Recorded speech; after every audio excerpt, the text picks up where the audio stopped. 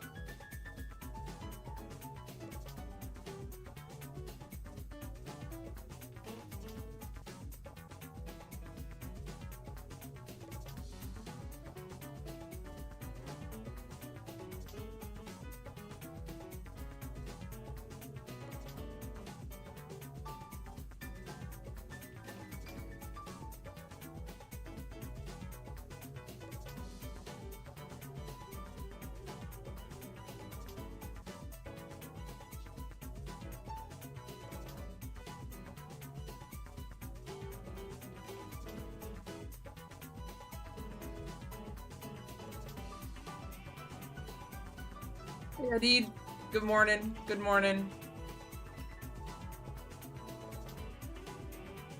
Oh, so you got Five Guy fries and Arby's?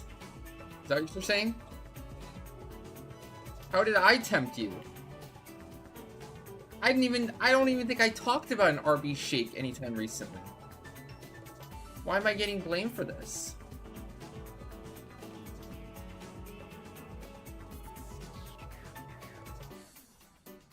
Hey Cosmonaut, what's up? How's it going? Well, yeah, I mean, can you really deny that? Can anyone deny Five Guy fries are goated? I still haven't found fries that are better. And I've had a fair amount of fries, so.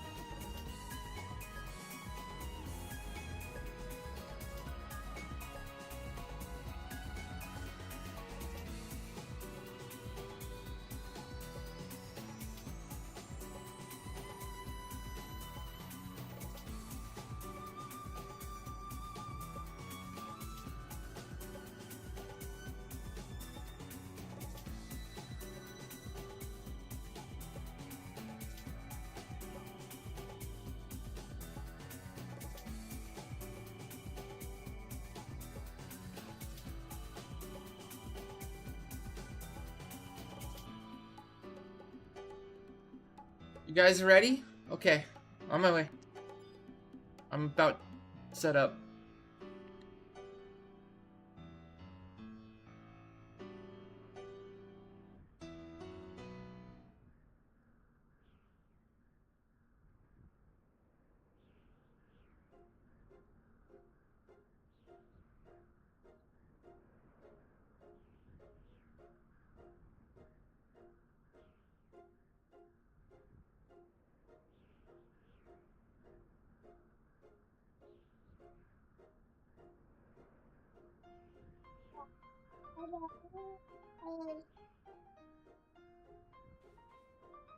Also, hey Jenko.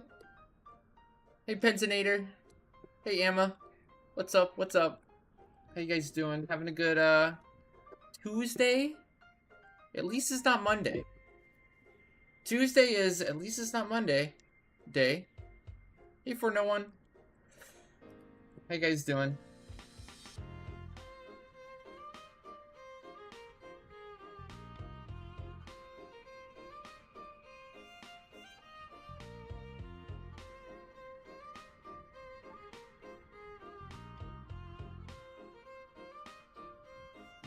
What do you need the shield for? Smithing shield. Also, stage 4. What's for stage 4?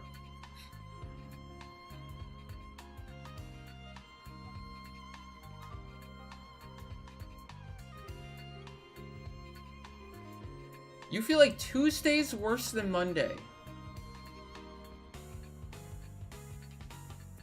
Wait, you don't need you don't need stage 5 crafting shield? To make the SU5? The Limbus SU5?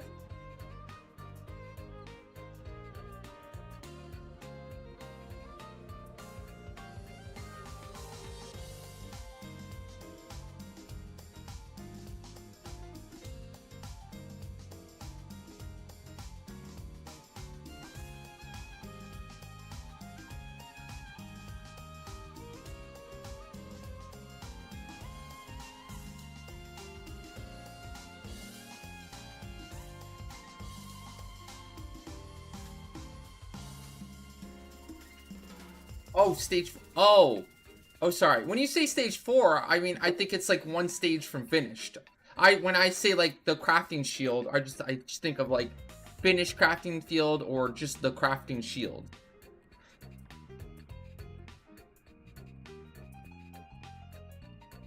Hey, Vanassus. So my bad. Maybe I'm relating it to Prime 2. I'm thinking of like stage 4 Prime. and it's like one stage off from finished. Could be either. I don't know.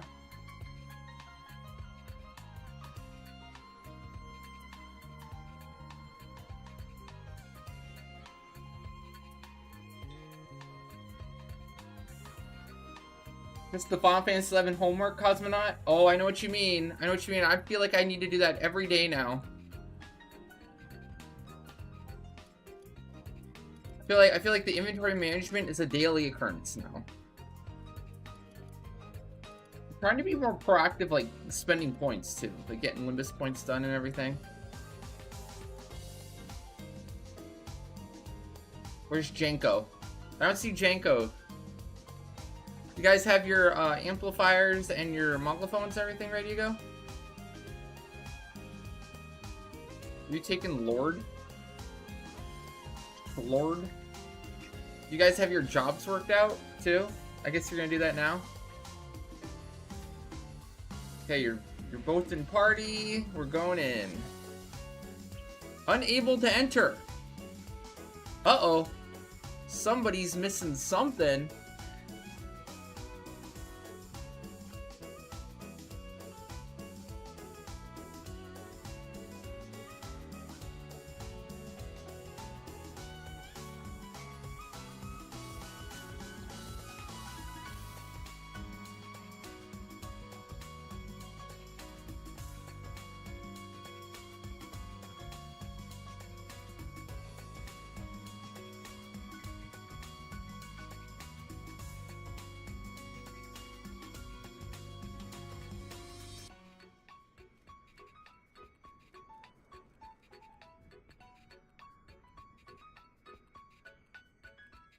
Bruh. Bro. What's up, Dams?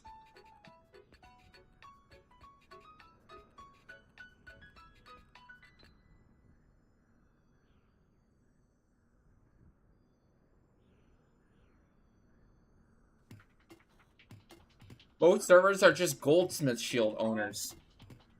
They're everywhere, man. I think literally everyone has a goldsmithing shield. Seems it's the law. Gotta love that gold, baby. Shine. Shine, baby, shine.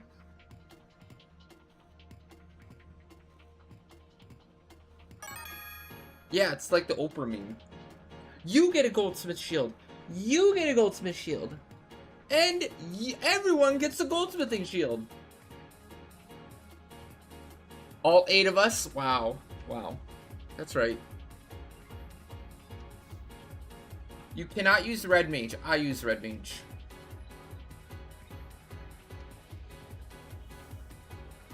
That's my jorb. And you cannot take it. Dude, the Boombar RP redeem is so stacked. You get 14,000 Boombar RP. If you have rank 25, literally 1 RP, supercharged RP session, gets you from rank 0 to 25 on one piece. It's insane.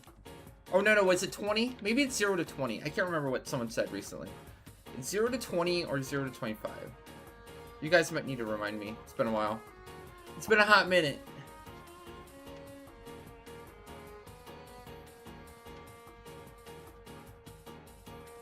I just know it's a lot. You get like 14,400 Boomba RP when you have the supercharge.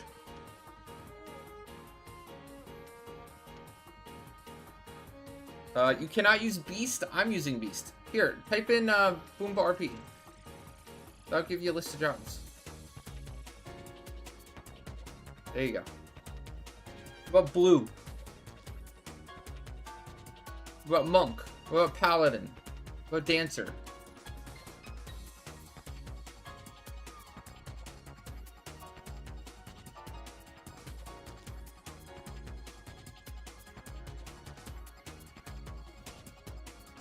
Deep Ninja Blue. There we go. There we go. You guys on the right job then? You good to go? Can I go?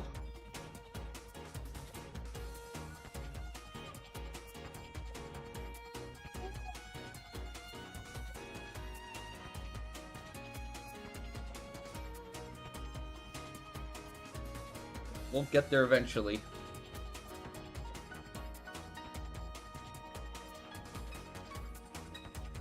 Wow, lofty goal. 500 to 1,000? Do I use Dragoon? No. Not really. Well, not for this. Not for RP. I do use Dragoon for other stuff. But not for this. Okay. Do we have jobs sorted finally?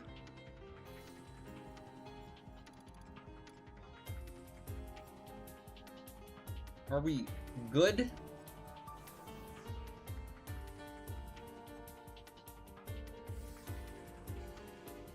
Is war okay? No. No, it's on the list. You gotta read the list. Those are the available jobs. If it's not on that list, you can't go. You can't do it.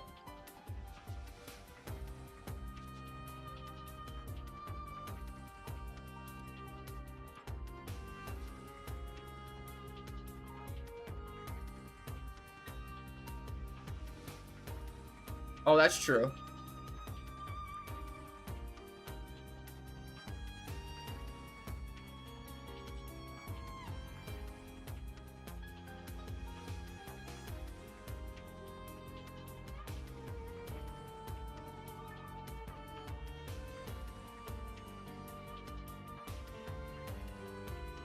Those are just like the filler jobs that you can go that doesn't conflict with the jobs I'm using and need to do the RP part of the process.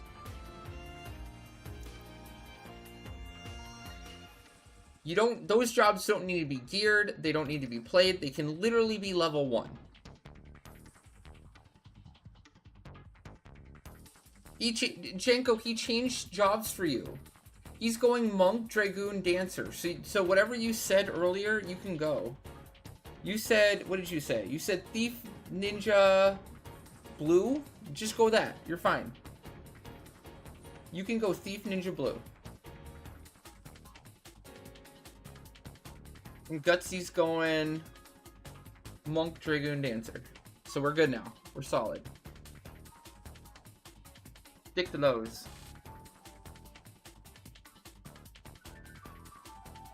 They do not need to be 99. No, they can be level 1. The only condition for 99 is you need 3 of any job, 99, to enter. But once you're inside, you can go any level 1 job you want to inside the NMs. Doesn't matter. So you just need every job unlocked. You don't need every job leveled. Or even then, you don't even need every job unlocked. You just need the right ones unlocked. The ones that I don't use.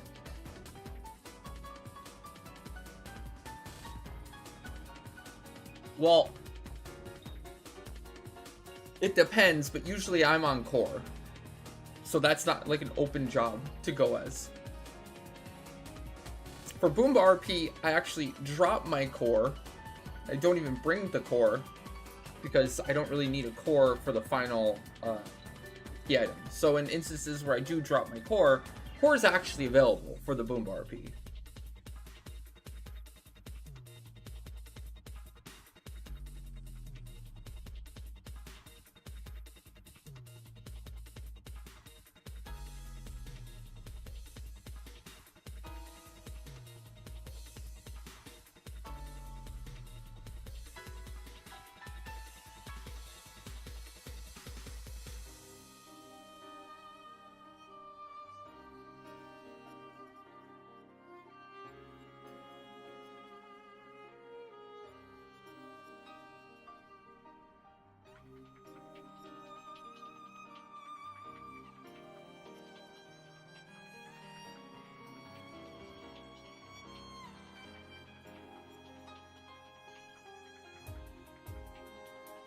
That's actually a good point. Well, it depends. Yes, well, generally the jobs that aren't listed in that RP list are the jobs that I'm already going. So, yes.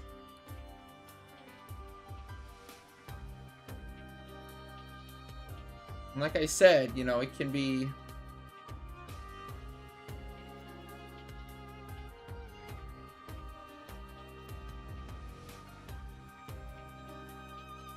Could be level 1, not super duper strict.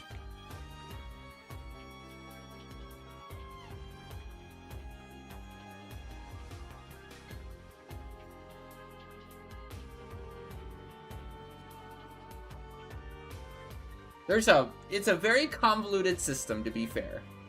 It's not straightforward. It's like, I wouldn't feel bad not getting it right away. So I really truly feel a lot of the Odyssey is like doing it once and then it kind of clicks of like, oh, I get it.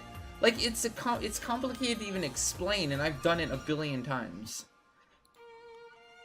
It's probably the most convoluted system I think we've ever had. Like, I'll try to explain it, and I think it's just gonna make the head spin, right? It makes my head spin when I try to explain it. So, okay, so first off, you need to unlock and set the ROE for Shoal A, B, and C. But you can't do B before doing A. So it has to be in order. So you have to set the ROE to do A. You have to run to the end portal with the ROE and hit the end portal. You don't have to fight any mobs. You just have to run to the end. And then, once you click the end portal, then you have to go into B. But you can't go into B right away because it's a daily key item. You have to wait till the next day. So you have to wait till the next day, go into B, do the same ROE, unlock the one for B, and then hit the portal again. You don't have to kill any mobs, but you have to find your way to the very, very end portal. Click that, then you unlock C. And then once you go to the end portal the next day, because, you know, it's a daily key item, you do the same thing. You set the ROE for C. Actually, I can probably show the ROEs right here. So it's objectives, content, and then Odyssey. There you go. So A, B, C. You have to unlock all these. Oh, right. Make it even more confusing. Your character has to be at least 45 days old. Otherwise, you can't even set these ROEs.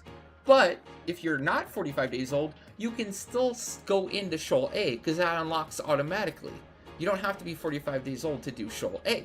So if you create a new character, you can still do Shoal A every day and for the first 45 days. But then after 45 days, you can start doing the ROE and setting that. Okay, and then once you finish Shoal C for the ROE, you can talk to the Moogle outside, and the Moogle will then unlock Shoal Jail for you. And the Moogle will give you 3 free Moglophone 2 key items, and kind of give you an explanation of what Shoal Jail is. Okay, so now you have Shoal Jail, you get 1 free entry. And you cannot enter Shoal Jail at all unless you have a total of 3 Moglophone 2s. Some people get confused, and they think that because they have a Moglophone 2, after doing like an NM, they can still enter and use the other 2 key items that they have. You cannot. You can't enter at all without 3 total on your person. You also can't enter Shoal Jail without 3 jobs level 99. It can be any job. They can overlap. You can have, yeah, but you need at least 399 to enter. And then that's kind of confusing because once you're inside, you can enter any NM you want, technically level 1. There is no level restriction on any of the Shoal Jail NMs. Okay, but once you're inside, you cannot use a sub job. You are locked in Shoal Jail. You are locked to your main job only. And when you go into an NM and you do a key item, you can either do 1 key item, you can do 2 key item, or 3 key item. You can leave after 1 key item, or you can keep going and do all 3, right? But once you use a job, it is then locked for all further key items. So if you use Warrior on your first key item, you can't use Warrior at all for the rest of the other 2 key items. You can enter multiple different NMs also in your Shoal Jail adventure. You don't have to do the same NM every time. You can technically do 3 different NMs if you want. But usually people do the same NM if they can. Either they're trying to clear it or they're trying to get RP for a specific NM. But sometimes you'll see people swap it up and do different NMs in a round. Okay, let's see. If you're trying to get clears, you have to clear V0 or higher to get the armor unlock. But you can only start with V0 starting out. And if you want to unlock the next tier, which is your tier V5, you have to clear every single NM on the entire Odyssey NM list at V0. And then clearing every single NM at V0 unlocks V5. And then if you want to unlock V10, you have to clear every single NM again at V5, and then V10, and then V15, and then V20, and then V25. So there's like 1, 2, 3, 4. There's like 5 or 6 different full clears you have to do to unlock them all. You can imagine how much segments this takes at this point, right? That's not even including getting the RP you need. You're gonna need to augment the gear and the armor that you get. That's why I always say everyone needs the seg farm. Everyone needs segs, because like you need so much segments. Whether you're unlocking armor, leveling up the armor, getting the clears to get higher vengeance levels, etc. It's a lot. And then, what am I missing? Let's see, there's more. Oh, supercharged shit. Okay, so if you're trying to get RP, right, you can go in and you have to do a minimum of 6% damage to the NM, right? And that gives you the ability to get RP. But you get shit RP. You can only get decent RP or good RP based off 2 factors. The V level of the NM that you're doing and using an amplifier.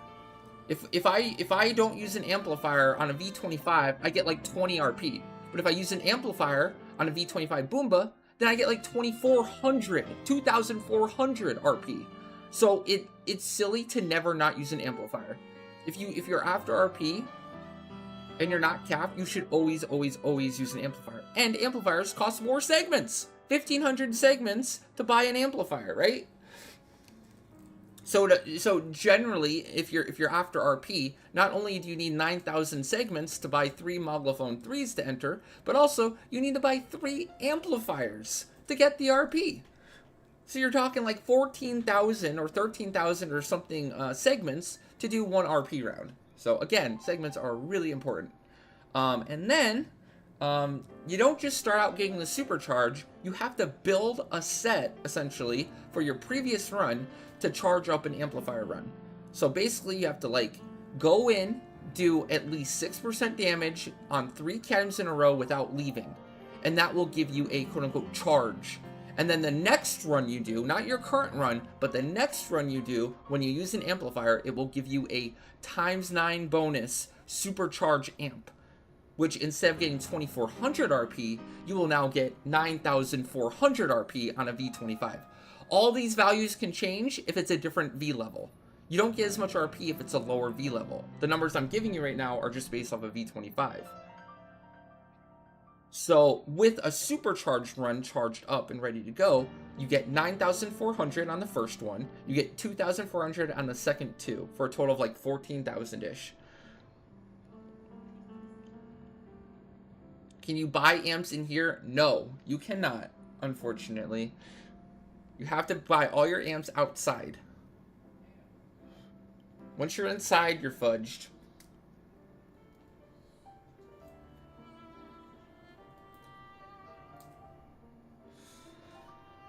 I'm sure there's more, but man, yeah, it's convoluted. Everyone agree? It's crazy. But with that said, a lot of the gear, a lot of the weapons even, they're so good. They're super good. It's worth it, and it's really fun.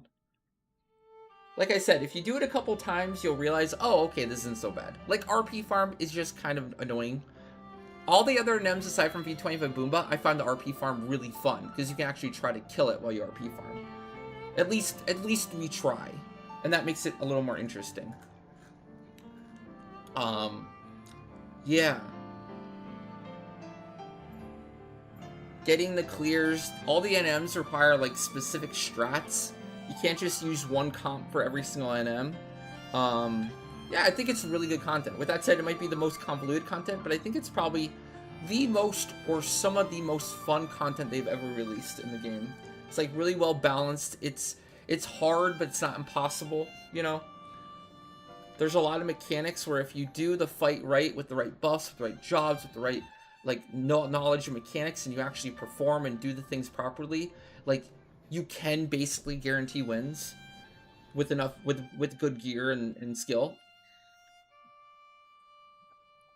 But also it's extremely punishing, where it's like if you're not doing things right or you miss out on like certain aspects of the fight, you just get annihilated. You get absolutely dumpstered quick. So it's a really good like nexus point. Oh, and like it doesn't have to be all super try hard mode. There's different vengeance levels like we were talking about. You don't have to start with V25. Like obviously there's V1 to get the armor, and if you get a V1 clear, you can augment your shit up to rank 15 right off the rip. V15 clears are pretty straightforward and not as difficult. That gets your armor up to rank 20. Assuming you get the RP for it. So, in reality, like, it's not too bad.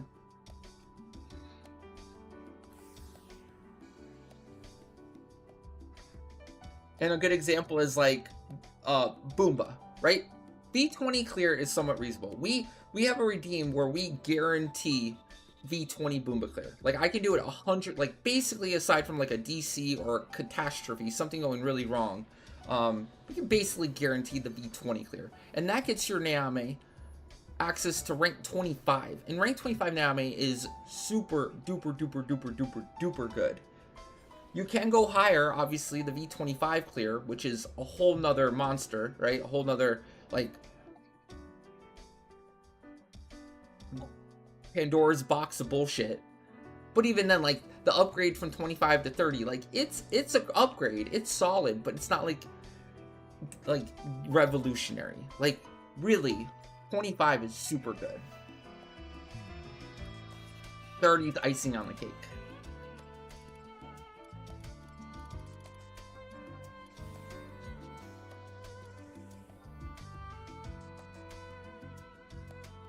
For what?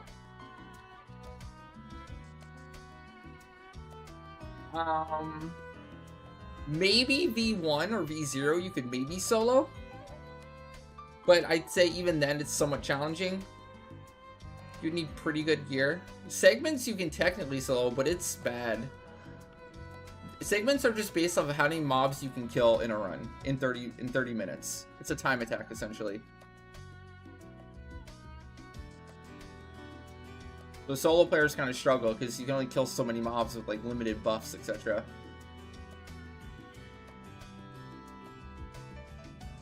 Definitely possible. Definitely do it. But it's a slog. Solo, it's a slog.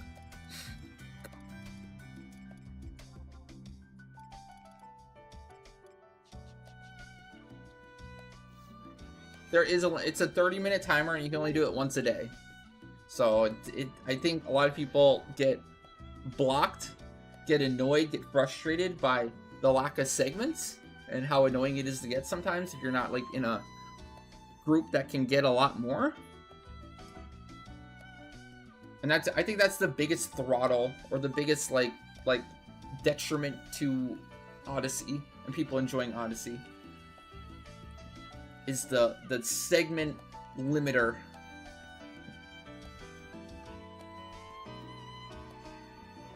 I think it's the worst aspect about Odyssey is like seg funds are fun. Seg runs are fun.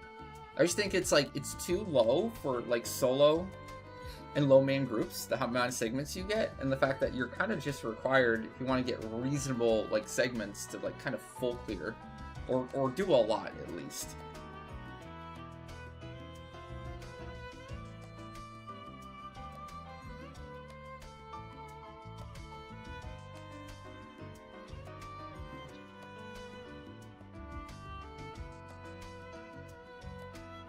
That's also why I think the Seg Farm is one of our more popular and one of our more like valuable redeems that we do. It just sucks because because it is one a day. We can only help out with one run a day.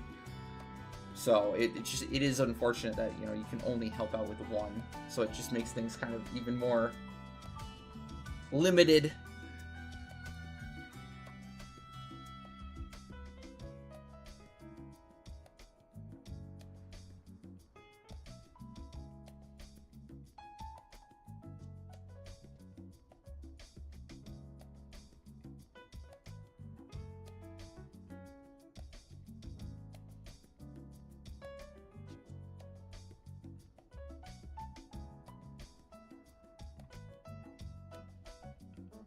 Mage and Summoner. Yeah, pretty good. Scholar.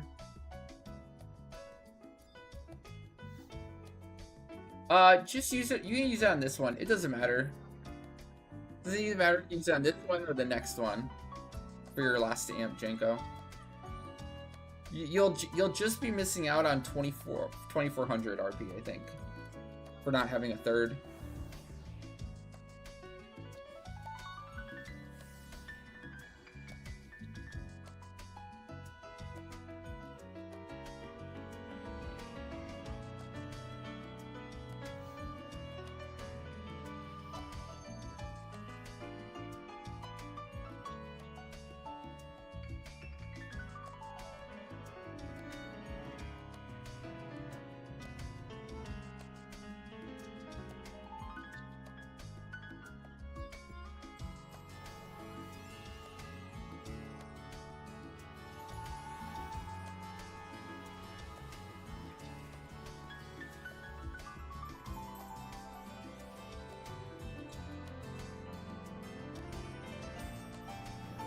I mean, on the bright side, if you had a supercharge, you're still getting 11k RP, so it's not the worst ever. And it won't affect your chain. It won't affect your supercharge. Even if you don't use an amp on any runs, you still keep your supercharge. You only use your supercharge once you actually use an amp and get RP.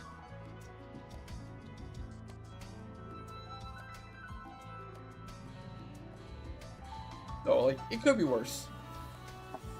You're only missing out on 2k RP, so.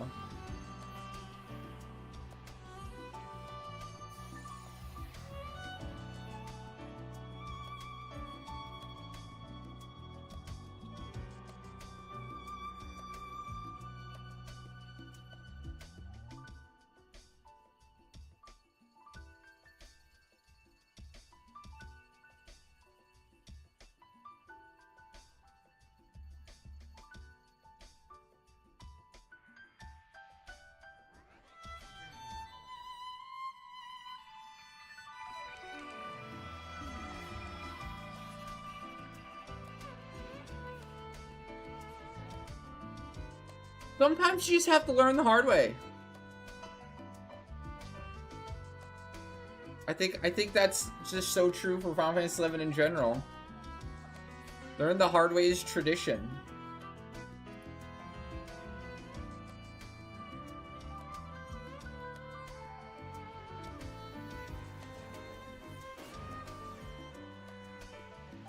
Thank you, AI. Agent Kate said this deep in an Odyssey explainer. Walking chat through Shoal jail, entry rules, RP amplifiers, supercharged chains, and segment costs. The verdict, best content in Final Fantasy XI, also the most convoluted. Damn, AI! I kinda like it. I kinda like it.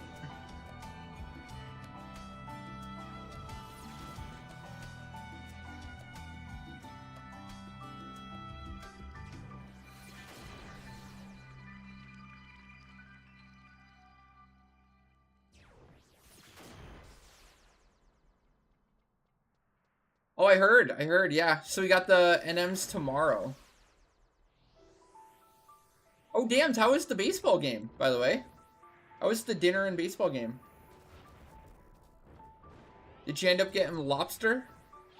Steak and lobster?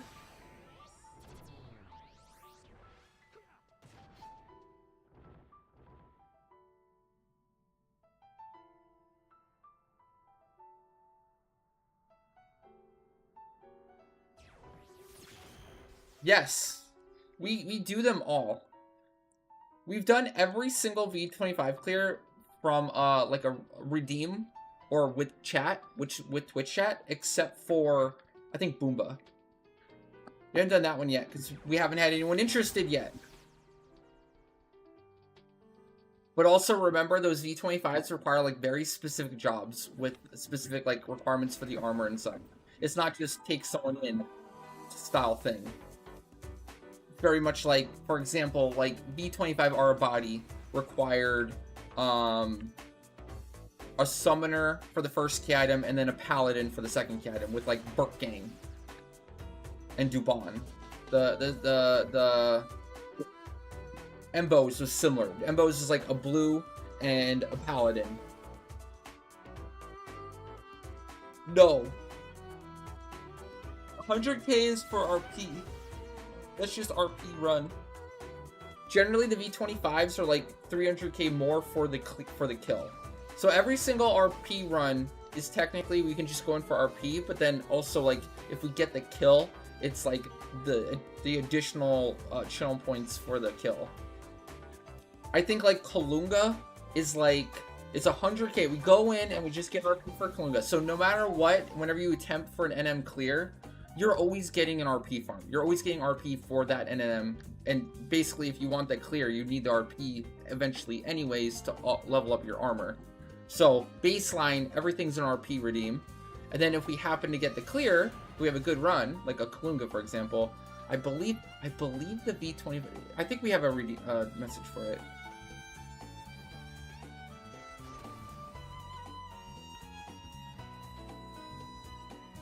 It's an additional 200k of clear. So a V25 Kalunga clear is a total of 300k channel points.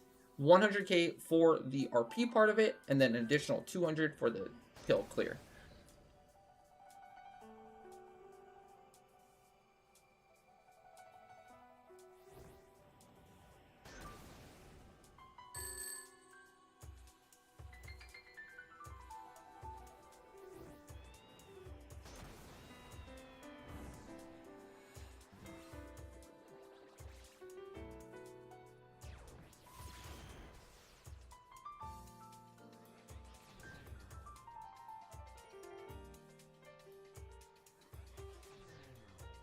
You found the Temno shiny?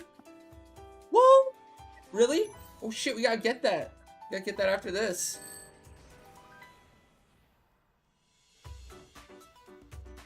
Oh, that's not true at all.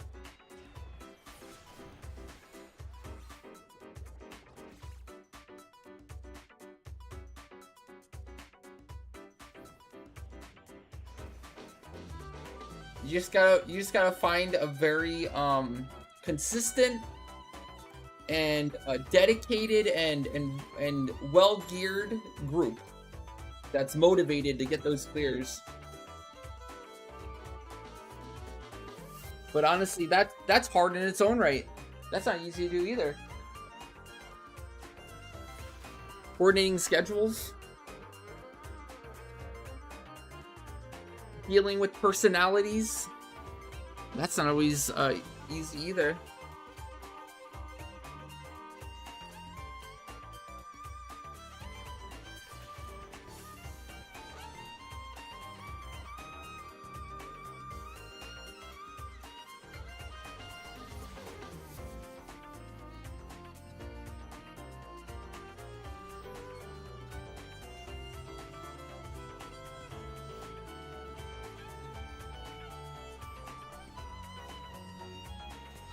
Well, there's way more to do. There's Sortie, there's Limbus now, there's the future content they're adding in the future, there's like Malignance. There's so much content. You just kind of bite off what you can chew and what you can do at any given time.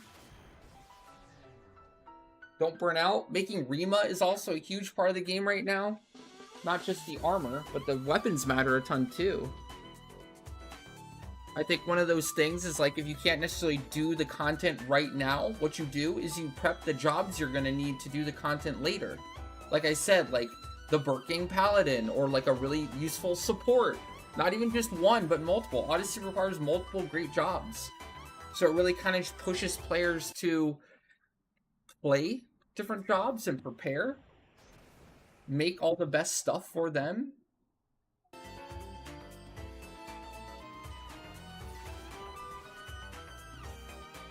Pushes players to do more and achieve more.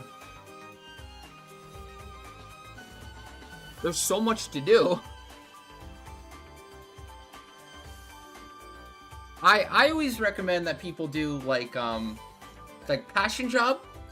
You can have any amount of passion jobs in the category of passion job. It's just something that you really love, that you love in the game, that you want to play and you want to go the extra mile on, and something that just gives you joy, right? Your passion job, your passion jobs. It can be more than one, it can be a bunch. And then next, I'd say Thief, because Thief is so good when you need it. And you don't need to be a decked out thief, just like a treasure hunter thief. That's just something great to have in your back pocket for a ton of different things. Questing, missions, Malig Farm, there's a bunch of different stuff where treasure hunter thief can be very useful on. Uh-oh. Is YouTube just breaking or is everything breaking? You guys can still hear me, right? Oh, wait, it just stopped. Okay, hold on. Good. My YouTube music is now,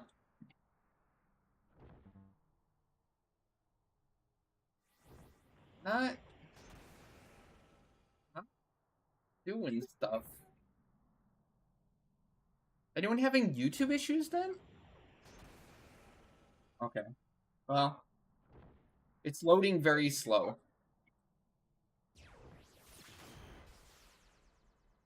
Oh, wow. 2 materials from the code? Holy moly, that's lucky. See, your luck's averaging out again.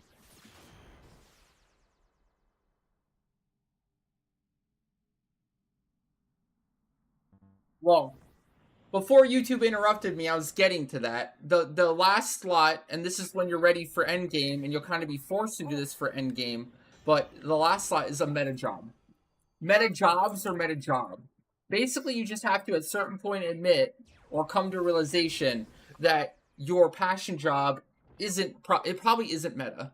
It probably isn't super useful in today's end game, and you just gotta like pick from a list of meta jobs something to like really deck out and get into, right? Whether it's a tank, whether it's a support, whether it's, you know, whatever that's interesting in terms of like the jobs in the meta right now.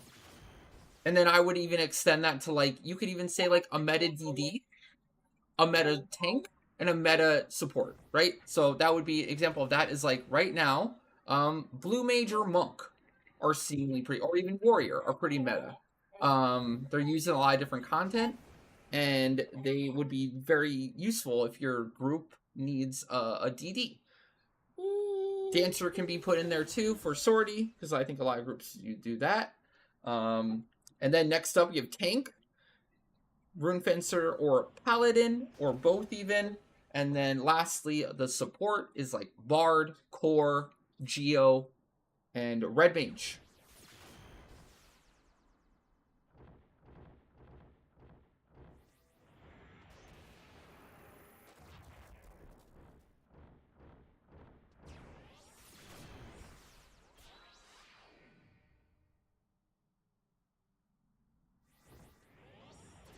Well, I mean, there's what you do with it, and then there's what like the community and or the meta does with it.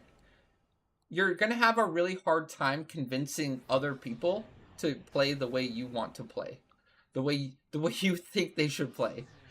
Generally, there are just strats that get determined by the community to be like the easy, less friction, like the way they do it, and certain guides rise up and certain strats rise up to be just the way people do things, and they don't want to go off the beaten trail to dick around with like unproven, untested stuff. They just want to do the thing that works.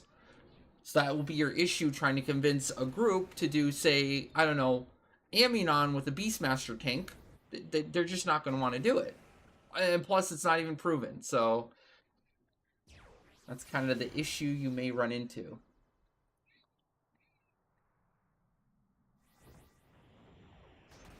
It doesn't say stop playing Beast. Like, there will be situations that arise where you get to use Beast. Beast gets used a ton in Shoal Jail for a lot of the V25 fights and RP runs. Beast is really good where it's good. It's just not good everywhere.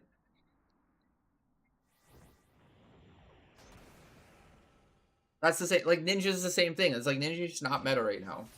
It doesn't mean there's not places you can't use Ninja, and Ninja can excel if you have the right party around it, the right comp around it, the right basically like people know how to play around a good Ninja, especially a Dark Blade Ninja. But like that's hard to do, and even with that, you can't just bring Ninja everywhere. It just won't. It won't function.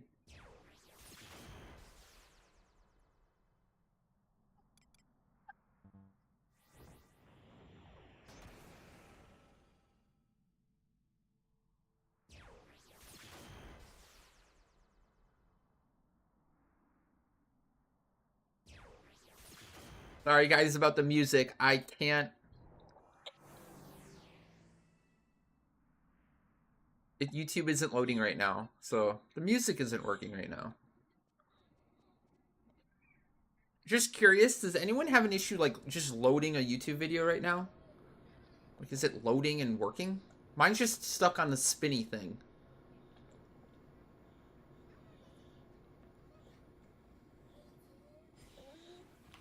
I'm also using Chrome. It's just doing the spinny thing.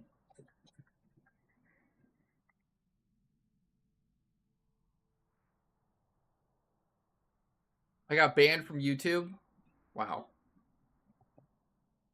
I bet I got banned because of chat's behavior, if I had to guess. You guys, it is working for you guys. Okay. Well, shoot.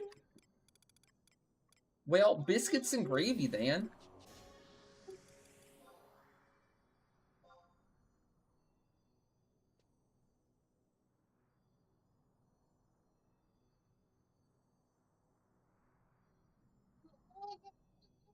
Do I have to turn on the game music today?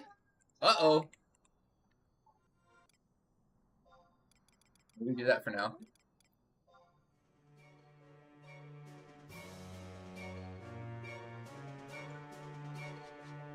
We need something, right? Well, that's the thing. The internet's fine. The stream's fine. YouTube is just saying, nah. It's weird because like the thumbnails are loading. The video, it's going to the screen, but then the video itself is just loading. Just the spinny bar. Ooh, you know what? Before I delete System 32, I need to download more RAM. Let me try that first. But thank you, Strickland. Good advice. Great advice.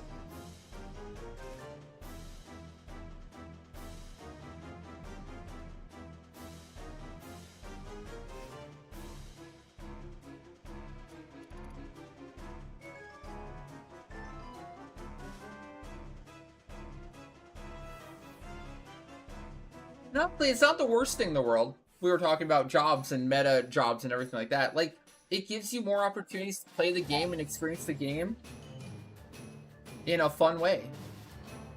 Like, that's how I view it.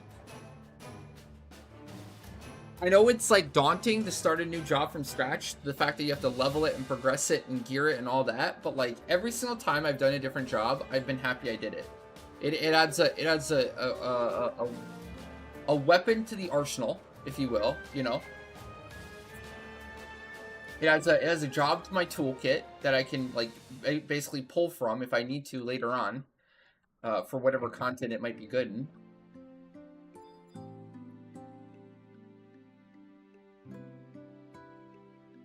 I get to play the game from a different, like, angle, if you will, right? Depending on the job that you're playing.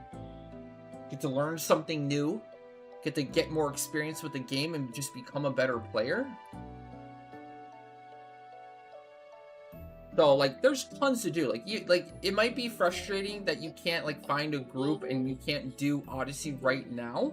But really, it's really more of a, you need to prepare more. You need to get more jobs that can do the content to make yourself more prepared to do it. Because the age of one-trick pony, the age of having one job and expecting to do all the content is kind of gone. You just need a bigger lineup of jobs to pull from to do all the content in the game if that's what you're looking to do. Very, very rare that you get to play, like, one job and actually, like, succeed in everything, you know? There's just compromises that have to be taken.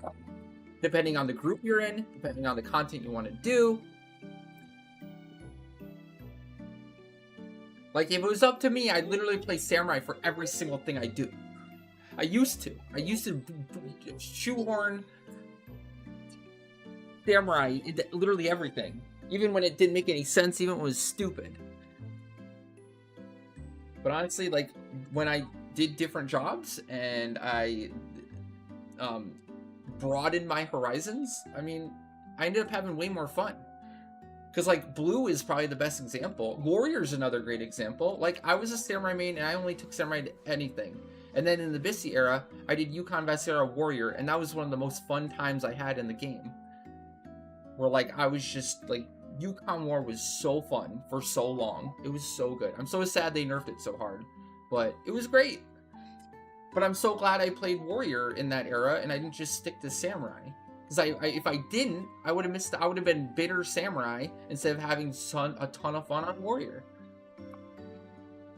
Same thing with Blue Mage. I had a dislike for Blue for a while, where I was just kind of more so jealous of how good Blue was at the time. But then I finally unlocked it and played it and took it seriously, and then I realized, like, oh right, this is really fun. This is not only really fun, it's also very useful and allows me to do a lot of things I couldn't do before, and this is great. And now I use Blue all the time, and I love it.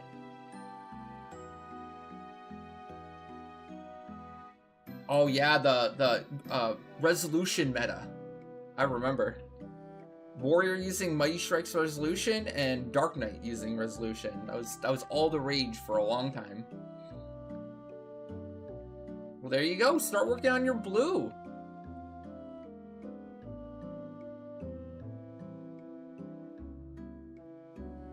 You don't remember my Abyssy era war with Yukon Vasara? That's where I started. I remember like I didn't, in our group, I didn't make the first Yukon Vasara. I made like the third, I think. but I did have the +2 version. I did have the Walk of Echoes version. And that was so good. I basically convinced the group to make Yukon Basara because I made the +2, and I was using the +2 or the Walk of Echoes version in Abyssy, and it was just stacked. It was wild. It was like 3 times better than the fully finished Massa at the time because of all the crit atmas and everything like that. And then it was like, oh, okay, that's the meta.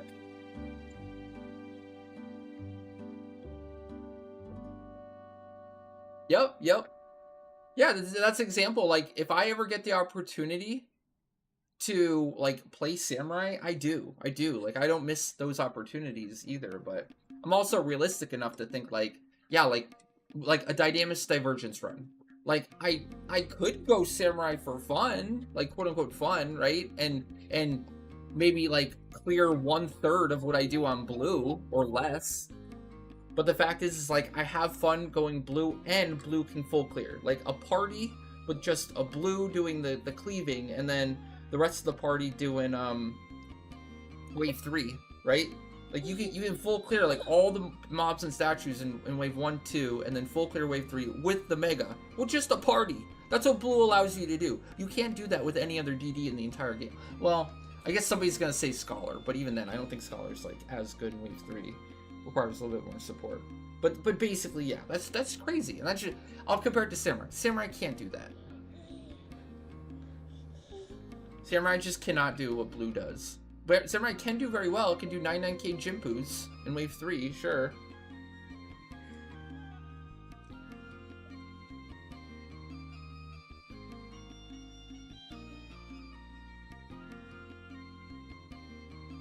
Your career Dark Knight, you were mad that Warrior could make better use of the weapon, especially in Zerg situations. So you end up leveling War for Province Watcher Zerg? Yeah, I mean, I played with a lot of Dark Knights. I think I played with more Dark Knights back then that used the Ragnarok also for their Dark Knight. They always did very well, but they could never really compete with the Mighty Strikes, right?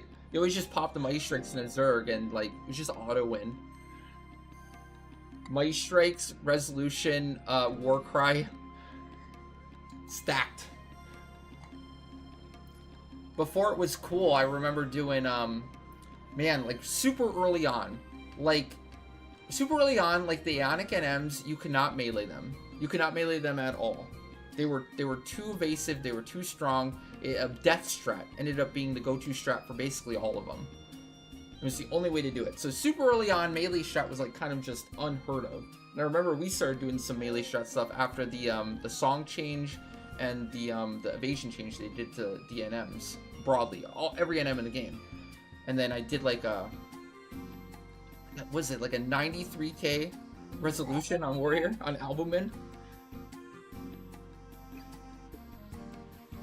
That means nothing now, but like 8 years ago, that was insane. That was before nagling existed, for the record.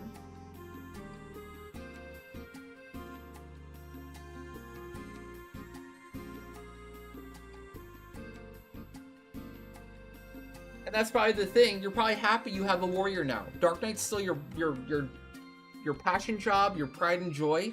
But you know what? It's really nice to have extra jobs options for whatever other content you're doing. You can't just always shoehorn in your favorite.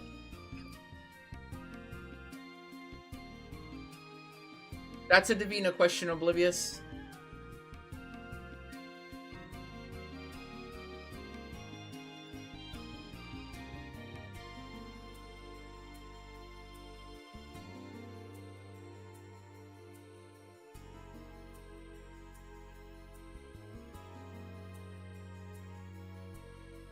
I would send on. I would recommend sending your request on Discord, and then she gets to it in chronological order, like when they were sent, and then she fills it in at like and catches up to it as she can.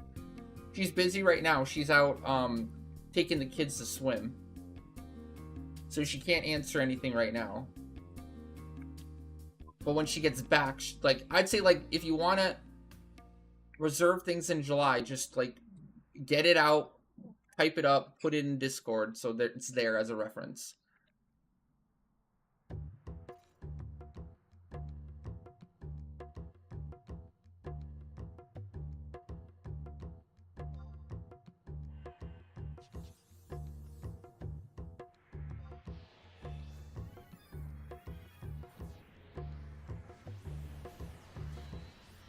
And like some of this advice is just grounded in reality. Like I understand people want to play a specific job. I do too. But like you have to weigh that with like where how far do you want to get in the game? What content do you want to do? And if I'm just being completely honest, like what I've seen and truly the markers of success are always like willingness to learn and play and try different jobs and kind of like do what needs to be done for the success of the group. If you're in a group where everyone has that mentality, you are gonna be successful as a group. Not mention just a player, but like when you find a group where that's appreciated and you can put that to use, then those are the successful groups out there.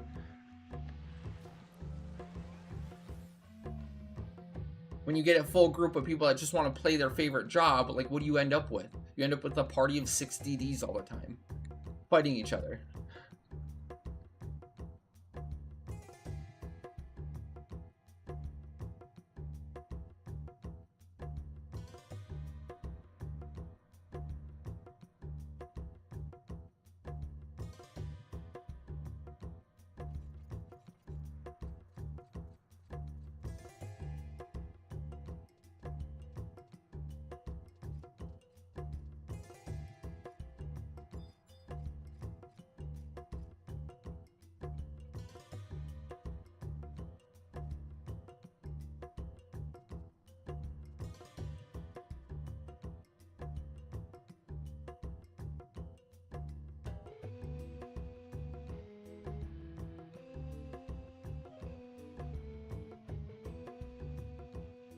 Yeah, honestly, yeah.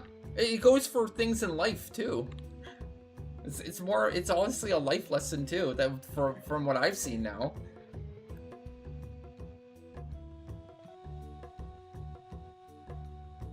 Yeah, because like honestly, and I always attribute this to multi-boxing too. Whenever I want to like glaze multi-boxing, because like I truly feel like I can say honestly that multi-boxing just made me a better player. Like if you are legit multi-boxing, you have to learn each job, you know. You're not just loading a profile, you know, you have to actually learn the job. You have to understand what it does, when it does it, how it does it, the gear it needs, all that, you know? So when you're forced to like learn all of that and then combine that knowledge that you then learned with like your DD perspective, and then now you have a white mage perspective, and then you have a support or bard perspective, you just it rounds it all out. Like it all starts to come together and make sense. You just become an all-around better player when you understand how like everything works together.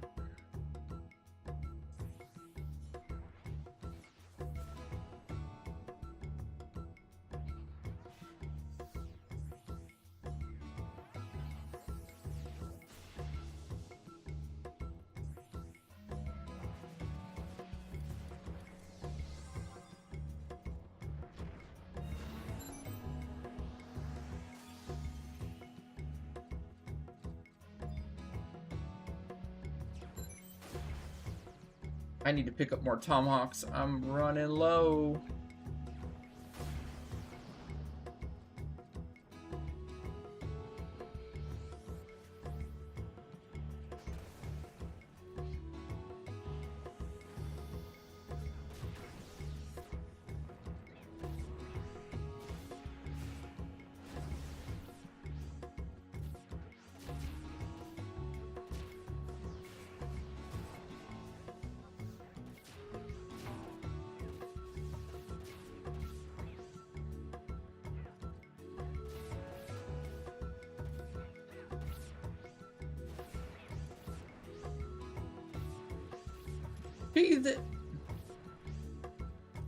Nothing like getting animation locked and collision locked.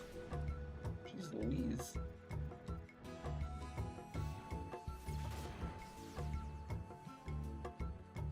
And then, like, gosh. What was I gonna say? I had something. Oh, it's on the tip of my tongue.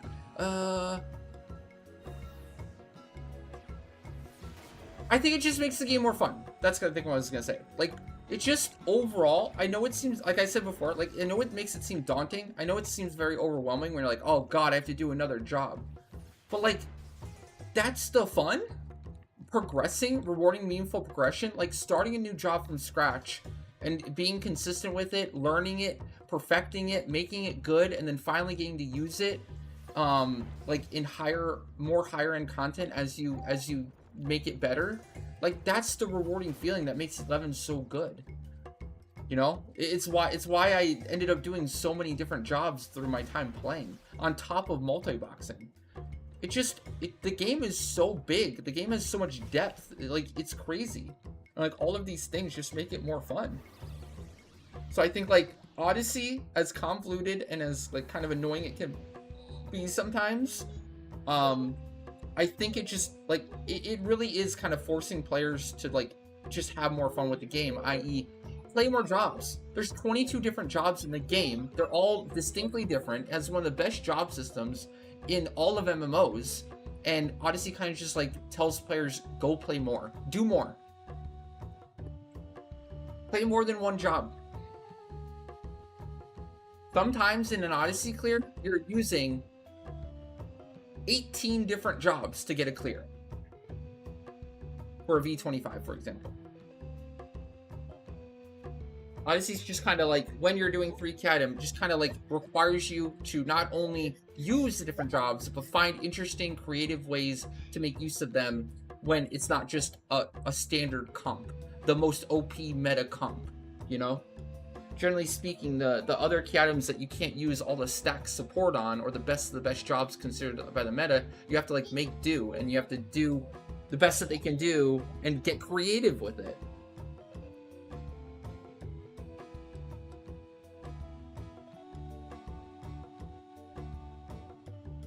No problem. Grats, guys, on the RP run. No problem, no problem. GG. Enjoy. Enjoy the higher level Naoming.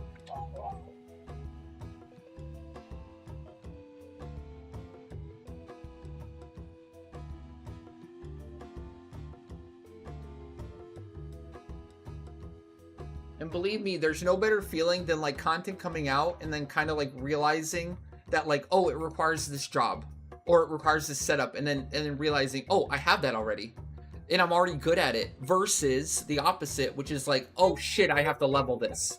Oh shit, I need to learn and gear this. It's almost always better to be prepared. So even 11 especially, I feel like it's always great to future-proof.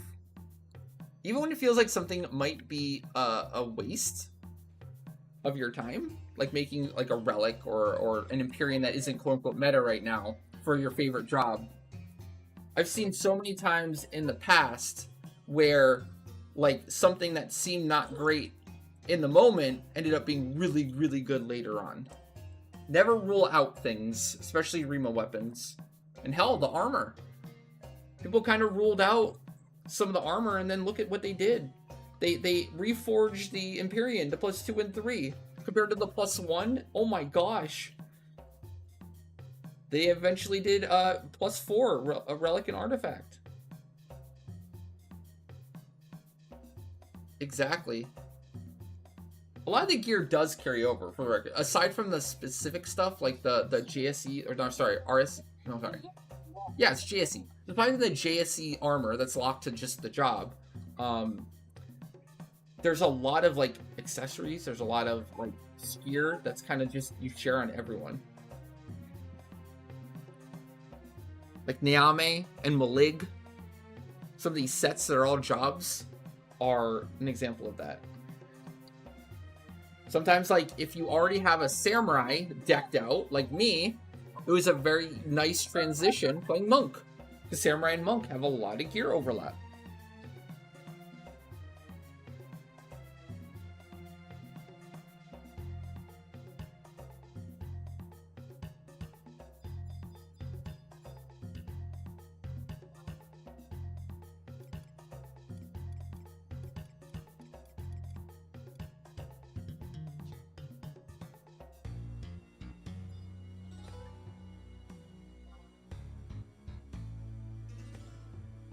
Yeah, keep it going. That's what the game's about. Meaningful, rewarding progression. You're on your way.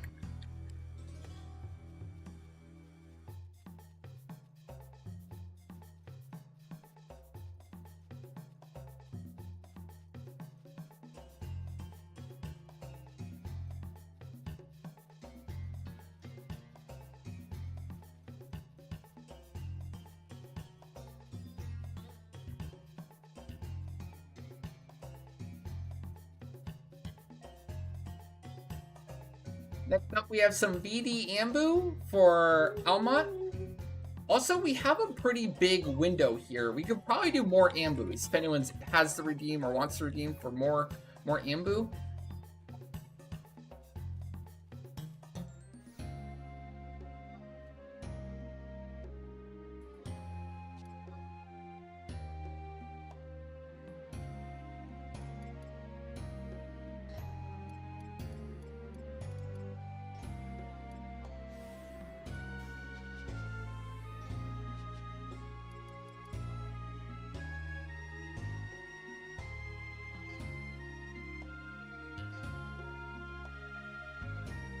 There's some good advice too. Don't get hard focused on one particular thing.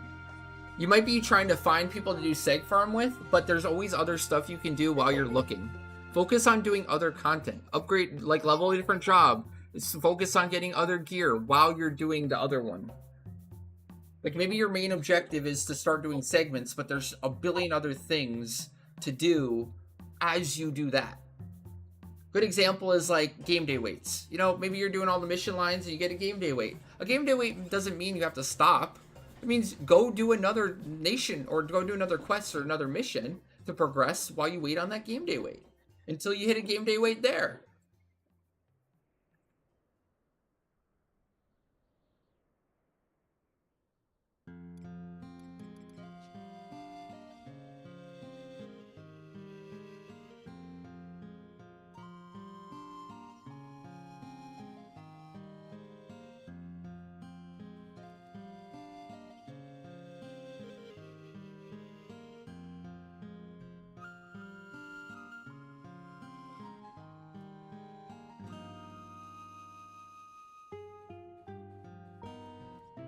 There's no lack of things to do.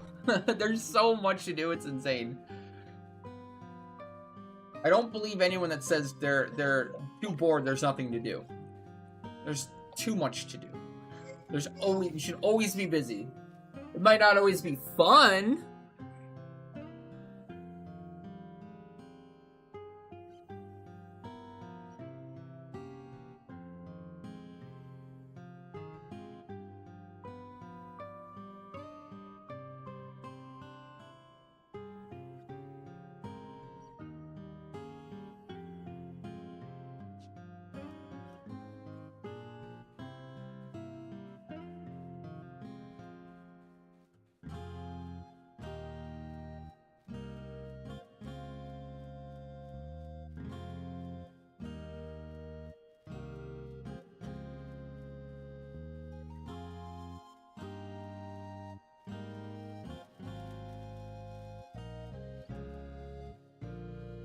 Oh, nice. I already had the key item. I'm on my way.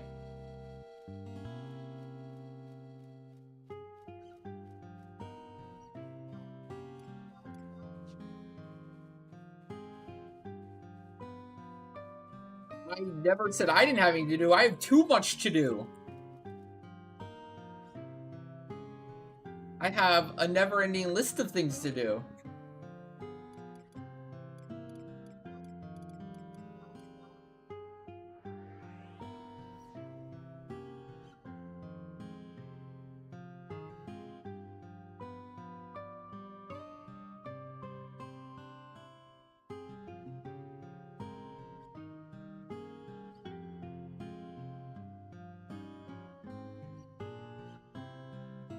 Ginseng, you're saying you have nothing to do? Bullpucky. I'll find things for you to do. You might not like it, but I can definitely find things for you to do.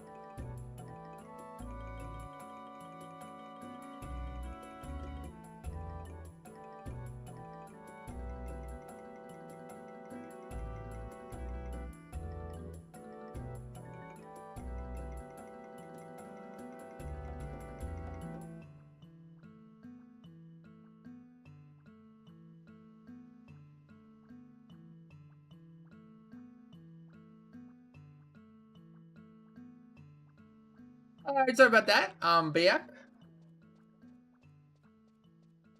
I miss food ration. I missed the food ration, chat. Bring it back.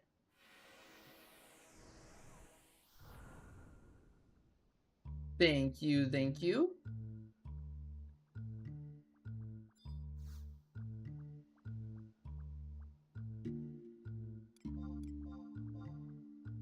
BDM boo.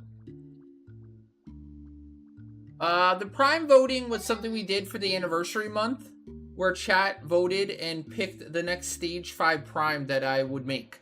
And as you can see, the bow ended up pulling out, just edging out the hand-to-hand. So close to hand-to-hand winning. But, you know, bow's great too. We're close to finishing stage 5. I think I have like 300k galley left and also 3 mesodrite left. So it's kind of a race. What will happen first? The meso or the galley? I'm thinking it's probably going to be the galley is going to happen first. And we're going to be waiting on meso drop rates. But we are doing a hard mode Aminon today. So there is a chance we'll get another one and be 2 for 4 today. So I'm hoping for.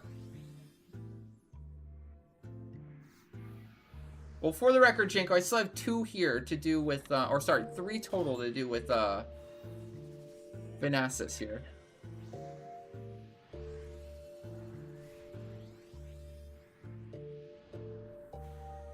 So it'll be a little bit.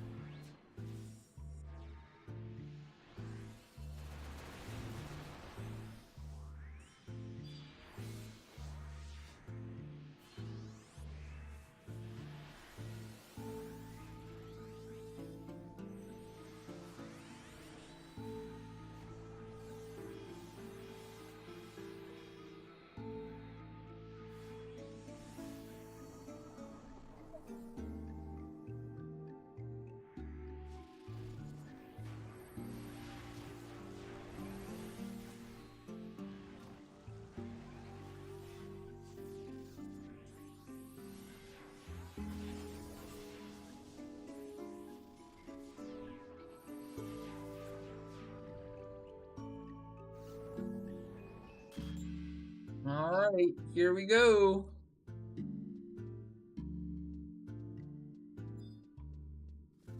Auto target off. Stand next to the songstress. Let them all come in. Sleep them all. I like to frailty this songstress.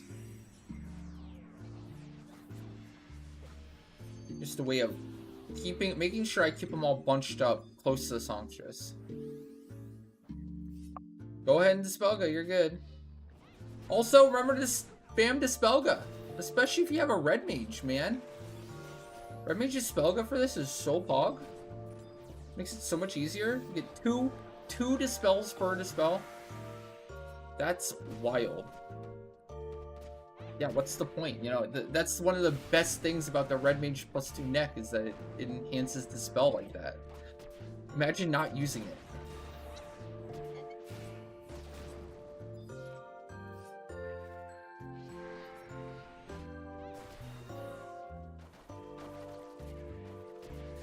Hey Findo, what's up? What's up? How you doing?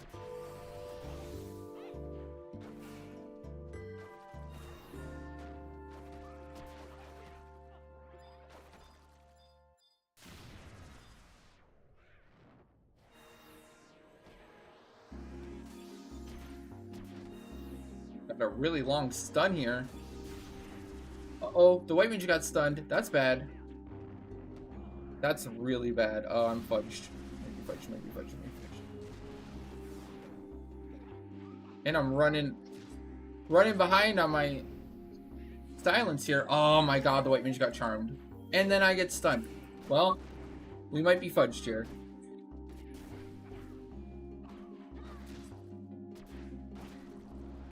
Not ideal.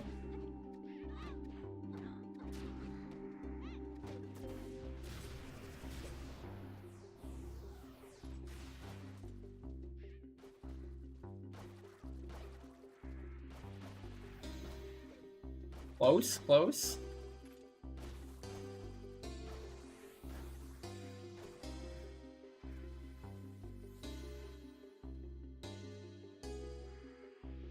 There we go. Oh, nope, I silenced the wrong thing.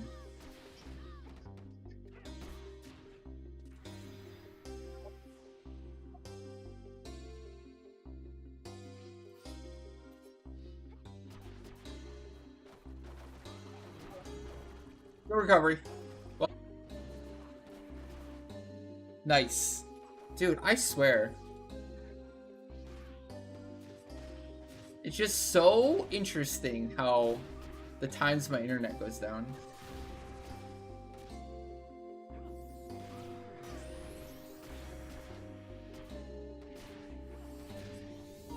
Oh, so interesting. Yep. I noticed that too.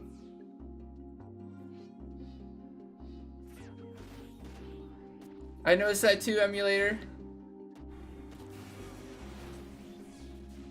So interesting.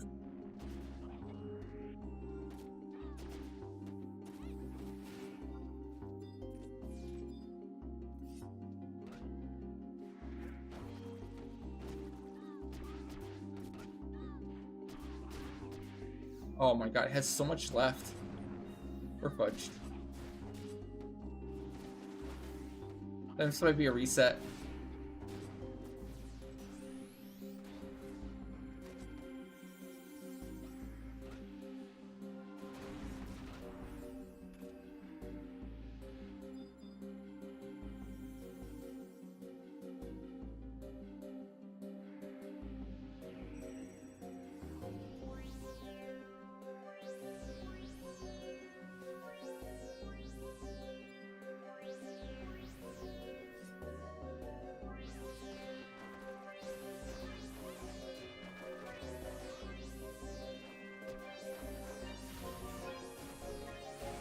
The stream summary feature is pretty legit, I'll agree.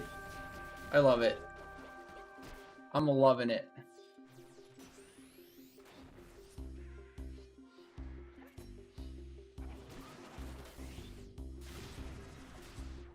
Yeah, sorry about that. Had connection interruption, R0'd there. Stream went down. Lost track and lost focus on the debuffing and the silence. Got some charms off.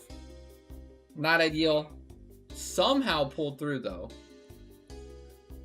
Somehow. Not even any deaths. Felt like it was definitely gonna get some deaths there for sure.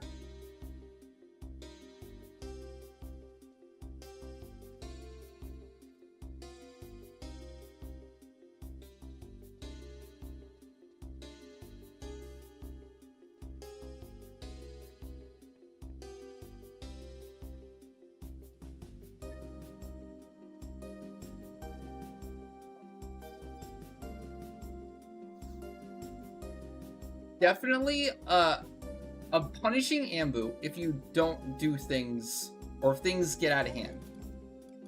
If you don't do the mechanics or you just straight up ignore the mechanics, like it just makes it infinitely harder. Oh my gosh. I hate that so much.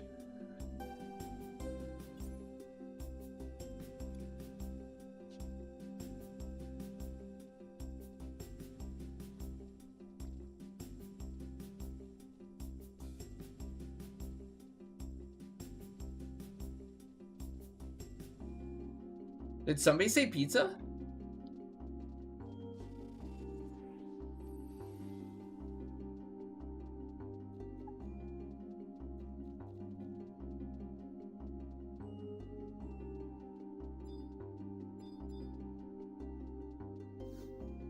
Barbecue chicken pizza. What? Hello.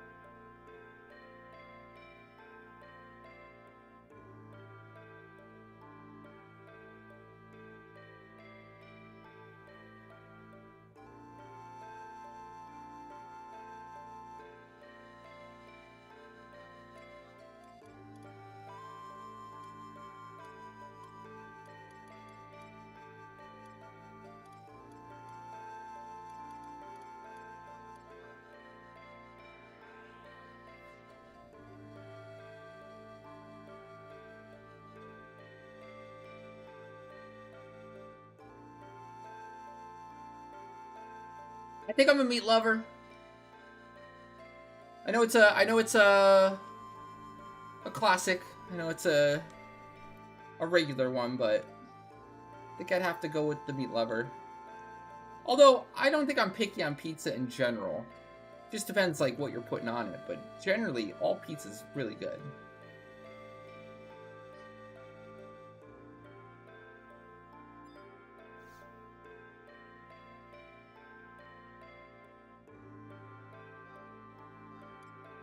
I don't know what it is. Even bad pizza is still pizza. Exactly. Like, there's something about the Costco pizza. I think it's because it's such a deal. Makes it taste better. It's the same thing with the Costco hot dog. Like, is it actually the best hot dog in the world? Probably not. But also, like, the fact it's $1.50 with a drink, there's just something about that value, that deal, and the fact that it is solid makes it taste even better? Is that crazy? Is that weird?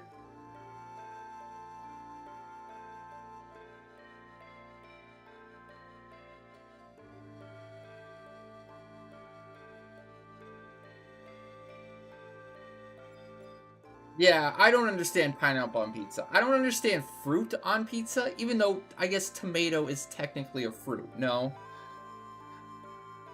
But like, I don't know, why, like if you're gonna put pineapple on pizza, why not put like apple slices on pizza? Why not put banana slices on pizza? Like, it's just kind of weird. That's just not, it's not what I want on my pizza, you know? I mean, by all means, if that's what you like on your pizza, go for it. I'm not saying don't do it. I'm saying I don't get it.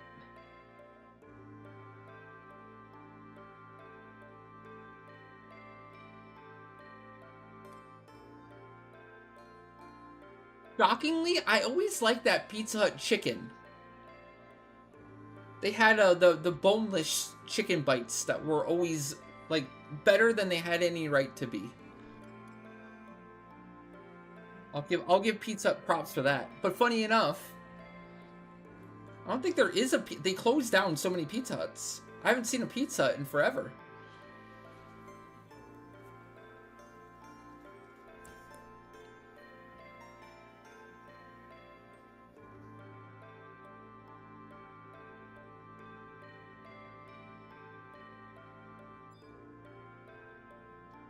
I like those garlic, what are they, like garlic knockers or something?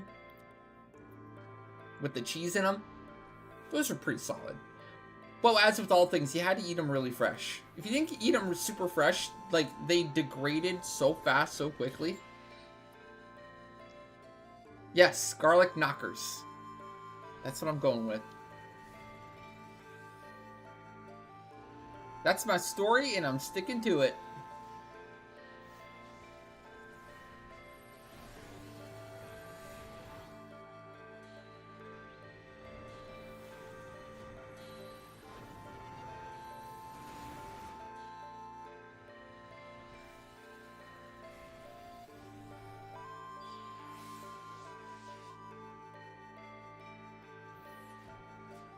Pizza is on the cusp of disbanding? Did they get sold to one of those private equity firms that like just like gut it for value and then declare bankruptcy?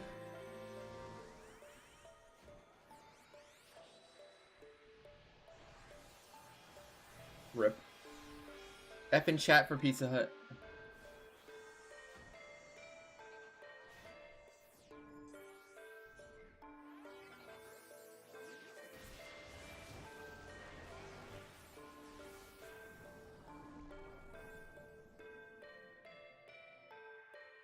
Mr. Gaddy's East Coast thing?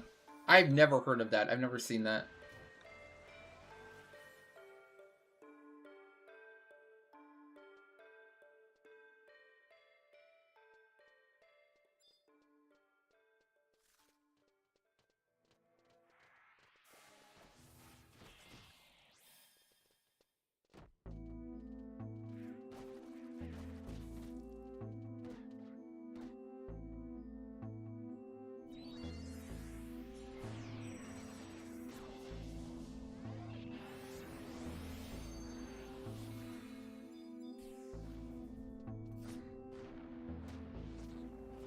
Holy moly!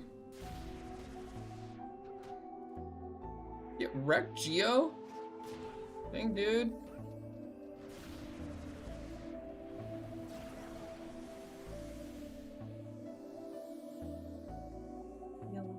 Yo.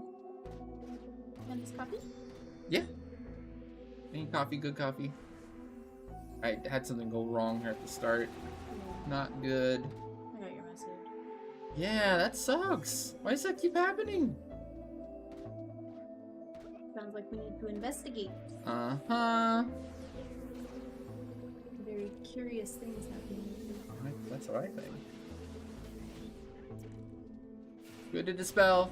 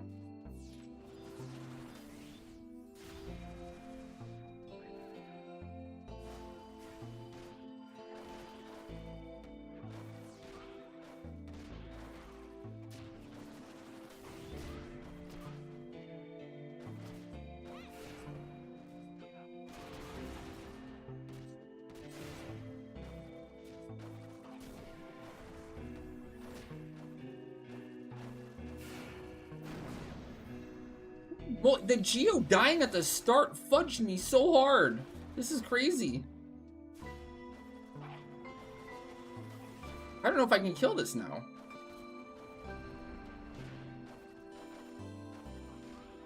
I kind of want to just leave. Budget. This is stupid. Yeah. Just gotta know when to cut loose. Oh my gosh.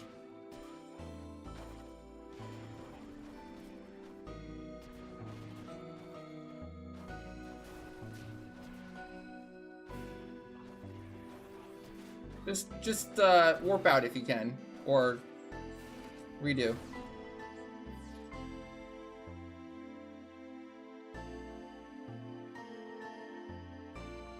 Fudge that. Just got like completely one shot on the Geo at the start and without wilt and frailty. No thank you.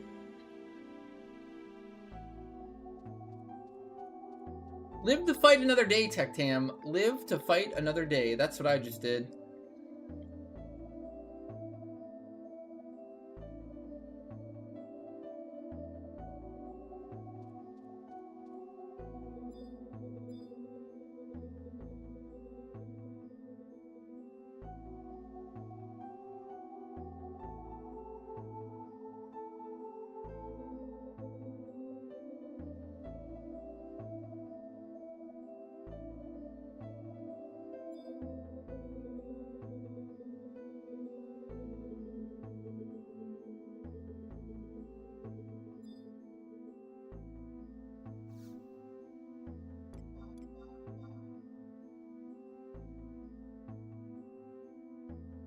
Usually a death happens when you run in, but this time I think I got ink injectioned out of the hemisphere. Actually, I am interested what initially killed me.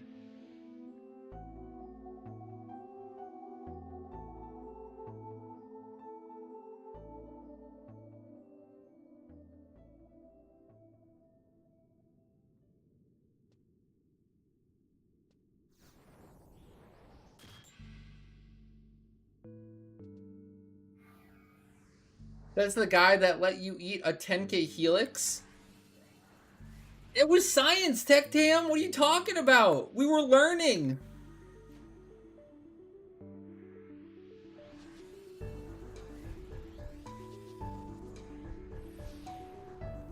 Are you anti-science? Are you anti-learning? Are you Tectam, are you anti-education? Is that what's happening here?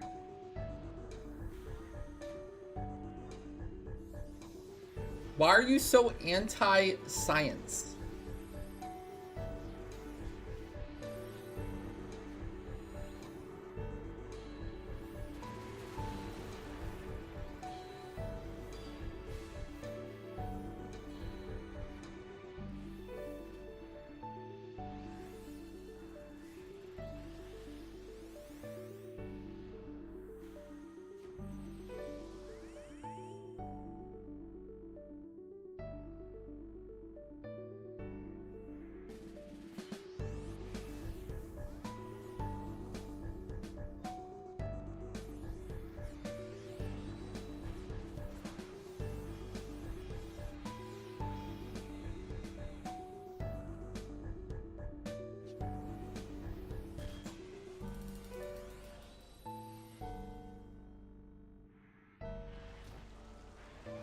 Don't fudge me. Fudge me. Or fudge me. Oh my god, I'm gonna get fudged again. Don't fudge me. Don't do it.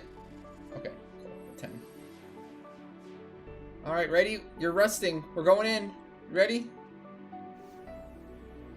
No more getting fudged.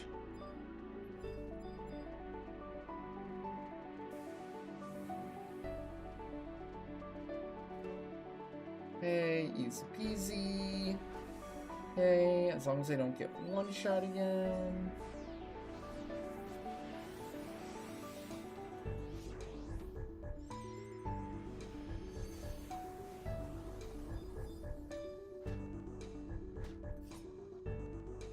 Okay, and dispel. First weapon skill is a Mume Myth. Let's go. Yeah, the ink injection knockback is insane.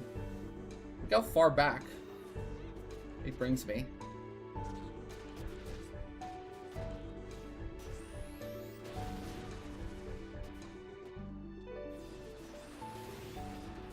That's wild.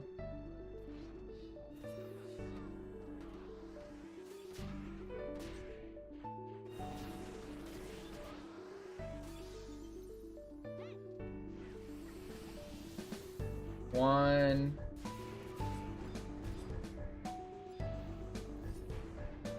White mage got stunned. Great. 13 seconds stun too. Jeez Louise. Not ideal.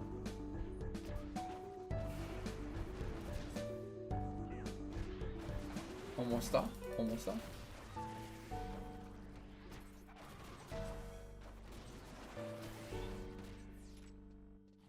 Time to stun the songstress.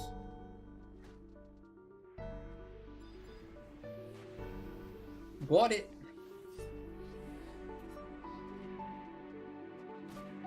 Missed again, man. What the fudge?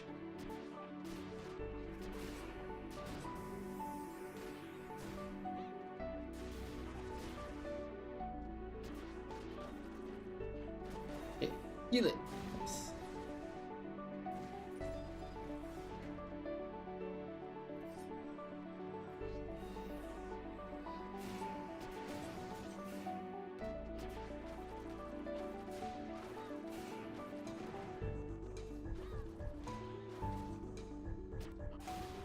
Nice. Somehow I ended up with 2 wyverns though.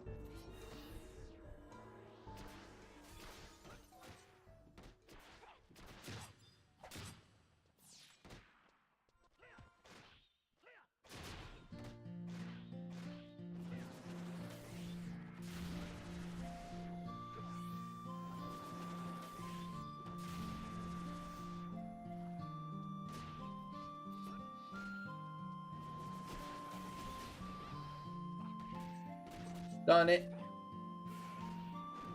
We dispel it. Don't fudge me. Don't fudge me. Oh my gosh. There it is.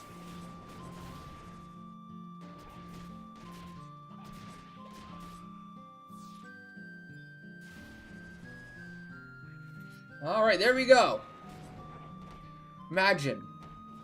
Not getting one shot at the start on the Geo leads to a more peaceful run. Better. Better.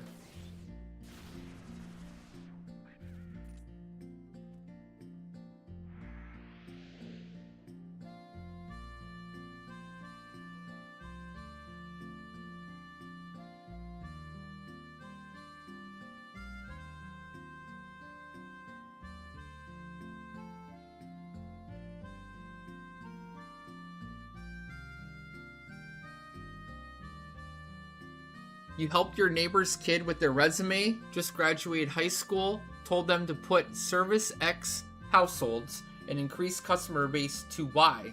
Then they literally put X and Y instead of the numbers. Listen, TechTam, listen. You know what?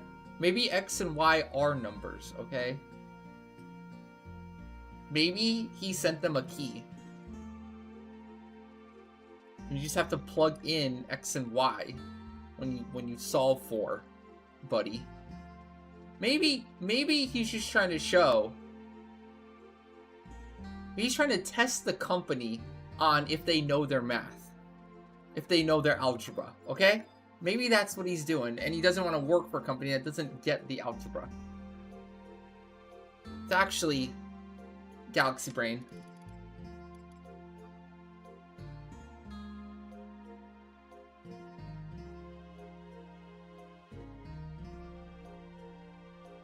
Maybe he knows a real person won't read that resume and it'll just be an AI algorithm, and the X and Y throws off the algorithm and gives them the job.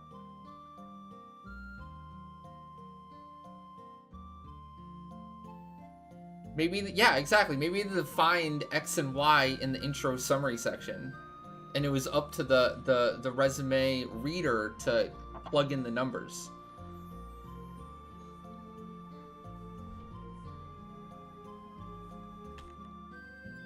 Am I out of units? Oh, fudge me. Alright, be right there. I need some units.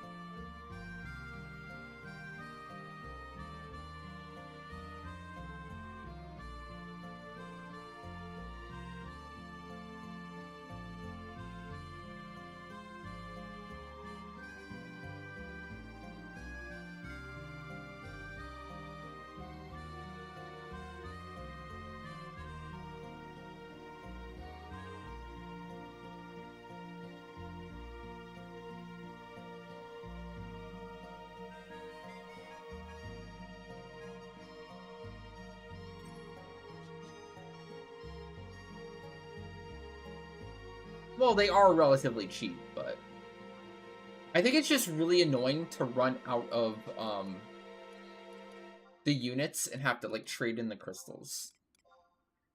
It's such an inconvenience when it happens. I think so. Someone in chat, I think a couple days ago or yesterday, said that the Bonanza numbers would be Wednesday. Can we get confirmation? You have that? Long. The 24th. It's definitely really soon.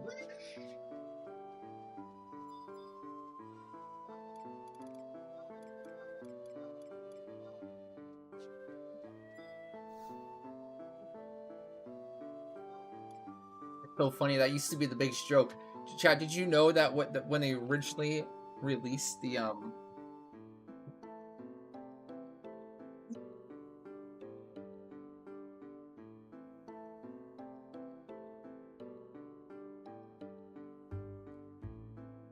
when they originally added the Bonanza, there were 10 marbles. You had to do 10 marbles for like 6 months for the Bonanza. And they were more numbers, weren't they? Yeah, more numbers. I think 6? like 5 tiers. You had to match like 5 perfectly to win. Yeah, 5 or 6. Yeah. It was really hard to win rank 1 then. But now they give you 2 marbles and then they lower the numbers to what, like 3 total numbers now?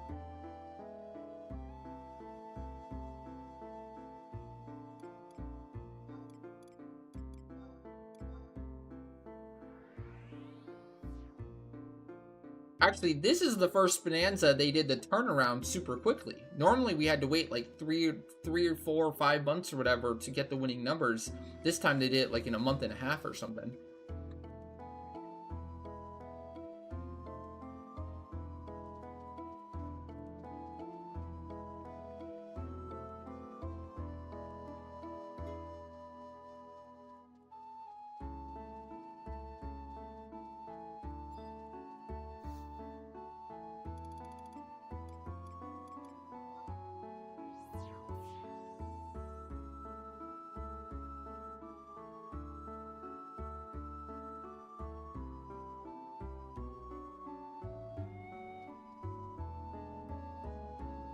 I've never won anything above rank 3.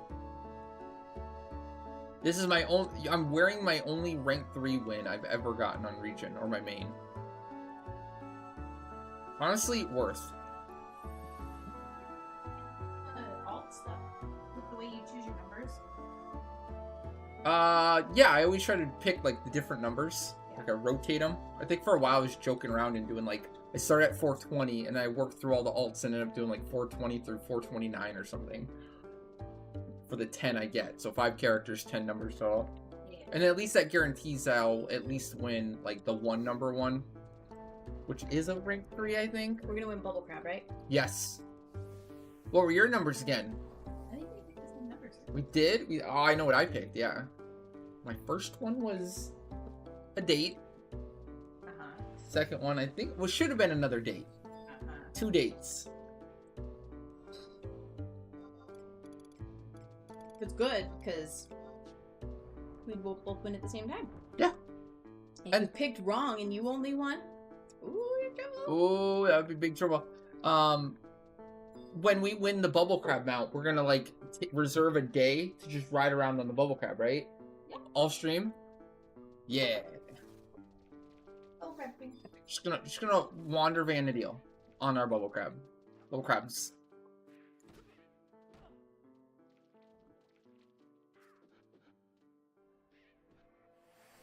Exploring Vanadil on the bubble crabs.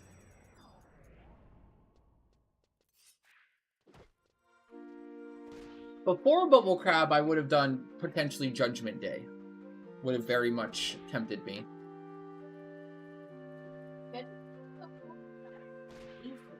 Yeah. It's massive. And it's a furnishing, so it's like, unless you actually get people to come into your Mog house or take a screenshot. Hey, when are you gonna come in my house? When are you gonna show that? True? No, when? I think I'm ready. You ready? Like, really obscure things that I need to do. Leapkin event idea. Show off your Mog house crib day. I'll go in everyone in chat's Mog house, someone to show off their Mog house, and we'll just do a tour of all the Mog houses in Leafkin. Have a Mog house. I don't want to do it. No. Let's hear it. I was gonna say competition, but Competition. I'm sorry, everyone would lose. Oh wow! Whoa! That just wouldn't be fair. Dang. No joke. Like, I do think it'd be hard to top mine. Mine's decked to the nines. Especially when she started explaining everything. People are like, what the heck? My Mog house has almost nothing that doesn't come from some quest or event or Obscure thing. method of obtaining. Yeah, it's definitely, there's very little just purchased from the auction house, and if I could make it, I made it for myself.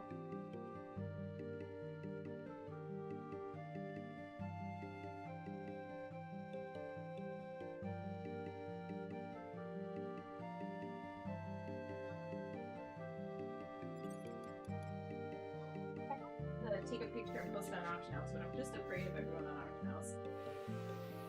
Yeah, fair enough. It's so hard to get people to like something. I don't want to get blamed. Yep. I do think that like truly impressive things get fair. Mod house is a contender for that. I've seen other mod houses that get pretty good reviews. You never know. You never know with auction house. You're still. You can just hate you because they hate you. Yep. Rate you down because they hate you. Doesn't even matter about what you post. Yep.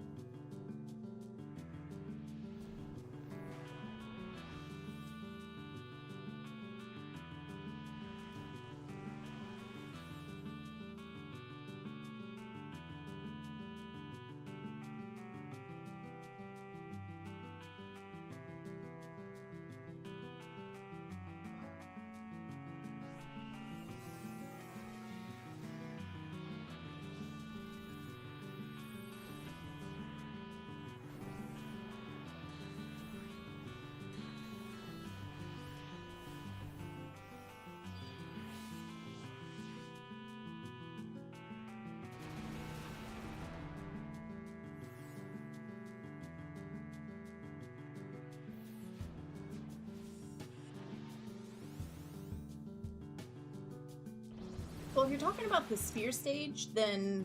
But I think just sphere stage is stage 4. It'd be just desynthing spheres and So- spelling the spheres. Mm-hmm. If you're talking about anything prior, I would just say there's not really a lot that's valuable to make before you have the completed shield. The best thing you could kind of do if you're just looking for like smaller time passive gil would be the avatarites. You just desynth those into the gems, and the best part is you just NPC everything, so you're not waiting for sales. But I never really found any niches. There's obscure things. There's the avatar rings, the Like Shiva. yeah, like the Shiva ring +1. Those don't even sell very much or very frequently either. I didn't like them because they're made for synergy, so you can't sign them either. So there's kind of Lame. I've heard that just desynthing and selling the spheres is literally like the best way to make gil from a crafting shield. Like, you don't even need a stage 5. You literally just sell spheres. It's the so best they're profit. before sphere stage. I would just say Finish sphere. just the avatarites. Oh, yeah. Avatarites are the best bet. I mean, they're usually in supply, but you're not making a ton. You really only make like, gosh, it's been a minute, but I think it's like at most like 100 to like 150k per stack. Gosh, is it that much? I was buying everything, so I wasn't making as much profit as you can if you farm your own crystals. Give you 100 for the stack of avatarites, and then like I would think I was paying 60k for the stack of clusters, so like 150,000. So you make a way more if you farm your own crystals or have your own crystals. Yeah, sort of, but it takes so long. The elementals take forever to recall. Yeah. It doesn't. The only way that I found that was semi-effective was to like go up to Sky with the avatarites already in my inventory, and then kill the elementals, the wind elementals, and then craft while I was waiting. Ah, there you go. Oh man, it's evolved though. Yeah, it wasn't fun. Yeah. And it's slow gil because in order to make the 100 synth, or sorry, in order to make the like 100k, you have to make 100 synths. I think it's exactly 100 or 99. It's 99 avatarites to return 100 to 150k or so. It's not fun gil. It's very mind. You end up needing those avatarites anyways to do your points or whatever for the shield anyways. Your, or what's called, crafter points or whatever? Yeah, you do use it for your craftsmanship. Most goldsmithers just tend to do the avatarites and just forgo all the what are they called? Objectives? Yeah, like objectives or gosh, I can't remember what the actual... Trials. They're just little Minigame. messages that pop up Yeah. after a few cents that say like, this is what you should do. Mhm. And you're like, but I'm a goldsmith and I'm just gonna plow through these avatarites.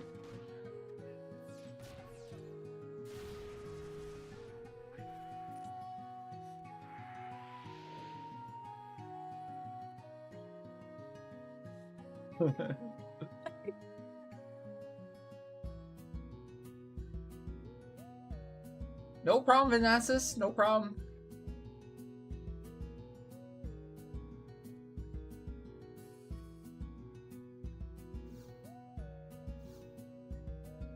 Besieged is good for the spheres, I've heard from people. I didn't do any besieged for mine. I was sitting on my coins hoarding them. Coffee just did the math.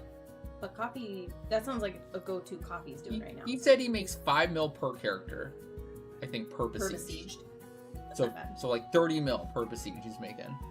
If he does all the spheres. He just did a breakdown of it. It was actually pretty pog. Okay, he's in chat. Cool. So, / user. Let's see if I can find his message. Okay.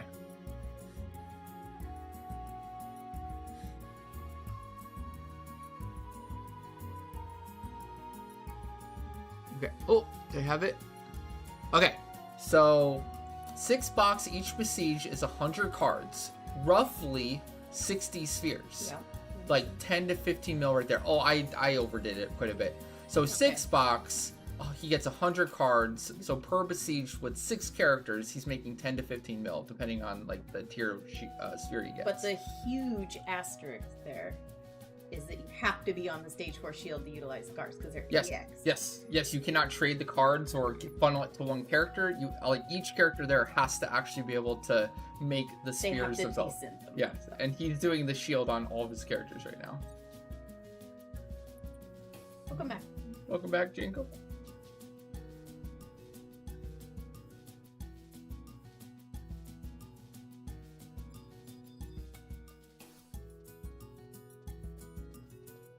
I think as far as skill goes, though, for like finding a source of income for a crafting shield, I don't think you have to necessarily just focus on making gil through the craft. You gotta really just analyze your time. Mm-hmm. What is the most valuable for your time? Because I know a lot of people are adverse to buying certain things for the spheres for the shield, for instance. Like some people are so adverse to that, but really, whatever you can find that you're making the most gil in, and then compare that to the value of whatever craft it is that you're doing to make the gil. Mm-hmm. It's just, I know for me, like farming the old zones, like the Quadav, that you see normally get botted, like that's just not fun. Like I don't think I had fun doing that. Maybe for a little while, but like having to farm the thing and then synth it and then like it's so much. I think what I would more appeal to is like the big cleave for the cards in the gates. I know we didn't try that, but like that's probably what I would do. Just get a job that can cleave. Most likely for me it would be blue mage, and then just go do a big cleave and then they're not even on the sphere stage though, so they can't even take advantage of that. So I guess the big advice is get on the sphere stage. Yeah, and especially the Jadagnas. That sucks. Yeah. Are a royal pain. They're especially for gold. Yeah. The other ones have a much easier time. The other crafts. But we're just talking like big gil. Like you're trying to really make a sustainable source of gil. Yeah, find your gil source. Yeah. It doesn't have to be necessarily through crafting. Even with stage 5, like it's hard, man. It's not just free gil. It doesn't print gil anymore. I know early on people always said like crafting shield just prints a ton of free gil. It's not like that anymore. The margins are so thin, and a lot of times like you have to get really lucky. So like truly, like the spheres are probably just like it's always guaranteed gil. I mean, the spheres are such a good source. And it's replenishable. Yeah. And you don't have to do the sphere stage yourself if you want to just stop there. Like it is such a good source of gil. Like, I think a couple of times I've done the quadubs in Palboro, where you just kind of run the loop, and even just super inefficiently, because it was just me by myself, and I was just like killing one, crafting, killing one, crafting. Mm-hmm.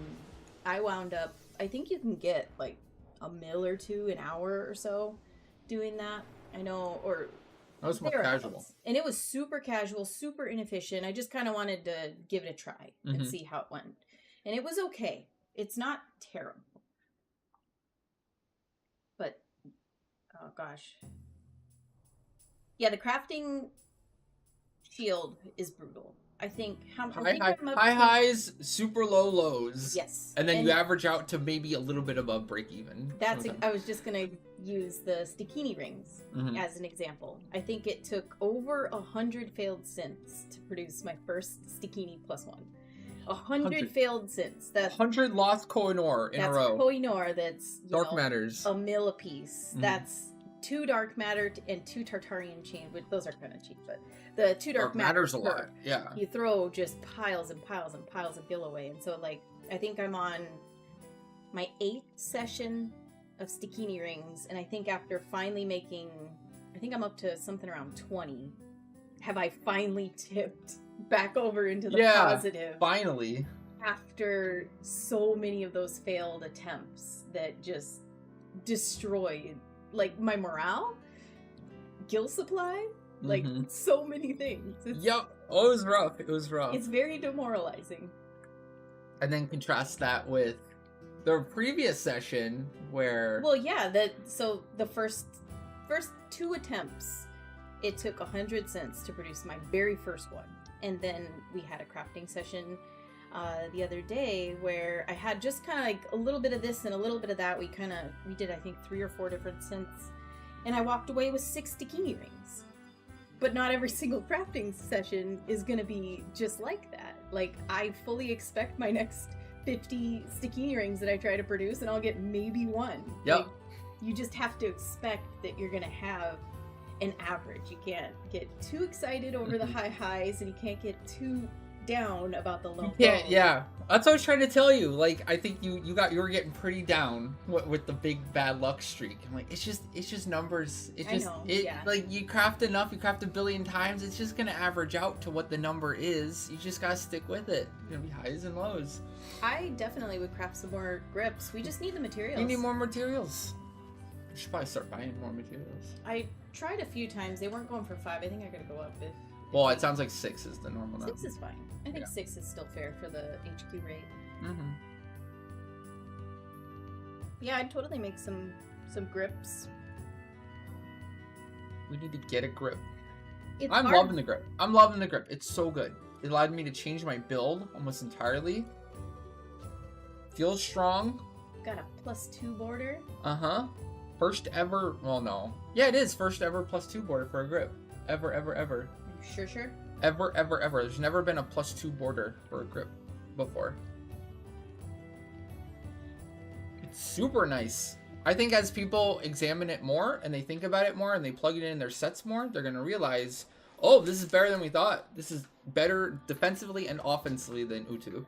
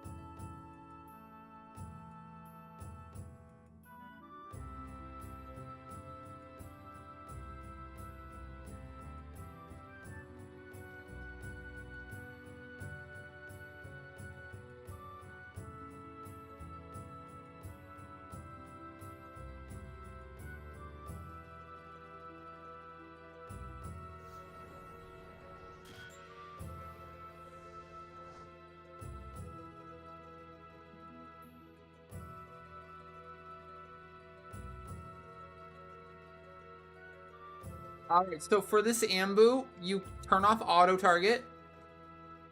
You can assist me. And yeah, let her rip.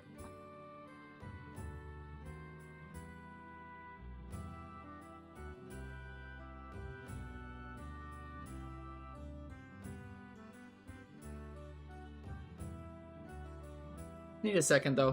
One moment, please.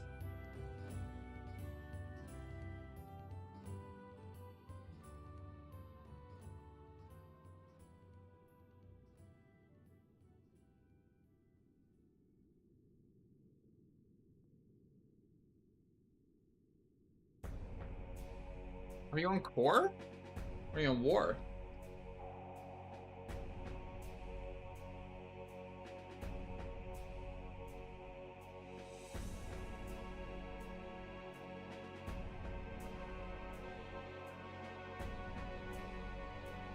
Sparkling stones are relatively easy to farm. Yes, they're very easy to farm, but usually they're botted by like another bot or whatever, but also just takes a long time.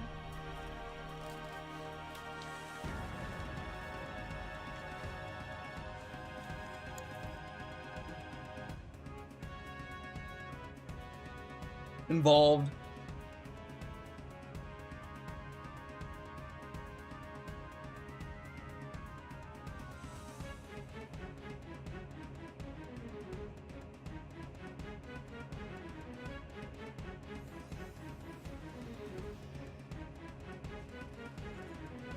Roll-wise, though, if you are on core, let's go with Miser and Fighter.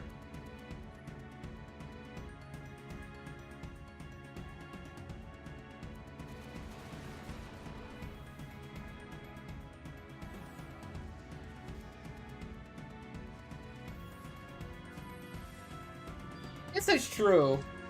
It depends where you spawn. Are you assuming farming in Bastock? I guess there's way more quads in there than they can kill. I was thinking of Juno. Feels like they make a pretty big dent in Juno. Whenever I went in there, it felt like a big chunk of the zone was gone.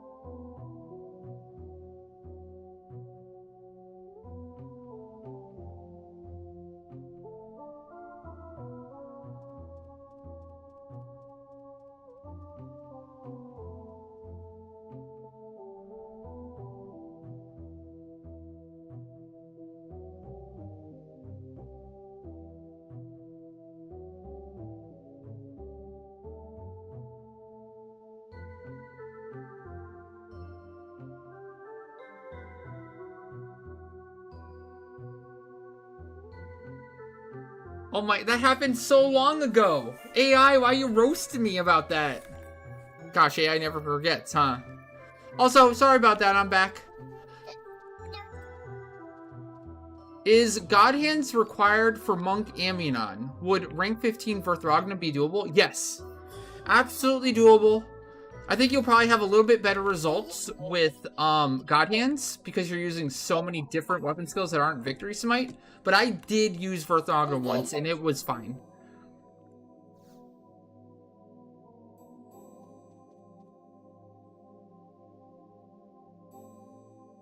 I think like Aeonic, Verthrogna, and Prime are all like very solid choices for Monk Aminon. But it is hard to compete with God Hands just because you're using like 5 different weapon skills. And God Hands is so good for like 4 of the 5.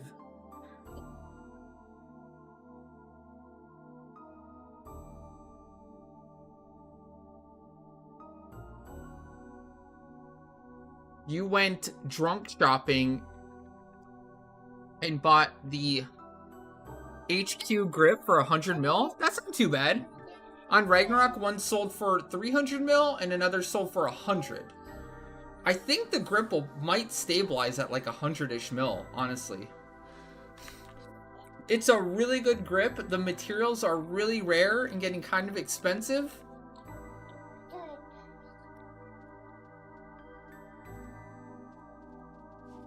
I heard a ton sold on other servers, or a few sold on other servers for like 200 mil. Max was in here the other day saying he sold 2 really quickly for 200 mil on Fenrir. So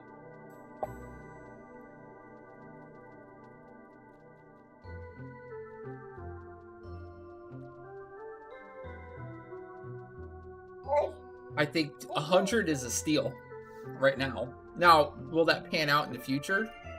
Who knows? I think the demand for the grip, though, is going to be really high.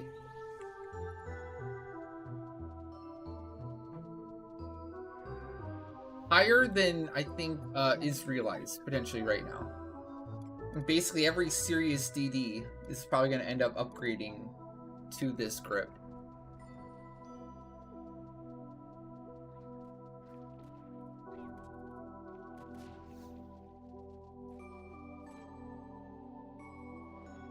Well, I think on the surface level, you look at it and you're like, it doesn't seem as good as it actually is.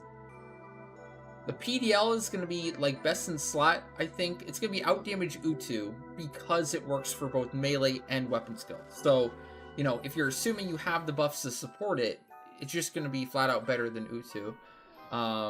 Especially on jobs that benefit more from extra white damage, like you know, stage 4 and 5 prime scythe, right? The Yukon Basara build potentially, the prime great axe, great sword, even Kusanagi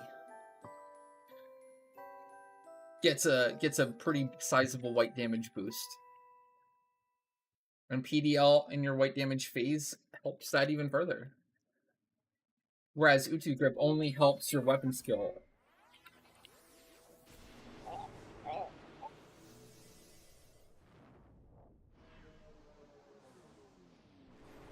I also love the utility and the defensive buffs of the Utu. Just for my build alone, I've been able to drop my belt slot because I don't need the haste from the belt anymore because of the haste from the grip.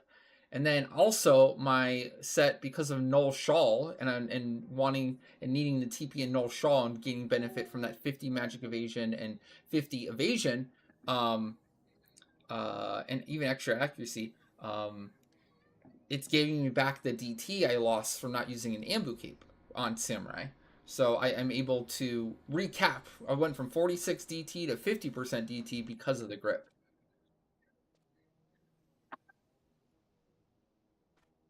You need my advice? For what? For what? Listen or read? Do you want me to read or listen?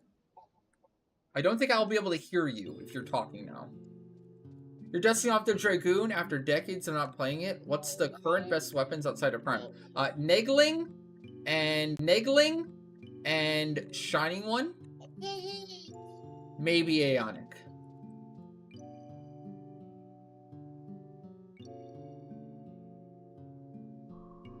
Since you got the grip, you traded your ring to Cornelius' ring. Don't judge. That's fine. I mean, I've been a proponent of Cornelius for a long time. I think you can go either way. Again, it comes down to how often do you think you're benefiting from the PDL? If you're benefiting from the PDL, it's a no-brainer. You go with the PDL. But if you're not, or you're already capped,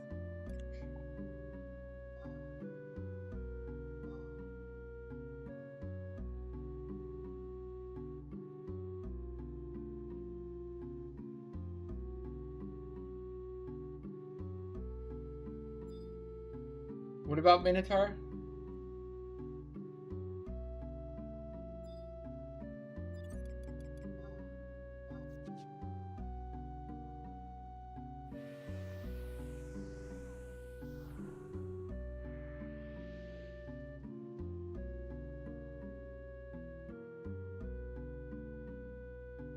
What I like about weapon skill damage, the weapon skill damage Cornelius ring, is like it's never not good. So I think for people that are on the fence, they're just not sure, or they're not getting like the buffs that they think they need to actually benefit or cap on PDL. You just can't go wrong with Cornelius. It doesn't really have a downside, and it's good for magic weapon skill too, not just physical weapon skill.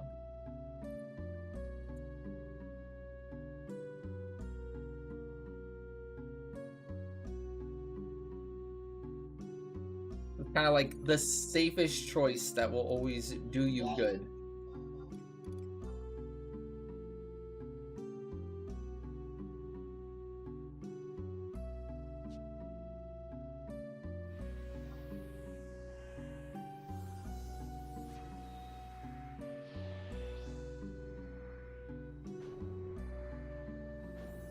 That's the thing. Like, dude, please consider Carrier Sash instead of Null Belt. I understand it's tempting, but dude, Carrier Sash is so much better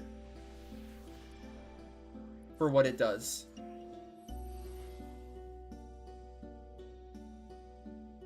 We're just talking about the benefits of unlocking the 1/4 and 1/8 resist tier for elemental damage and debuffs. It's so good. You can't ever have, I guess very rarely, but realistically, you're never going to have the resist you need for every single element for the content you're doing. Usually you pick one, right? If a fight has amnesia, you're going to do bar fire because you really don't want to get amnesia. But then you're still left open to things like paralyze and slow and stun. The Carrier Sash allows you to unlock the 1/4 and 1/8 resist for those, assuming you have enough magic evasion to resist further. But like without the Carrier Sash, you are just, it doesn't matter if you have a billion magic evasion, you are just hard locked at the 1/2 resist state. You can't ever get more than a half. But with carriers, assuming you're doing like maybe older content, or you have a lot of extra magic evasion from your gear, or the mob is debuffed that has Vex, or maybe you have attunement or something, right? Stuff like that. You're unlocking, you know, basically like instead of 50% reduction, you're getting up to 87.5% reduction, and that is insane.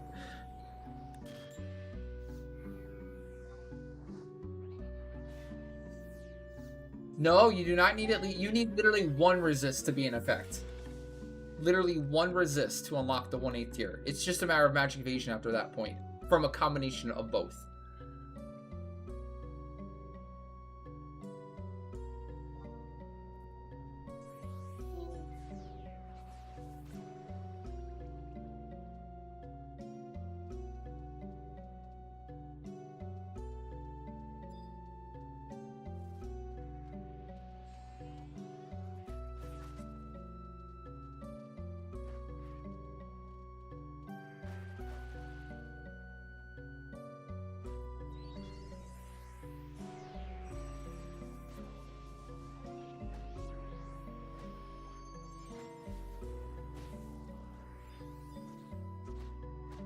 I'm missing a debuff.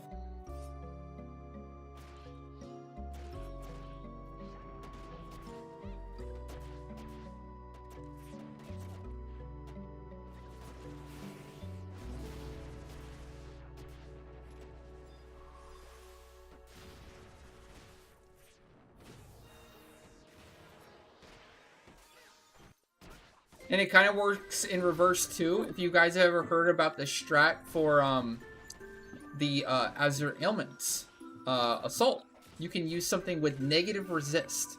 Even just one negative resist will make it so the mob's debuff lands on you 100% of the time.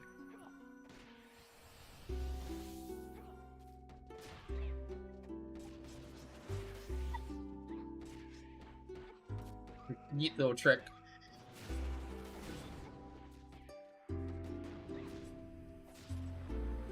Make that assault super easy.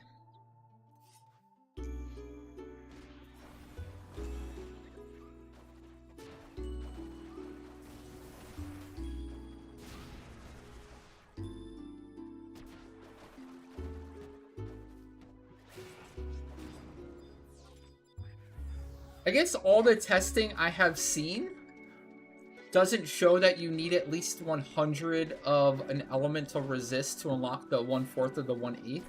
Everything I've ever seen and talked about, and like especially with Martel, I've never seen testing that shows that you have to have 100. So if there is testing out there that kind of shows that, I'd love to see it. But I've actually never heard of the 100 thing before, personally.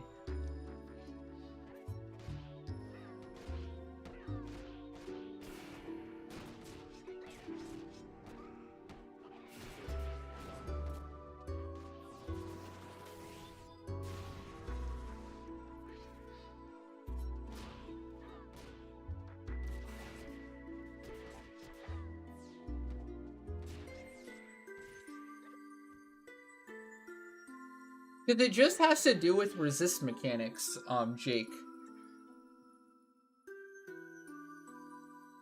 Why those resist? That's why bars are so important. That's why you always use the right bar for like the mob that you're fighting. That's why, you know, there's a huge difference between having bar fire up for V25 Kalunga and not, you know, or having at least a rune or a couple runes up on the rune fencer. That's why without them up, they'll probably get one shot.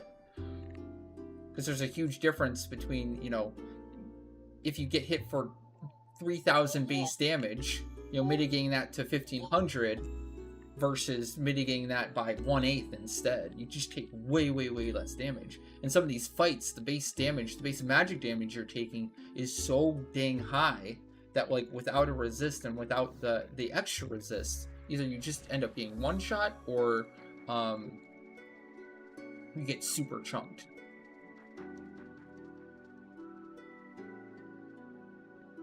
Yeah, we could do one more for each. This would be your third, Jenko? That's fine. And then next up, we have Walk. I'm still way ahead of schedule. Walks is technically scheduled for 3:30, I think. Probably do more.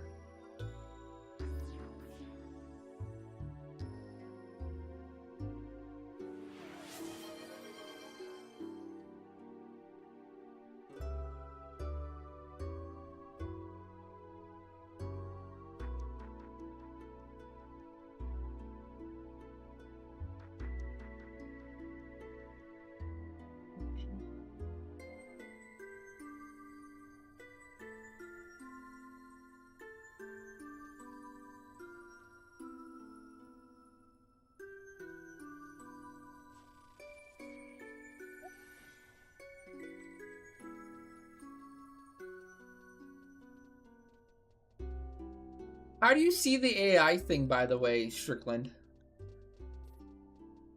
Where is that? Is that like the summary section? Like, well, not the description section. You have to actually click on the channel page to get there?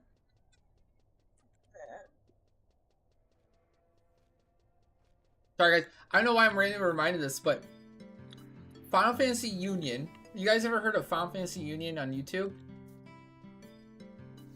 he just did a new video like 4 days ago about the hardest dungeons in every mainline Final Fantasy game. And normally I really like his videos, but like, I don't know, man, it felt like he just gave it to AI. He just threw the question to AI and he just like read a script about it. Yeah, hardest. He said, Promi Vazel was the hardest dungeon in current Final Fantasy XI. And, like, he couldn't have meant the original release of Promi Vazel because he talked about how difficult Apex mobs block your way. And these 3 NMs have their own little bag of tricks when they're, like, NMs that you never even went by.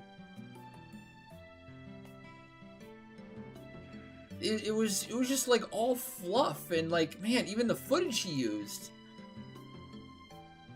Would any of you have said that Promi Vazel was the hardest dungeon in the history of Final Fantasy XI?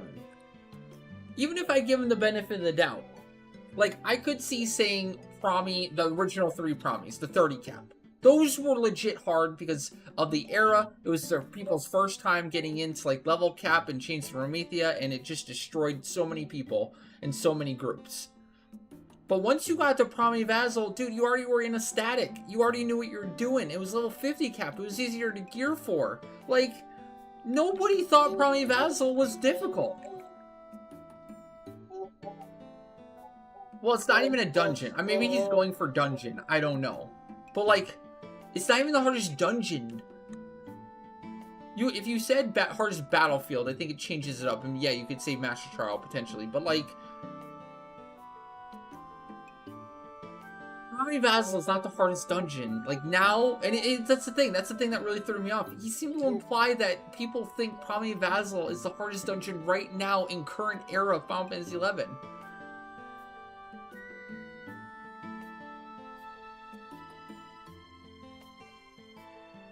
He's done, like, 11 content-related videos in the past, and he's done a pretty good or okay job with those. So, it was just, this one was jarring. Like, I seriously think he just, like, used ChatGPT.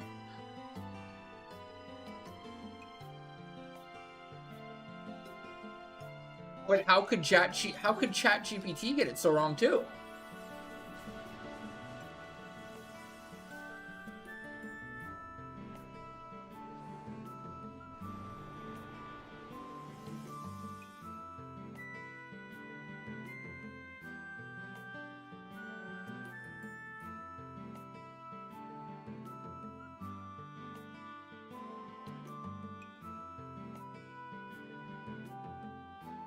You know what? Fudge it. You know what? Okay, fine. Here we go. I'll just let you decide, chat. Let's watch it. No, I won't be the judge. You guys can be the judge. Tell me what you think.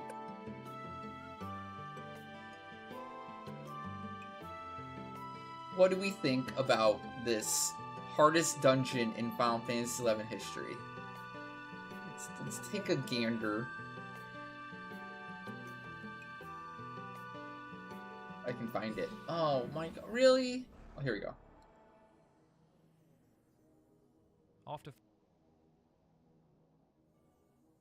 It does feel like it's just so much word salad, too.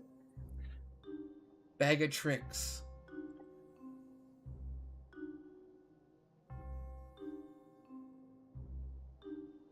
I want to preface this with, like, it's more so kind of disappointment because I really like his other videos.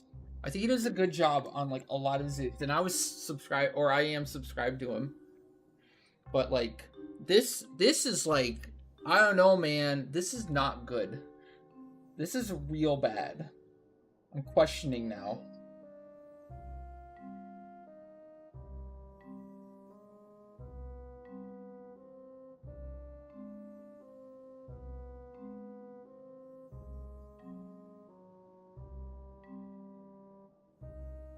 You guys can be the judge.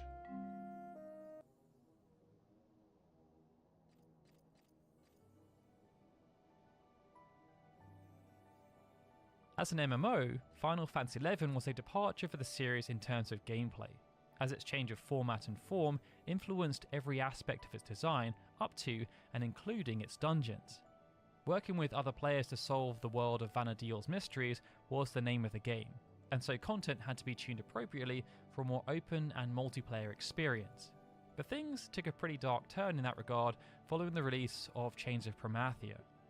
To even things out and challenge experienced players, Chains of Promathia introduced a new series of dungeons called Promethean, and the central theme was the introduction of level caps. This forced high-level players to work with some pretty severe restrictions relating to gear and abilities, and the layouts and enemies found within made everything rather tense, as one wrong move would result in a party wipe. Of the 4 Promethean featured in the game, Varzul was the only one to have a level cap of 50 as opposed to 30, and this meant regular enemies found within could be made just that bit stronger and unforgiving if not fully prepared. What? No! Like, it made the players stronger and better able to deal with the bullshit from the bosses in Vazzle. I think it's the opposite, honestly. The mobs kind of stayed the same. They're just a little bit higher level, but players unlocked so many extra abilities and spells to make it even more, make it easier.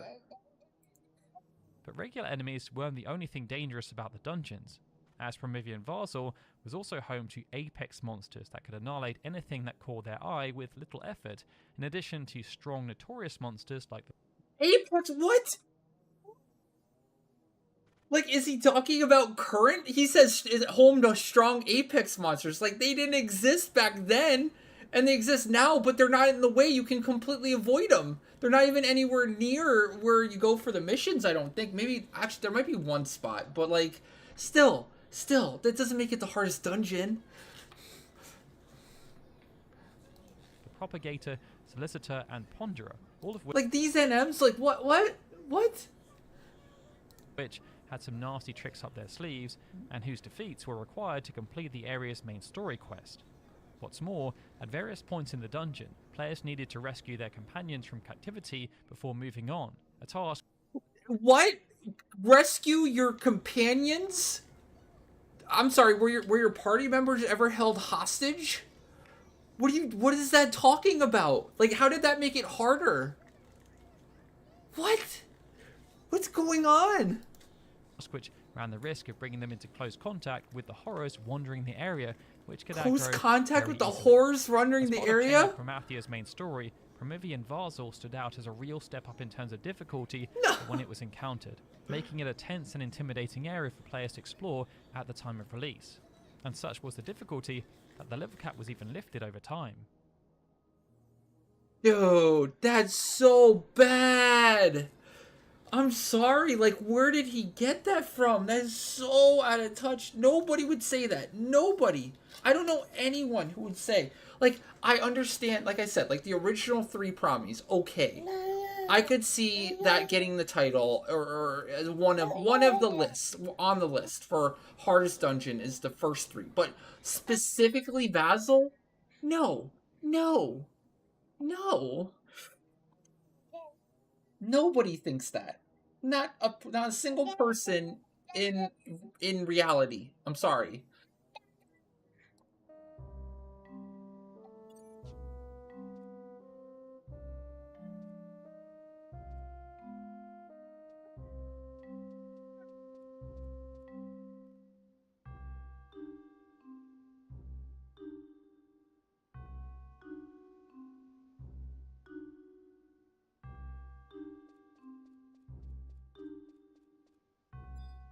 So what do you think? Do you agree with me? Is that wild or is that wild?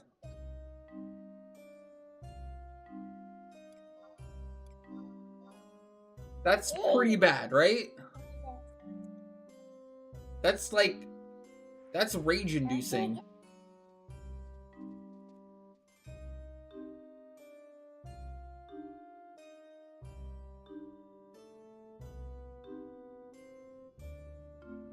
True.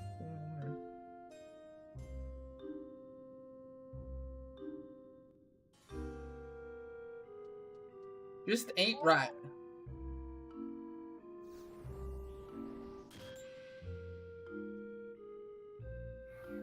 Well, that's kind of the thing, Jake, too, to go back to that point. Sorry. The Null Shawl works in tandem with the Carrier Sash. Like, this set is very magic evasion heavy. So it's just kind of working all together to make it so you do benefit. You do hit that 1/4, 1/8 resist state more often for both magic damage and resisting. So, like, I think these two pair up so nice. The Null Shawl and the Carrier Sash, because you are getting 50 extra magic evasion to better make use of your elemental resist from the carriers. And then, like, compared to the Null Waste, if you're just going straight magic evasion, like, technically you're still getting the magic evasion, but in the elemental resist state. So, like, it's 15 behind. It's technically negative 15 magic evasion overall for all element. But you're still getting more.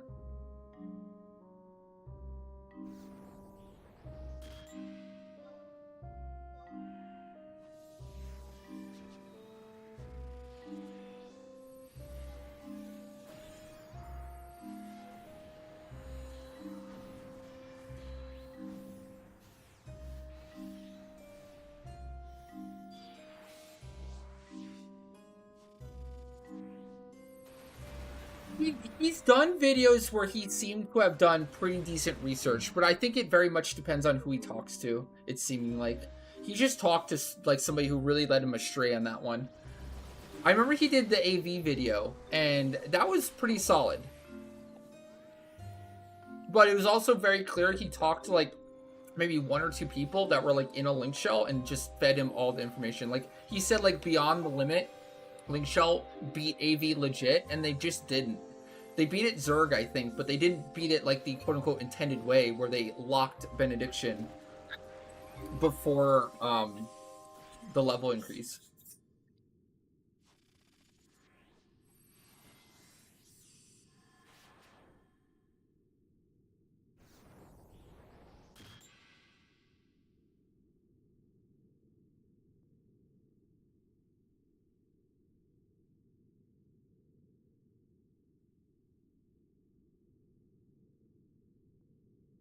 Far as I know, there is no video, no evidence, no nothing to show that any Link Shell beat AV the quote-unquote intended way before the level cap increase. And like the K-Club Zerging happened, the glitch kills happened, the bug kills happened, the Wall of Justice kills happened, and then the like later on when Abyssi released the actual melee Zergs without Kraken Club happened. No Link Shell beat AV the intended way. Only that one teaser video that they showed was ever like the quote-unquote intended way that the devs did.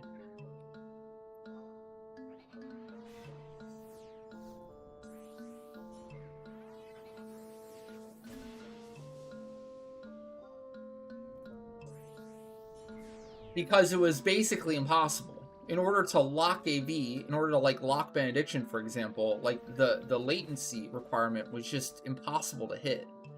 You just couldn't, you couldn't react to the Benediction in time to do your own Benediction quick enough. Aside from just like fluke luck. That teaser video was so garbage. Yeah, exactly. It didn't help at all. Like, the concept of it makes sense, and like the mechanic of it isn't really that complicated. It's just a locking mechanic. The problem always was, and still is, technically, that like even with a bot, you can't lock it properly. They set the latency, they set the time for the player to react and actually lock it, like impossibly low.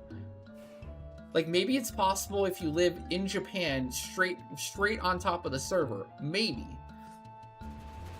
With a bot. In Japan, next to the server, with a bot, reading packets, maybe you could do it.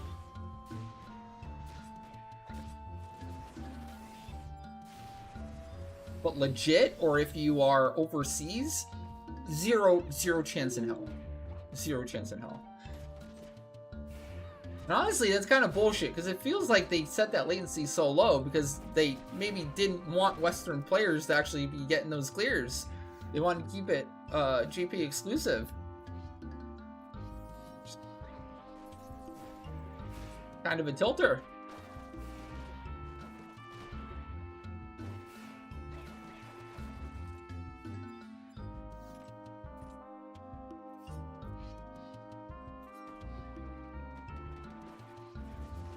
If they properly like had the mechanic to where you could actually realistically, the players could realistically lock Benediction, just Benediction.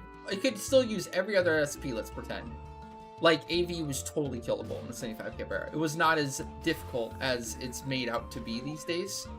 Really, the only thing that made it actually impossible to put it on like farm status was the fact that it would just spam Benediction and you couldn't lock it. You would spend 5 hours getting it to like 30%, and then it would just Benediction and all of your time work in progress is gone. How many link shells? Like there were so many groups and link shells and combined link shell efforts where like they would have killed it.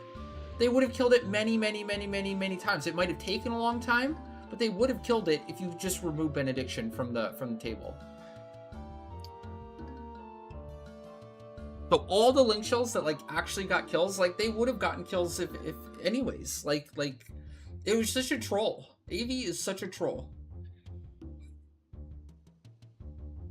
AV might be the most troll NM in like maybe MMO history with how that was designed and how it prevented the player base, the endgame player base at the time, from actually winning.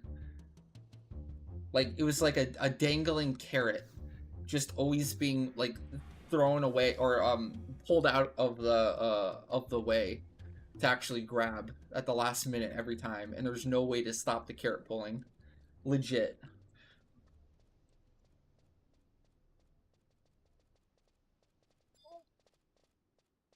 Hey Zero, how's it going? What's up? How you doing?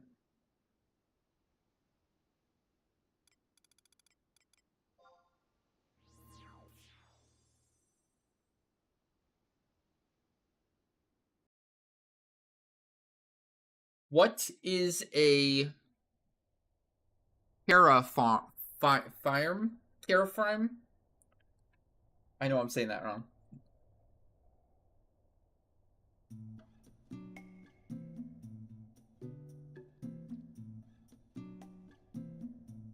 EverQuest's hardest boss? Was it harder than AV? Or more troll than AV? Would it just full heal after 6 hours of fighting it, no matter what?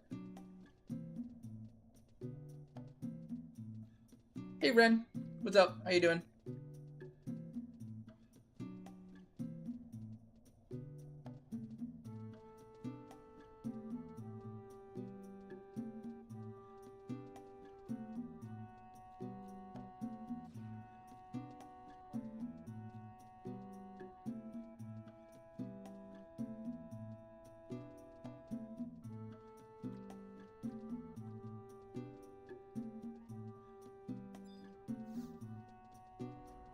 To be fair, I think the first ever AV kill had no drops. It was either spawned in a bug state where it only meleeed and it didn't use any SPs at all, or it got Wall of Justice. But I think it like they never intended for anyone to actually be able to kill it, so they didn't add drops to it at all. But when it was killed, the link shell got nothing. It dropped literally nothing.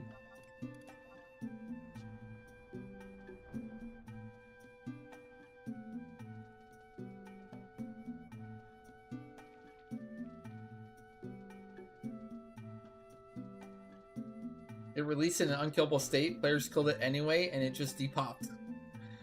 Nothing, no drops. Then the devs released it again, but made it so each server would only get one spawn. One spawn ever? In the history of the game, one spawn ever?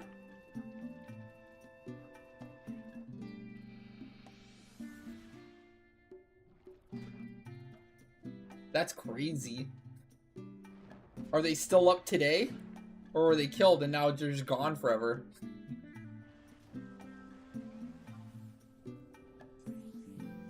Correct me if I'm wrong, but that first kill had been call for help at some point and it full healed and then was somehow the explanation. My understanding was they just didn't add drops yet. It just had no drops. It's similar to when they first added the ZNM. Remember the ZNM where they got the Tinin pop and they went to the island and spawned Tinin, and what spawned was a test goblin? Goblin test 01 or something?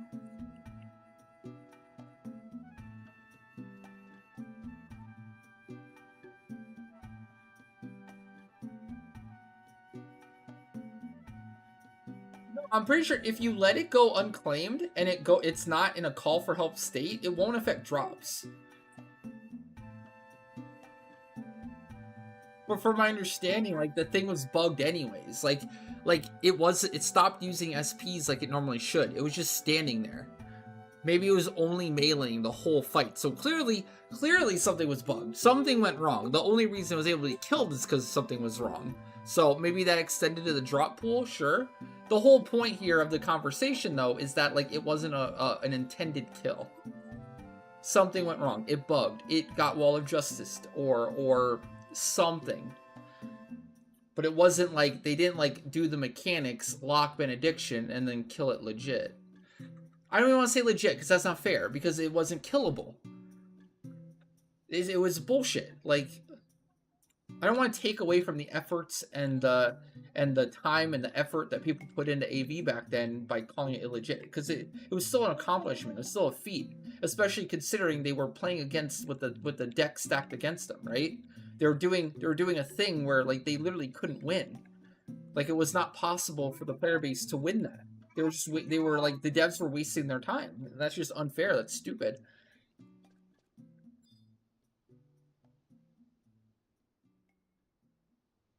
It wasn't even, well, that's the thing. It's not that Benediction was a JA and it could use it multiple times.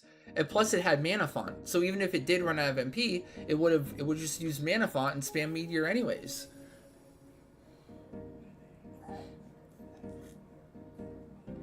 There was no official strat to PW. I think they nerfed it before, like, it could be done the original way.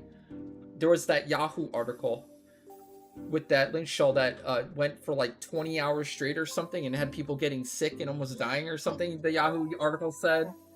So that was like, that got traction and they got so much bad publicity and PR from that. That's why we don't get NMs like that anymore. There's a hard cap on how long you can fight an NM now.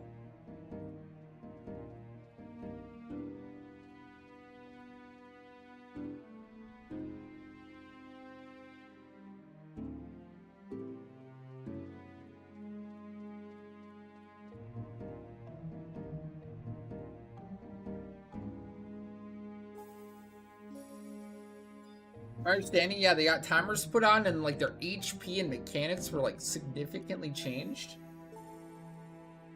AV I don't think was changed. I don't know.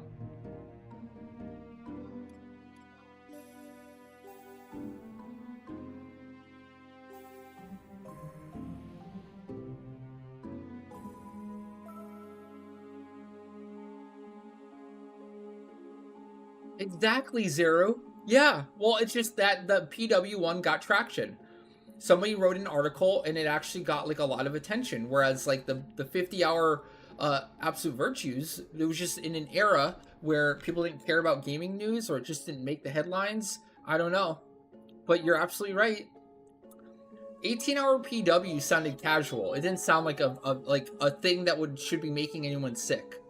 Like, if you remember, like, how H&M link shells did things back in the day, like 18 hours is, like, not insane at all. Some people took, like, 18 hours doing Fathom. So the fact that, like, the Pandemonium Warden caused, like, such drastic change and got such attention was kind of weird overall.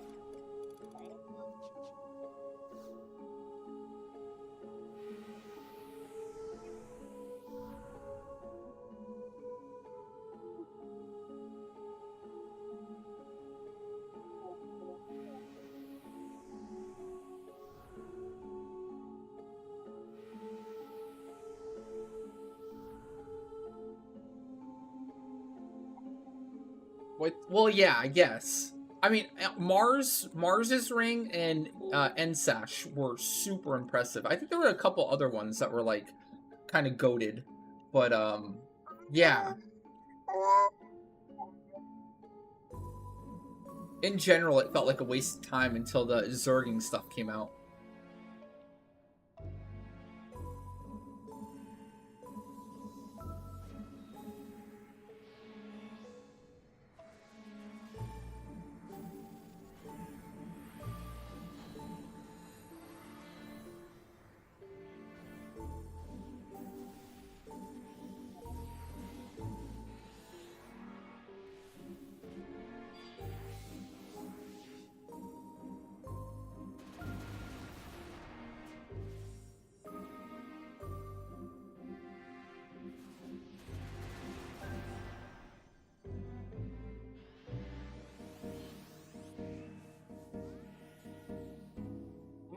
I'm a big proponent of sub Black Mage Geo. I love it so much. Warp 2 for everyone. Stun, Elemental Seal Impact, Sleepga. Every time I do Sleepga, it's not only is it a Sleepga to like enfeeble the mobs and sleep them, but also applies Treasure for 4 to everything I do Sleepga on. But I just feel like I get the most out of sub Black Mage. I know some Geos like the DD and they sub Dancer and stuff, but like for what I do and how I use Geo, I absolutely love sub Black Mage. Some people like have their Geo be a support, so they like sub Red Mage also, or White Mage to do supporter more supporty stuff. I respect that. That's fine. Just depends.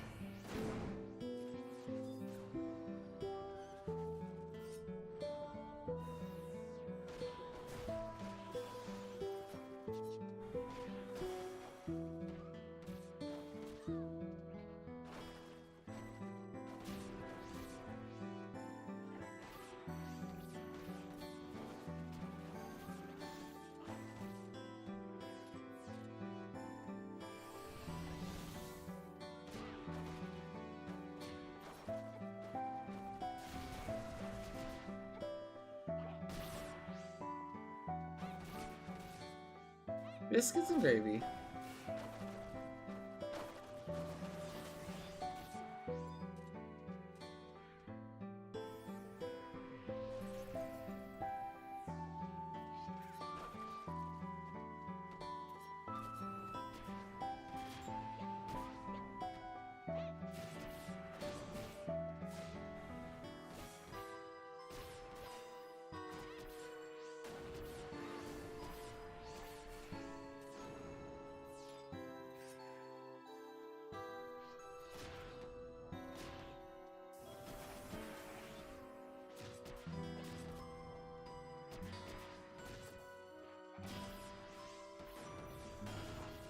Ah, it actually stunned me.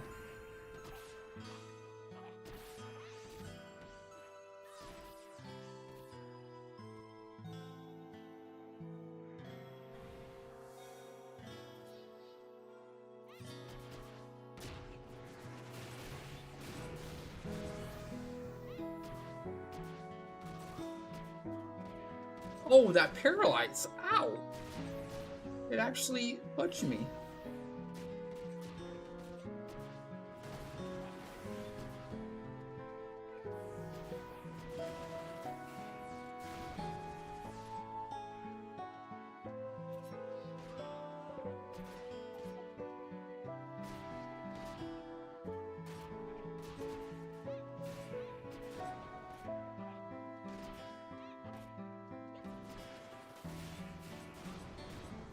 Nice.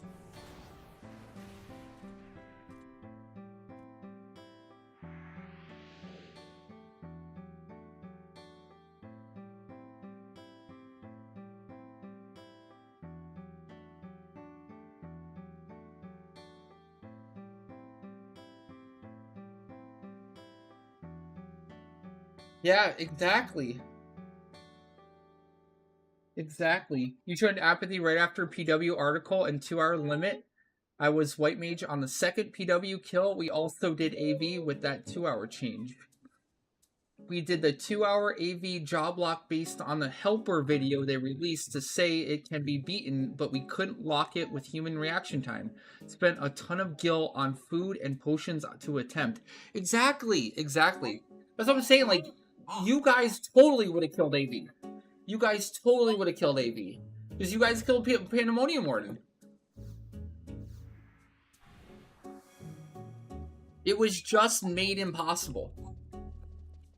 I remember, and it makes sense because I remember in a Sage Sundi article that we read a few years ago, he said that he talked to the connections team or something, the network team at for Square Enix, and they told him that there was no latency difference and no gameplay difference between somebody playing in Japan and somebody playing in North America.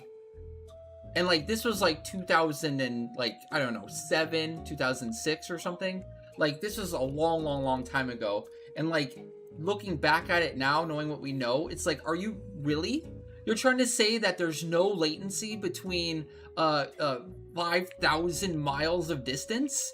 Somebody playing in Japan has literally the same latency as somebody playing in North America? Bullshit. Bullshit.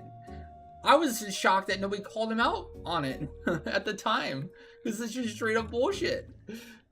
Yeah, it ignores physics. It's like it's impossible. It can't be done.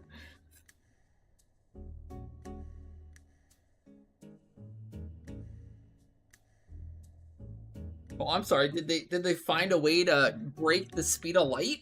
Is that what they did for Final Fantasy 11? I need to find that quote and like save it somewhere, because I shit you not, that's what they said. They said there's no difference. There's no difference between someone playing North America and Japan.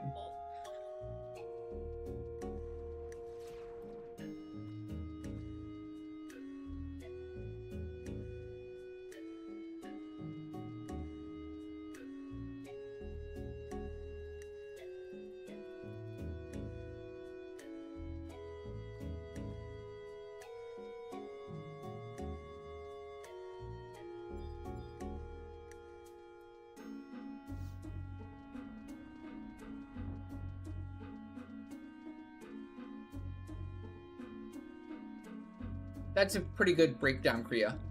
You normally do sub black mage unless you need AoE heals, and then you sub white mage. By the way, with the right master level, I think sub white mage is Kirga 3 now, right? I don't remember the master level that you need, but I don't think it's very high. I think it's reasonable to get Kirga 3 as a sub job. And then you do sub scholar if you need single target heals, and then you do sub red mage if you need flurry or debuffs. I can agree with that. That's solid advice.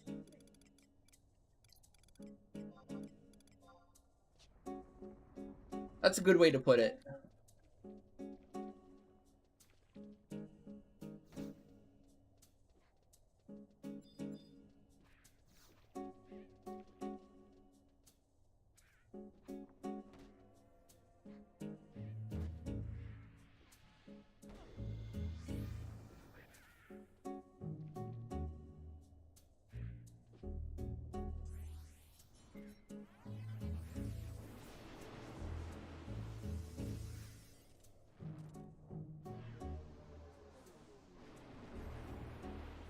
Okay, max level 10 for Kirga 3, that's solid. That's not too bad. Max level 10 is relatively quick. This is not max level 45 or 50. I know Sleepka 2 is pretty high for sub black mage. I think it's like 35? You need max level 35 to get Sleepka 2.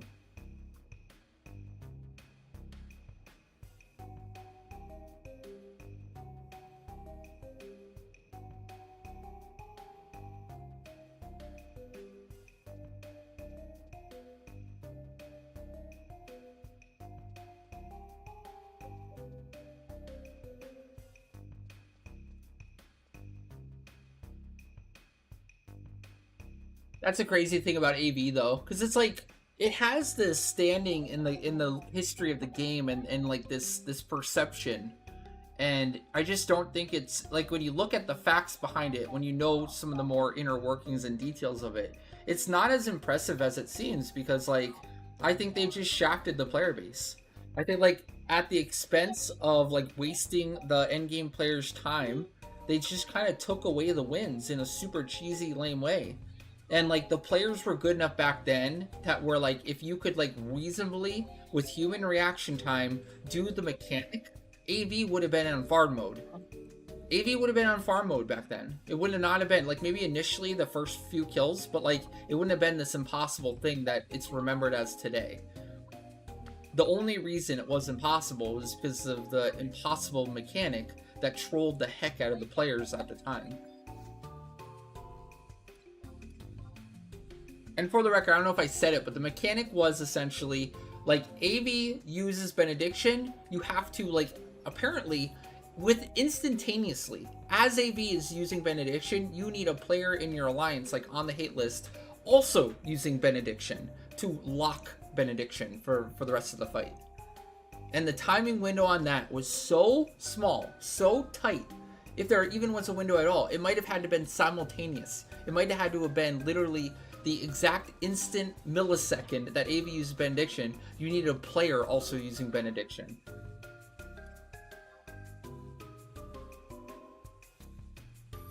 So like with human reaction time and the latency and the lag and all that, effectively it was impossible. And like chances are it was attempted to be botted too. I'm sure even back then there were bots that were like trying to get that timing and even they couldn't do it. So that's just wild to me. Oh shit, I left recycling behind. Whoops. We have to re-enter. We have to go pick up our core real quick. So BRB.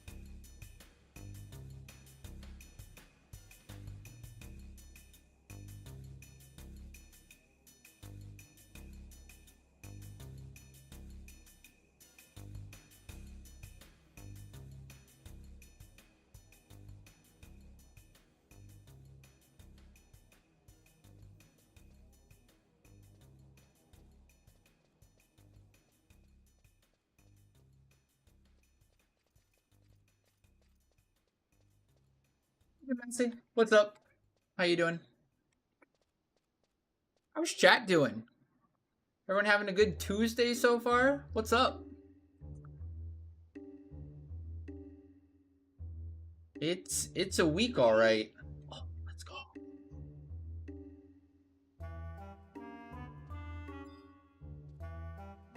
You got your airship pass to Kazam? Let's go. Did you do it the OG way? Did you go and quest it? Went and got those. Man, I remember doing it. I remember like going to Gideus. You have to go to all like those gosh, what do you call them? Like the Beastman zones, but not their stronghold. You're just making a new war idol cape. Nice, nice. Speaking of, fun fact, there's a Magic the Gathering card of Absolute Virtue. Is this separate from the Magic the Gathering like big Final Fantasy release they did? I know that kind of took over. Aren't some of those cards worth a shit ton? I heard something about like a chocobo card. There's like different variants of the chocobo cards, and they're worth a ton. Gotcha. So this is like that big thing that people were hyping over not too long ago.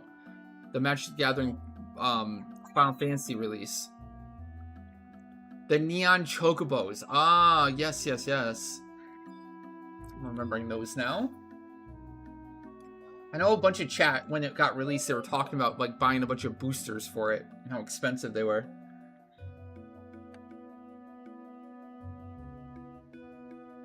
Doing what I can, helping out as I can, doing what I can, you know. We're trying. At the time I tried, it was the initial Summoner Burn era, so the server was used to seeing shouts for 2-hour resets. We would go to town at random people and switch to core and try to reset the other 5 people. They actually are updating it. Not only is there 24 years worth of content in 11 right now, we're also getting new content all the time. They just released a new reworked, revamped, entirely new Limbus. We're getting new high-tier battlefields this year. They're getting a new NM system.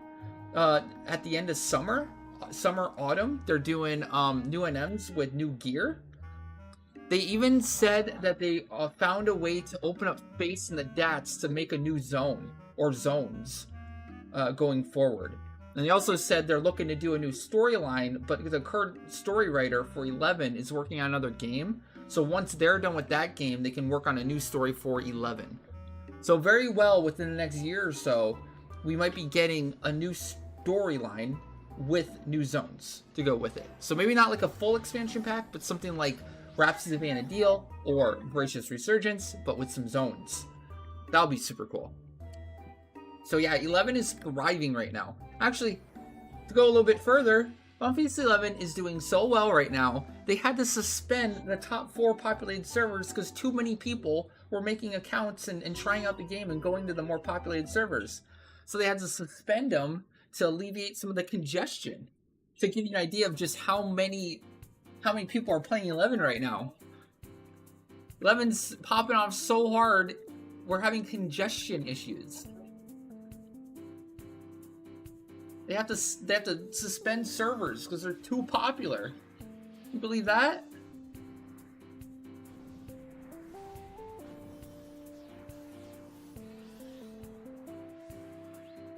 AV's effect was you can't be dealt damage, enchanted, or targeted by anything controlled by your opponent. Wow. That sounds like a pretty... This sounds like a really powerful card, no?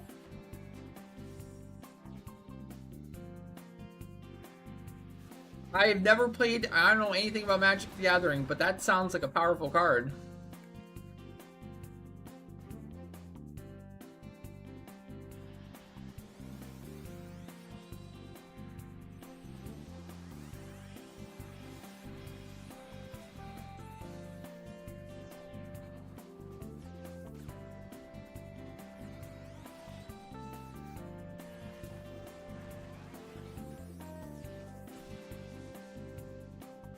In theory, but there was a ton of stuff people could do to take care of it. Ah, gotcha.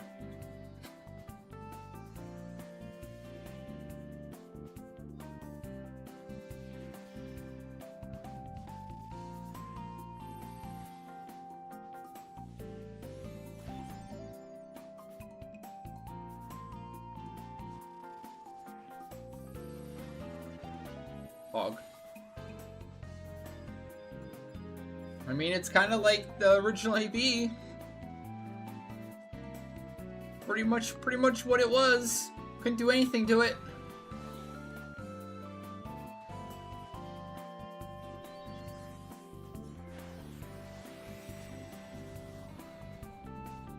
Oh my god, that engine injection is gonna hit literally everyone.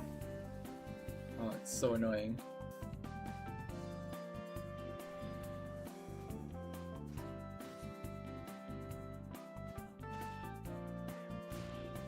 Hey, Yellow Bolo.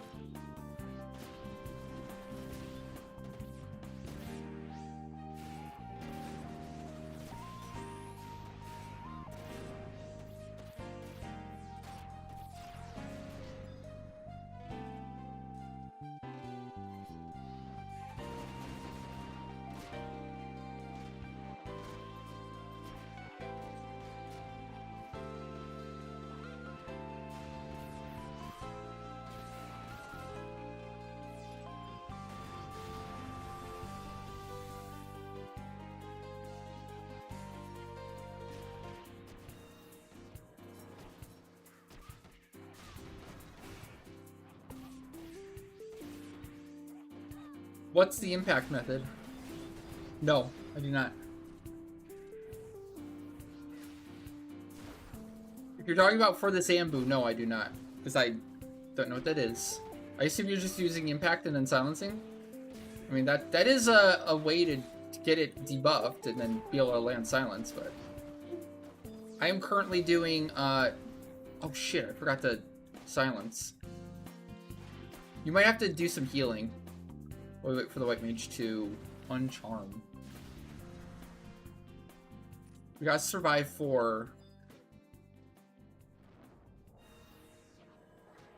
Oh gosh, Ash is gonna die. Bye, Ash.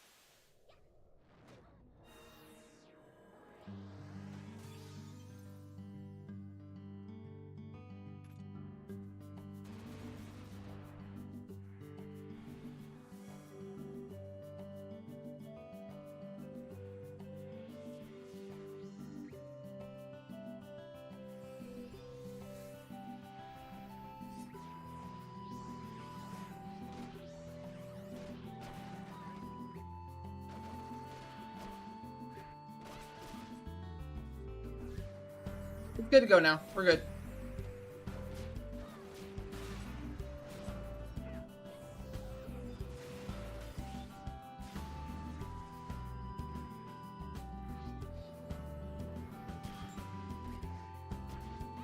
I do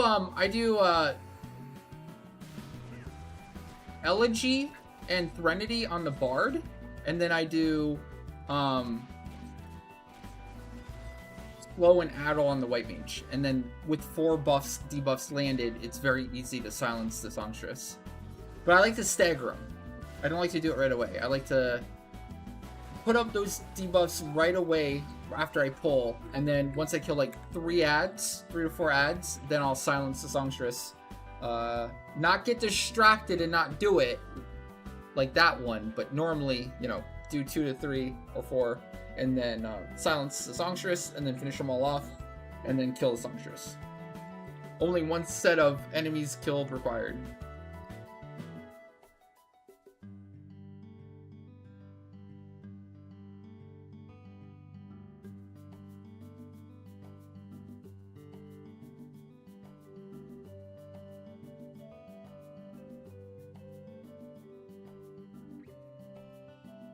You know, the other thing too about the reset thing is that back then when AV was like new and relevant and people were still trying to clear it, and that mechanic, there was no easy way to reset. Like SO was saying, they had to go to town and shout and get people to core reset them with wildcard to get their SPs back. And then even then, there's no really... Maybe Besieged could have been a way to reset your SPs with a Revitalizer, potentially. But there's very limited. There wasn't MMM like there is today. And even Abyssi like there is today. So... Oh, and SPs were 2 hours. They were literally actually 2 hours. It took 2 hours to get them back. So if you mistimed your Benediction to try to lock AV, well, guess what? You gotta wait another 2 hours to try again. Get fudged. More time wasting.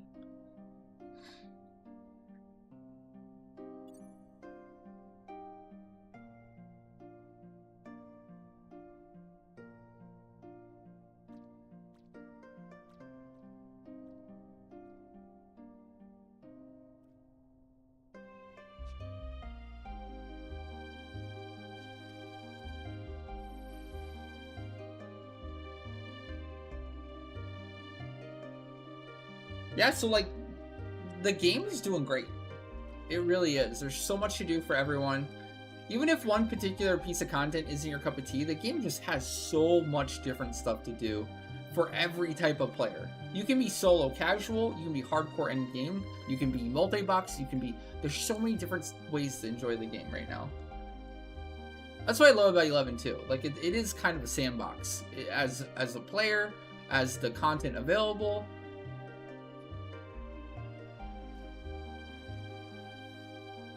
Very hard to find this quality content, this quality of an MMO out there with this much stuff to do baked in. I always say that, like, it feels like 11 is like so much more went into it than I think we realize. Like, 11 was made as a passion project. Like, the people that made 11, the devs that made 11, even to this day, like, they're not doing it for fame, they're not doing it for the money, they're not doing it for anything other than they just really love the game, they love the world, they love the community, they take pride in their work. It's not about anything other than, like, they take pride in what they're doing in 11, and that's why they continue to do what they do for 11 for so long.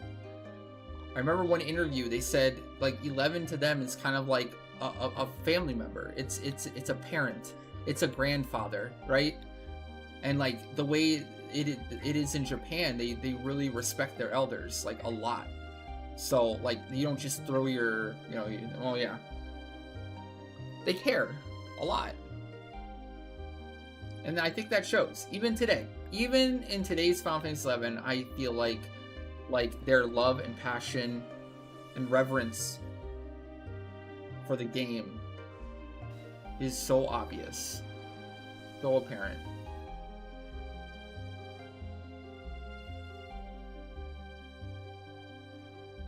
And really, that's why the game is still going 24 years later, over 24 years later. That's so crazy, chat. Like, that is a monumental achievement. Oh my god, I cast warp on myself. Okay, Naya abandoned us again. We have to warp ourselves. Nice. I even left me behind this time. Jeez Louise.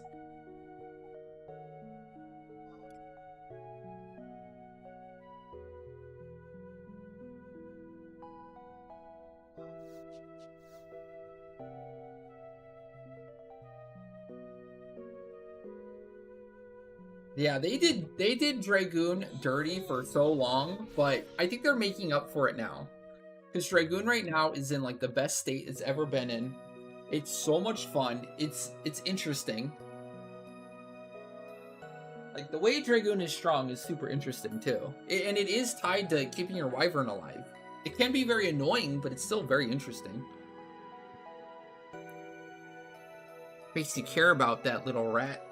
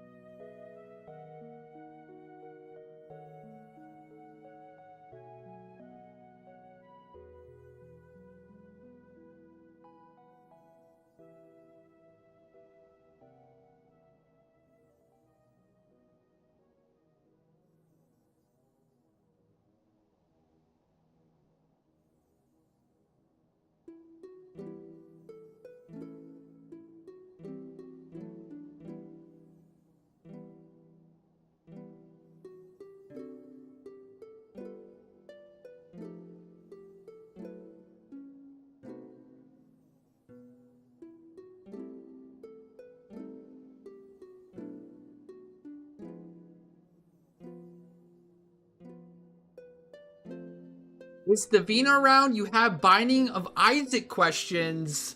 I don't know. I don't know.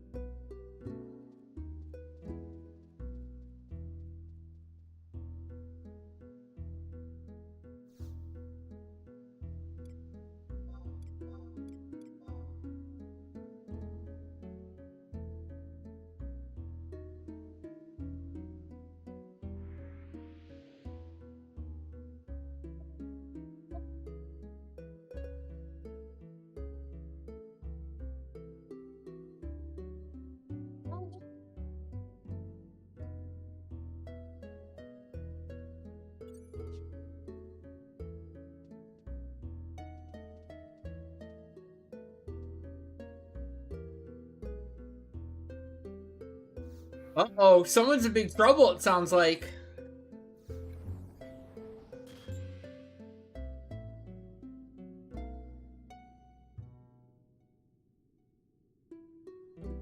Not good. Not good.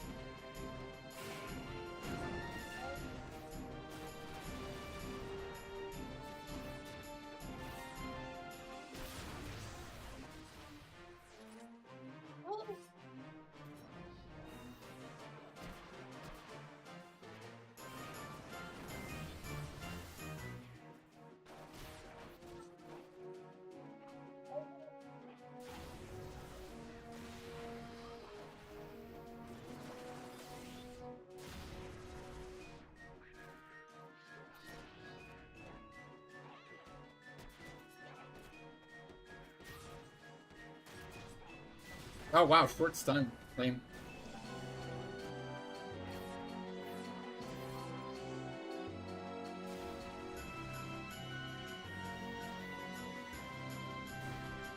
Yeah, this is in fact VD. And honestly, like, I don't know.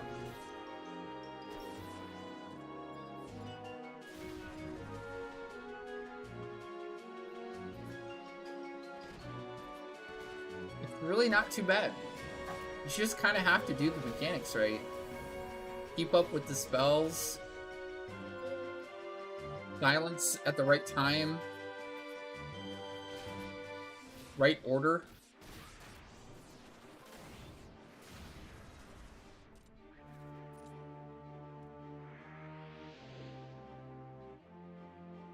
I mean, I arguably have less DPS. I'm only DPSing on Samurai, Core, and Bard. No Red Mage. So my Dispelgas are even, like, less optimal.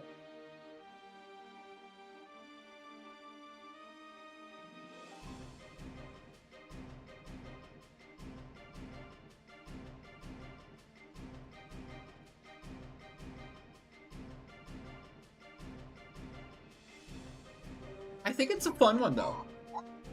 I like it. I honestly think I'm having more fun with Sahagin than I am Tomberry.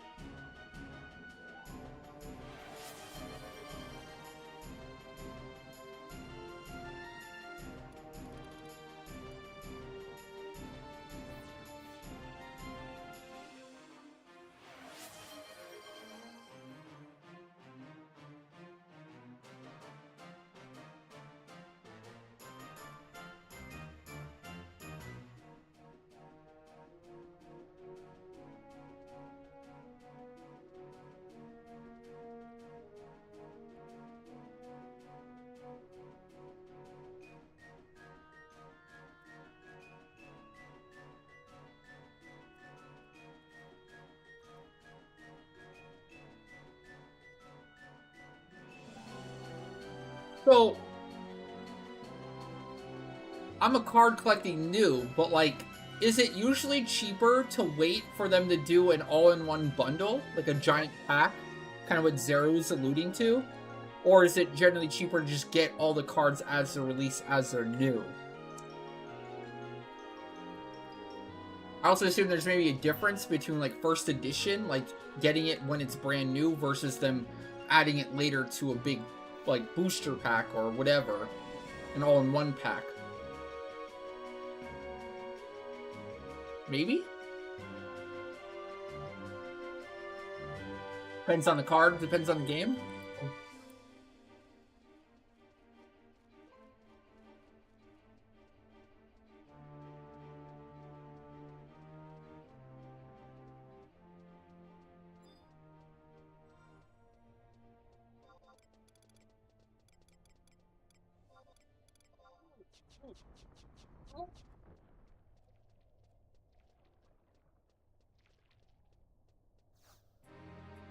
Alright, I think I'm all caught up with Ambu now. Correct me if I'm wrong. Next thing up on the schedule is we have Seg Farm and B25 Zevioso, which is the B. The big butt B.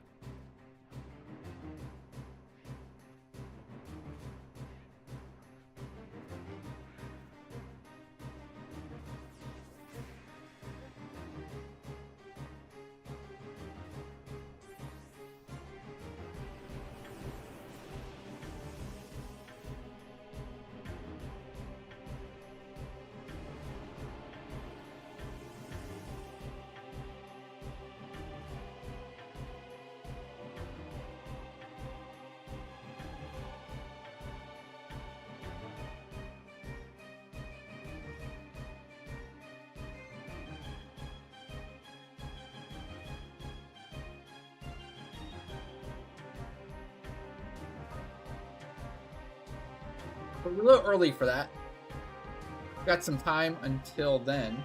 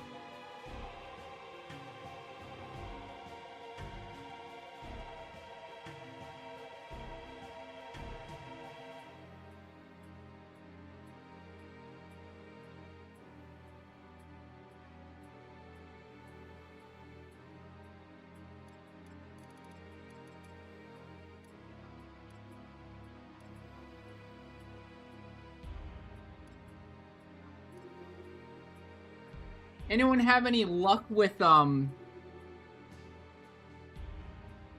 Has anyone had any luck with Osim recently? Oh shoot! Ragnarok! Sorry. Squirrel! Ragnarok! The Temenos question mark shiny spawned. If you haven't gotten your Temenos code yet this week, go, go, go, go, go. I'm gonna do that right now too. Get that Temenos code. You technically have the next like 2.5 days to get it, but just get it now. Just get it good, get it gone. Don't want to forget. I've forgotten that more times than I like to admit, so I'm just gonna be, whenever I see a code up, it's the shiny. So it's the shiny that spawns in Temenos and Apollyon, where you get a temporary item called a code, and it's essentially a free open of the Limbus chest every week for each zone. So before our successful boycott that we led,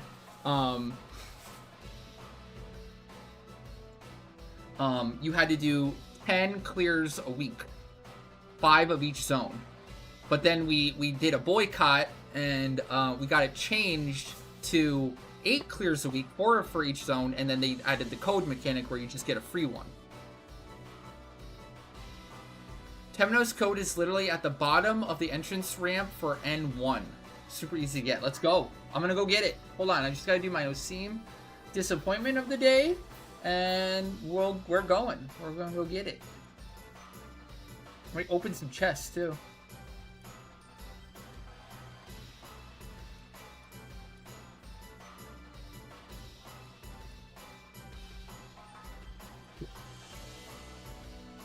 Get some materials. Chat, if anyone is selling materials, 6 mil a pop, we'll buy them. We're gonna try to do some more grip synths when we get enough materials. But yeah, if you guys are doing Limbus and you want to quickly sell your materials, and I think auction house price is 6 mil, so we'll just buy them for auction house price. So if you're doing any Limbus and you happen to get any materials, you just want to sell them super quick, you don't have to worry or hassle with the auction house or bazaar, just come to me. Come to me or Davina, we'll buy them. What does AI say about Osim? Hopefully the truth. Hopefully how evil he is.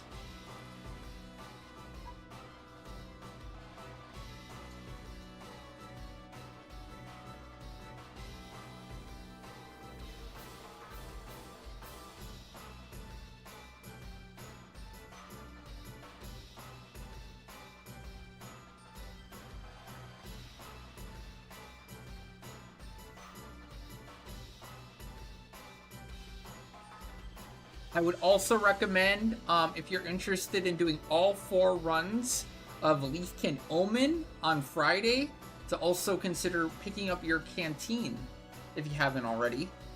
Your extra canteen, to make sure you have the extra one for Friday. I'm going to try to remember to do that also.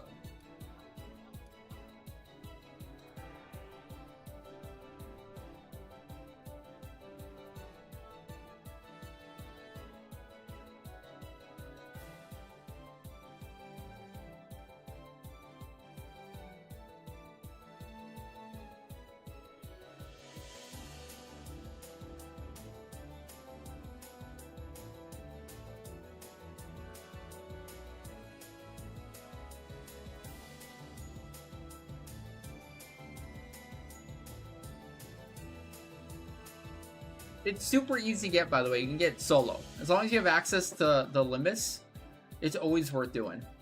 It's free. It's a freebie. Start saving up your materials. If you do get a material, you can trade it into the furnace and get a murky ring or a murky alabaster earring, which are also very good defensive pieces right now. Murky ring is actually a defending ring. It's better than a defending ring. Oh, here we go. The NMs were killed. We just need 1 more NM. So tomorrow morning, after the JP reset, the JP midnight reset, we are basement 2 NMs open up. The N2. open on Ragnarok.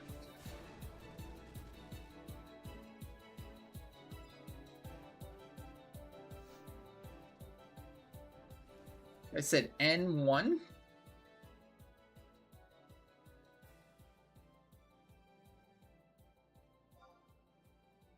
Wow, it's just N1. It's the first wing.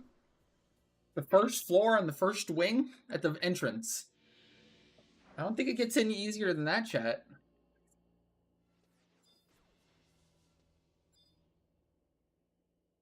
Okay, gotta make sure I don't have the code.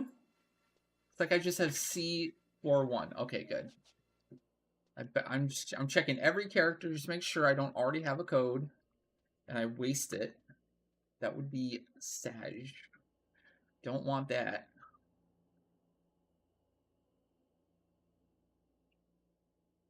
YouTube, really? YouTube is being quite a diva today. Seriously.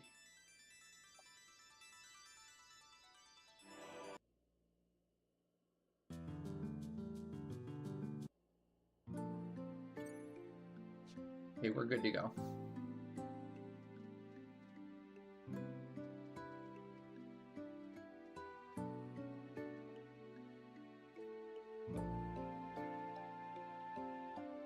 I gotta say, I am super impressed and happy with Ragnarok for stepping up and doing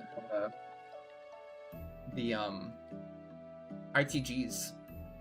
I don't know what changed, but man, like it feels like we are getting the ITGs every 3 days now, even in Temenos. That is so cool to see. That is Pog.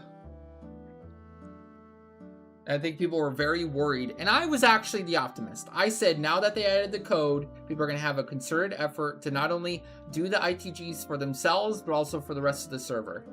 And lo and behold, boom. See, nobody gave a shit about opening the CNs and doing ITGs to do the NMs, but people very much care about getting their free code. Which is great. Okay, let's see. I had a thing. Okay, uh-oh.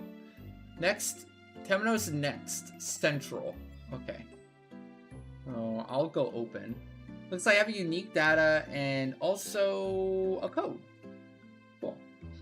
Well, let's do it. So I have 2 chest opens I can do here.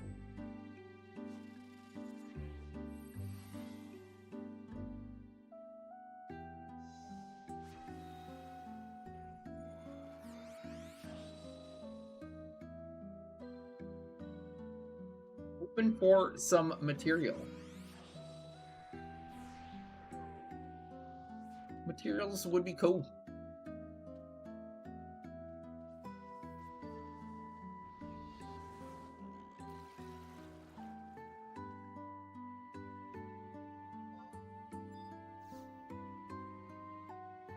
The hope also, chat, is they said that they'll be reducing the floor numbers in Temenos.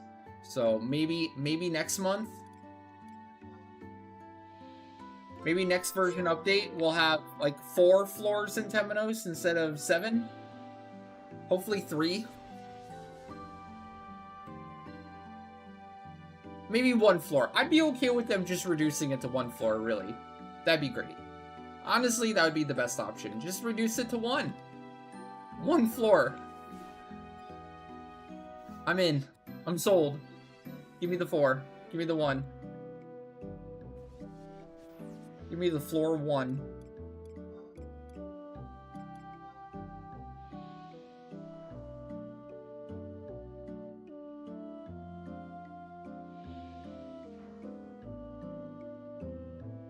That would be... I was Cruz. Speak of the devil, I was thinking of you when I said people thought nobody would do the ITGs for the code. I think it was specifically you, Cruz, who said, no way, nobody's ever going to do the code. We'll never, ever, ever get the code. It won't happen. It can't.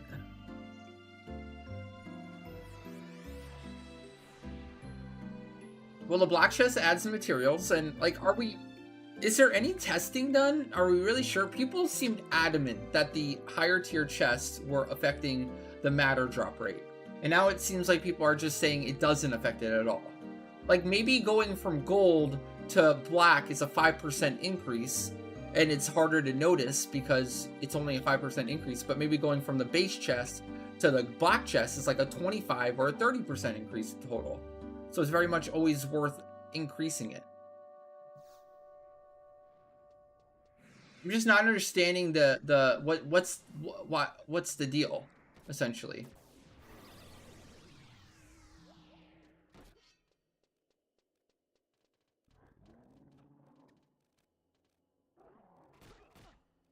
Are some people so adamant that the chests affect the matter, and then now they're saying black doesn't at all?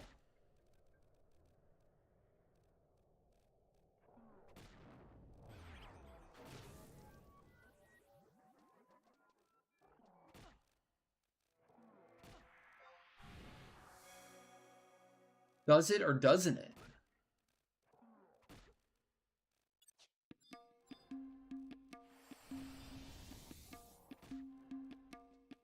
Well, yeah, but dude, it's a small sample size. You really can't base it off of even like 30 opens. Like, you have to have a larger sample size. The M's got unlucky with materials. I don't think he got unlucky with matters.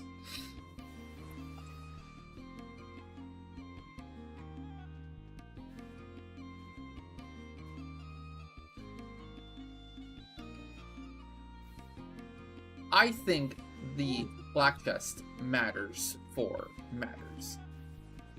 I'm gonna say it. As I say that, watch. I'm gonna get unlucky with no matter drop. Calling it. Yep, I knew it. I knew it. That's what I get. That doesn't count. That's like streamer bad luck. That streamer getting jinxed. Doesn't count at all.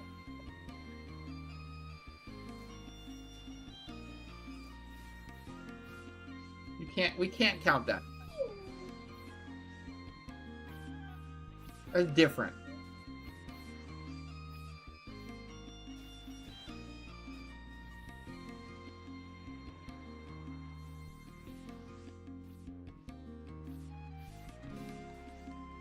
That ain't right.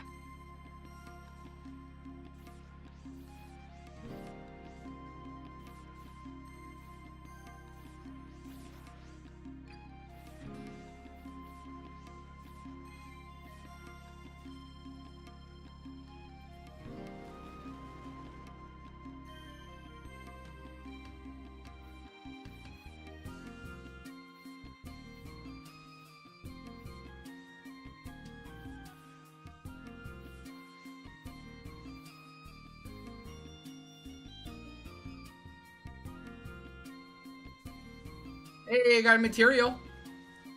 I got a material off of an unlucky chest on Naya. Let's go. There you go.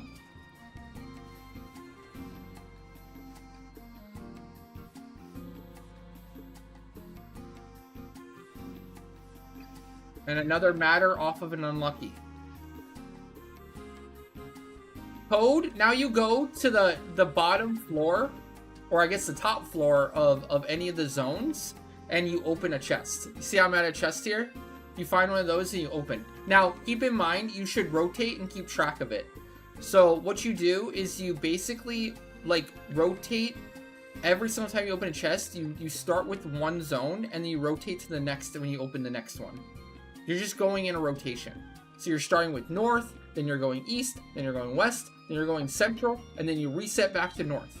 Never do the same zone twice, unless if you really want to try hard, you can like open a double where you already get a lucky. You can reopen that one again until you get an unlucky. But in general, you have to rotate, because there's a system called like lucky chest. There's like a lucky chest system where one of the chests is guaranteed to be a lucky chest that guarantees you a matter and double race shard and extra materials, essentially, right? But only one of the chests in the zone is your lucky. So if you rotate and you get an unlucky, you're rotating to the next one, which is hopefully your lucky. That's super duper duper important. Because if you just open in the same zone and it's unlucky, you'll just perpetually be stuck in a loop of opening your unlucky.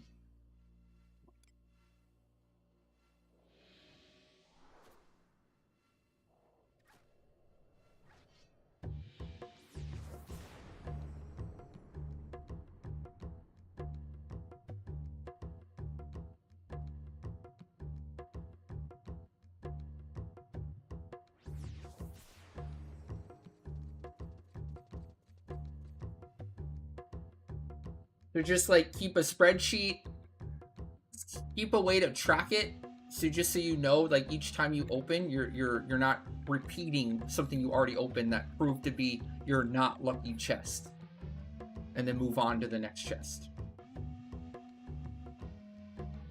See? So I just opened in Central, and I'm all on unlucky right now. So now I'm going to reset my order, because I already did Central. I'm going to reset to North Tower now. And now I'm going to open in North 7, where the next chest is, for my rotation. And then if I open there, and I get all unlucky there, then I'm rotating to West, and then opening there.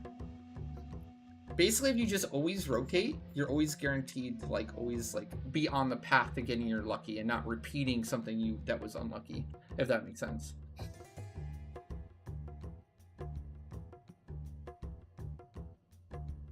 The question mark is up on Ragnarok, yeah. North 1 and Temenos. Apollion's always up. I'm less kind of worried about Apollyon, but like whenever Temenos is up, it's like all hands on deck, go get it. I feel like it's fleeting. I feel like it won't keep up. Maybe we won't always get the Temenos code, but we've been consistently getting it like twice a week too. It's not just the one a week. I feel like when it's down, it's getting like pop up again.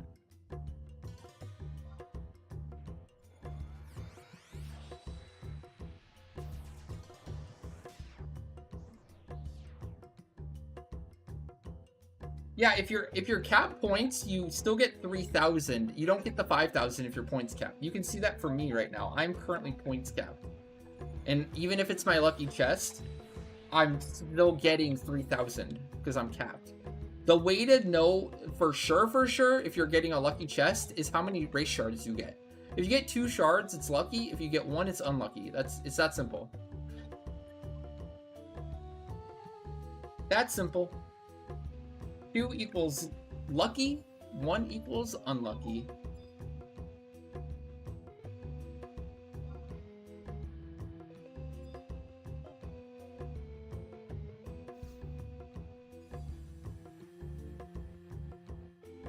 Oof!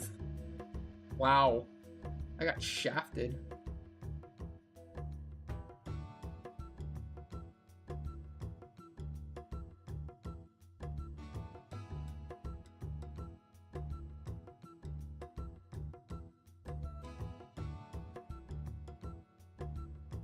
Lucky on recycling. Hog.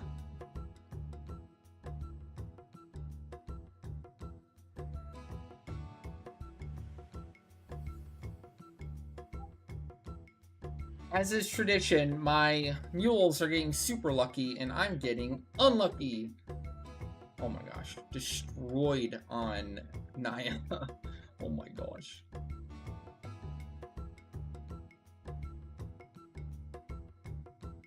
Lucky on Ash. Nice.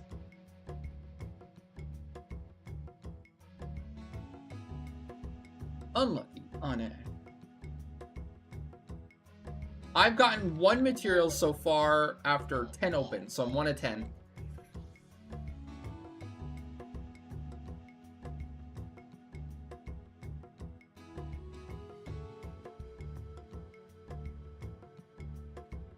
Well, oh, matter? I said material, right? Not matter. I'm 1 of 10 for material. I've gotten a buttload of matters so far.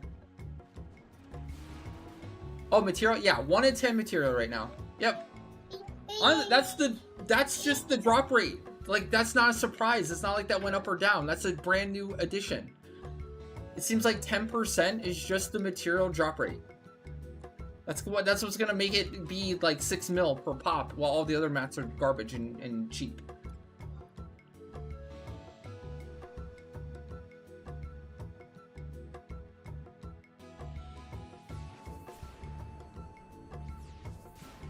The chest color is tied to the NMs that you killed the previous cycle. So because we killed Ultima, Omega, and the Archangels for both of the zones, we now have the black chest unlocked in Pemnos and in Apollyon. If we don't kill the Archangels this week, or sorry, this cycle, this you know, batch or whatever, we will lose the chest. It'll degrade down to whatever tier NMs we actually did kill.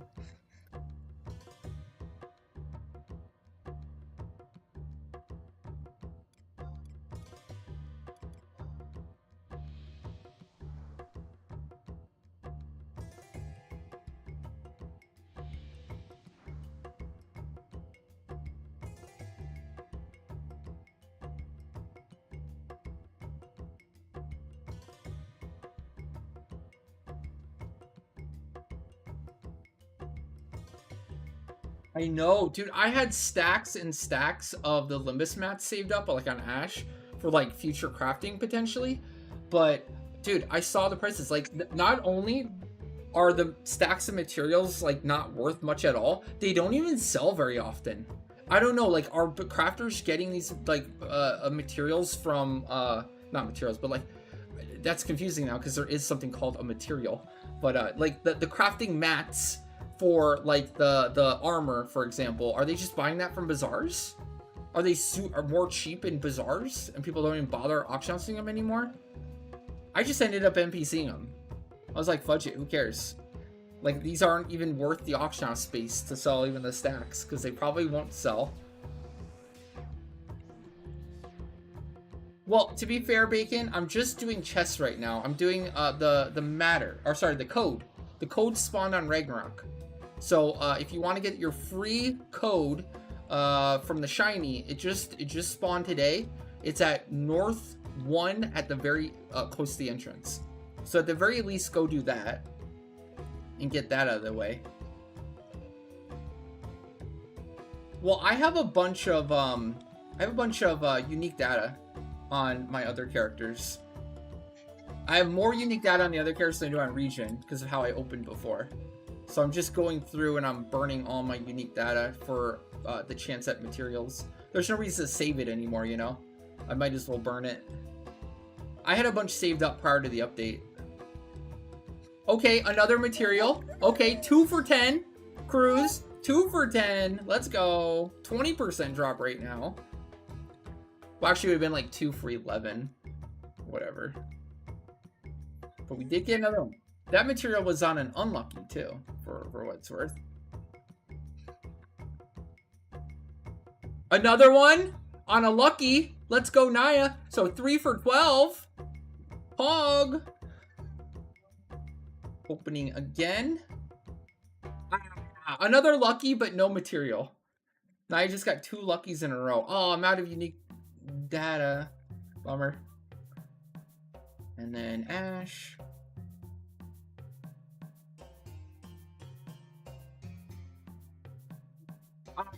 Nope. No more for Ash.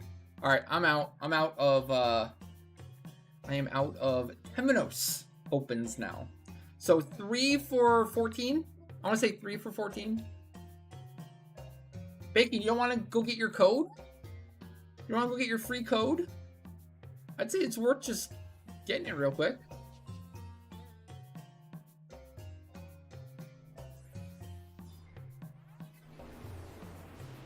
The code for the shiny. Have you done the code at all yet? So basically, like when you kill enough ITGs on the server, there'll be a shiny that spawns, and when you click it, before you would just get units, but now you also get a code and the units, and you use the code, temporary item, to open a free chest from Limbus.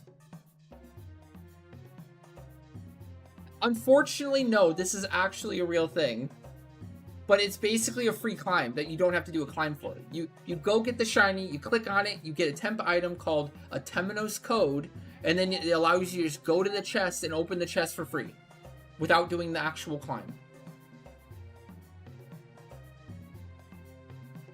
So if you hate Limbus and you don't want to do the climb, at least do the code and get some free chests every week. You can do it weekly for both zones.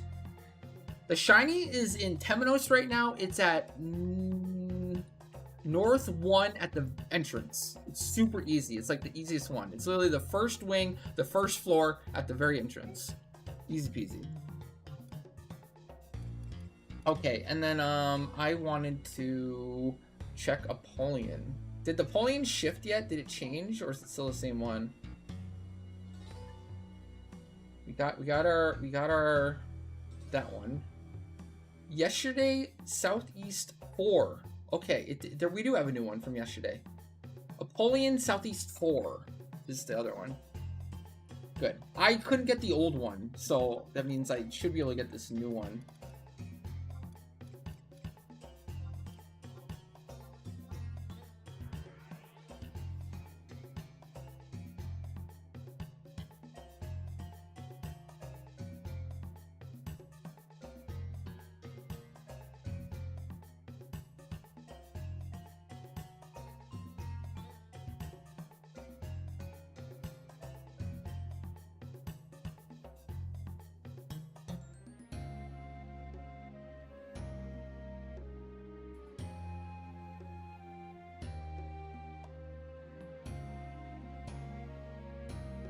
For Temenos, the floor structure, does it go north, east, and west, and then central?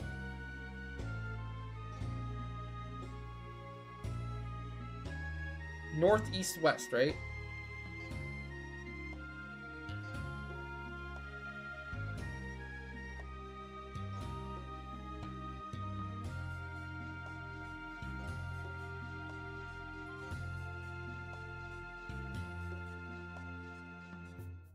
Okay, cool.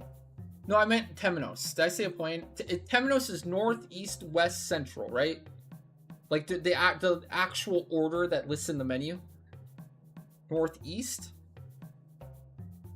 Okay, cool. Thank you.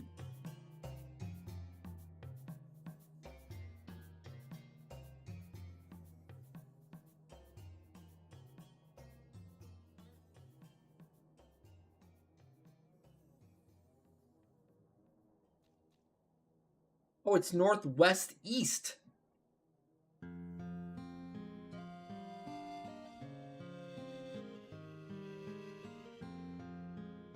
Did you get your code, Kinetic? Temenos code just spawned today. And then Apollyon code spawned yesterday for the weekly.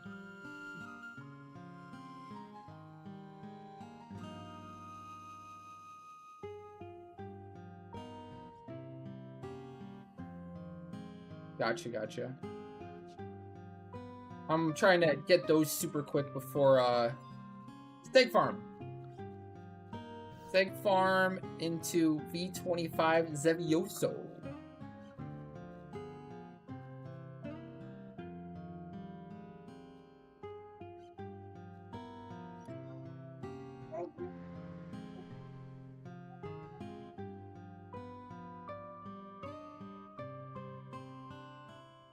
Oh, so you just have to get the code to hold on to it?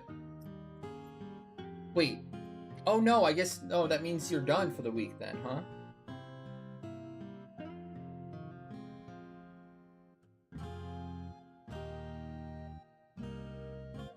Pretty much.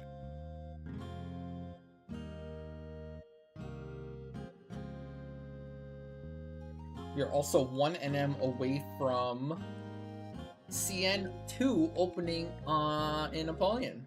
We'll do that tomorrow.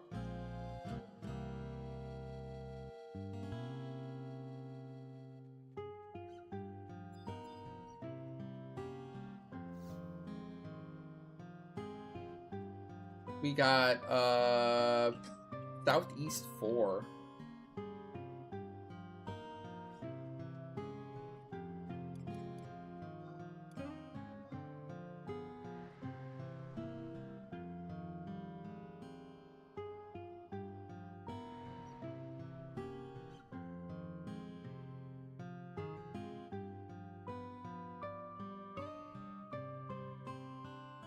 Alright, and then my next open for this one is...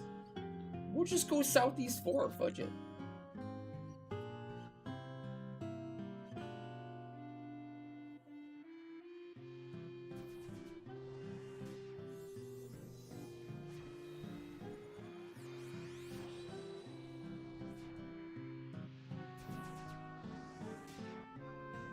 When they remove the floors, when they lessen the floors in Temnos, they should remove every single floor that has True Sight mob aggro on it. Am I right? Who's with me? Fudge True Sight in this type of content. This is so dumb. That's maybe also why Apollyon's so much better. No True Sight mob bullshit. Yeah, just remove all the bullshit floors. It's just so annoying. It's not fun. It's not interesting. It's just annoying. Oh, right, the code. I'm not here for the chest yet. I need the code. It says hug left side wall. So that would be this wall over here. Oh, I lost some characters. Oopsies.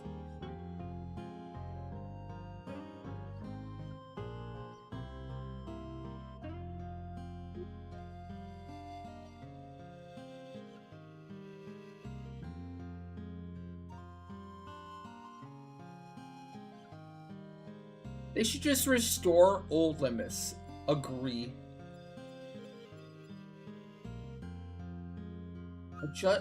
Bring back Old Limbus, but like make it like eye level, right? 1 for 1. I want to be farming chips again and doing my weekly Omega and Ultima with my alliance. That's all I want. Okay? Is that so much to ask for?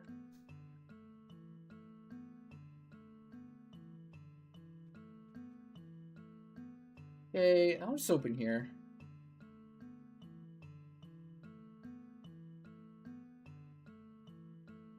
They wasted so much time deleting Old Limbus and making it bad. Yeah, right?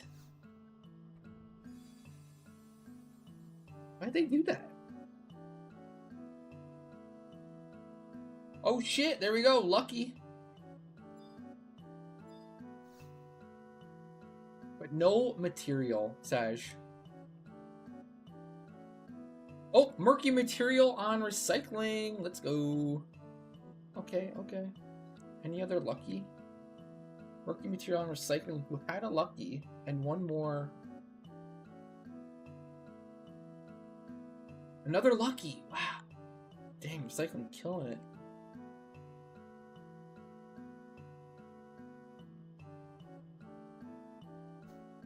Okay. Got my murky material, baby. Okay, yeah, that's all I have then. Until more unique data. And then maybe, like, technically I could, like, actually farm Limbus, you know? The normal way, but I don't know about that one. I don't know about that one.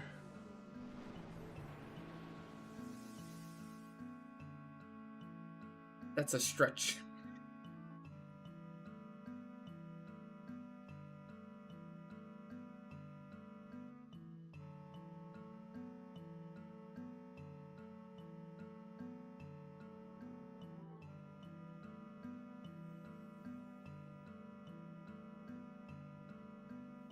I did get a lucky chest with my code. Hell yeah. Heck yeah.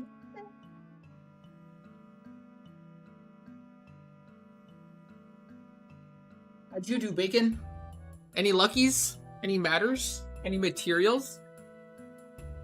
If you want to sell materials, anyone, for that matter, me and Davina are buying materials. 6 mil a pop. So, if you just want to get rid of them quick and make some gil, we will buy.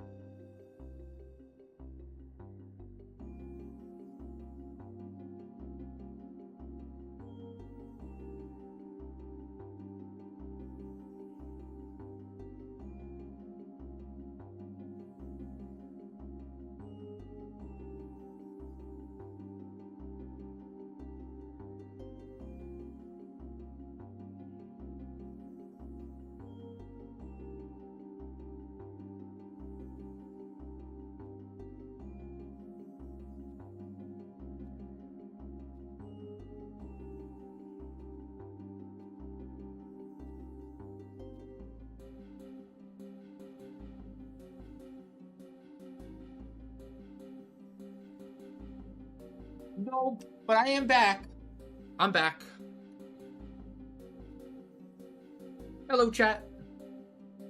Ready for content? We actually are. We're doing seg farm. Hopefully a full clear. Lots of segs. Gonna get lots of segs here. And then an attempt. We're doing Zevioso V25 RP, but also like for fun trying for the clear.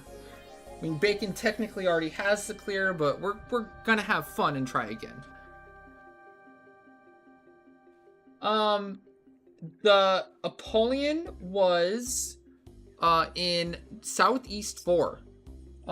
If you're ever interested or you're not sure where the question mark is, there is a great resource. We have the Leafkin Discord where it gets posted every time we find a new one. So if you're ever looking for or needing to ask, like, where's the shiny in XYZ zone, just check the Leafkin Discord. We have a section called Limbus Shinies, where if you're on Ragnarok and you get added to the Ragnarok section, or you can join the Ragnarok section, you can just check that and then head out and go get it. That's what I do.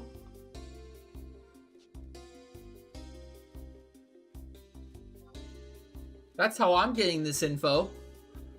I'm just checking the Leafkin Discord.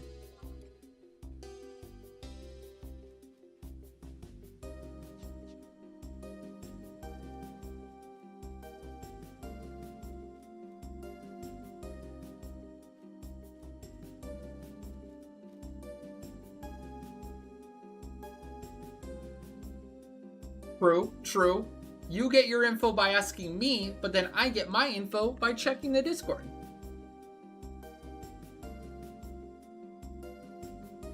So, works out. Circle life.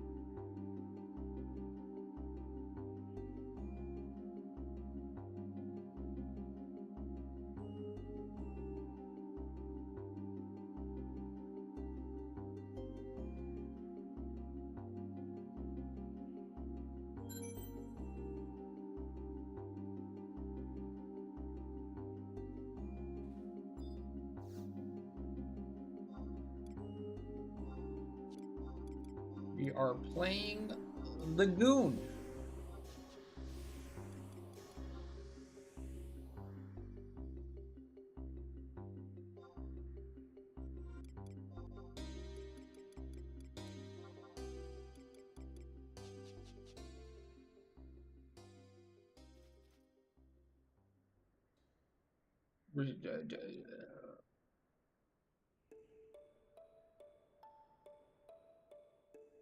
Or Paladin and Bard. Right? That's good. We are good. Alright, gotta get my NM pops. Make sure I have them all. Sarama, Behemoth, Curator, and a Fafnir. Okay.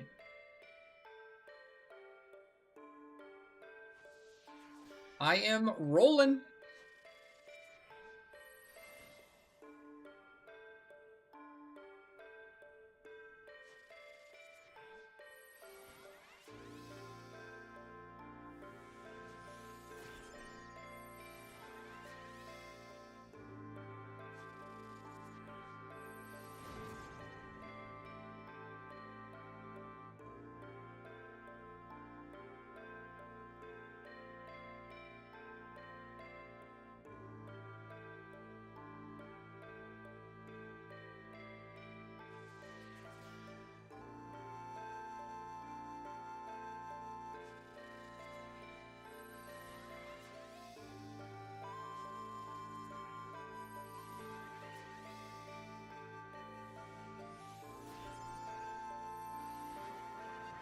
I don't think so. I didn't. I actually didn't check after we did a bunch of those quests last night.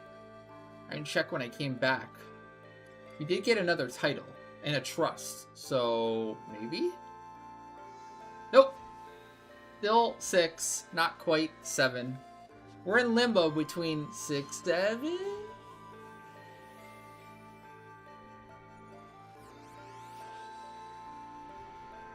Unlucko. Lame.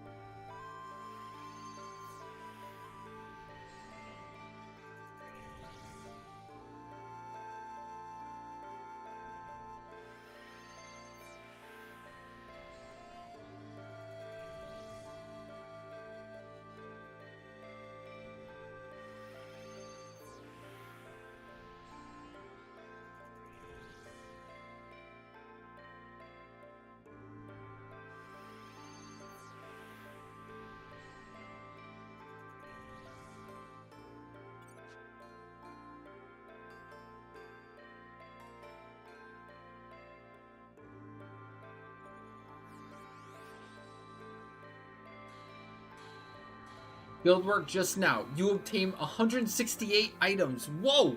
You farm quick, man.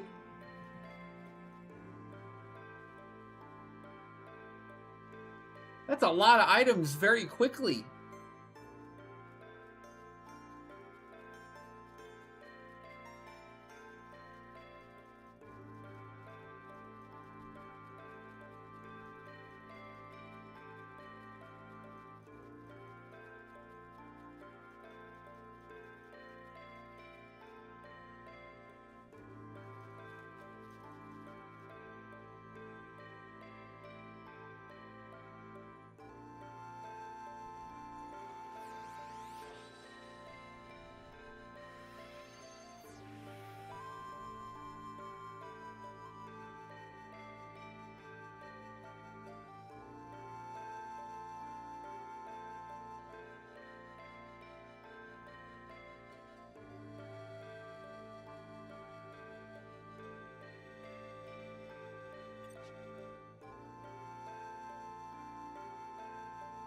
Alright, I think we're good. Ready for regen. I'm queuing up.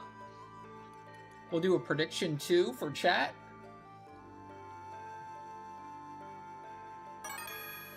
For fun. There you go, chat. There's your prediction. Hey, Fed. What's up? How you do? How you do? A decent cutting card. An okay cutting card.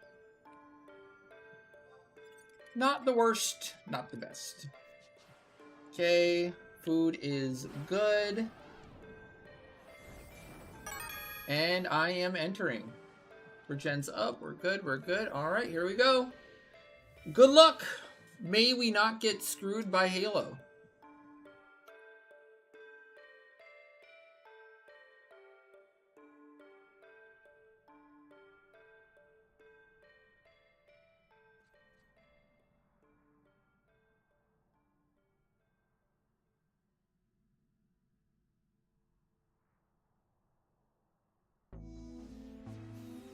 Oh, 3 samurai rolls. Such a pain in the butt.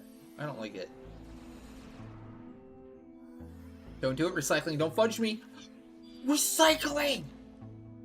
I got fudged so hard. You kidding me right now? Make it up within 11. Oh, let's go! Okay, okay. It was a ruse. Worth it.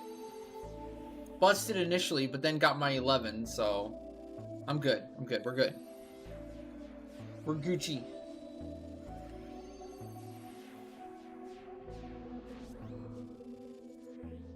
Oh shit. What? Wait for it. Wait for it. Double 11. Let's go.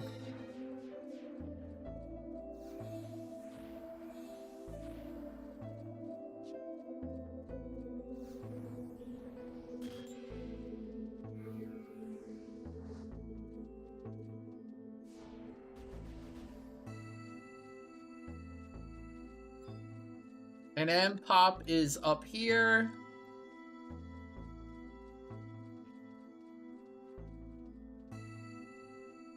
So I'll do that.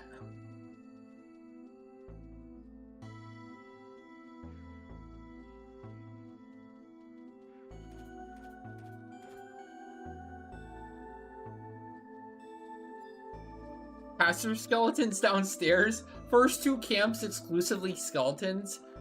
Ouch. Well, at least Bacon got him. He gets to bonk, so whatever. Oh, gotta turn auto target on. Rather you than me, is what I always say. Better you than me.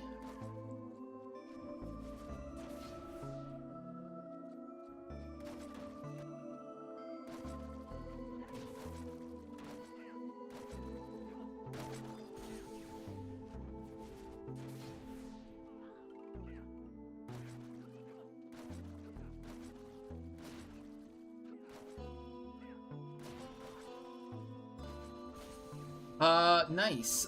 Puddings. That's some pudding.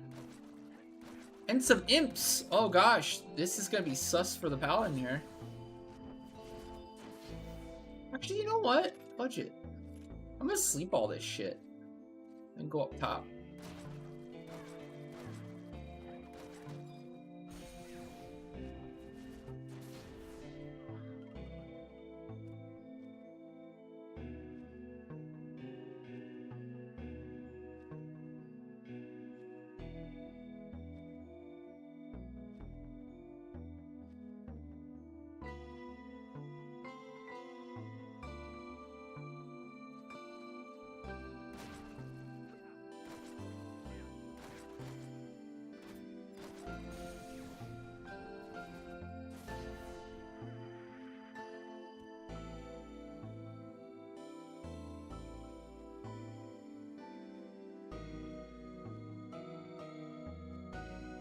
I hope this isn't too much to kill before they wake up. That'd be my only issue.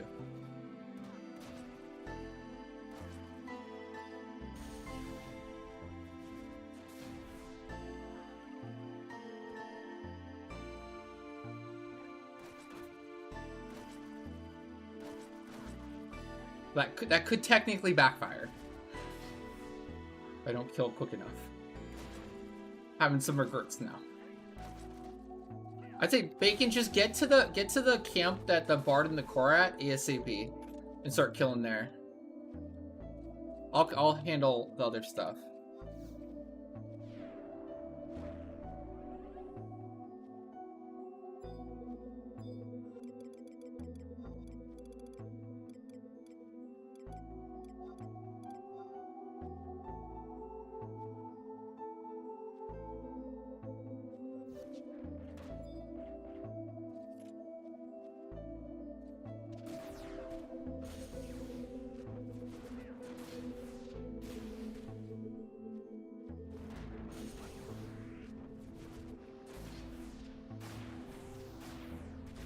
Oh, they still do sleep go. What a dick.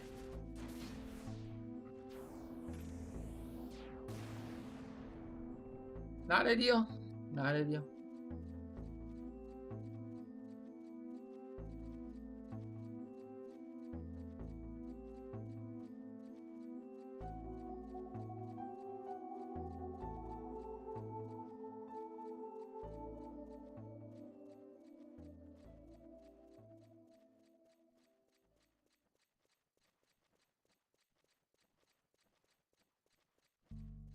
ECO level. What's up? How you doing?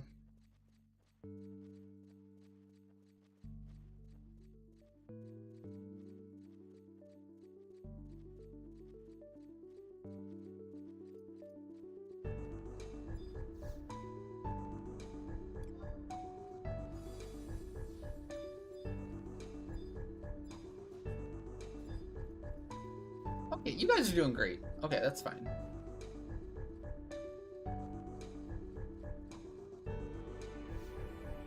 I think that camp will be fine now. They might wake up on the tail end, but I don't think many will be awake at that point to cause any significant concerns, you know? Hey, Fate, what's up? How you doing?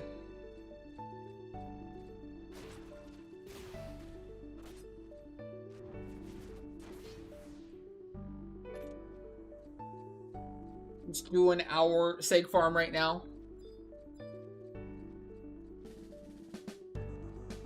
Oh, they're all dead. Let's go.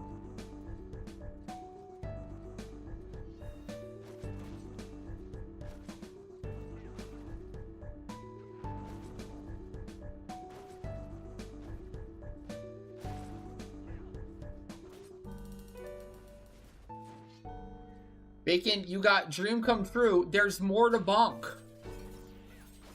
It's Lamia. It actually slept me. What a dick.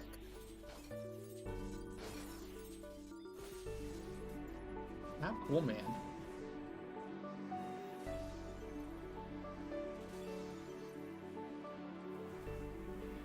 What? It dispelled my Aria, too. What a jerk. Are you for real right now? Well, I am about to resync, but still, that is so mean. That is so rude.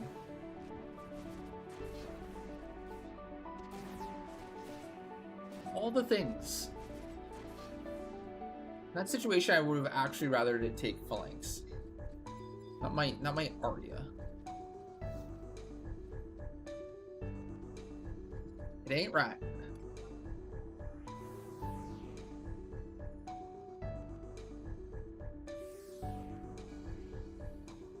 Okay, evil weapons, I'll just leave.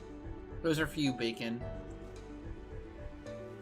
Well, maybe I'll actually gather them up and sleep them too to make it easier. More dispel mobs. Gonna be running a theme right now.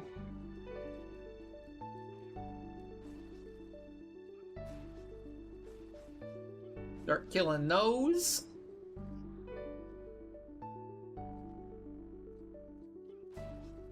And I am going to camp.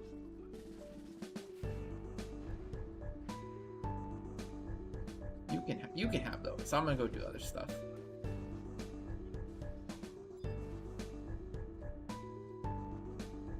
I don't think I can do anything about that.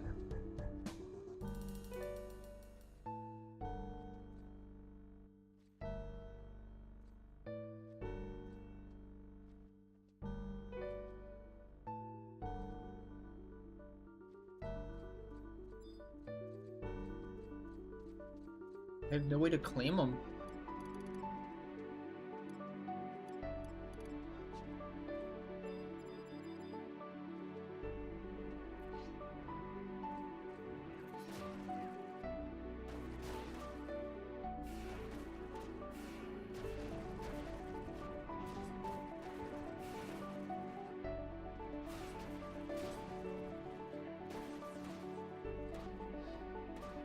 My gosh. As if. So dumb. Living at 1%.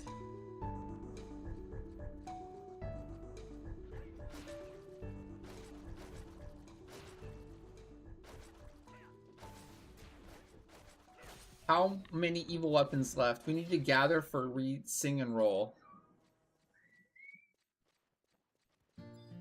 Just leave any of the other evil weapons. Okay, good. Gather.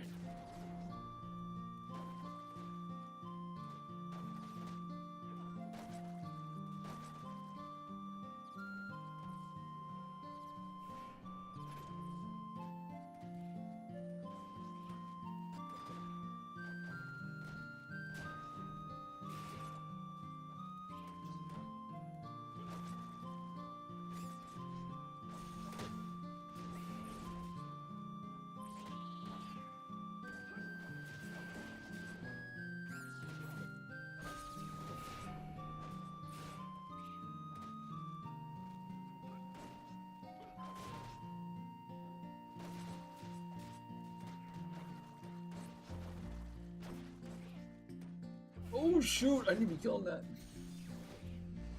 Alright, re-singing, re-rolling.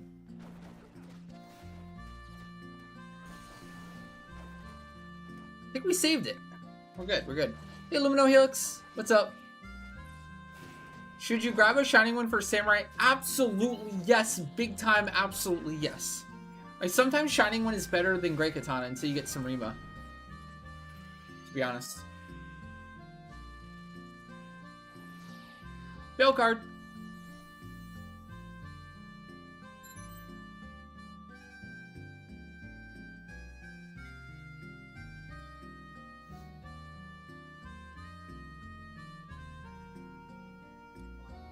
Yes, Shining One is big upgrade for Samurai, and it's Samurai's best piercing damage option for if you're ever doing content that has piercing, and Samurai's best cleaving weapon option for Sonic Thrust.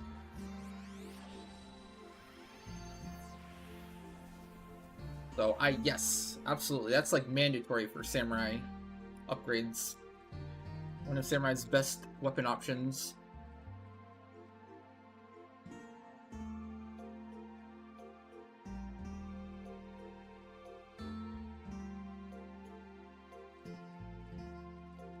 And then pop right here. Cool. Halo is already right here too, so we don't have to worry about that.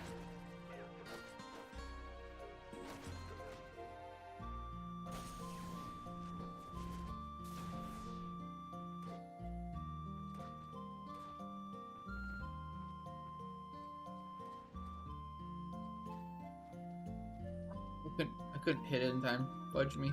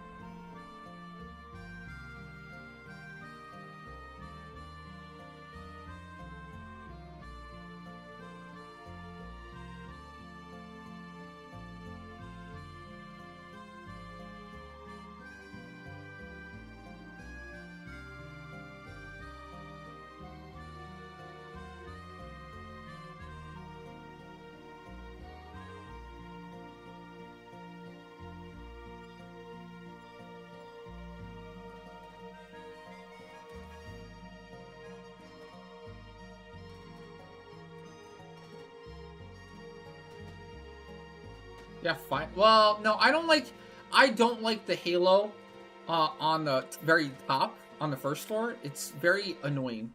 Like, it's fine. Like, I can deal with it, but like, I'd rather not. If that makes sense.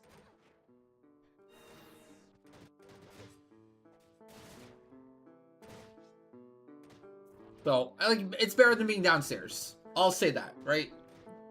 It could have been a lot worse, sure. But like, it definitely fudges up my pulling when it's on the top or the bottom.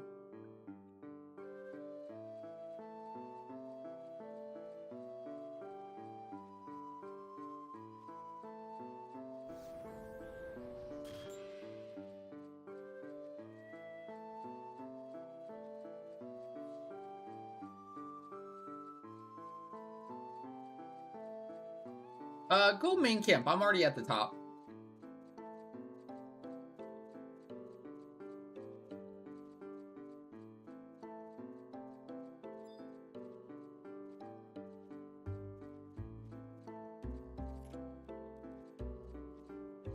Ooh, there's a chest. Cool.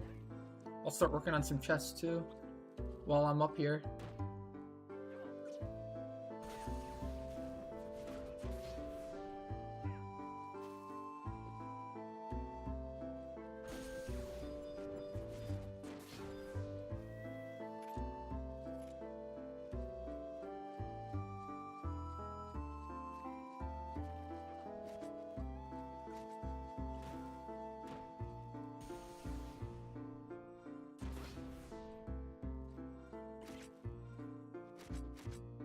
Wait, they added Prime to auction house list, and it's in the category.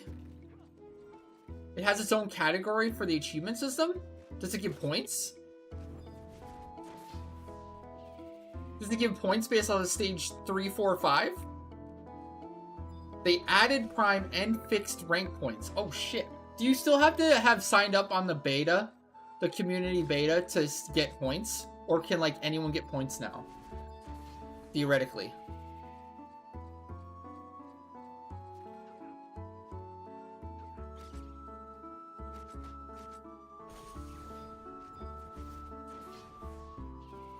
I know the beta died years ago, but before, like, you couldn't get points and you couldn't get a ranking unless if you already signed up through the Link Shell beta. Are you telling me now you can get points even if you haven't done the beta crap? Are you joshing me right now? Are you bullshitting me right now? So I could theoretically get points. I could get achievement points and a rank.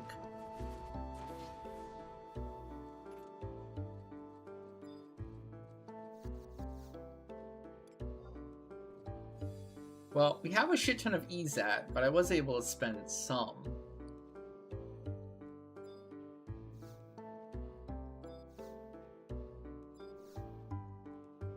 Well, that's not fair. Because you can't, even if you sign up through the beta, like, you still have to use Auction House, Final Fantasy Auction House, which is third party. Anyone who has a point on... You thought Guild only works if you are linked through the Link Shell Community Beta before 2016? That's what I thought too. You just can't get points anymore. Or at all.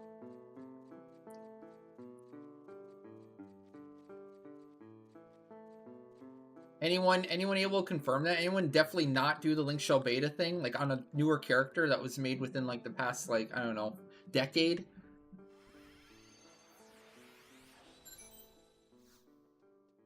And still has a ranking, or does have a ranking?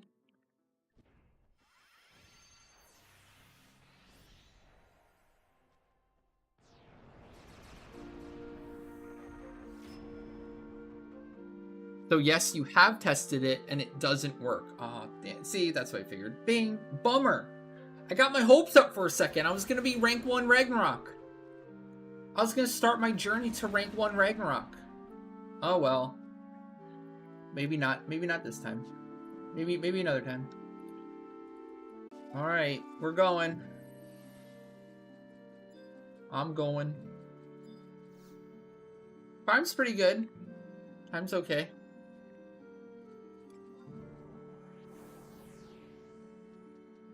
Just can't let up. Gotta go hard. Gotta go hard here. Gotta get that full clear. Soul Flares, fun. Awesome, great. Wonderful. Who doesn't love some Soul Flares?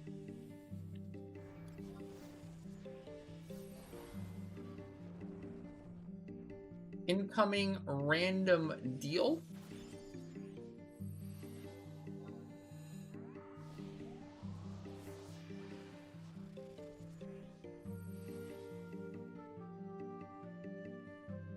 I'm just gonna keep the 7. Alright, let's go. Let's do it. Okay, go on, go on.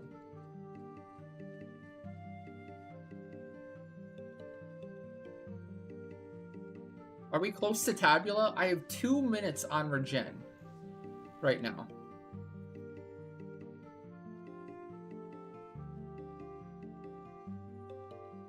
Do I need to worry about that?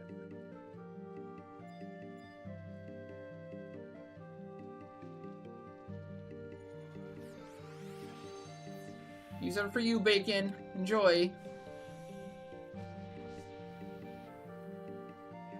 I'm out.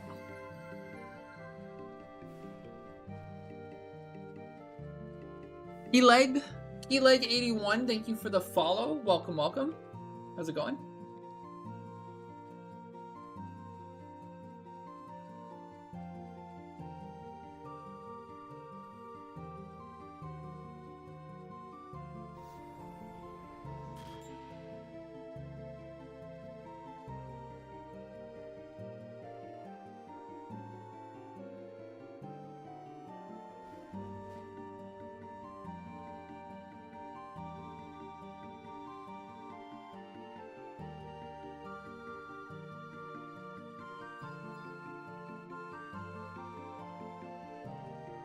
worms are for bacon.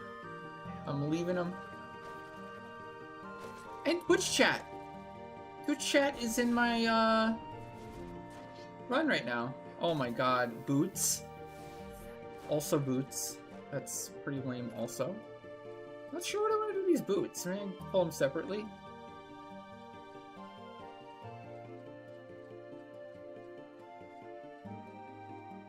With the NM.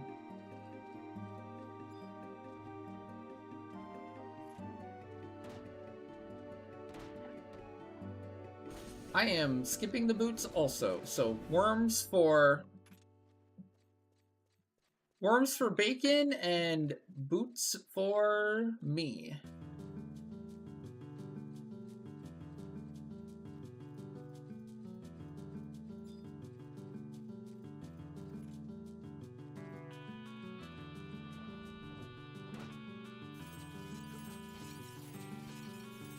I just don't want anything in my big pole that can stun me or dispel me.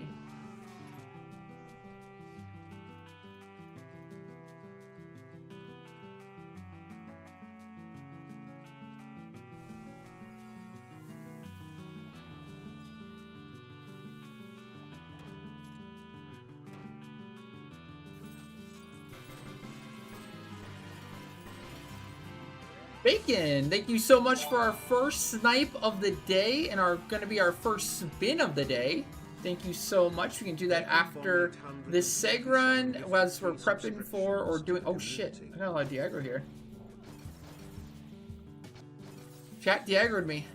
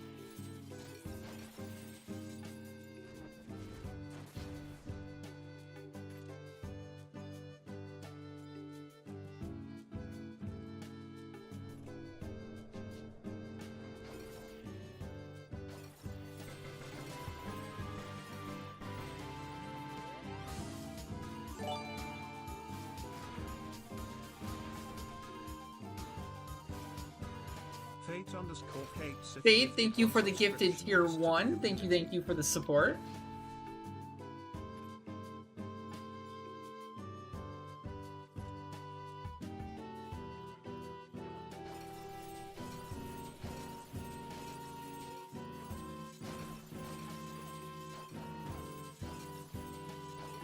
Yeah, each sub, follow, gifted sub, bits, etc. lowers the stream boss by a set amount.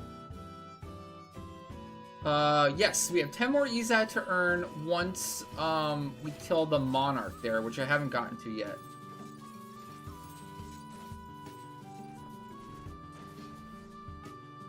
I'm busy.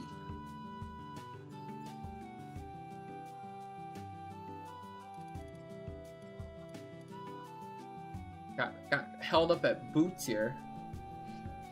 Uh-oh, Naya. Petrified. Naya got petrified there.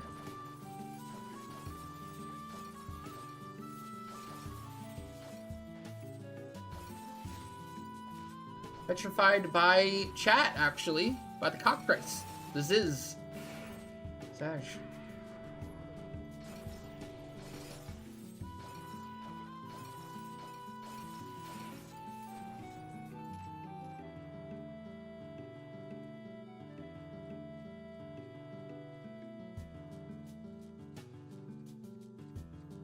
I was able to lullaby right as the Naya died, so might be good.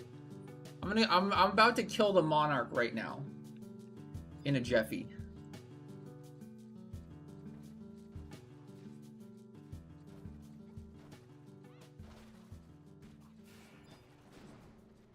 There you go.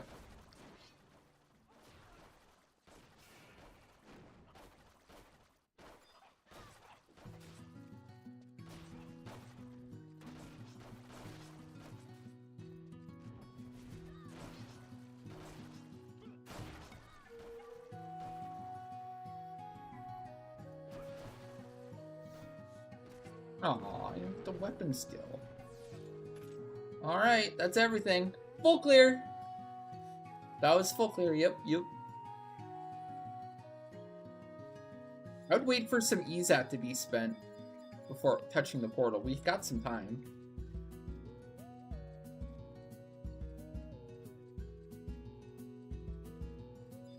Oh, no, I get it. Which can be very convoluted.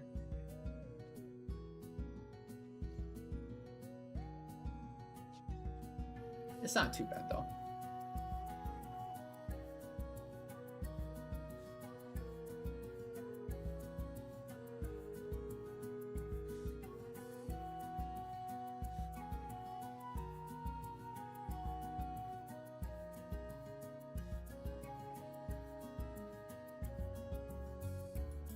I think we spent all the EZAT that we can, so...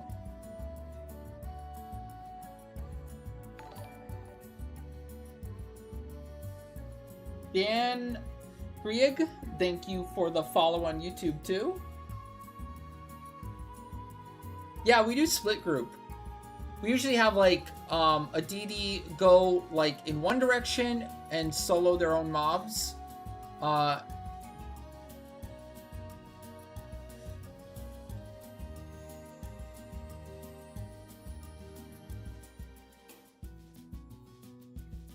Oops.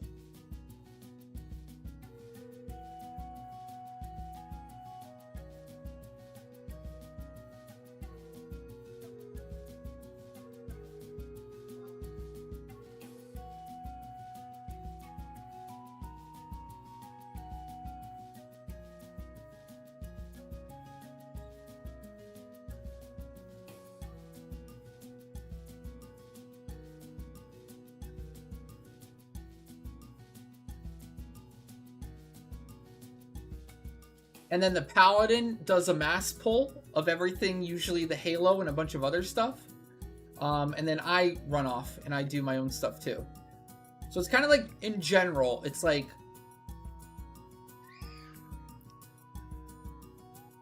two DDs splitting off and kind of doing their own camps when they and where they can. Usually in like lame locations, like down in the basement or way up in the stairs. Or stuff that I do not want to pull on Paladin. So I kind of cherry pick what I do pull on Paladin, but then I do try to pull as much as I possibly can, efficiently as I can, for the big Paladin pull. And generally it's like the Paladin, the Core, and the Bard dealing with the bigger pull, while the other DD kind of split up, and then they do the other spots. And then like we kind of converge all in one spot by the end of the floor, and then finish off the main big camp if it needs, and then rebuff, and then do it again.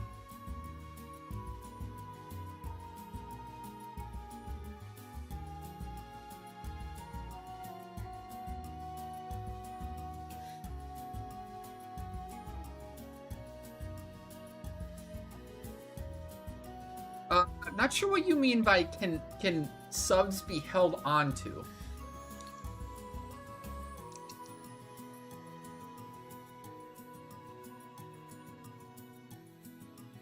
I know you can sub in advance, you can gift sub, you can sub normally, you can prime.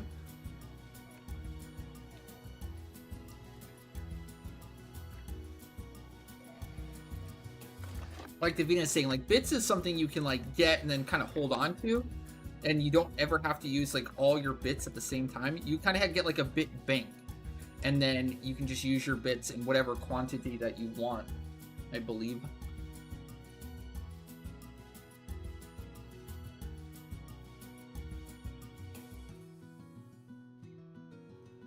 Nice, logged into Miru being spawned. Oh shoot. Sounds leggy.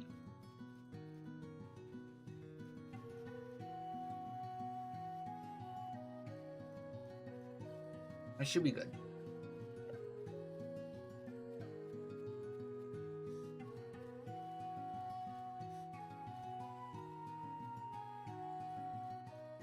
Do we need reset?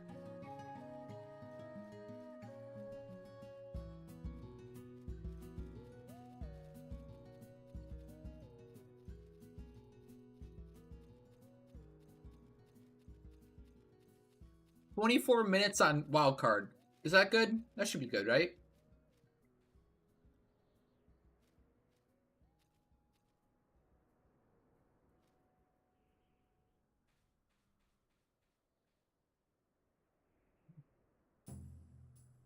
Then no, I think you can only gift. You just gift. I think you don't hold on to like the subs in advance and gift them out later. It's literally you just you do a batch of gifts. Essentially, you pick the amount. I think you can pick a custom amount of gifted subs you want to do, or it has increments of like 5. I think it gets discounted if you do more potentially, and then they also sometimes run discount campaigns.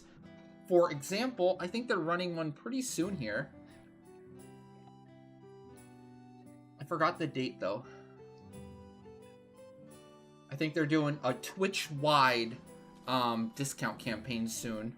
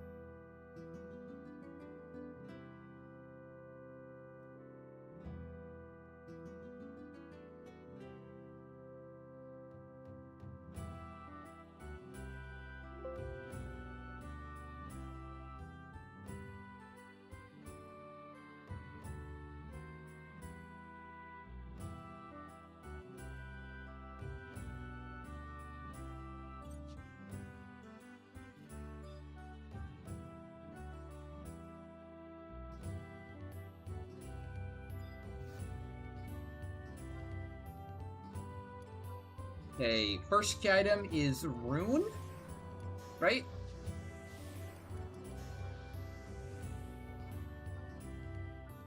Famine Knight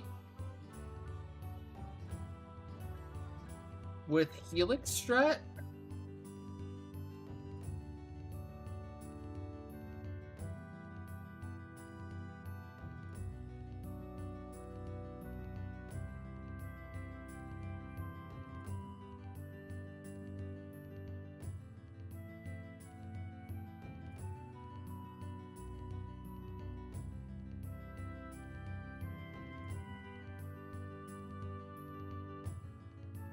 And red. Solid run. That was a clean full clear too.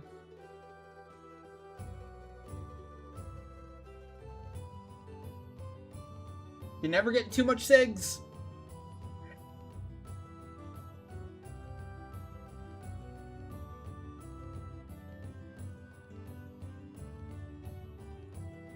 And we're gonna need them.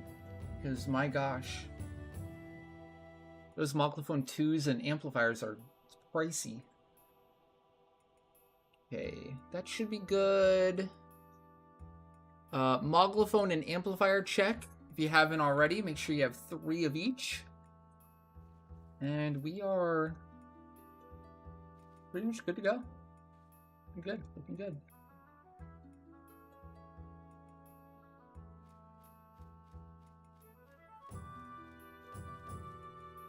B25 Zevioso. The B one. The one that is a B.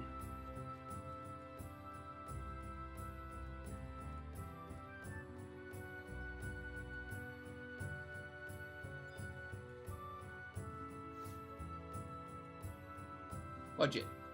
I need my Moglophones. No. Maybe kick. Maybe kick.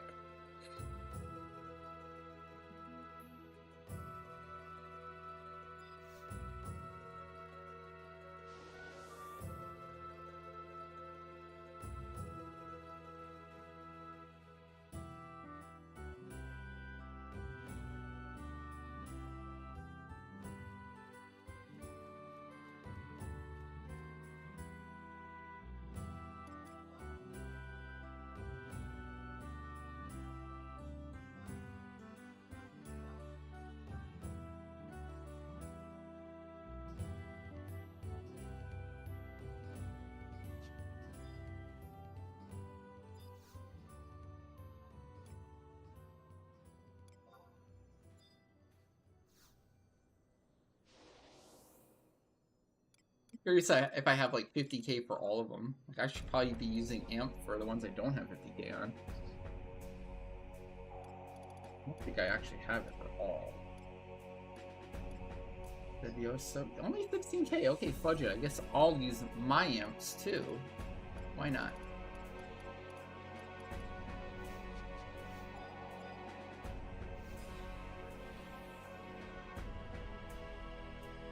Might as well. Just recharging it anyways.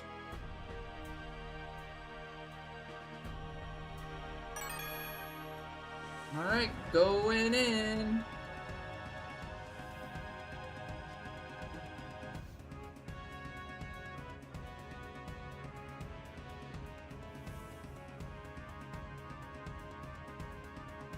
Let's do it.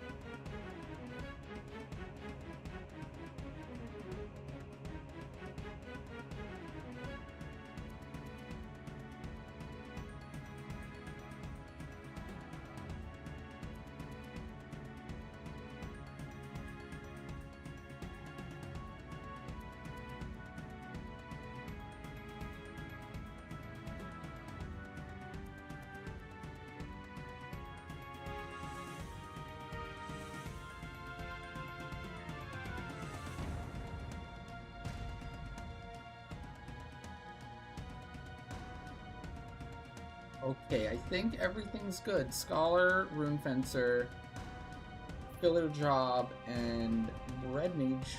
Alright.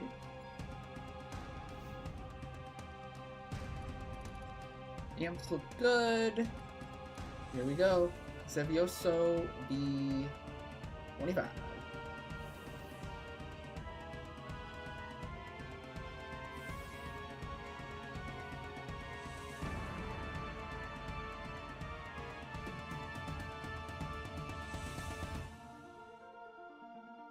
Wrong. Macro palette for Rune Fencer. RIP. I cannot, in fact, super jump in Odyssey jail as the Rune Fencer.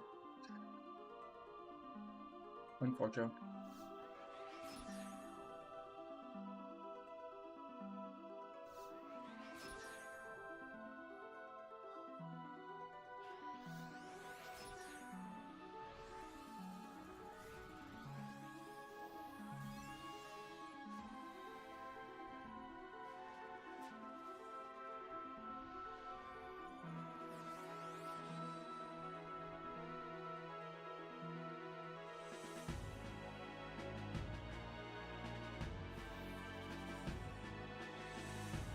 Hey, Rengoku.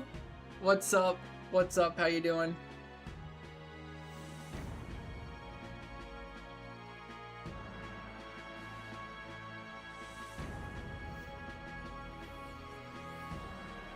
Good to hear. Good to hear.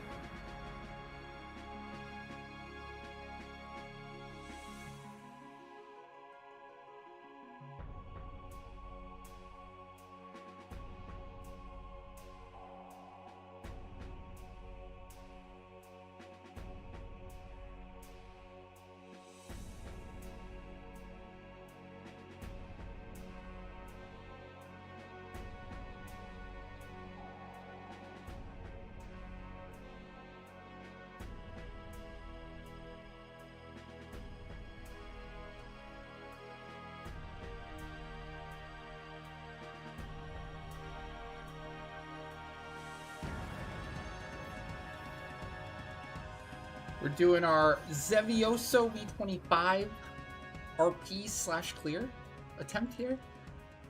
The clear is just for fun. Really, we're after the RP here. We already have the clear. But in so doing of trying to get the RP, we also still like to have fun and try to defeat it. There's a big difference for me when, like, you're farming, like, RP, for example, but you're still trying to get the clear. Like, there's such a distinct difference in, like, fun for me. Like, Boomba, V25 Boomba RP is so boring, and, I hate it. But these V25 RP runs, where you're actually, like, going for the clear, I find these so fun. These are, like, a highlight. These are so fun to try to re-clear over and over again. I don't mind it at all, because it's, like, it's fun, it's a challenge. It's different every time.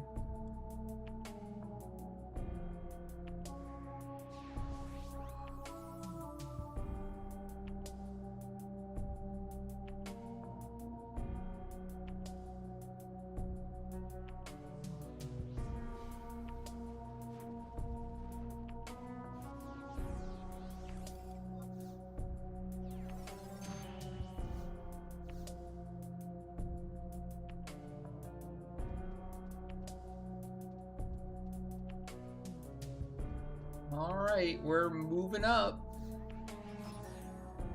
About ready to go. Gotta wait a little tiny bit longer for my gems to come off recast. But basically almost ready.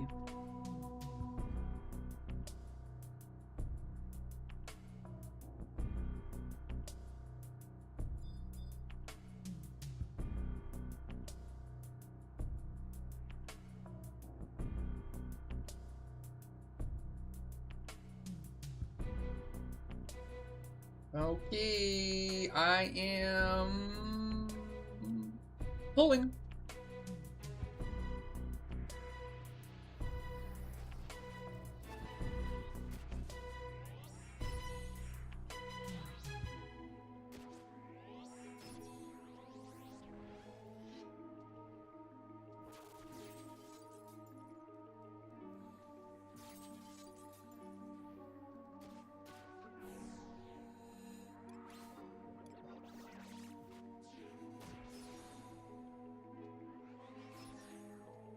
Ready for Tomahawk.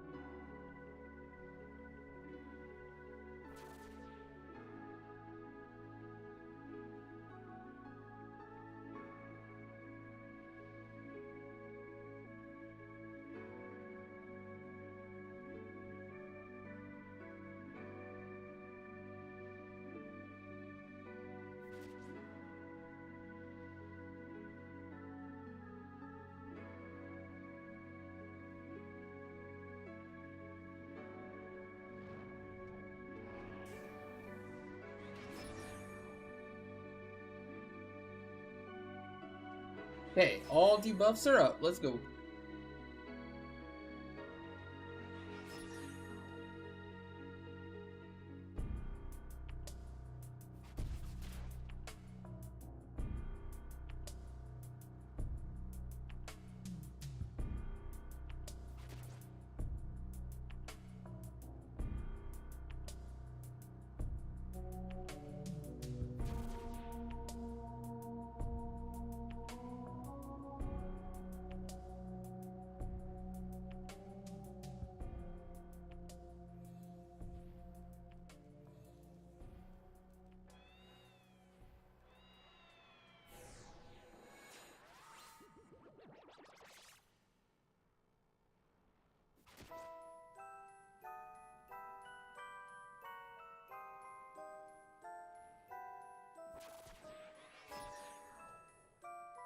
Pretty good damage too, 8.5. I mean, I wish it was 10k.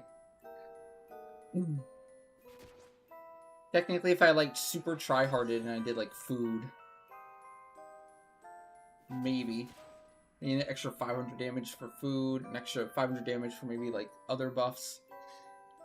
Make use of.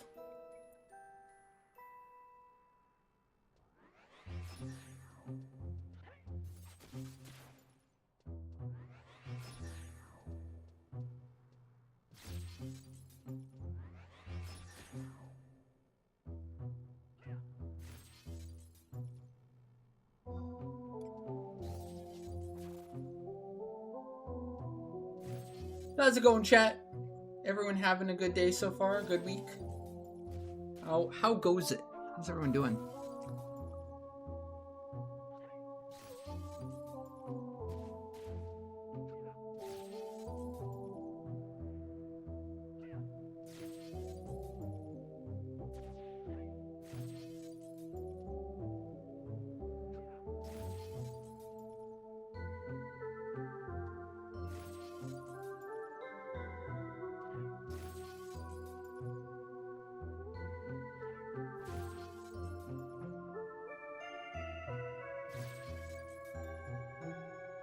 It's really nice that they updated primes on Final Fantasy Auction House. Doesn't matter too much, says, but always nice to see. Yeah, I like that they're updating it again. I really like that they're putting more effort into Auction House as a website and Guildwork even, like fixing all the crap that broke over the years. And I think it's just, it's kind of like another indicator of the success of 11. I think it's having such a surge in traffic and popularity for 11 and FinalFantasyAuctionHouse.com that like it's making big money again for the site owner. So he's like, well, if it's doing this well and it's making this much again, then fudge it, gotta update it, gotta make it better.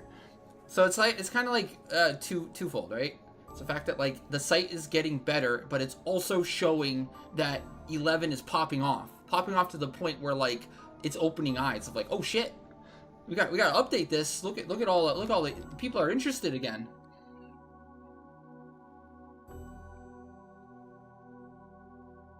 So to me, it's a very cool indicator of the success of the game right now.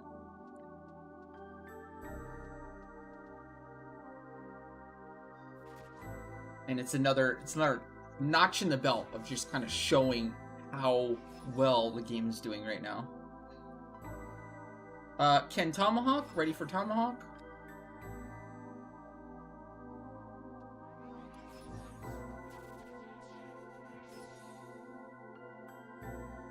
Ready for the Tomahawk. Is it on?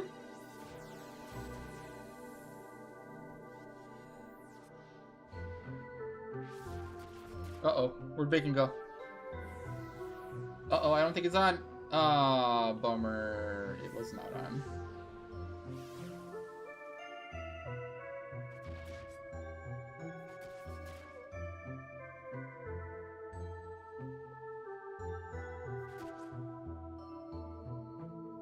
Can maybe try again.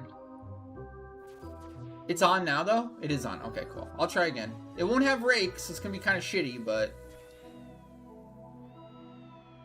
some damage better than none. Maybe we can get it down to 989. That'd be okay. 4.4. Or sorry, 4.2. You gonna try some Meeble Burrows for some pulse weapon? Good call. Good call. Big recommend. I think that's the best way to get a pulse weapon if you cannot quite yet do the NM in Zeta, the behemoth. So there's a behemoth in Esha Zeta that takes 5 plutons to spawn. If you can kill that, that's probably the best way to farm a pulse weapon. You do that very quickly. It's a cheap pop. Plutons are like 100k a stack right now. So you get like 20 pops of that per stack of pluton. Just depends if you can kill it yet. If you can't quite kill it yet, then I think the next best way to farm a pulse or get a pulse without waiting multiple months for your voucher from Deeds is doing Meeble Burrows.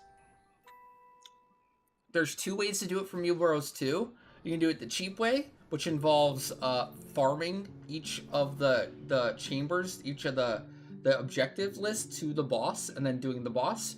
Or you can do it the fast way, which costs more gil, or does cost gil, of buying each of the clears to get to the boss, and then only doing boss and then buying the clears to save time. Pick your poison. I think on average, you'll end up spending less buying those clears and just only doing the boss than you would have if you spent on pulse cells and then trading it in that way. But you could get extremely unlucky and it might end up costing the same or more. So it's just kind of like a RNG at your own risk. I'm looking at that name and I still don't know how to say it. Irma Lulu. There you go. That dude.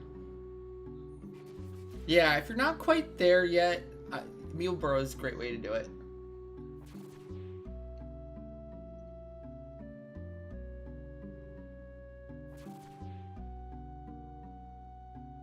That's what I would personally do. Sometimes people advise you to like get like potpourri. Dude, no way. No new and returning player is getting 20 to 30,000 potpourri anytime quickly. No shot.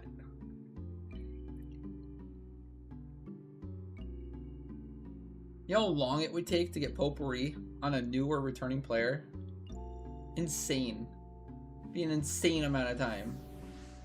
That's one of the most out of touch pieces of advice I usually hear. Nothing wrong with having potpourri active, and it's definitely something you can do when you're doing a bunch of other stuff, but yeah, but that's probably Asura only. He's not on Asura, so he can't wait for a Trove Shout.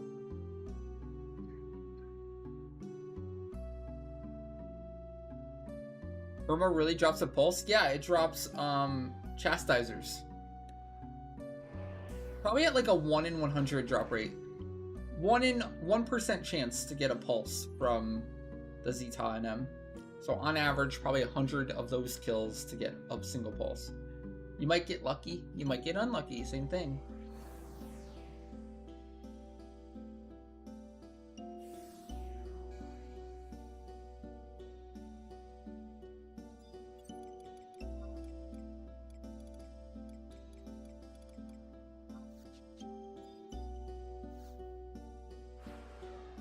There's the one charted is good if you're trying to be like 3 birds, 1 stone, but I wouldn't recommend anyone like if they really want a pulse quick, or they want a pulse at all, like it's too RNG. Like you could do 100 plus NNI runs and you are not guaranteed to get a pulse weapon.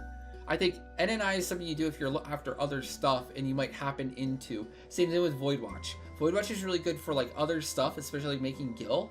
But if your sole purpose is getting a pulse weapon and getting it quickly, Void Watch could take you 3,000 runs. Like it's like 1 in 1,000 to get a pulse weapon from doing Void Watch. So like, yes, it's a way to do it. It's a lot of grind. You might get lucky, you might get it sooner, but like, and it's good for the gil. But like, if your sole thing is you want to get a pulse, like there's other better things to do to get it quicker.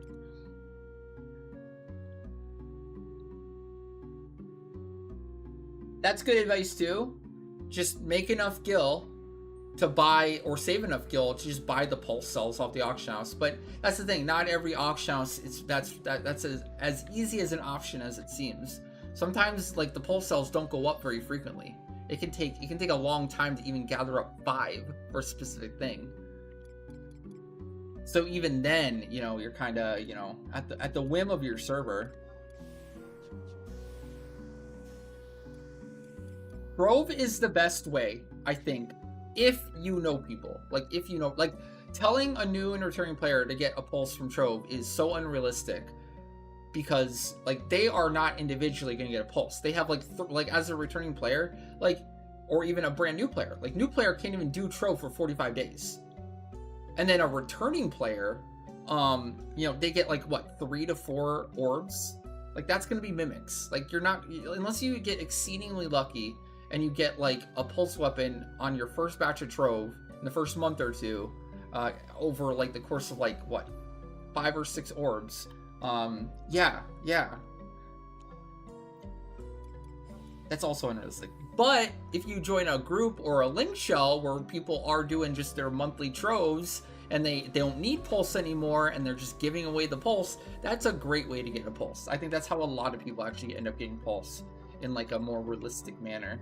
So like networking, joining link shells, joining groups, keeping your ears open, keeping your eyes open. Like for example, here on Ragnarok, and in the Leafkin community, we do something called Leafkin Trove now.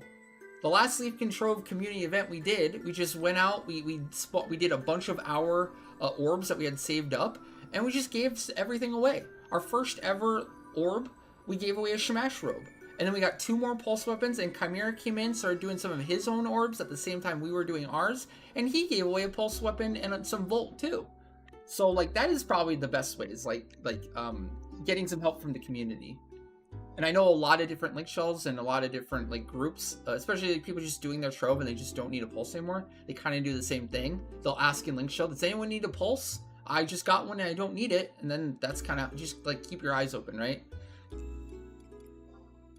And then if you're on Ragnarok, keep an eye out for, we'll be scheduling another Leafkin Trove sometime soon here. And we'll do that again. And most likely get some more pulse to give away.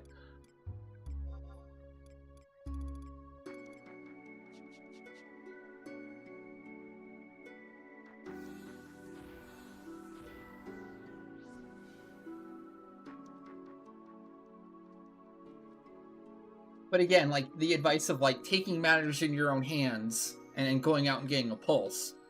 If you can't do the behemoth NM, like I've been saying, I think Meeble Burrows is the best way to get a pulse, realistically.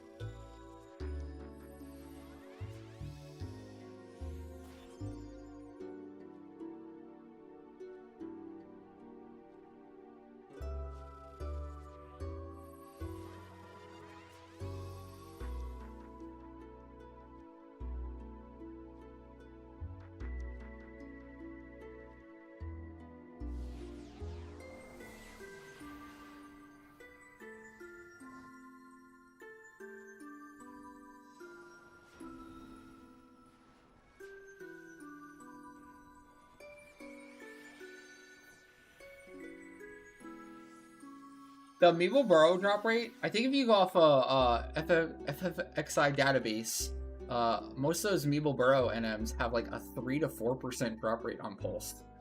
So it's a much more, I would say, use Treasure Hunter. By the way, it is affected by Treasure Hunter. If you're gonna farm Meeble Burrows, I think even the Behemoth, if you can at least bare minimum get Treasure Hunter 4, but best case, like if you're really trying to get it, like use real Treasure Hunter. Use a thief that has the cap Treasure Hunter from gear, etc. If you're farming Pulse, that's gonna be pretty important too.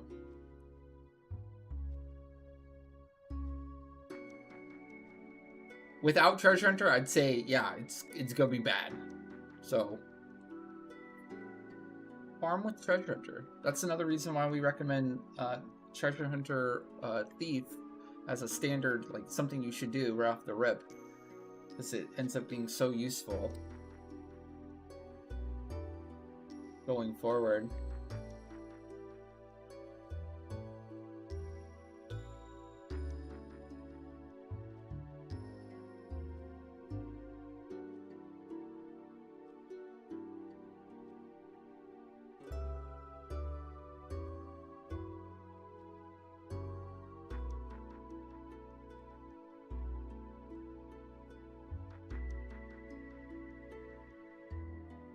I'm almost ready.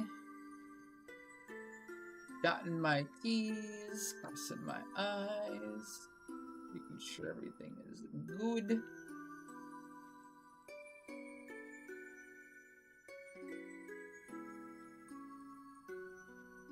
Okay, food is on. Food is on, and food is on.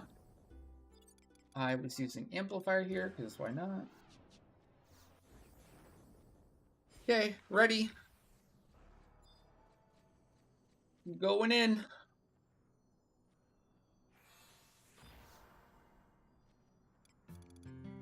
Zavioso.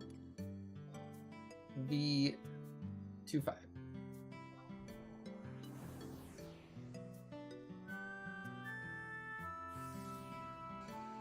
Was taking Shiny One over Nagling for your pulse a mistake? No, I don't think so. I don't think so. You're fine with Shiny One. That's a great upgrade. Especially if you don't have any Rima. Shiny One's great for Dragoon. I think just your next is Nagling. Your next is definitely Nagling. But nothing wrong with Shiny One for Dragoon. Especially early on.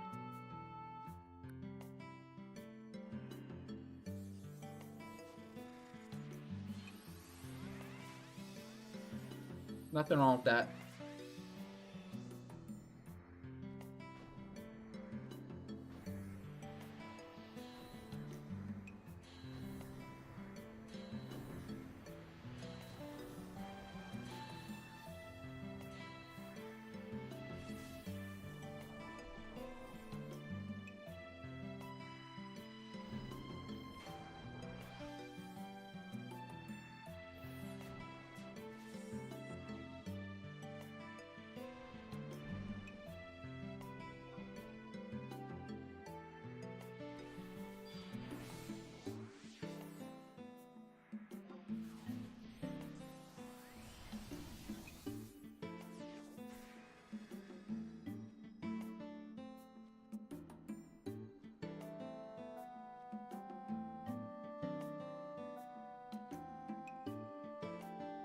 Yeah, see, like, Samurai and Dragoon. Like, if you don't have stage 4 Prime or higher for Dragoon, I think Shining One is, like, a top contender. I think technically Yannick can do better, especially if you're trying to do multi-step skill chaining. But in general, yeah, Shining One is super strong. Samurai and Dragoon, actually.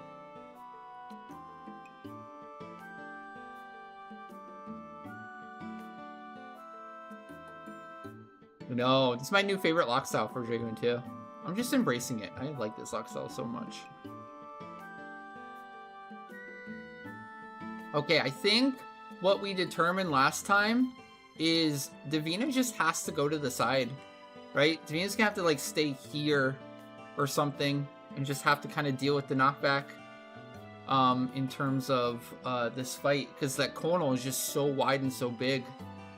Like when we start fighting, actually, but right? You just have to be a little bit wider out, otherwise it's just gonna hit everyone. It's gonna suck. It's gonna suck. No way around it.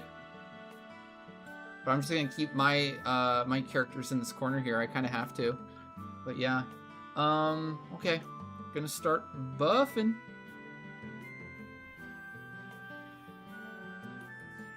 This is V25. Yep. We're not doing optimal comp, but this is technically just an RP run, but when we RP it, we still try for the clear on the second key item for the fun. Because why not? Have a little bit of fun once in a while, chat, you know?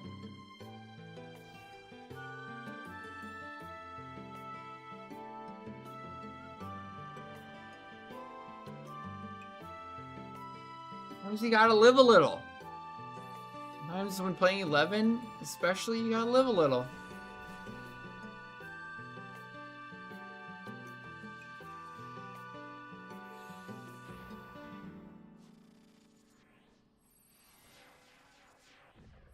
It'd be so nice to get a 11 here.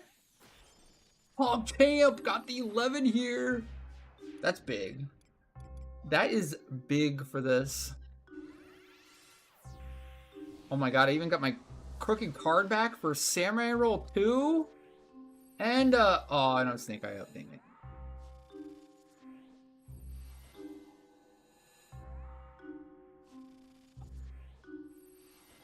Okay, that's fine. I'll take it. Alright, I'm pulling. We're going. Get my V25 set on, so I don't get one shot.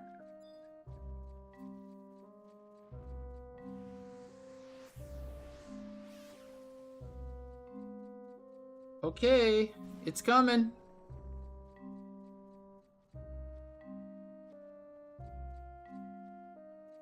Hopefully it doesn't take me too long to get lined up properly. Oh, that's looking pretty clean. I'm liking that. That's mostly good. Yeah, okay. Alright. Prepping.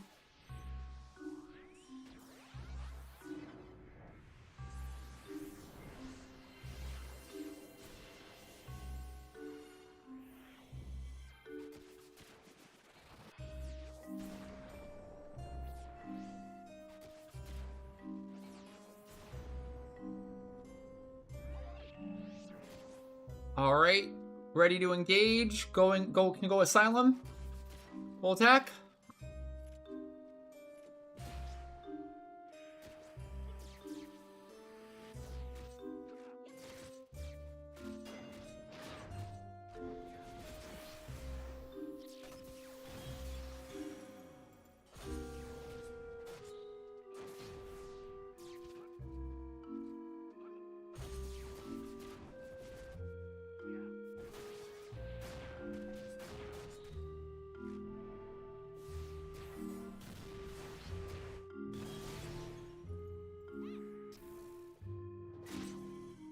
Oh god. Oh no! Rip. That was impossible.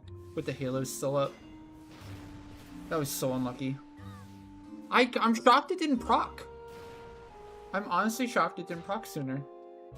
That just sucks. Yeah, now it procced. It's a little late. It moved. Oh gosh. It's so far in towards me.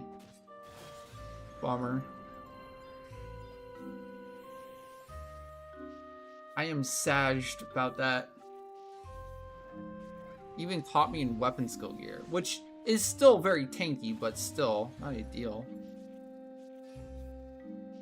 All right, maybe we can recover here, depending on the wild card. Ah, shitty wild card, big sag. And it's attack down. All right, it was cooked anyways. We were cooked either way.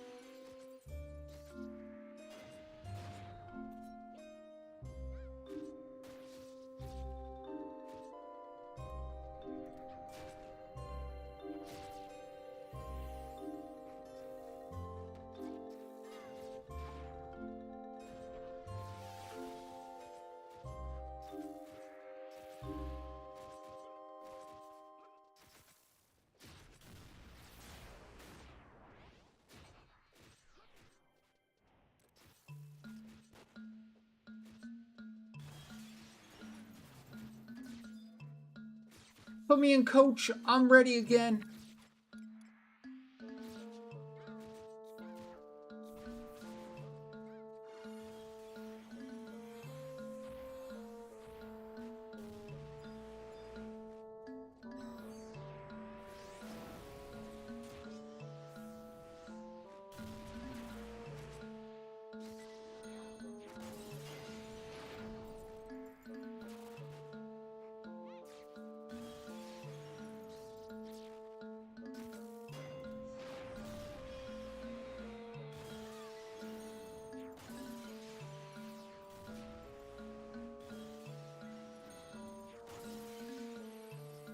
Gosh.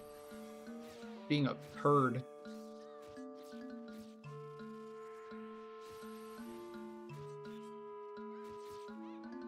Oh, okay. I'm 1 week.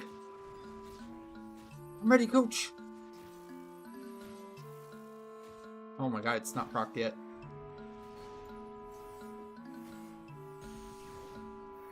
This is gonna suck. It won't proc. What a dick. Why you no prog?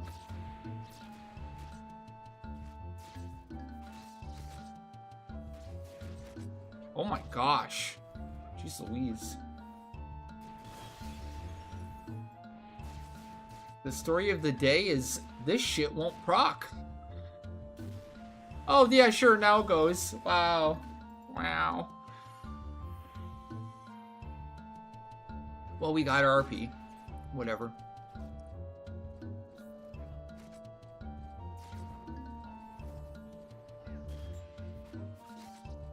You win today, Zevioso. You win today. You jerk. What a turd.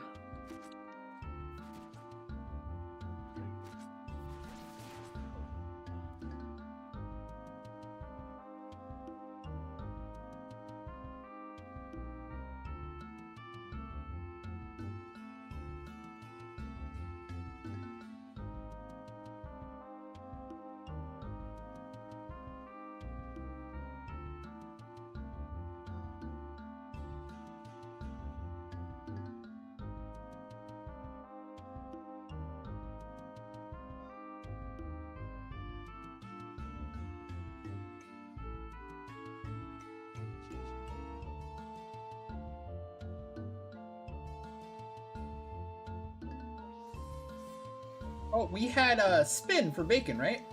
Wanna do that?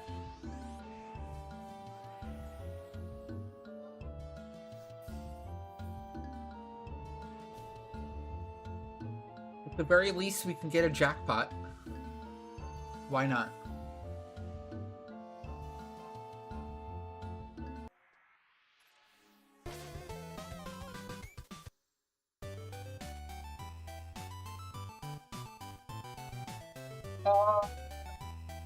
Sure.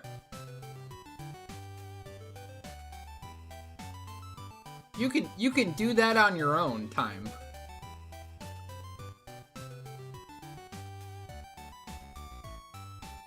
Whatever floats your boat.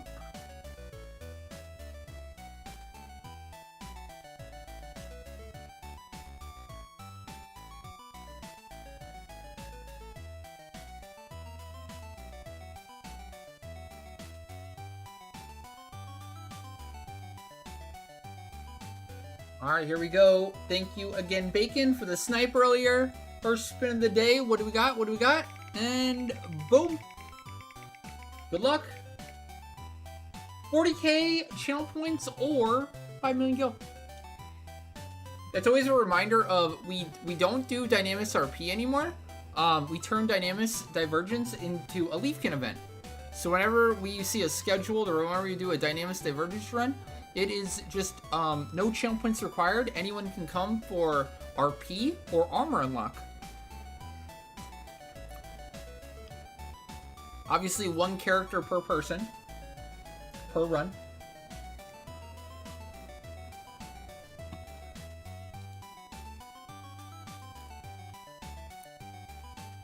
One character per person per run. But yeah.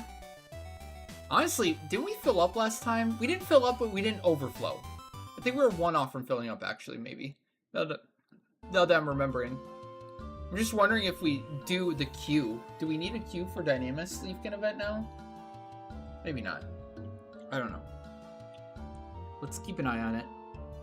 It does seem really popular. I think both times now, we've done 2 Leafkin Dynamises so far, and both filled up. It was like 17 of 18 or 18 of 18.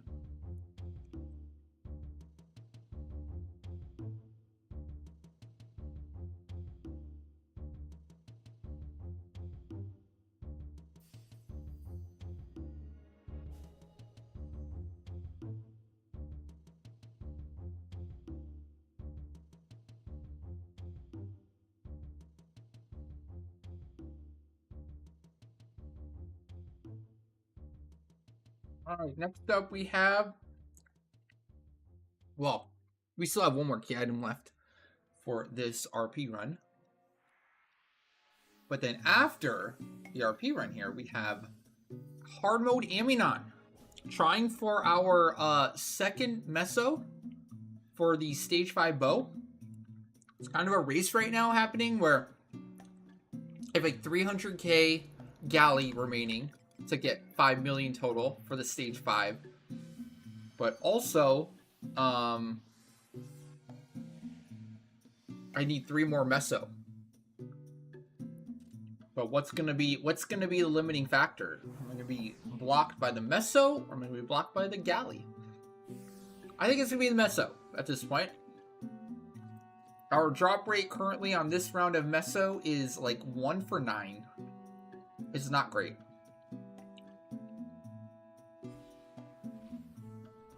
You might, if you have Treasure Hunter 4, you might as well just apply Treasure Hunter 4. We did a bunch of gosh, I can't remember if it was my first set. It was the first set of meso we ever did. I was Thief.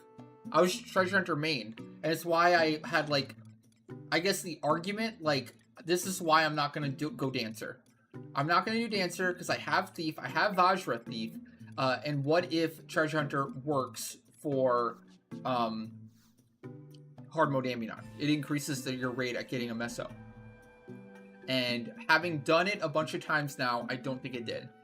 Honestly, like, you would have noticed if Treasure Hunter helped. Like, it was one of the worst, aside from this one right now. It was one of the worst, like, rates I had for getting meso.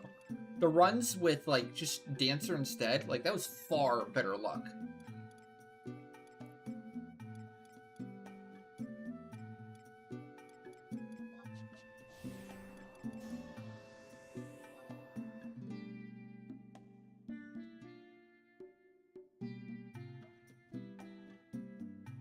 Yeah, expect when I get the stage 5 bow, expect a lot more ranger action. I just feel like if I'm gonna use it, and I'm gonna use it seriously, and I'm so close to stage 5, why not just wait for the stage 5? You know? Really use it at its peak. I'd understand if I had like a year left to go, or like several months left to get the stage 5, but really it's not gonna be that long at all.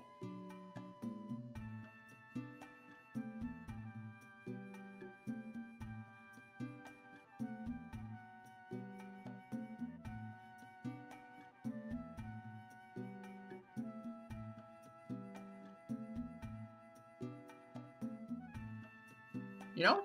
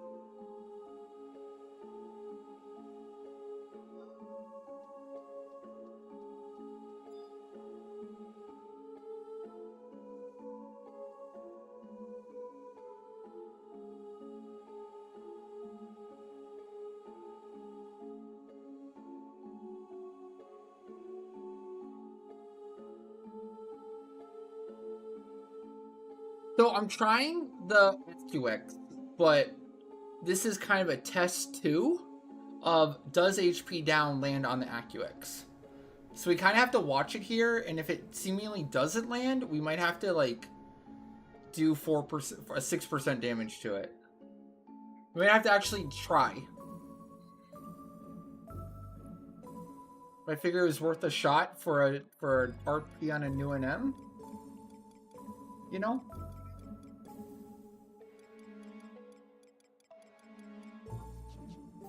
Well, we'll see. We'll see. Currently not looking good. Do we get a smack stuff? We might have to smack stuff, yeah. Smackity, smackity. Mm-hmm. Oh, nope. I thought it ticked down there. Did not.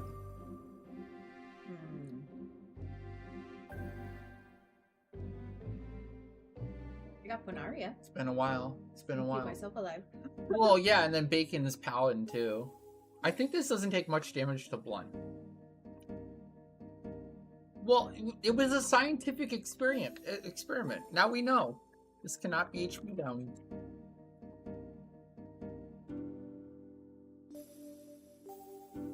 The more you know. Alright, yeah, we're gonna have to fight it. We're gonna have to fight. Let's go. Sorry, Bacon. It did not land. It did not land at all.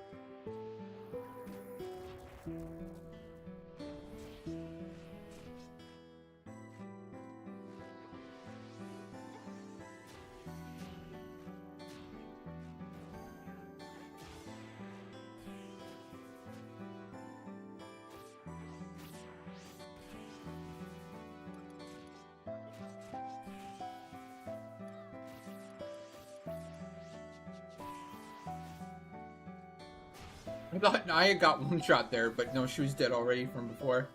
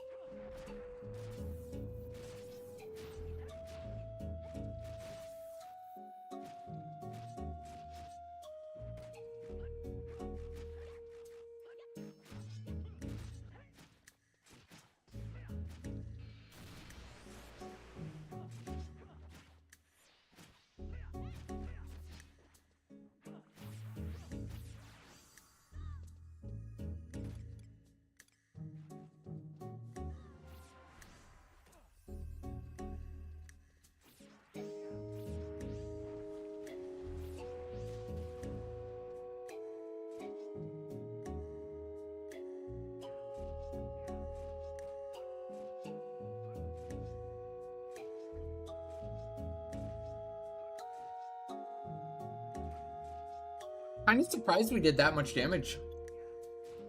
I mean, it is a V1, but still.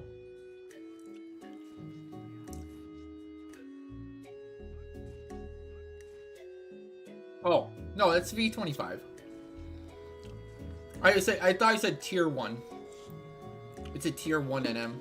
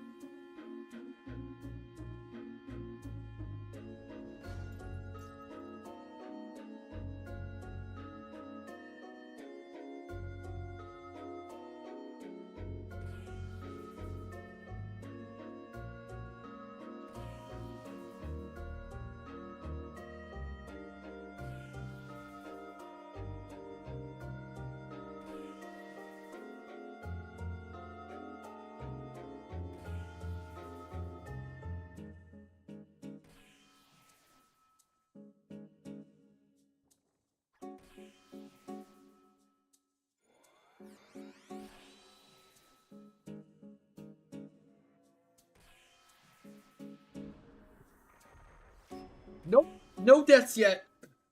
We are deathless today. Actually, I can't remember dying ever. I think I'm running a what's it called? Whether you challenge run where you don't die. Iron Man.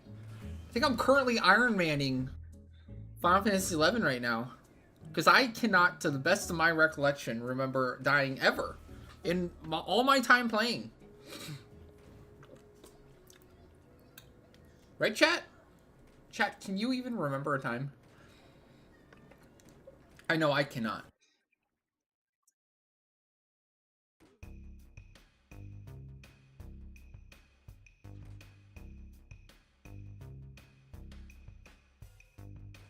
Naya, on the other hand, not so lucky.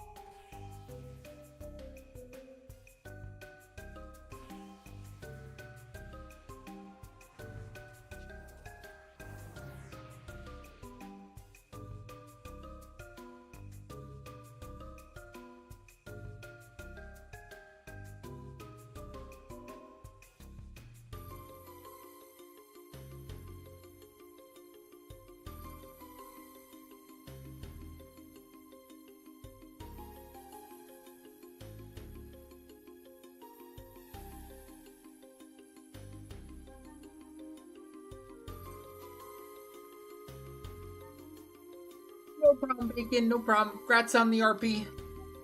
GG. G to the G.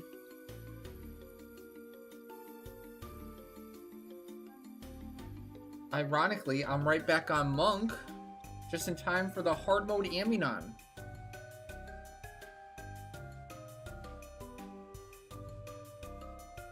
Did you hear the recent Final Fantasy XIV news? It might end up prompting another director response. Oh shit!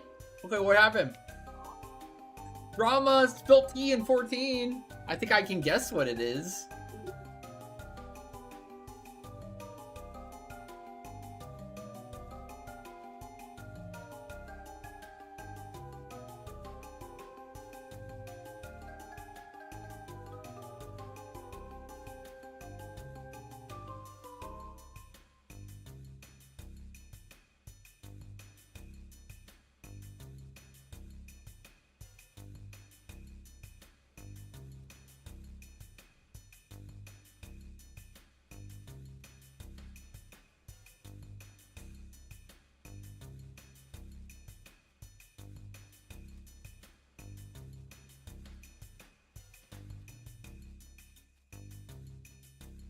So apparently somebody made a Tinder-like app for Final Fantasy 14.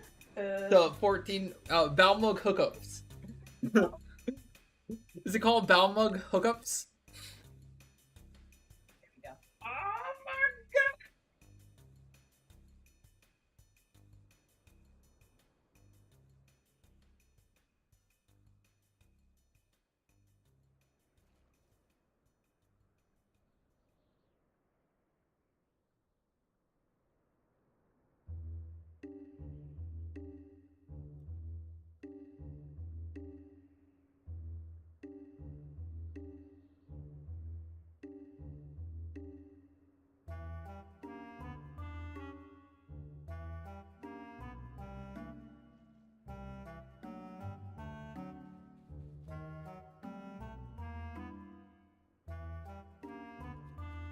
So what's the app like, Shiraj? I figure you tested it out for scientific purposes, right?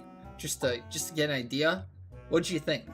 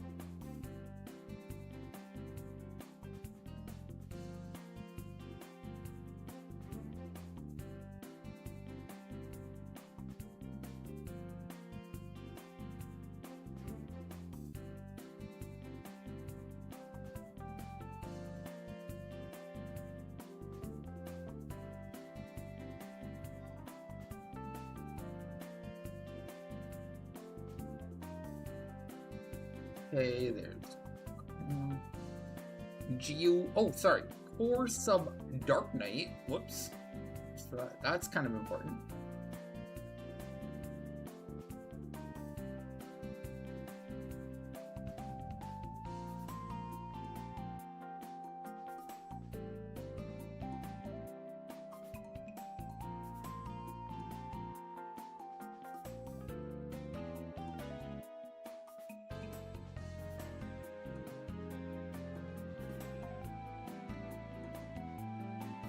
Okay, and Geo sub Black Mage.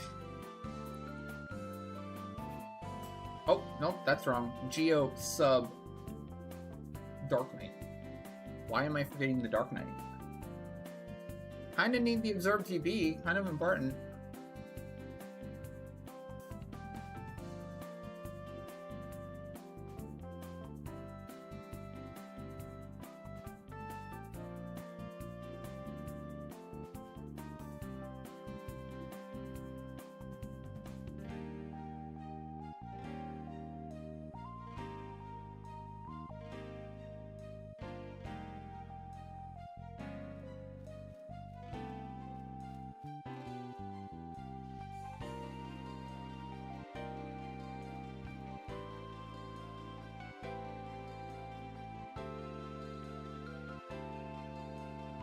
Yeah, you'll find a lot of the gear on the way to 99 isn't even really that important.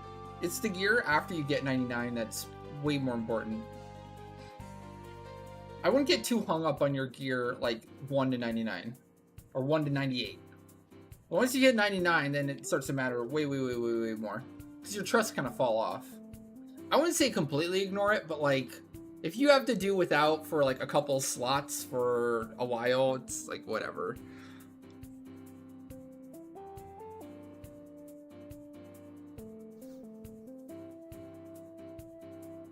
First 1,000 job points so hard. Oh yeah, it's a grind. If you're doing job points for the first time, I super duper recommend finishing all your capacity point bonus stuff first before you start grinding that. Finish all your storylines to get each storyline, each mission line has a permanent 10% bonus for capacity points as you finish them. So if you take a look at the tutorial, all of these, look at Rhapsody's Abandoned Deal at the end, 10% permanent capacity point bonus. Sandoria, I don't have that yet. Bastok though, permanent 10%, boom. Zillart, permanent 10%. And then on top of that, there's also permanent capacity point bonuses from doing the content, doing the lair reefs. All of these lair reefs have a permanent 1% capacity point bonus, and then all the colonization reefs have a permanent 2% for doing each one, and then the Wildkeep reef have a permanent 3. So those will add up. It sounds like 1, 2%, whatever. There's a lot of them, and they add up to be a lot too. There's also the back mantles. There is a Auctionhouse one that is 30% capacity point bonus, and then there is a one that comes from Incursion, which you can get augmented up to 50% capacity point bonus, which is big. Finishing your Rhapsody's Abandoned Deal storyline gives you a key item that increases your capacity point game even further. So really make sure you finish all of the permanent boosts to capacity points before you even start. Even then, it's still a slog, and the first like 500 are brutal, but it'll set you up better.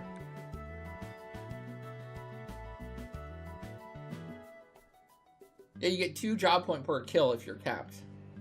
You get like 60. It's like 63 something.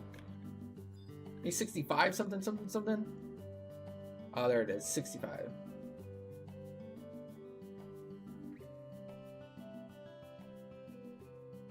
I would. It seems like it's a lot of work on the upfront to do all the storylines and get those permanents, but like if you try to farm your job points before you get all the permanent capacity point bonuses, you'll find you're just spending more time doing the shit content. You're just more time grinding like that It's just not worth it. It becomes so much slower. So much slower if you don't have those bonuses. You're getting like just the things I just mentioned right now is like a 200+% increase in your capacity point gain. So imagine like you're getting significantly less per kill if you don't get those bonuses, essentially. Oh, okay. So if the story sounds fun and you like the story, then yes, absolutely, do them first. If you don't like storylines, then just skip through it as fast as you can. But either way, you got to do them. You got to do them either way. I would not start any capacity point personally until I had all of those bonuses, or at least like a majority of them. Maybe skip a couple. Like I don't have the Sandy one done. Whatever. That's just 10%. Oh, another one. Oh, here's a good one. If you don't need your Unity Concord trust, if you swap every week to the last place Unity Concord for your server, you get a 30%, I think it's 30 or 50% capacity point bonus also for being in the last place Unity, and a buff to the amount of accolades you get. You get extra accolades for being in the last place Unity Concord also. Fun fact. If you didn't know that, there you go. Even more extra capacity points and accolades. So if you're having trouble like capping your Uni accolades to trade in the prize powder for extra gil, that's a nice way to do it. But with that said, it comes at the cost of your Unity trust. And I know a lot of new players especially rely on that Unity Concord White Mage, especially early game. So it might not be in your favor to swap, but it's a good thing to know. Just in case.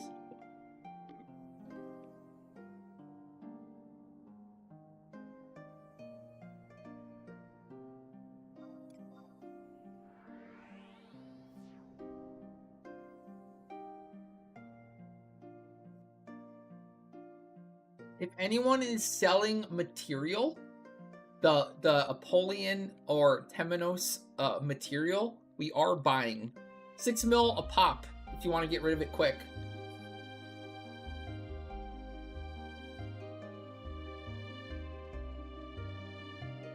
You had the duo, you gave up? You had the Cheese Shaw? Shiraj, what happened? Why'd you give in? What's the point? Soloed literally all the Aeonic NMs on Scholar, except for Shaw.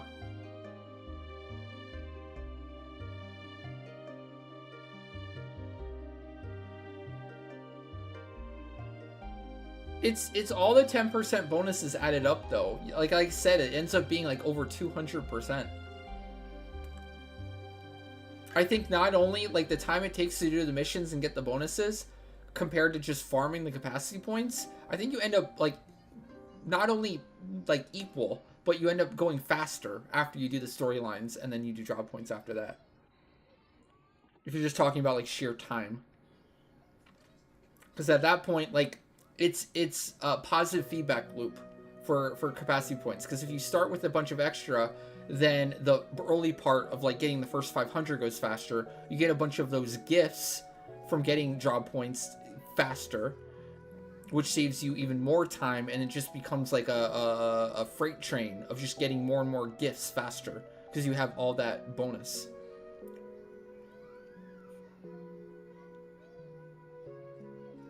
Well, I know it's, yeah, I realize 10% on its own, but like you're talking about like a ton of different 10% added together.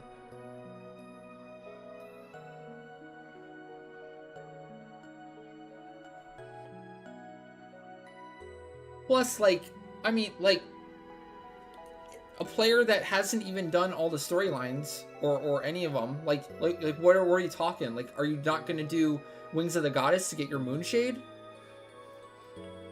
Are you not going to do Rhapsodies of Vana'diel to get all the extra bonuses that come from Rhapsodies of Vana'diel? Like, once you do Rhapsodies of Vana'diel, you've already had all the main storylines kind of completed. Or, like, started, at least. Are you not going to do Adeline to get, like, Sortie access?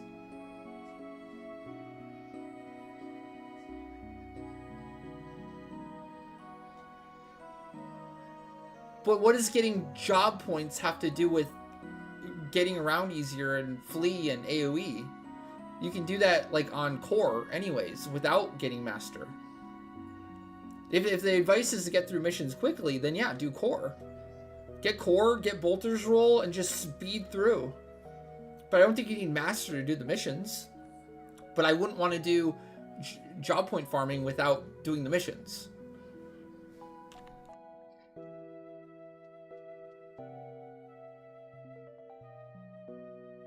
And my assumption here also is assuming that it's like a solo, newer, returning player just hitting early endgame where they're thinking about getting master. Not assuming it's someone that like can cleave already, that can like cleave apex mobs or do that super quick and efficiently.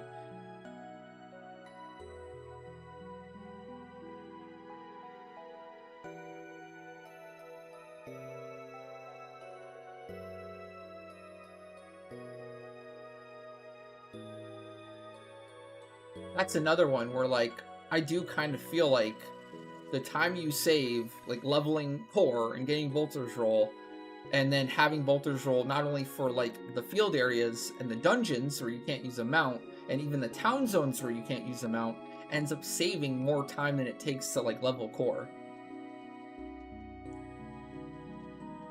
Like, leveling a job to 99, like a core, it doesn't really take that long anymore compared to what it used to. On top of that, like, yeah.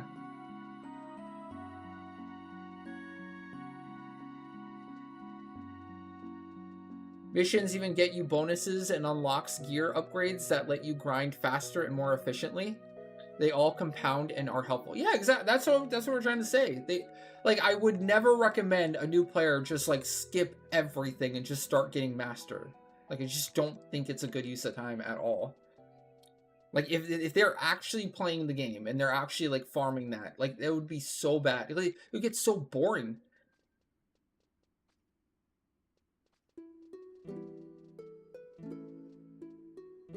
It's such a grind. It's so, like, yeah.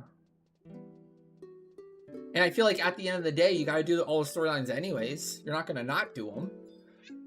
A bunch of them give even worthwhile bonuses even right now. Some of them you just have to do. Like, if you don't do Wings of the Goddess, then you can't do Lilith and get Malignance. If you don't do Seekers of Adeline, you can't do Sortie and Vagary for your Empyrean clears. If you don't do where's some others? Rhapsody Van Deal. You can't not do Rhapsody Van Deal. You can't not do TVR for the ring.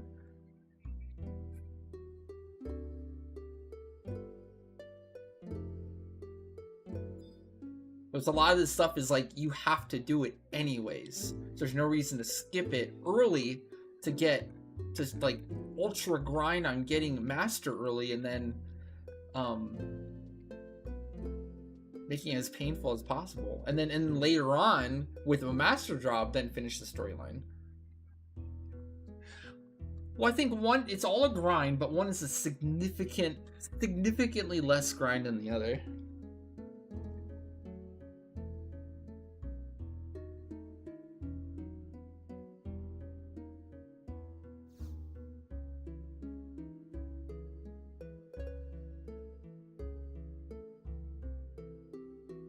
Well, that's the thing. I'm not saying don't get level 99. Absolutely get 99. Absolutely get some eye level gear. Absolutely even do a job like core to get through it quicker. Absolutely. We're just talking about like master, farming job points.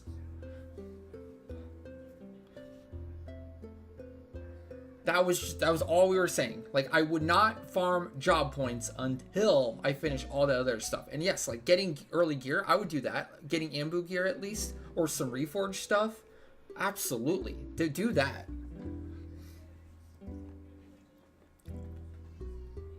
Don't disagree with that at all.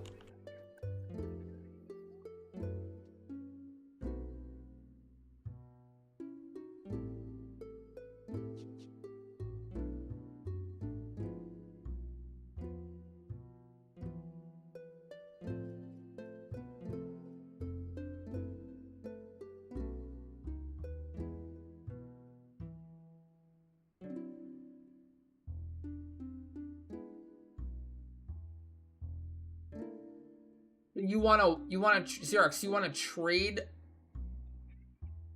a red mage for a white mage?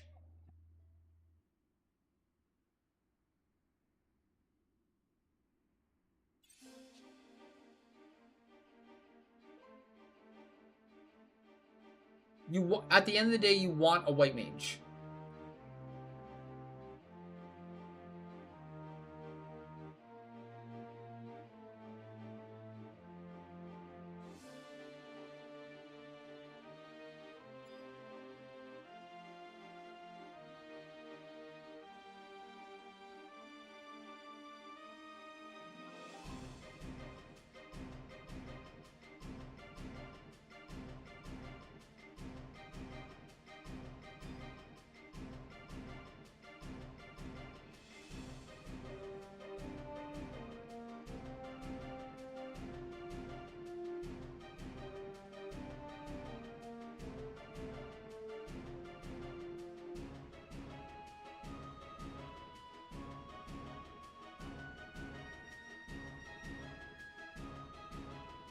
There you go. Yeah, it's still happening. The Strange Happenings. Check out that event. If you're a new and returning player and you need some, like, gear, like really, really strong eye-level gear to start out with once you hit 99, go get that right away.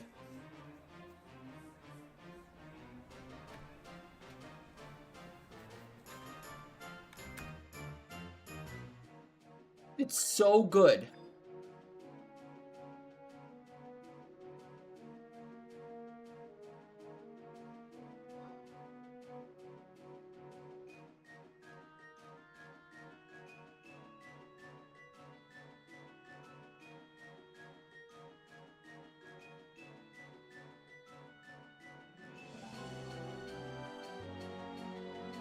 Oh my god, AI is Pog. Holy shit. Ejin is deep in a new player guide, making the case for finishing all story missions and capacity point bonuses before grinding job points. The math adds up to 200% extra CP gain. Sure. Dude. The AI Summer, I'm impressed. I am impressed with the AI summary so far. I'm loving it.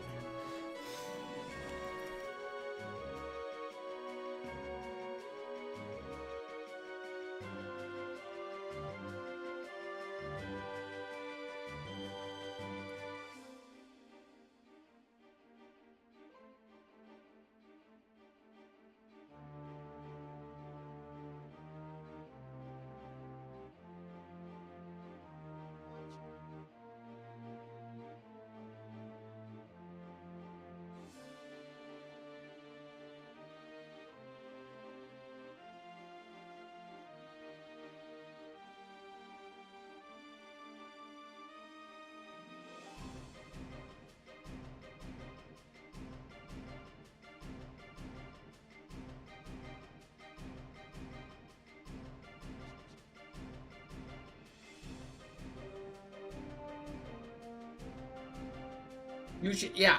Do the Stranger Happenings event. It's so good. It's basically like Naomi Light, and Naomi is one of the best like start returning player piece sets if you can get it early, because it makes you into a god like doing missions and such, and that RSC stuff will do the same.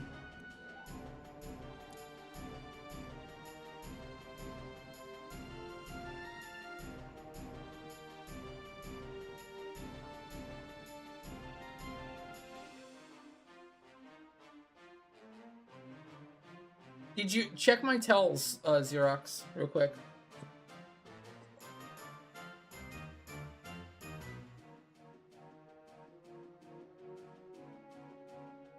You're okay with that, then sure. Yeah, you don't have to fight anything. You can just show up and open the box.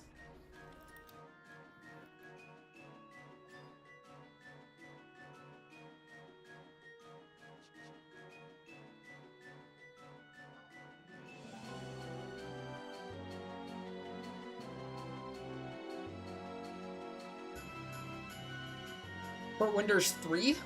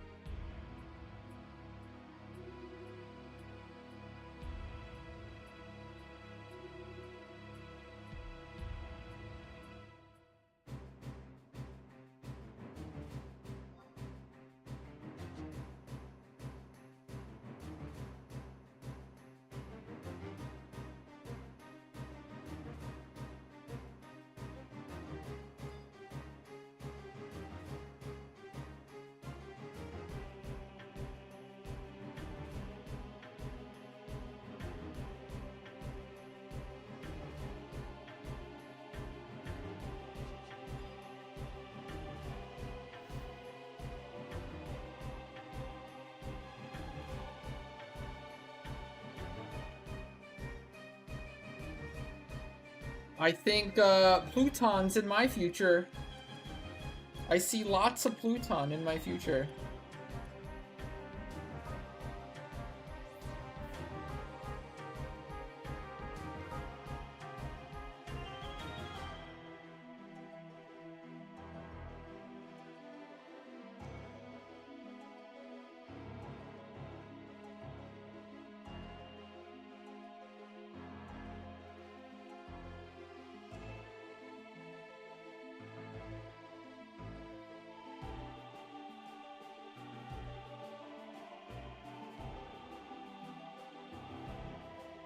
Okay, got my jobs all set, I believe.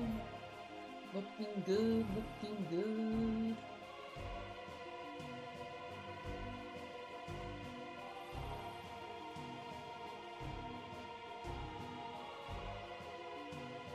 So today is some of the Reforge, like Empyrean Reforge feet and the Relic Reforge hands are a great source to just very quickly get a whole bunch of Treasure Hunter from your gear, and usually cap. I know at +3 for the Empyrean, you cap with just only that. And I think Relic is similar. Relic +1 and +2 and +3 are all very high amounts of just Treasure Hunter on one piece of gear.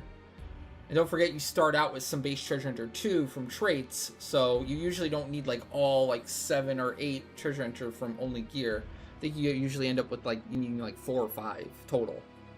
So like Reforged Relic hands are probably easiest to get, whether you can get 1, 2, or 3. And then yeah, go from there. You can potentially gosh, I don't know when our next Bastock is for Leafkin Dynamis, but when we do a Bastock clear, you can make sure to enter that on Thief to get the hands unlocked for +2 and 3.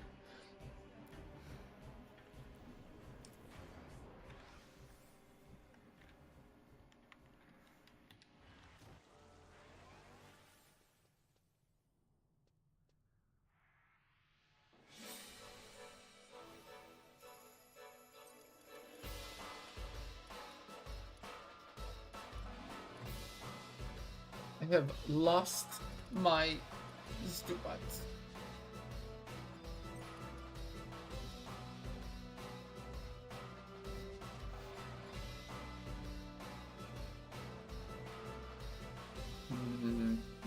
Do I feel like I'd have to. Fudge. Be right back. That was my only stupid I had on me, and if anything goes wrong and we need to recover, having 0 stew pots is just not a good idea. So let me pick up a couple extra just in case, and we are good to go. Go ahead.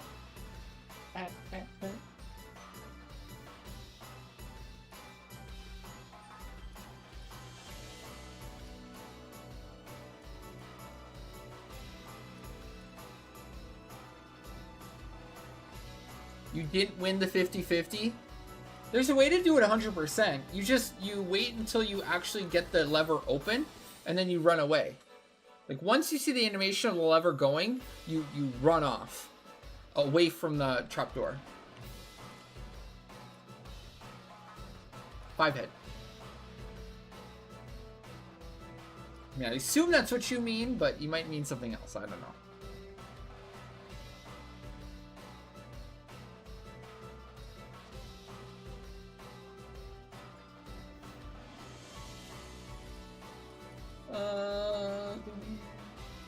Alright, head back.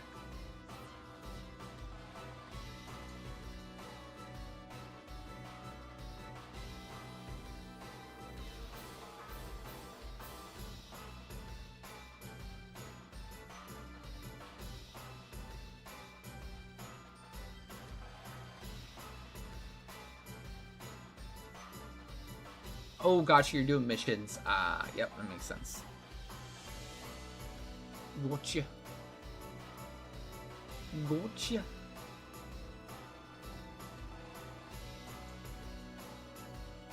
Oh, what is that? New mythic train? Okay, hold on.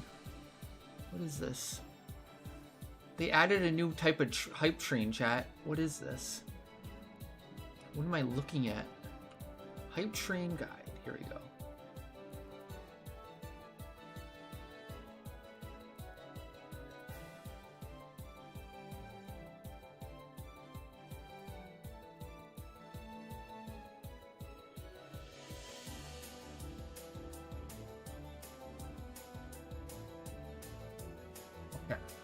Level 1, level 2, level 3, level 4, level 5 through 9. Level 10 plus gets you a bleeding heart. 25 through 49 gets you Twitch hype train. Whatever that is. They removed that one guy's thing.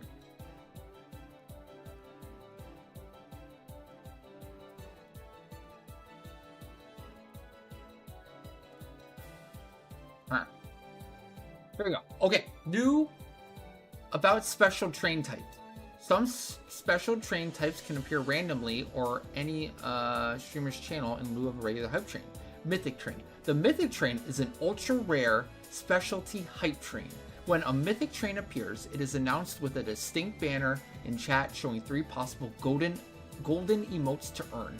All viewers who contribute to the mythic train will receive one of 3 golden emotes. The golden emotes to earn are selected at random and revealed when the train ends. Everyone who contributed receives the same emote. The mythic train must reach at least level 2 for the emotes to be granted.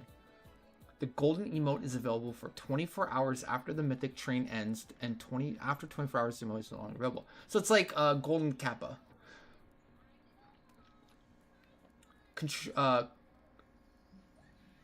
Also receive regular hype train emotes in addition to the golden emote. Mythic trains can appear both on Twitch app and desktop. Mythic trains can appear in shared hype trains. Possible mythic train golden emotes include PogChamp, Cool Cat, and Whatface. So those are new. The Whatface, the Pog. Oh my god, PogChamp golden emote, dude. That's Pog. That would be so Pog.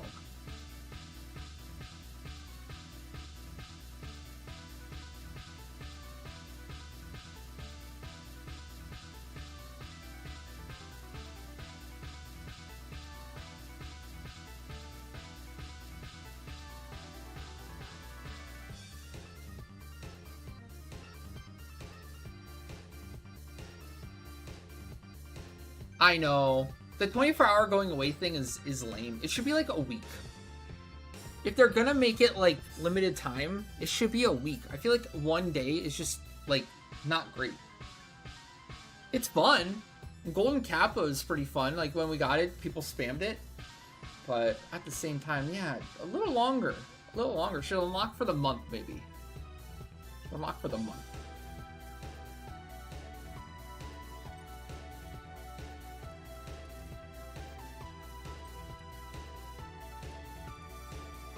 Here's my soy ramen. All right.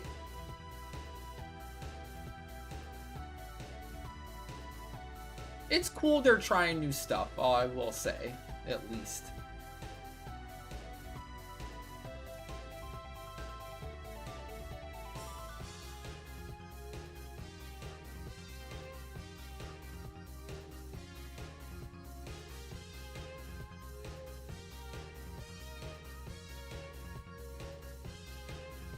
Mythic Train does sound cool, though.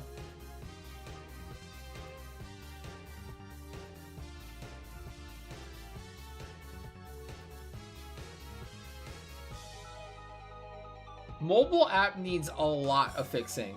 Apparently, mobile app is a scam. Here's a PSA, if you want anything to know about mobile app. Never, ever sub or gift sub or bits on the mobile app. Always use desktop.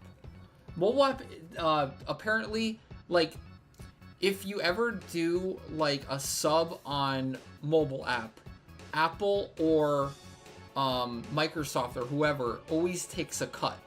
And, or needs an extra cut for doing the mobile service or whatever. And Twitch just throws that added cost for the mobile cost onto the the customer, right? So you'll see, if you ever compare, that mobile sub prices are higher than they are on desktop, because they're just adding it on the top, and that's not money that I see either. I don't get a cut of that. So it's not like if you spend an extra however much it is to get a sub on the mobile app, none of it goes to me to support the stream or anything like that. It just goes straight to Google. It goes straight to Apple, right? Because they expect more for using their mobile service. So if you're ever thinking of subbing or resubbing, just, if you can, do it on desktop. I think I've even heard people say that even on like mobile, if you like open Twitch in the browser instead of the actual Twitch app, you can get a bypass that extra fee. So pro tip, don't use mobile for subs.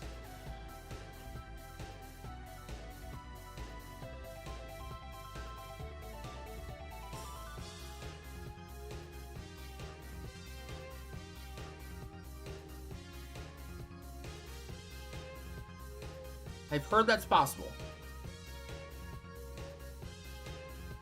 Let's ask Fate, how much was you gifted a tier 1 earlier, right? And you saying you did it on mobile? Did you do it on an Apple device? I think a Twitch sub, a tier 1 should be, is it $5.99?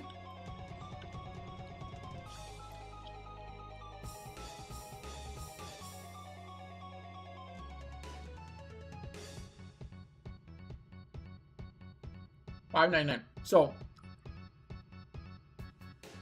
it sounds like on iOS and Android it's $7.99 on mobile. So $2 extra to do it on mobile. So you save $2 per sub.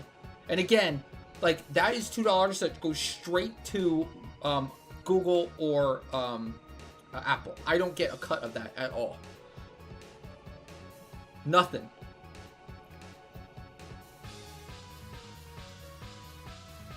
They fixed the desktop on mobile workaround. Did they? That's some bullshit if they did. That's so dumb. Bunch of dicks.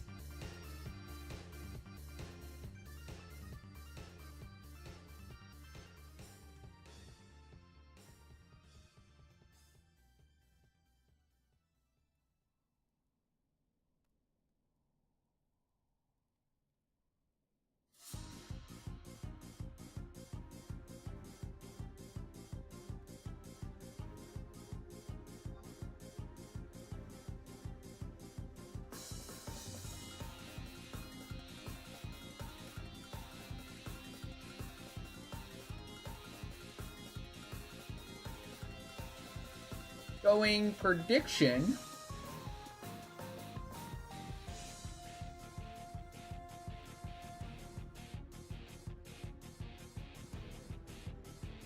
Will hard mode Aminon? You can't do tier 2 or 3 at all on mobile? Seriously? That's some bullshit too. Well, good, because it's probably even more expensive. They probably upcharge it even more on mobile. But yeah. Question, what is being used more in content right now? Paladin or Rune? Oh, that's a hard one. They're kind of equal. Just depends what content you're doing. But probably Paladin, I think, overall.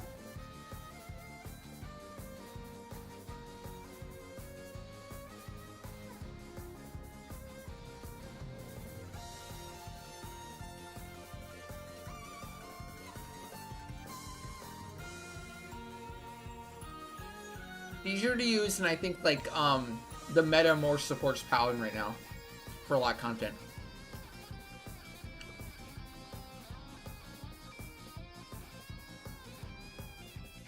I would say yes. It just depends what kind of content you're doing. Like, do you need Birking to do Aminon? Or not Aminon, but like the kite strat for Swordy. not really. It's not that important, but you'll need it for other stuff if you're going to take Paladin seriously. But it just makes it easier for you. It makes it easier for the group.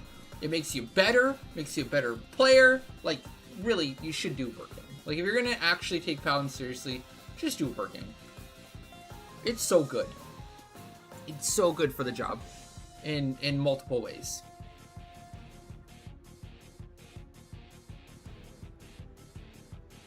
Don't listen to the technicalities of like, well, technically, just make the thing that is super good, arguably one of the best weapons you can make for the job.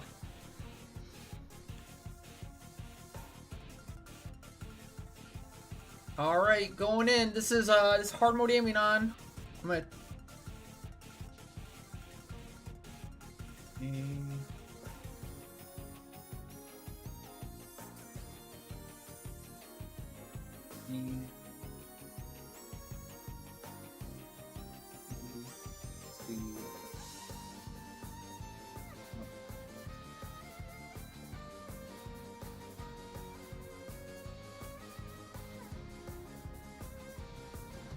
Going in.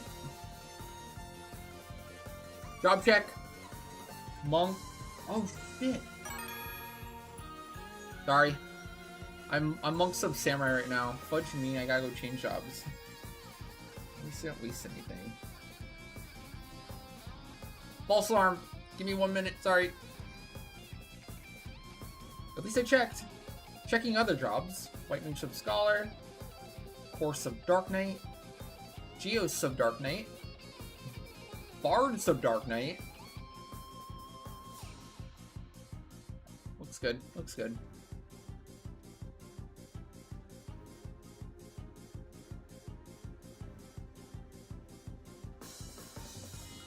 Are you predicting no meso drop? Are you trying to jinx me right now? We're already 1 for 9 on the bow. I don't know why the bow is cursed. I've never had this bad of luck for meso for any other of my primes. This is seemingly the worst.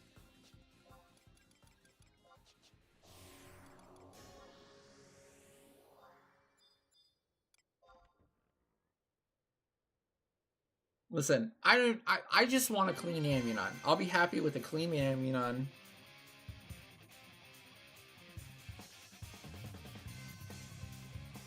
I won't complain. Okay, I'll only complain a little.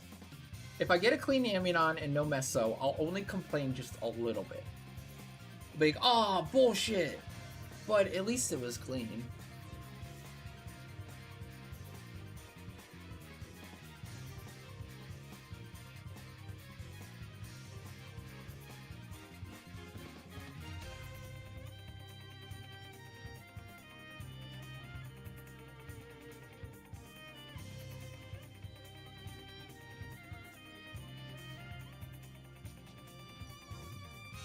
Going in for real, for real. Sorry about that. Wrong sub. Got me. Job check was good. Crimson Party. Here we go.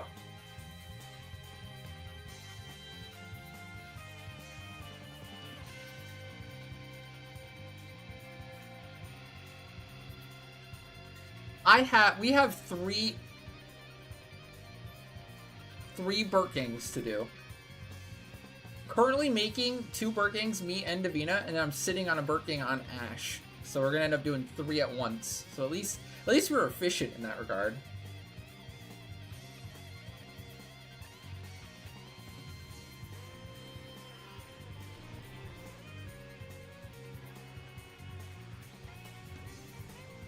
We're gonna do, yeah, that's why I'm waiting on Ash. Just gonna do them all together. Budget.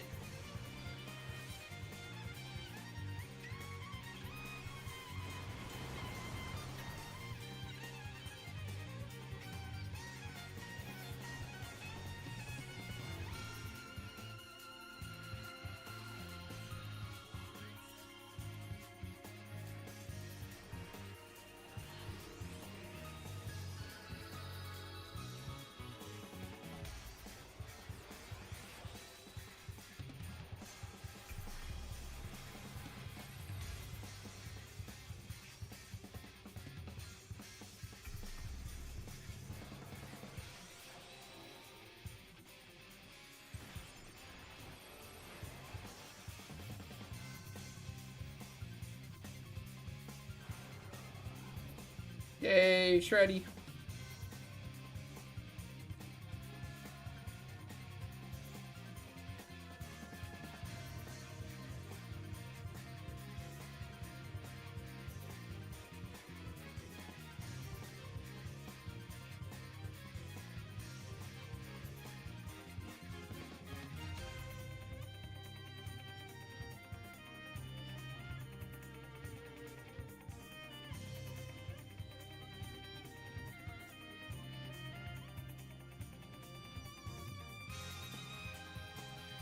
Like, all the Activex are in that room right there.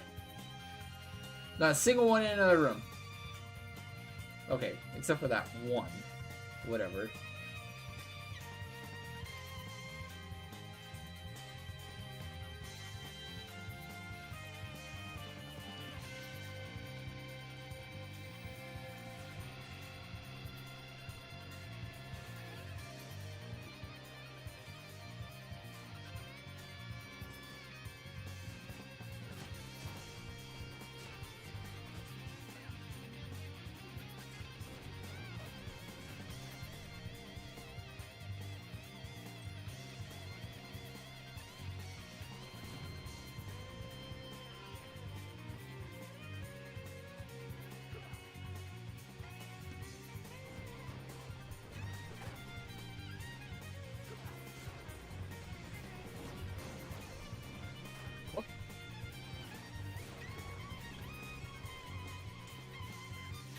I thought that would make Radiance.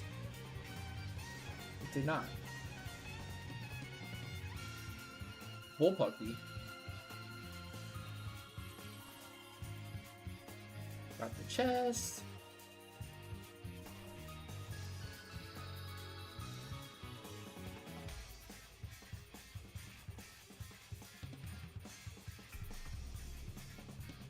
I am using God Hands. Correct.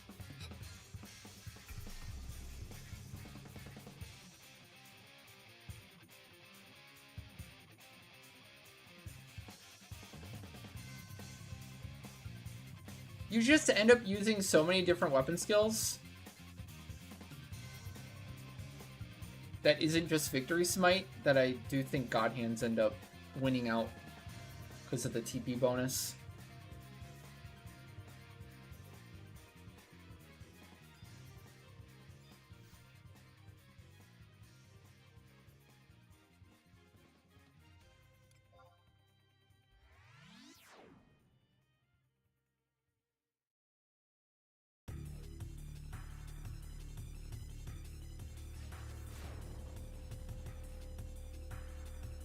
Well, that was Shijin into Victory.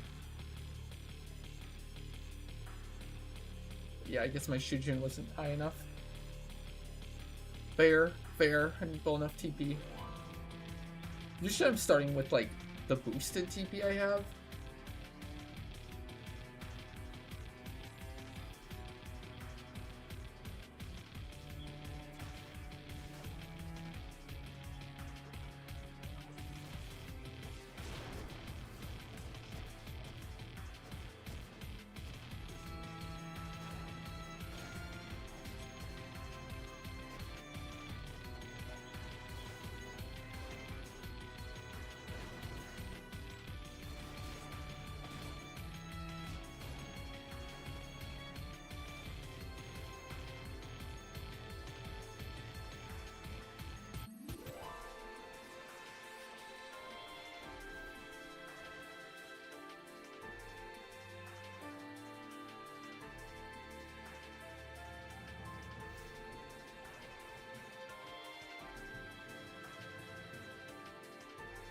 Alright, straight to Aminon. If I don't have the Aminon set, I'm gonna lose my fudgy noodles, because I swear to gosh, I double checked. Triple checked. I'm just realizing now I should probably check. This has bitten me in the butt before.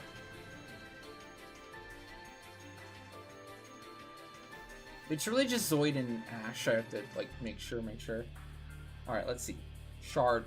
Fragment 1, 2, 3, 4. Alright, Zoid's good. I'm pretty sure our first run with Ash was a full shard run. 1, 2, 3, 4. Let's go. Okay, we're good. Didn't we just recently do mission 3-2? I think we did all of them. We didn't skip any of the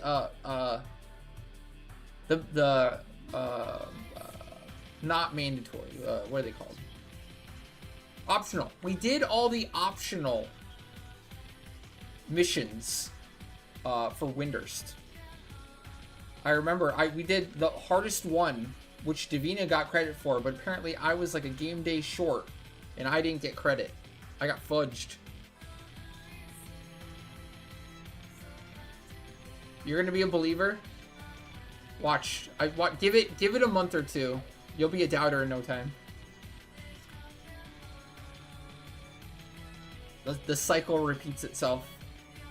Optimistic at the start, a doubter eventually.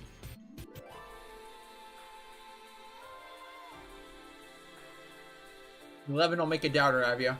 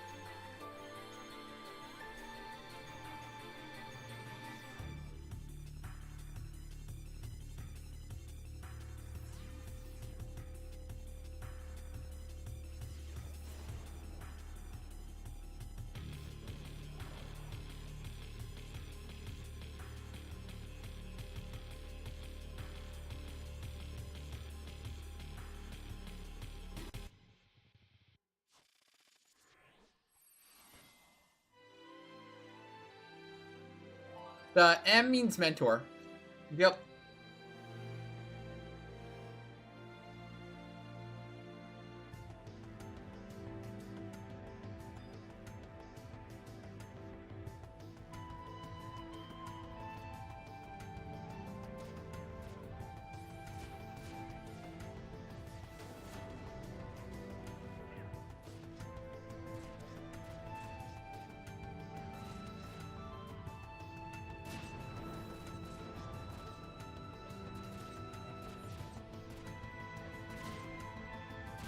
Actually hit me?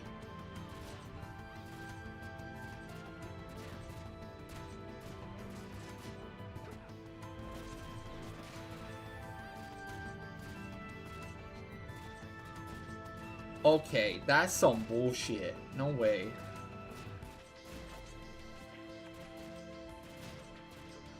Oh my gosh, we keep letting all the TP moves go off.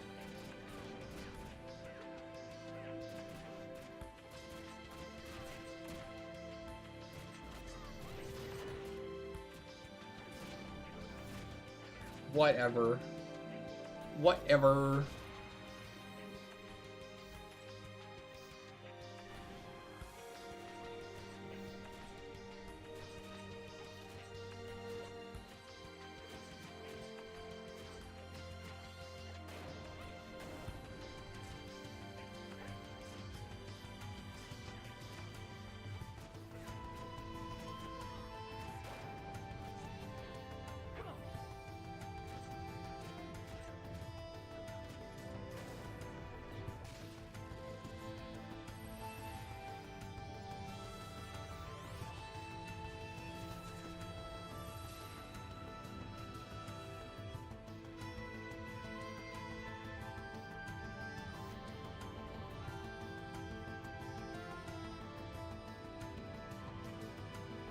What does a seal do again?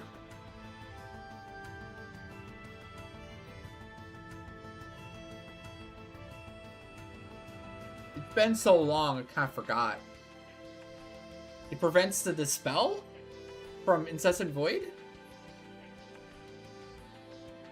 Does it?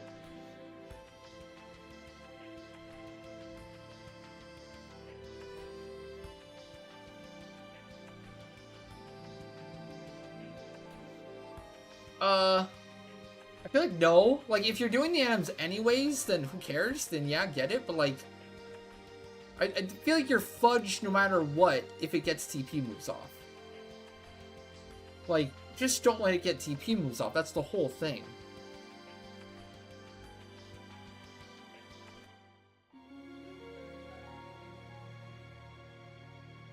I mean, you're not wrong. Just, I guess it depends how often you're having to recover.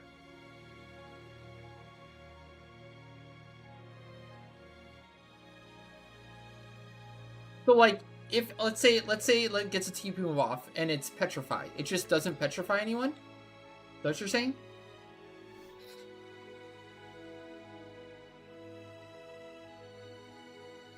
But you're still gonna have to deal with, like, halo damage.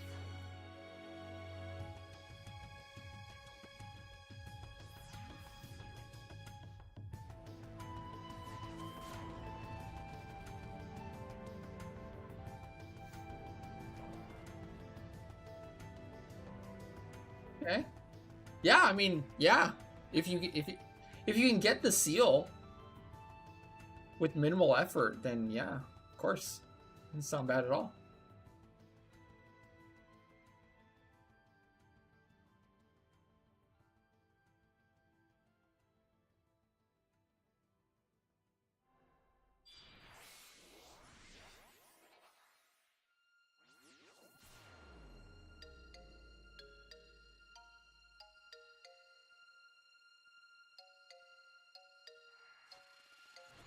It's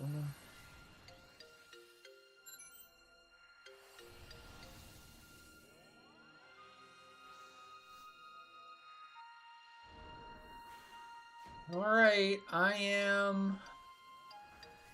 Oh shoot, I lost my naturalist. What do you mean? Okay, whatever, don't need it. Alright, I'm pulling.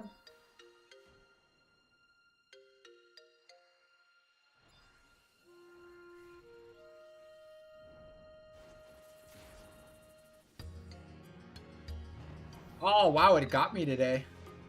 What a dick.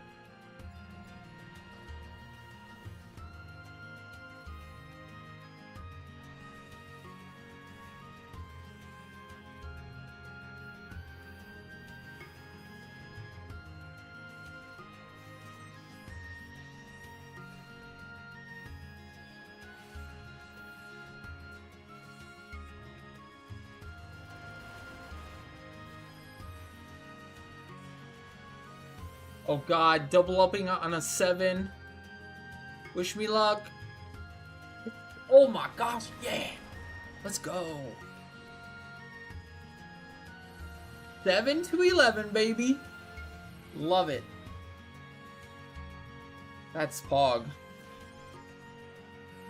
So close.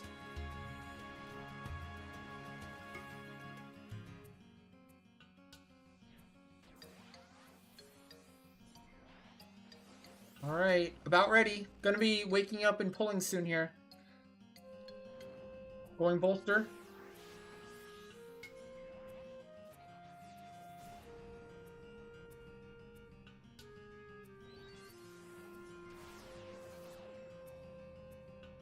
And waking it up.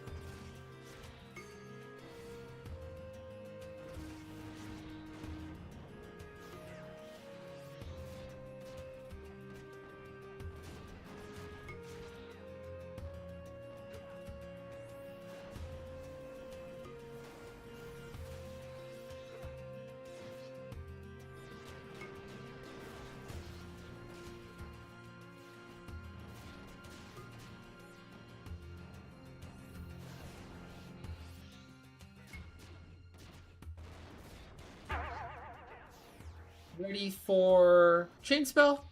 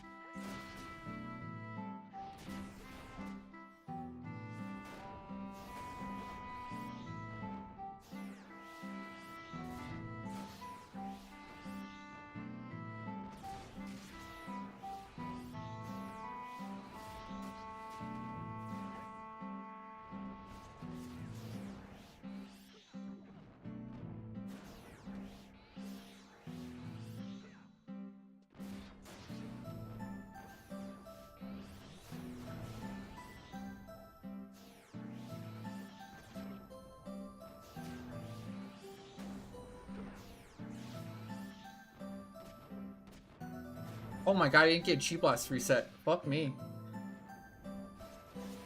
This is gonna suck. I did get a bolster reset though.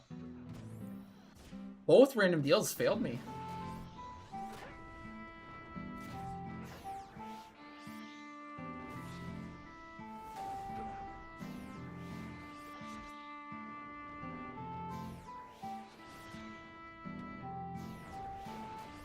Go ahead and chain spell.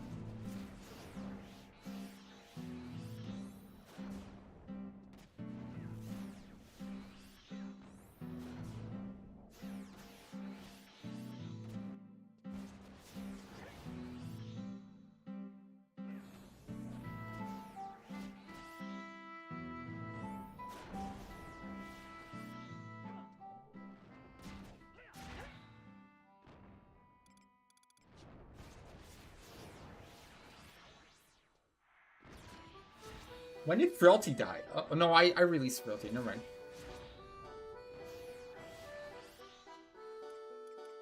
I'm waiting 20 seconds for Chi Blast to go back up, and then I'm gonna bolster again.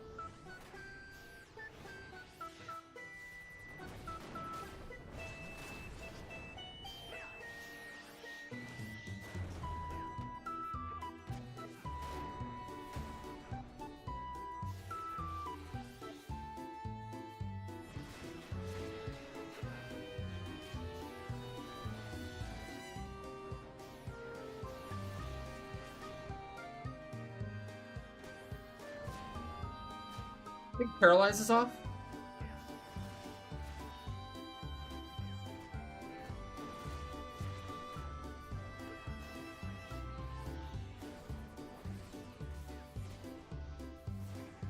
Oh, maybe not. Or just landed. Gotcha, gotcha.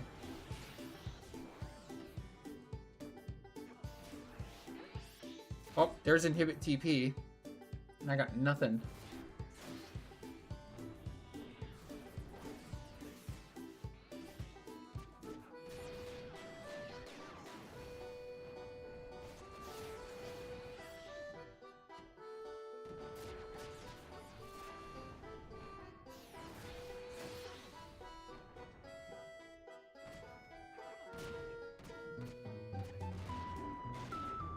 Oh god, 490. Oh shit.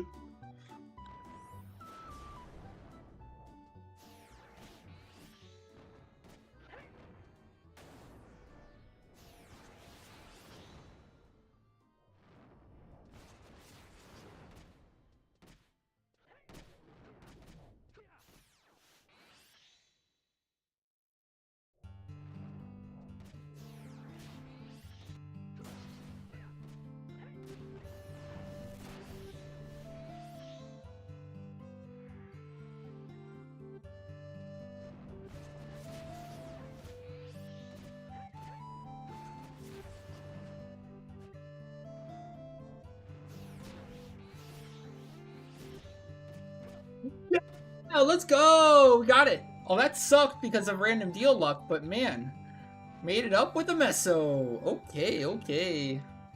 All champ. That got so awkward at the end there. Oh my gosh. Nice. Like having to turn, I'm being terrified of a TP move off. There was a 490. That was kind of, oh, that was close. I was so close. Probably got stuck in like its TP animation or paralyzed or something.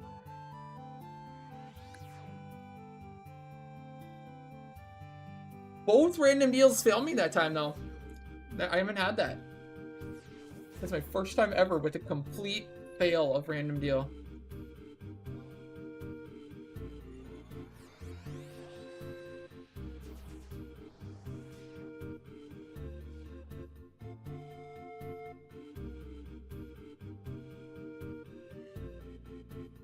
Yeah, I'm happy I didn't panic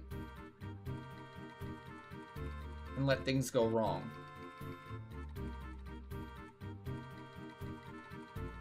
Able to keep the cool.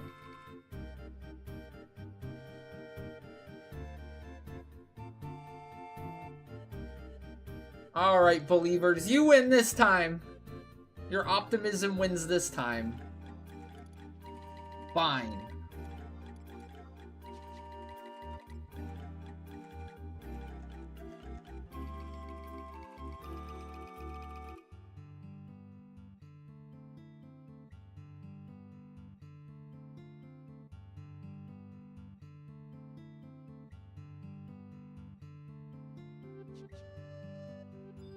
I'll give you it today.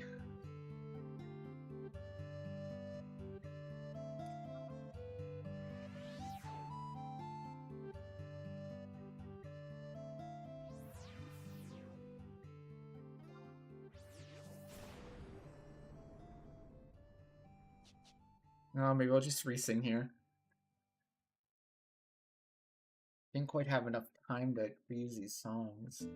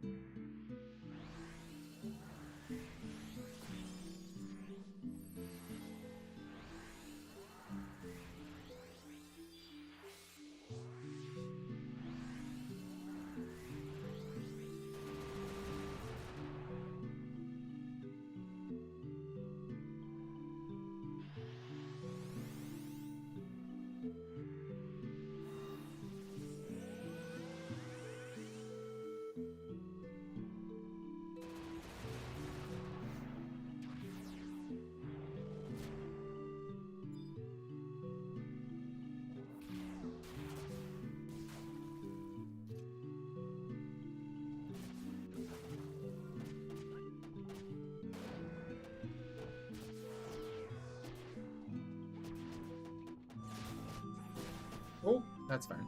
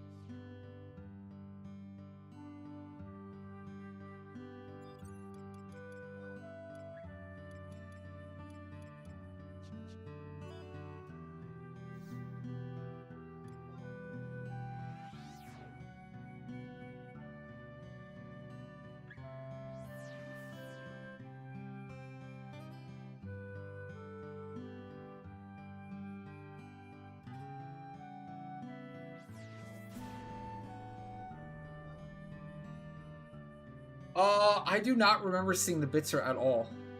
I didn't check 4 either. Maybe check 4 first. But I definitely don't remember seeing it in Flan, but I didn't really take a great look either.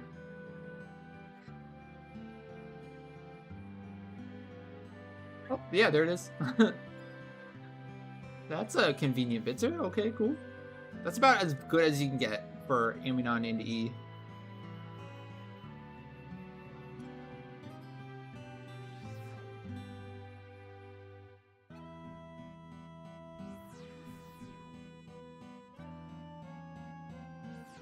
I think they will adjust the next batch of NMs to not be able to be TP suppressed as much. Although I will say, like, I don't mind TP suppress at all. Like, I feel like some of the TP suppress strats are super cool. Are super, like, challenging and intuitive. Or not intuitive, but, like, I don't know, impressive. Like, when I think about, like, Arabadi, TP batch strat. Like, that is truly, like, that's difficult to do. And it's a balancing act. And it's not just so simple as just, like, very easily keeping it suppressed. Like, you have to manage your damage, you have to do enough damage, but also walking the tightrope of not feeding too much TP to let it get a TP move off while surviving everything else. So that's a super cool TP suppress. I honestly don't mind absorb TP suppress either, because you need insane gear to do it, you need the right debuffs, you have to keep it in a mode. Like, I think it requires enough skill, or enough impressive skill, even compared to some, like, melee Zergs. Like, compared to a typical melee Zerg, these Aminon strats are way more involved, require way more skill and attention, etc. So, yeah. In general, like, I don't mind it. Like, I think it's way more fun than, like, kiting. Like, the kite strat, where the NM literally doesn't do anything. Like, it doesn't even get to melee you. And while you just beat on it. That's less interesting. And Astral Conduit, kind of similar, where it's like, you're just doing such absurd damage. Like, nothing else really matters at that point. There is no strategy other than mashing Volt Strike.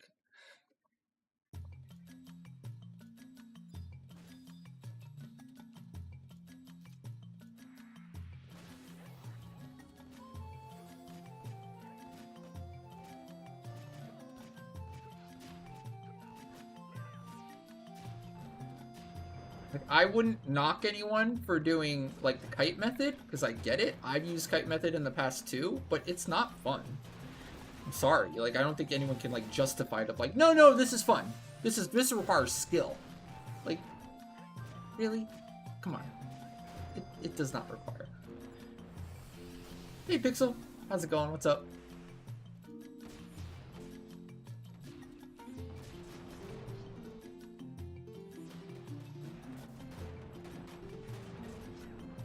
Kite strat is probably the most brain off strat. Oh my gosh, I might need another mob. I did way too much damage. Oh. Okay, good. Well, I might accidentally pull a Deleterious, so whatever.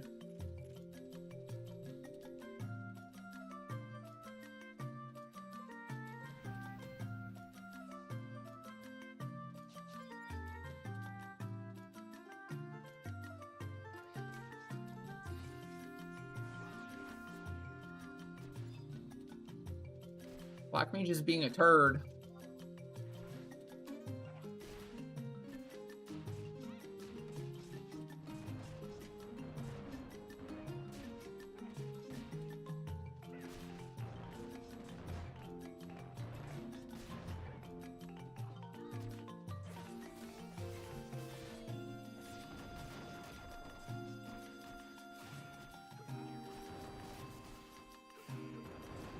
Got it.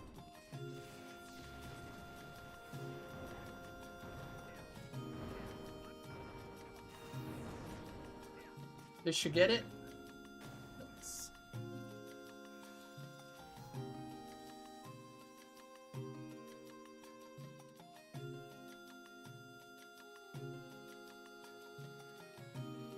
Like, I'm not trying to knock it. Like, I'm not trying to even knock groups using it, because I get it. Like, I get it's the optimal thing. It's the meta. I get it. I'm not trying to, like, I'm just saying, like, in terms, like, if we're really gonna rank like the fun content, if we're gonna rank the things that require like strategy and skill, like it's cool, it's awesome actually. The fact that like the players figured out how to like completely mobilize and make NMs literally be able to not even function or do anything at all is cool on the players' end. It's like it's a cool strat in that regard. And like obviously like they didn't design the content, they designed the content to be able to be done that way, and they haven't nerfed it since. So it's like it's fair game. It's fair game.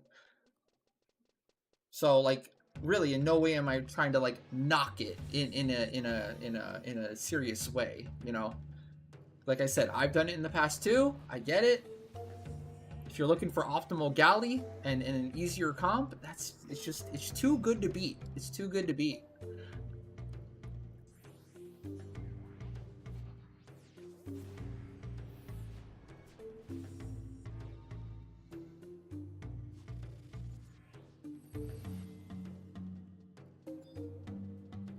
But it doesn't make it any more fun to do day to day.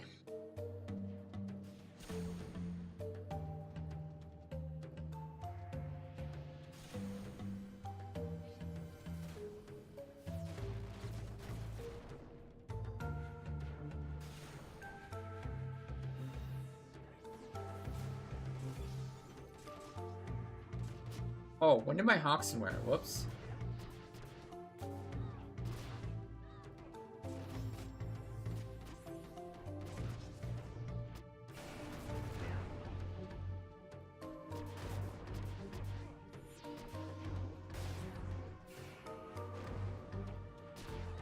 Which armor? What do you mean?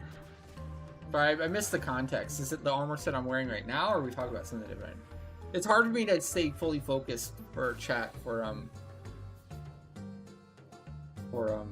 sortie runs. My attention is too split. So if I miss anything, don't worry, I'll get to it after the run, but I don't always get to everything during the high focus content. It does feel like now that they know that the players can do gravity strat, like future content going forward will never ever ever allow gravity strat to be used ever again.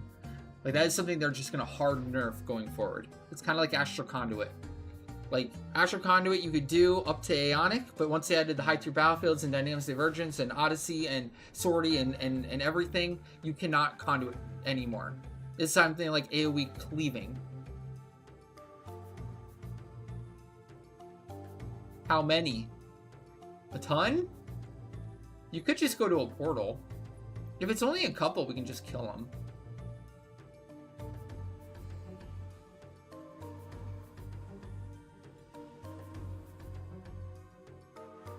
I feel like I just made friends too.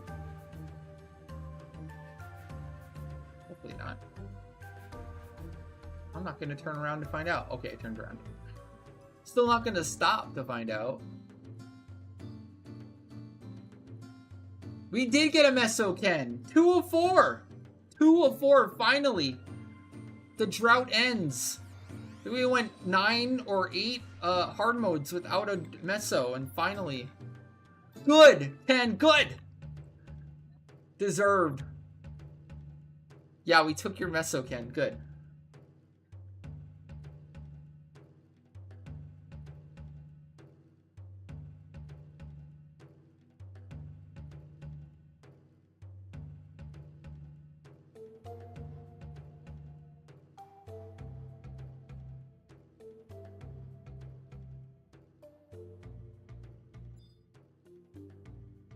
I found your mom. No, I didn't. Never mind.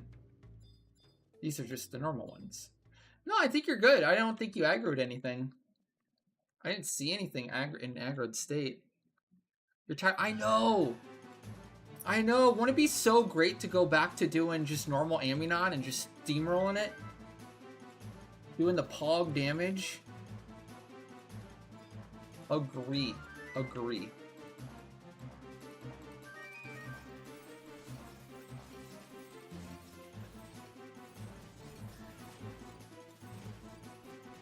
I'm also excited for such a day.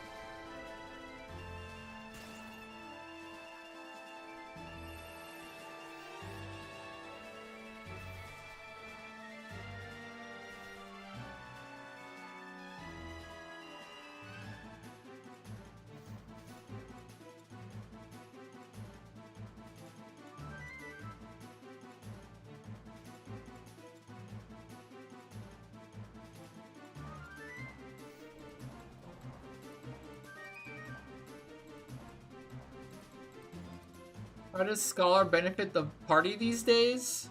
Well, it's really, really great in any mage strap comp. It can skill chain from afar with its gems. It can helix. It can couchstra. It can magic burst. It's one of the best nukers in the game. It's really good in solo content right now too.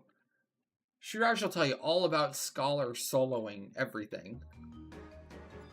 Basically, you just land, you do your own self-skill chain, you land a helix, and you run around until you have to helix again, or it dies. Helix is super broken right now. And then, outside buffing. Scholar is incredible right now. We use Scholar like every day for outside buffing. You can do things like tabular regen 5 by like before you enter some content, like Odyssey. Shoal A, B, and C, at least, and Dynamis. Those are the 2 things I do outside Scholar buff on. But there's also more you can do.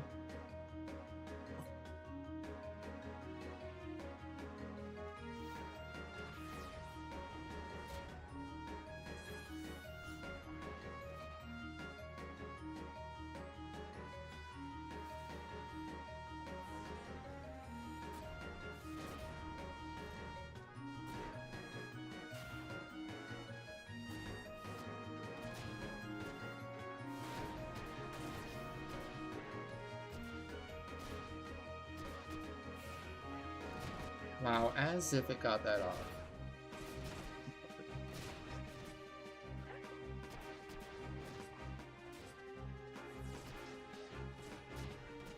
Knockback is so stupid. Not a fan. But it is a mechanic. It's annoying, but it's a real deal mechanic. I just wish they'd give more options to mitigate or remove knockback, though. Like, I feel like the full set of Neame should have like knockback reduction plus 1 or 2 per piece. There you go. Or Path A Neame should have knockback reduction, right?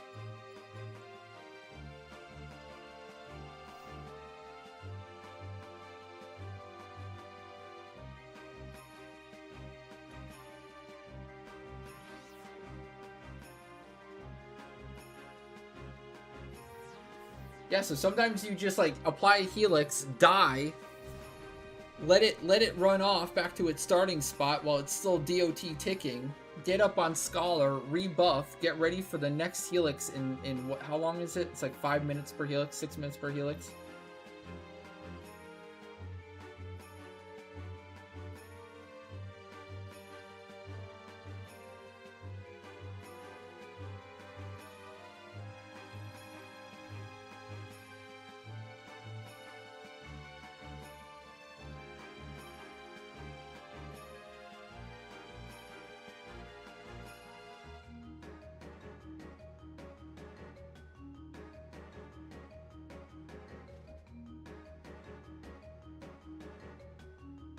Oh, shit.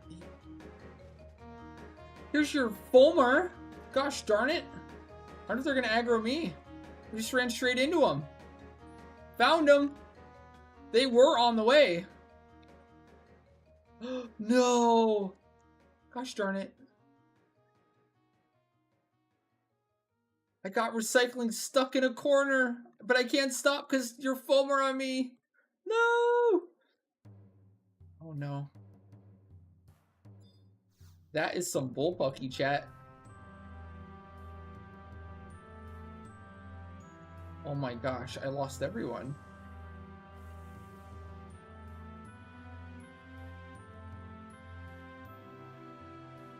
Can't stop, won't stop.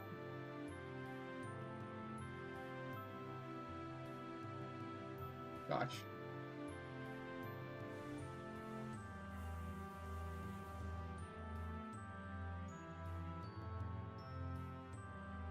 Okay, I'm stopping.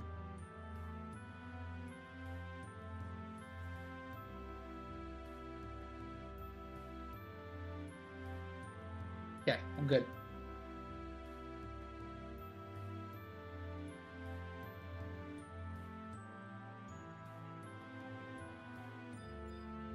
That's a good question, Ken. That's a great question. I do not have an answer to.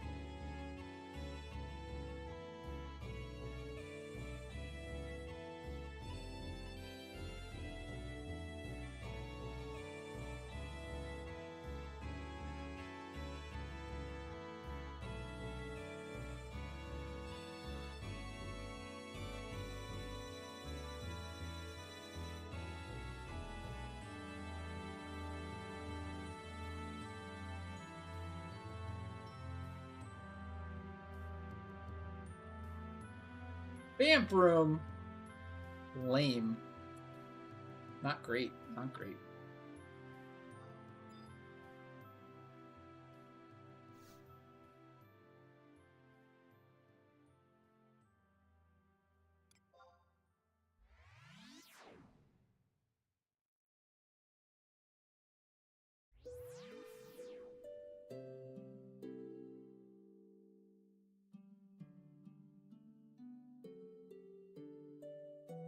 I do not use the Store TV Turban. I bought it, but I don't use it for anything. It's too defensively poo-poo. I just don't see myself ever using it. Plus, I have Pathé Nyame Head, which has, like, way more Store TP. And just better all around everything.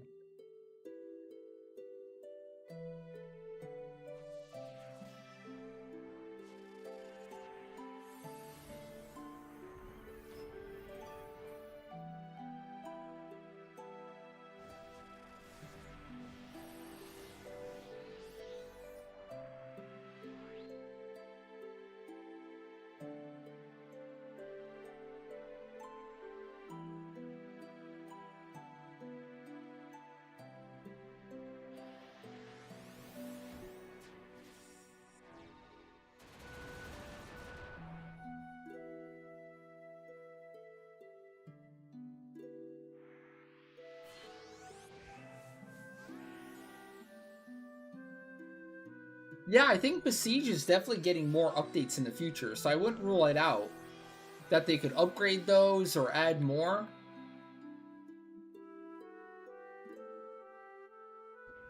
For sure, for sure.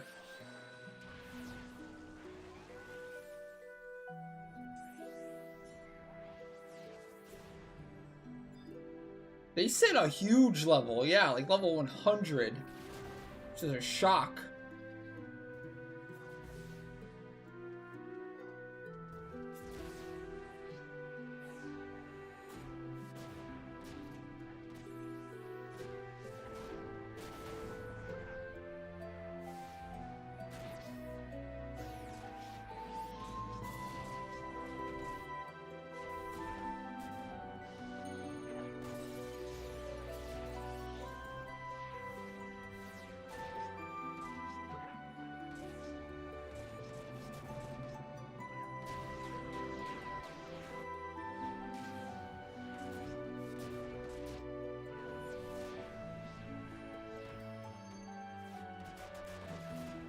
I'll fudge it. You gotta move on, I don't care.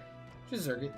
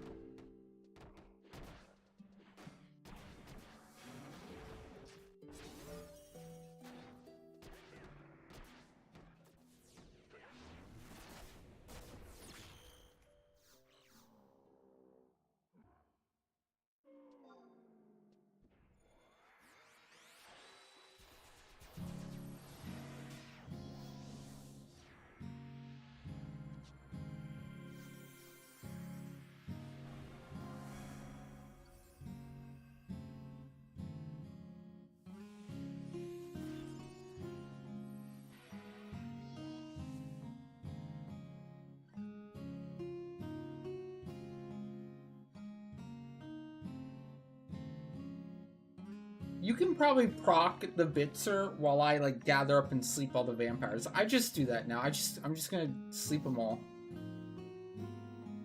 Not even gonna fudge around. Way better than getting caught.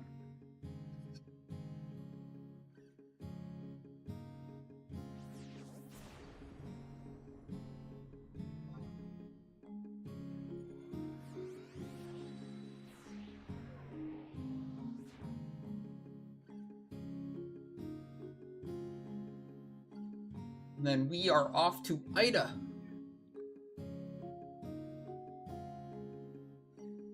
I'd be super happy if we can squeeze in Ida here. That means we'd be one Gartel short of another Aminon set on everyone. Not bad, not bad. We take those.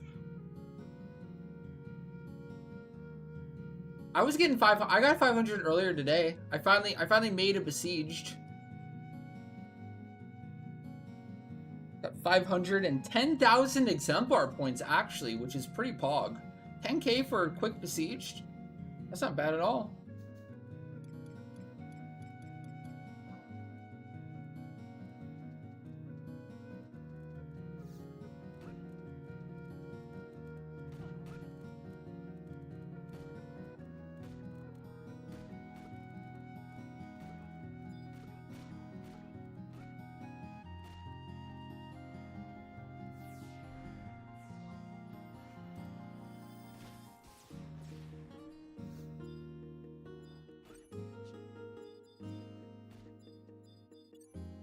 Cannot target that chat to save my life.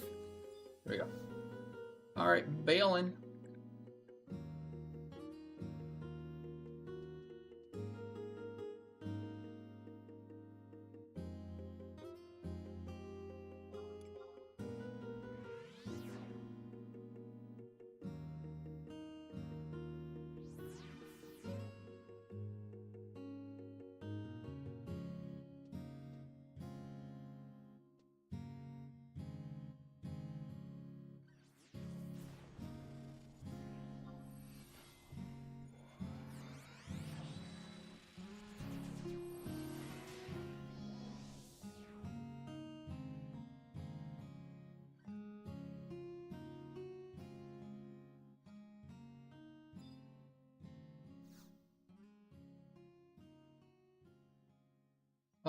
I don't think we can check the side path. We just have to go straight to Ida. Maybe we'll get lucky.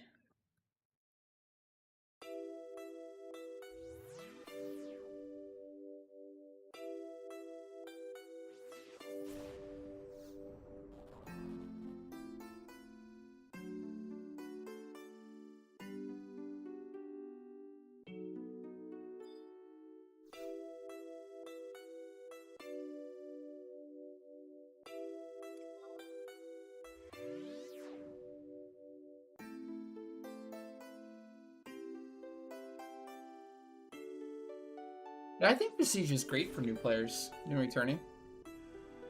I just wish that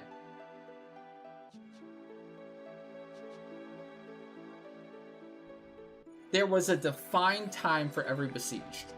Like, none of this bullshit like they're advancing. Just literally say, Besiege will start at this exact time. That's all I want. It's like Domain Invasion. Besiege will start in 10 minutes. That's it. The RNG bullshit for start time is stupid. DI style for anything. Like, DI, it should be DI style for, like, campaign battle, too. I don't know what they were thinking, like, making it just completely, like, such a wide window. Like, it might start in the next hour or two. What the fuck? No, nobody wants to wait around an hour or two. People want to know exactly when it's going to start so they can schedule the other shit they have to do around it.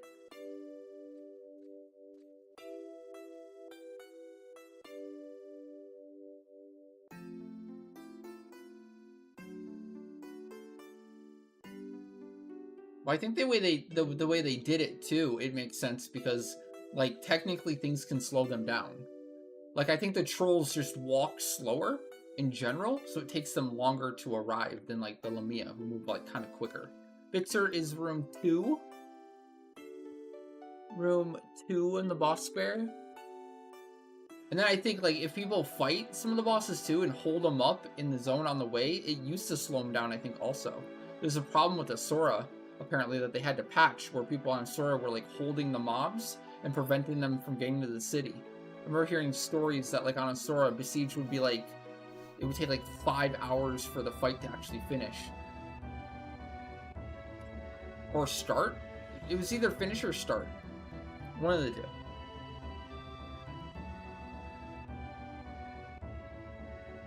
Yeah, I think it slows them down from, like, actually starting to advance, killing the mirrors. Or, like, slows down their army supplies or something, yeah.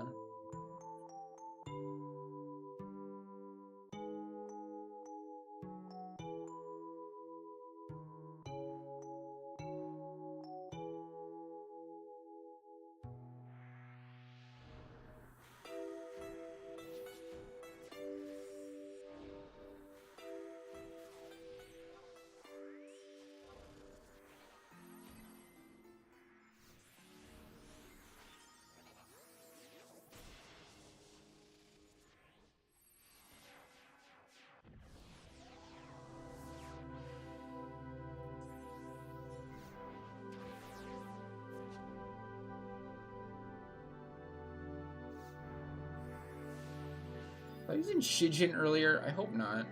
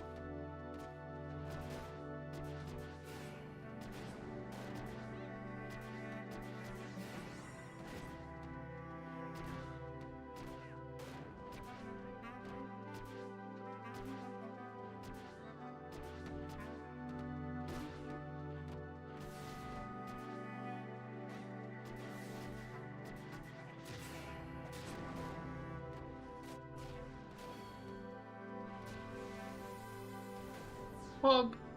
Nice. GG. Well, we have a close Spitzer, but I don't think we can get there. Great run, though. Very nice.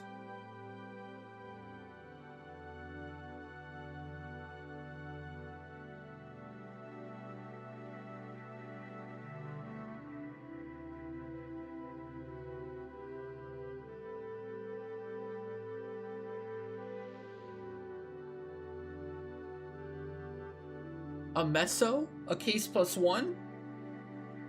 It'd be nice if we got some extra case +1s, but you know, you can't win them all. Can't win them all.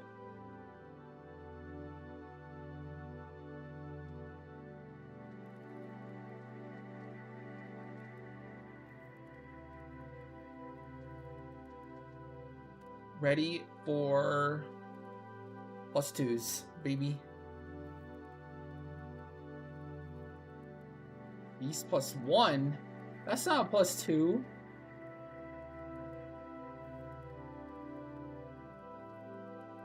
Dark Knight +1. Bard +1. Beast +1. Copying. Copycat. Copycat.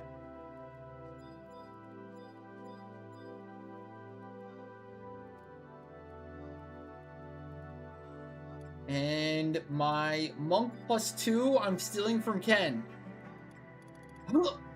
B +1. Gosh darn it, man. Gosh darn it. That's not what I wanted. I'm starting to think these +2 earrings are pretty rare, chat. I'm starting to think that there's some malarkey going on here.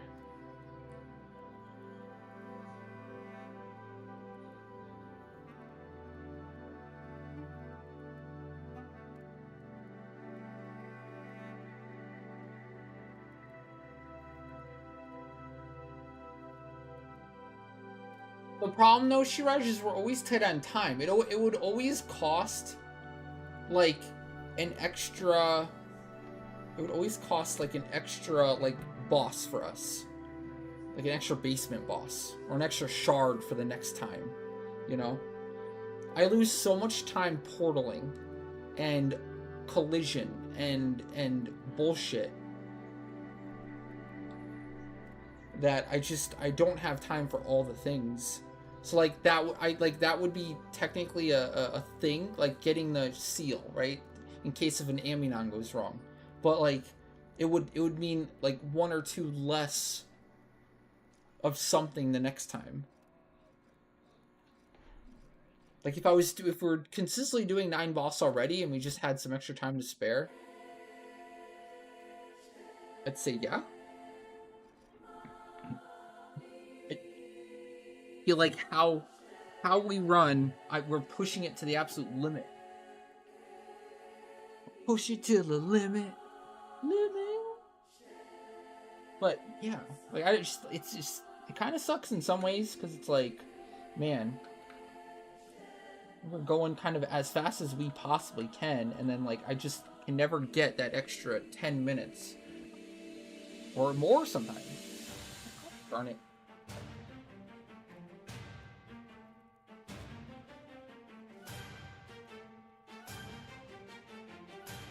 Because, like, bad Bitzers fudge me over so bad. Like, usually I have to kill everything around a Bitzer. I don't get, like, those quick Bitzers where you just, like, walk up to it and there's aggro all around and you just magically escape.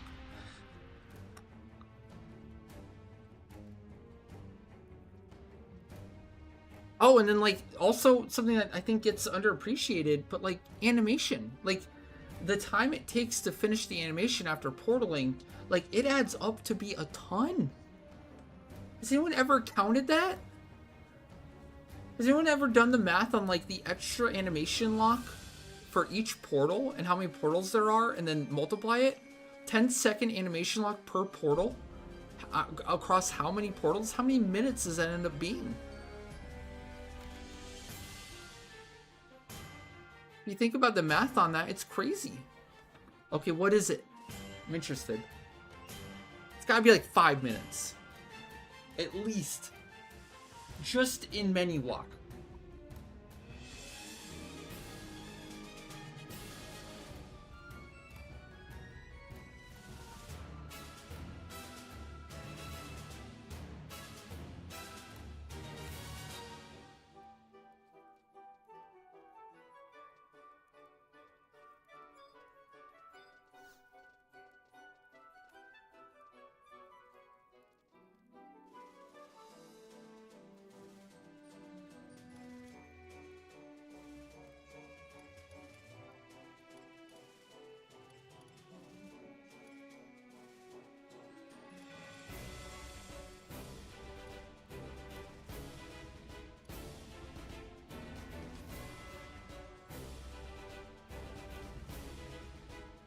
Oh, I forgot where I went.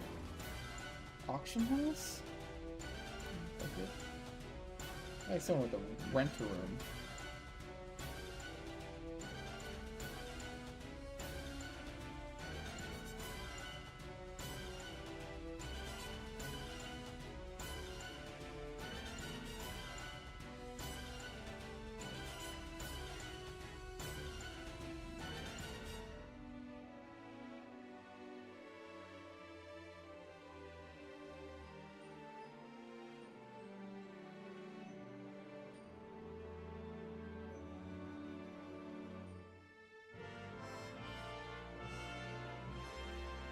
Yeah, and then, like, you gotta factor in, like, all that stuff adds up. Like, collision adds up.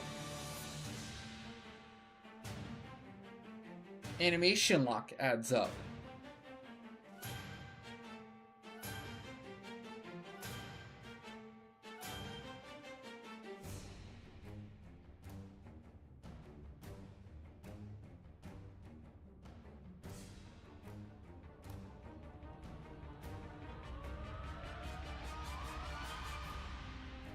Trying to engage when you're mass pulling without animation or without getting animation lock is so wild. It's such a nightmare. You have to do the JP method where you have to engage on a mob and then just stay close enough to not disengage from it while you're pulling. That's like kind of sometimes the only way. Because once you get swarmed, you just can't move anymore. You're just locked in.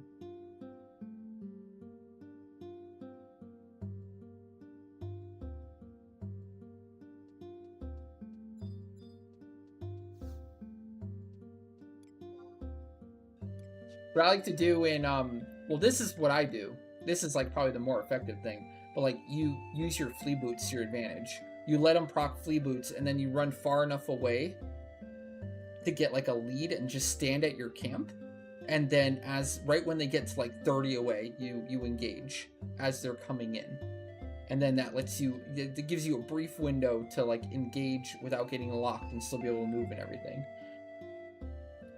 That's like super effective, like Crawler's Nest. When you run in the donut, you do the full donut around, and then as you're coming to the end where your camp is, get a flea proc, and then just bolt it to your camp, stand there. Once the closest mob gets to you, engage that mob, and then just let them file in. Oh, you lose mob. Well, yeah. So that's why it's super effective in Crawler's Nest, because those mobs, you don't lose the mobs unless it's water weather. If you're dealing with mobs where you have to stay close enough to not de-aggro them, then oh my gosh, you might be fudged.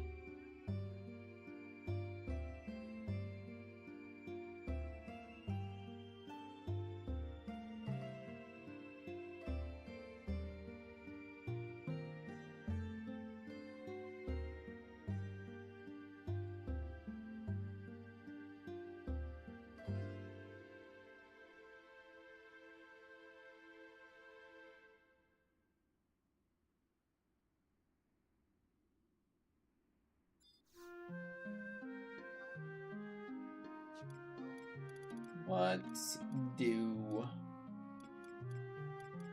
Shard of Trust. Price is kind of crashing right now on the shards.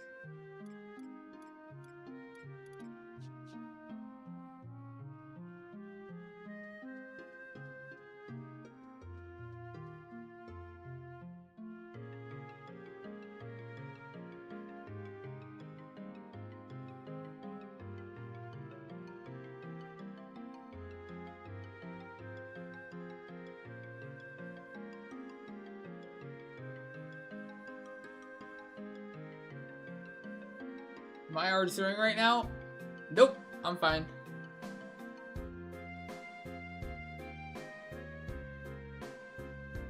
Looks good to me right now. Might be your ISP. It's so weird. I don't know what does it, but sometimes, yeah, like everything else will be fine. Stream will be fine. YouTube will be fine. Otherwise, everything will be fine. But then you just start R0ing 11.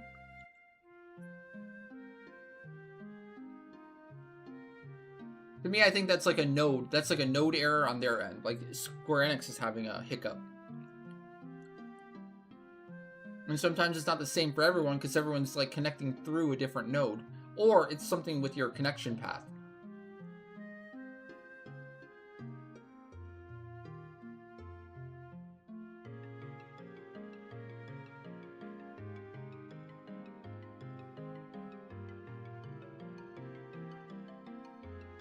Something with the connection path from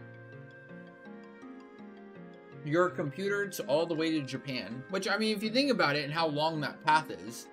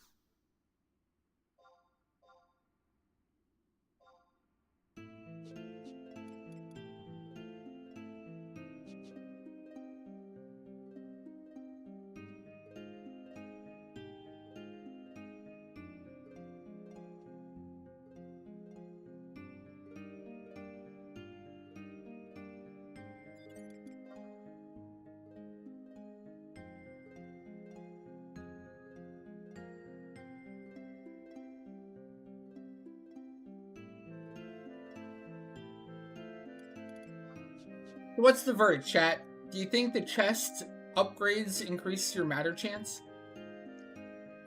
From no chest upgrade to black? Is there no matter upgrade? No rate increase?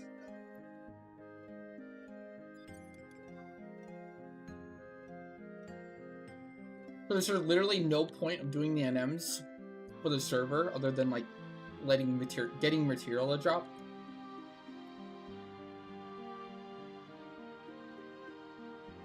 Is that it?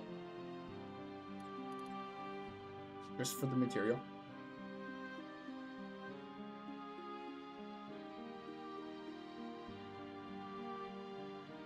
Smaller sample size, but I feel like I've gotten so many more matters than I remember.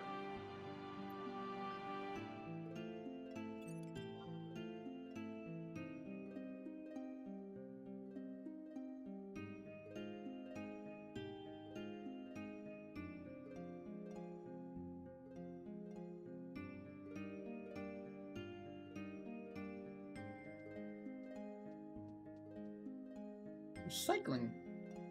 Recycling got a murky.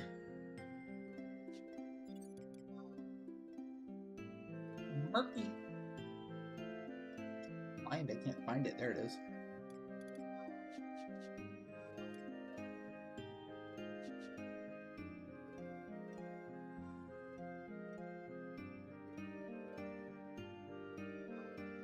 Dang, so it went down for you.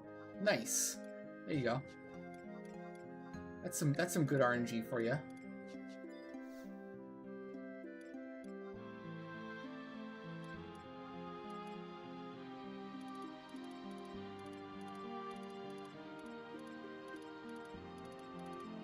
That sounds about right.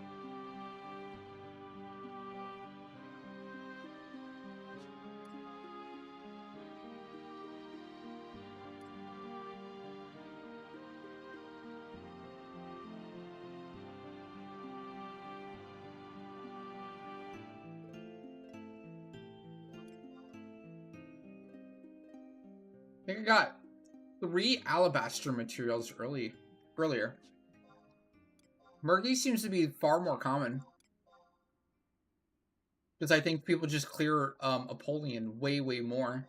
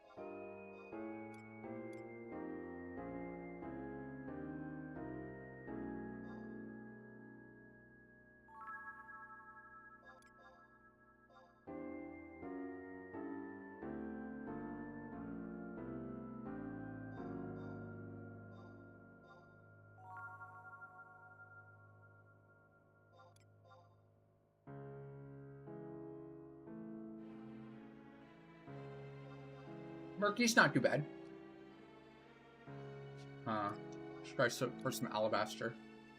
Alabaster's a mil more. That's crazy. Why? People just don't want to do Temenos? We're just saying, fudge you, Temenos.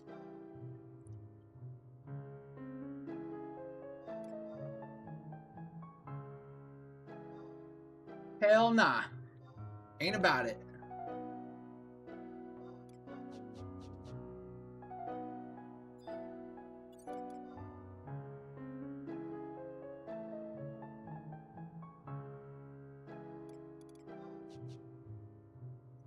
Feel my mule's bead. Oh, I got none.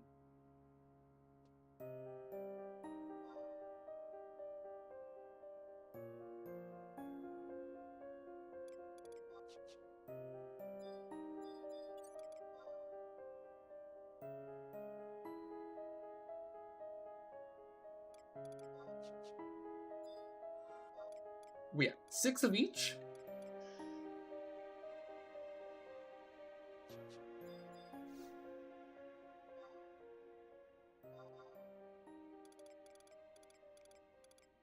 Luckily, I got 3 alabaster materials earlier from my code openings.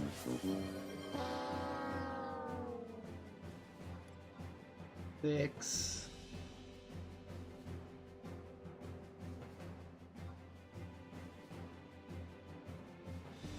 Six. And then one more murky.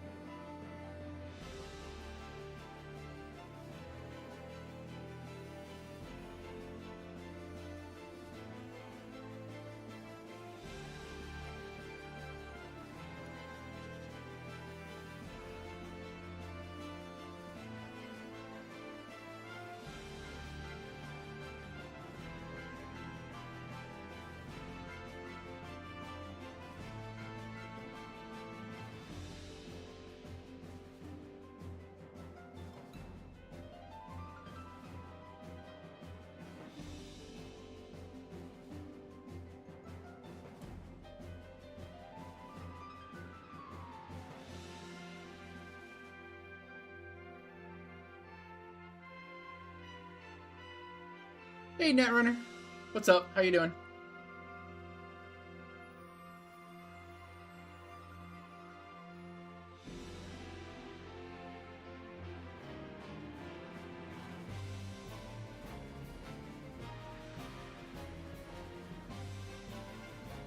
What's the emote where the frog laughs and then looks all serious? Is it Peepo serious?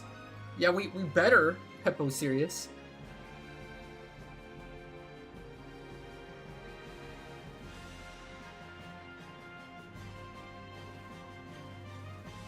Yeah. Yes, we are making more HQs.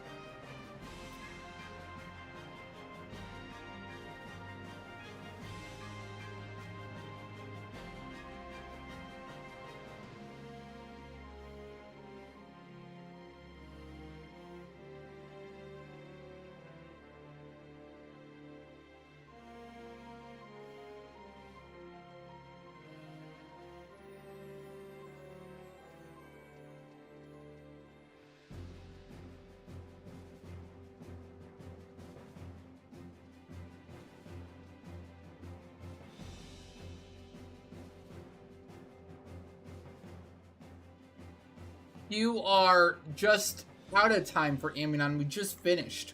We just got out of our sorting run. It went great.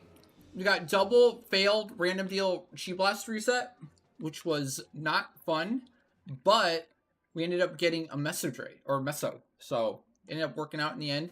I'm now 2 for 4 for the prime bow with,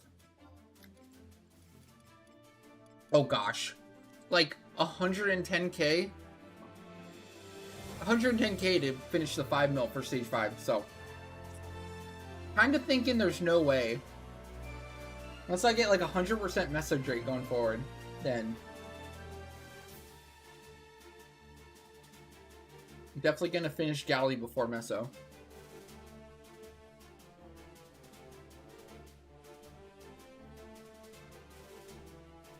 Yep, the Aminon kill/clear is in the VOD. Twitch or YouTube VOD, to be fair.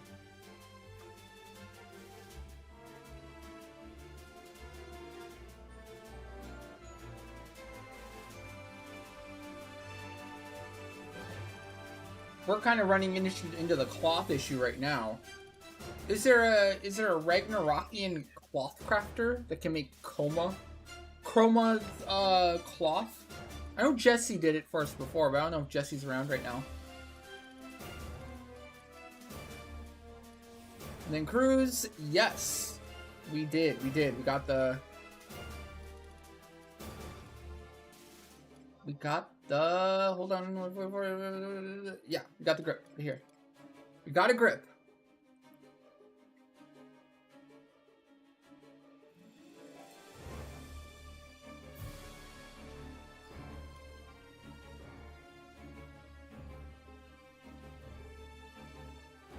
Day 1. Thank you, Pixel. Thank you. We put 1 RP into it to see how it scaled with the augments. Am I gonna augment my grip first? Probably not. I'm not sure yet. I do like the augments on it, but I think I'd rather have the Wrath Feet or even Sworn, but you wanted to see what you got as you level it up. It's really nice. It's really, you get 1 of each for each level.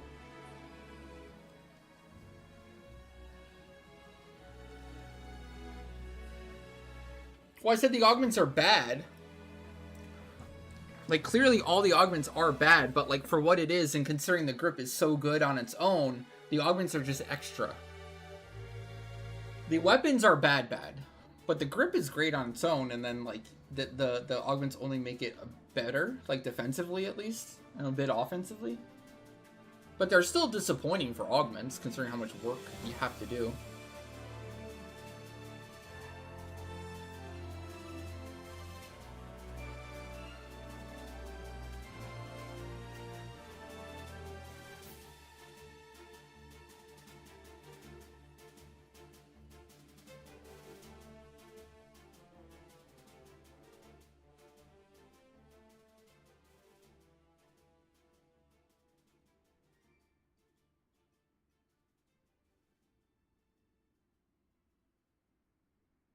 Pack is nice. Yep. Definitely helps with that PDL, that's for sure.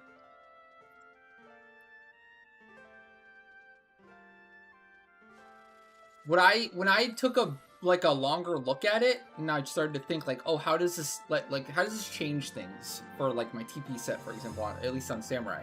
I was looking at it, and it's like I started to use Null Shawl because it's so great defensively. It has incredible accuracy, incredible evasion and magic evasion, still has incredible double attack and Sword TP to make it even better than Ambu Cape sometimes, or most of the time. So really great defensive upgrade for Null Shawl. But because I lost the DT from my Ambu Cape, it put me at 46% DT.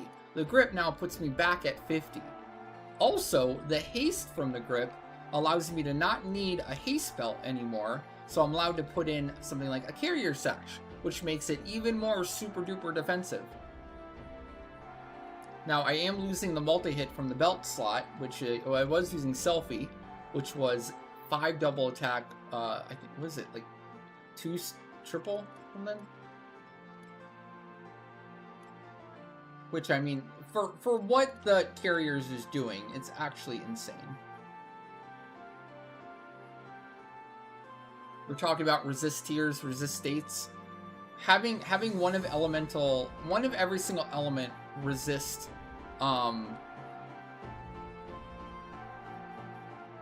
element is such a massive upgrade in terms of like your resist state.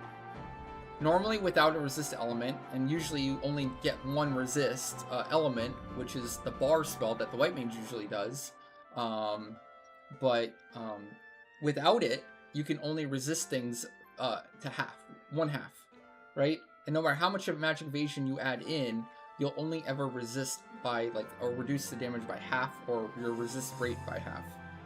Whereas once you add even 1 element, and Carrier Sash is 1 of every single element, so it's better than even 1, but once you stack the resist element on top of a lot of magic evasion, or magic evasion down for the mob that you're fighting, you unlock the 1/4 and 1/8 resist tiers, resist states.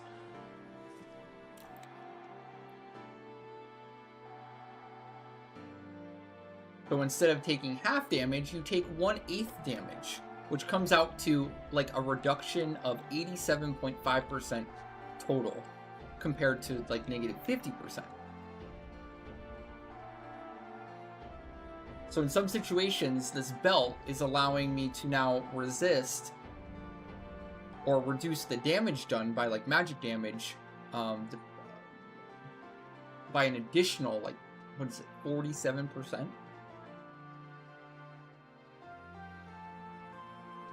37%. Sorry, 37%, which is insane. Imagine if it said that on the belt. Like, magic damage and resist rate up 37%.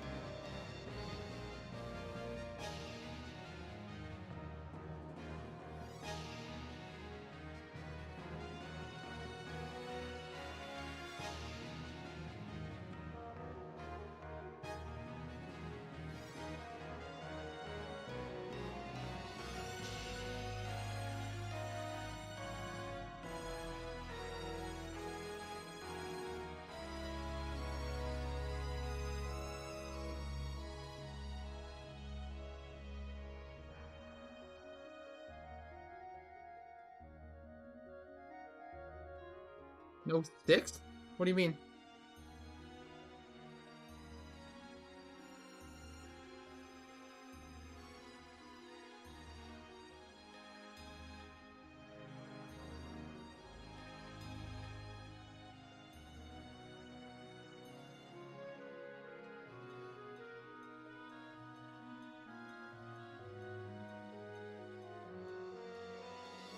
I haven't had a 6th character since like 6 years ago. Been a hot minute.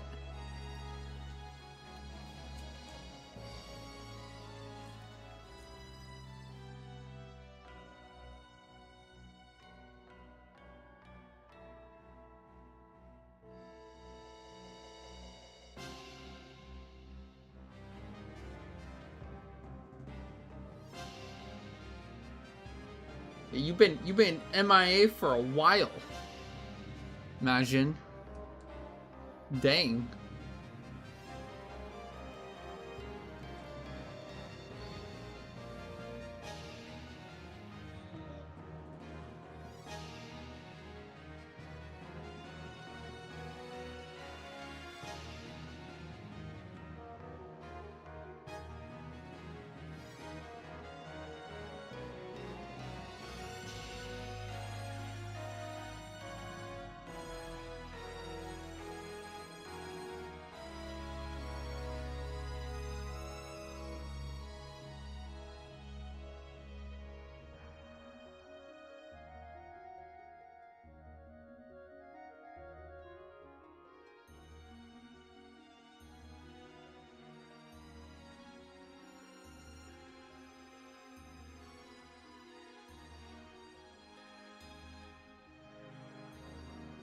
Well, I mean, he did imply that you weren't a mule.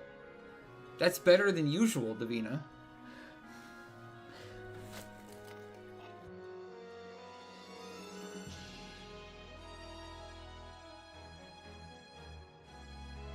Or at least he knew I didn't have a 6th. I think usually people just assume that Davina is the 6th.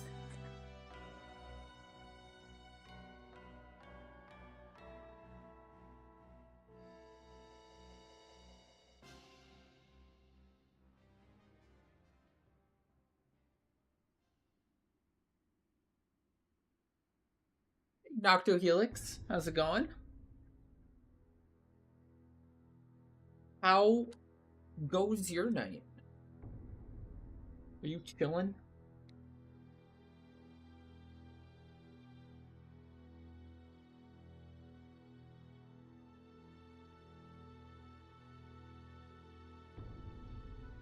You're playing League?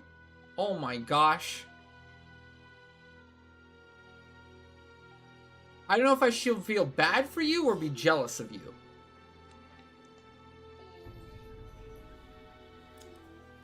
Stuck in Emerald 1? Does that mean you're one division off of Diamond? What are you playing? What role? What champs?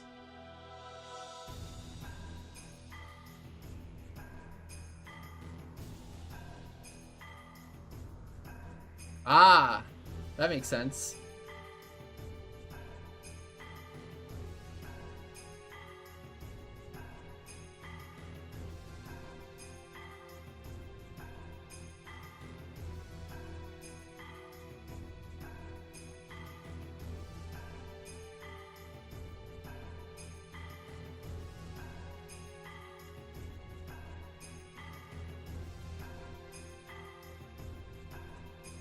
I don't even know who Yunrara? What is a Yunrara?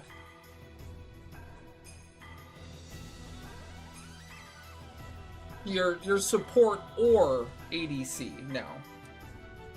Either or.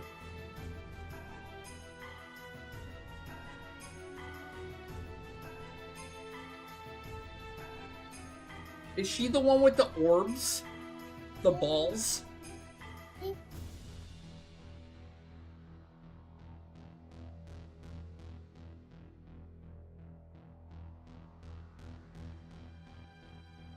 Ah, I think I have seen her before. I didn't know that was her name, though.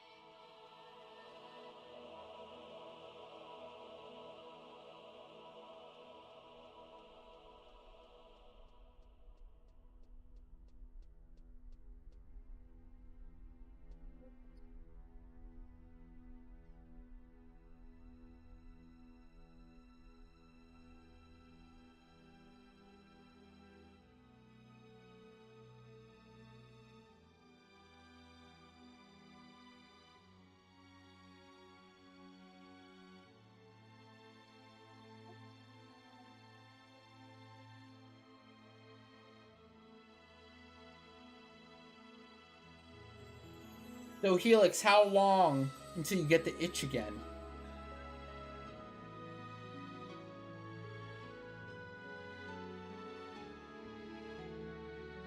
Or do you already have it?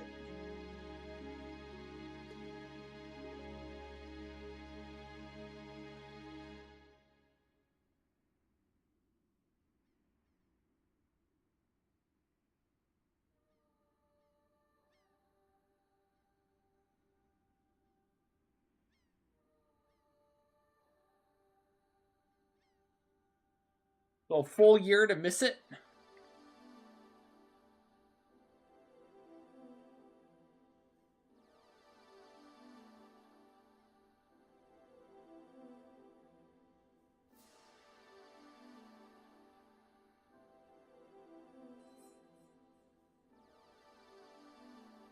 Ah, that's what I figured. That's what I figured.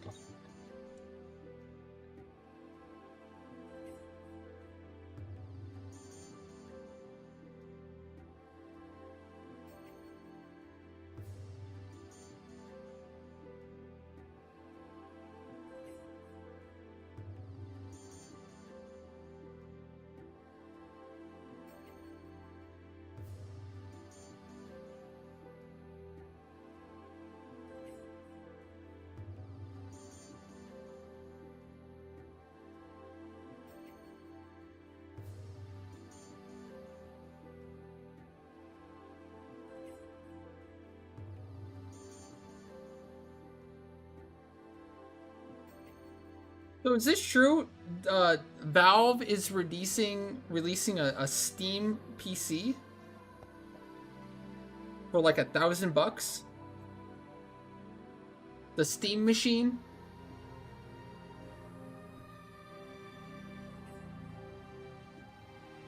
Is that Pog? I'm not sure what to think of that. Is it just a standardized PC that can play like all the Steam games? Makes it easier to just get a PC that works right off the rip for Steam.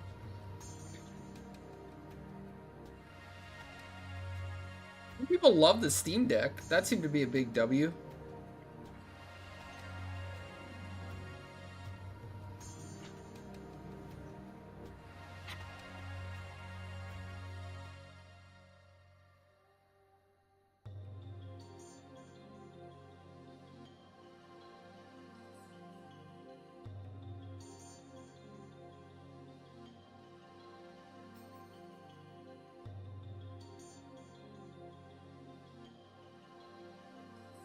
Steam Deck has its niche uses. Yeah, for the people that like really, that's the thing.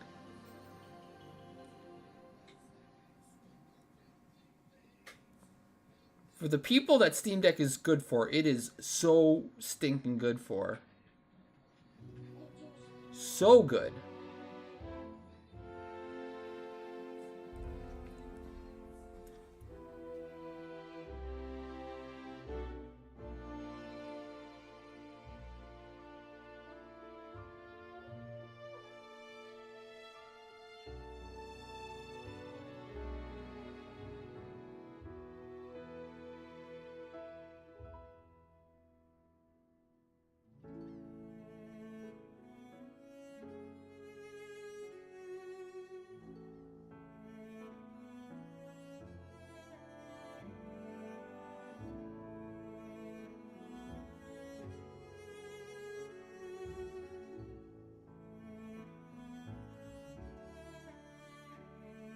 Console players have cheaper options and PC players have better options.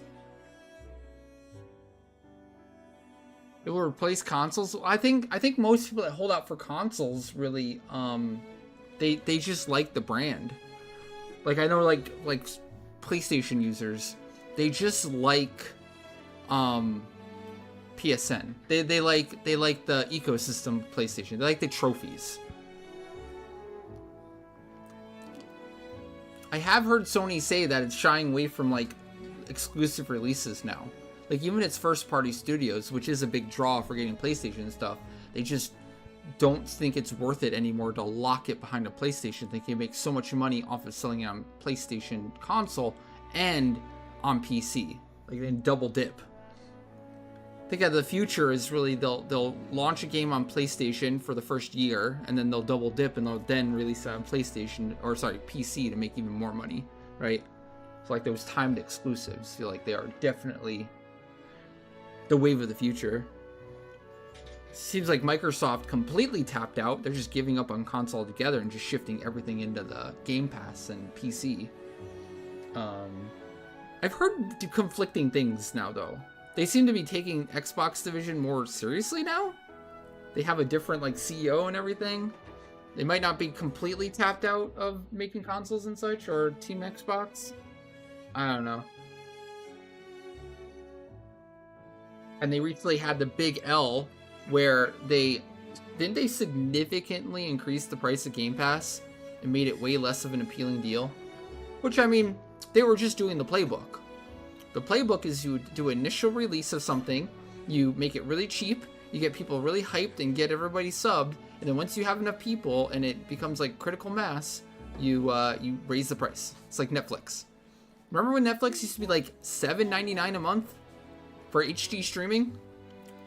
It started out as like $7.99 a month for HD streaming. Now it's like what, $30 a month? Really absurd.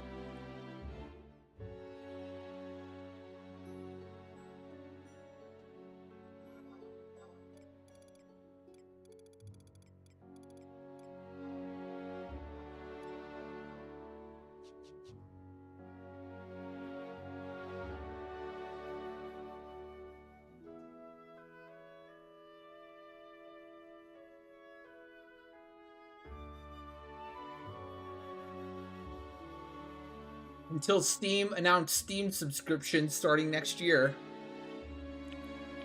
$20 a month to access your Steam library. It's just a matter of time. Just wait for it.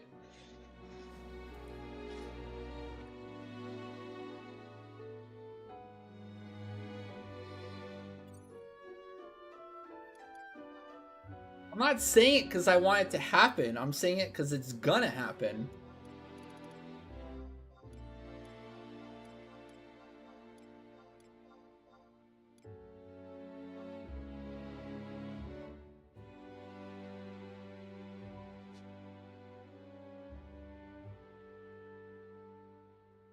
It's like Discord. It's only a matter of time before they find a way to charge you for Discord, and then that's when everyone moves on to the next thing. Remember Skype? Remember AIM? Remember everything that started out free and then they had to start charging for it?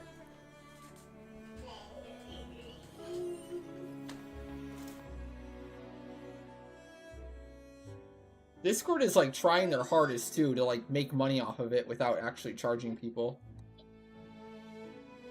Like all the what's it called, like boosts and buying the effects, like the border and the avatar effects and stuff.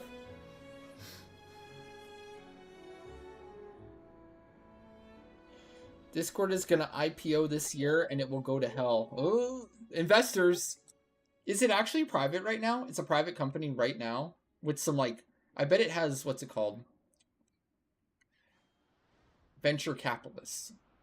Like the early investors.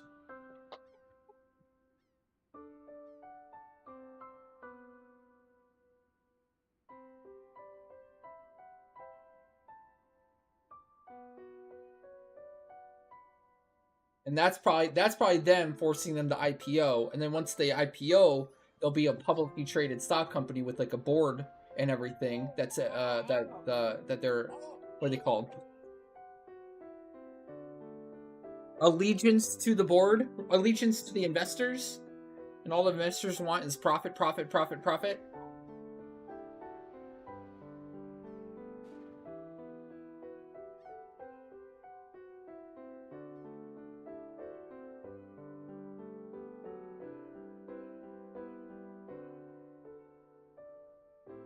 Just wondering, like I think Discord, like what they're angling for is ads. They probably want to turn it into a data collection platform where they like harvest and sell your data, and then also serve you ads. And that's like probably the only way they can get around charging a sub. But then they could also charge a premium sub if they throttle things like, or maybe they do. Maybe this is Discord Nitro or whatever. Like if they throttle the video, high quality video behind a sub, or high quality voice behind a sub. I think they already do that actually.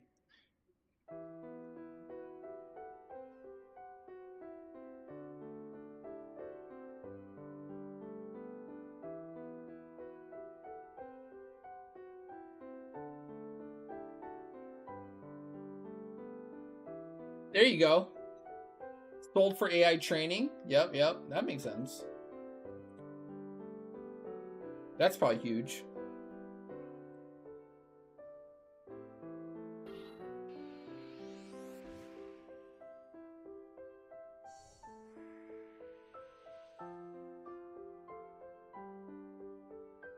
All right, let's see how much trouble I'm in.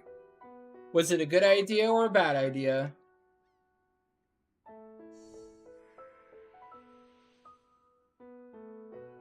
May the RNG gods be kind.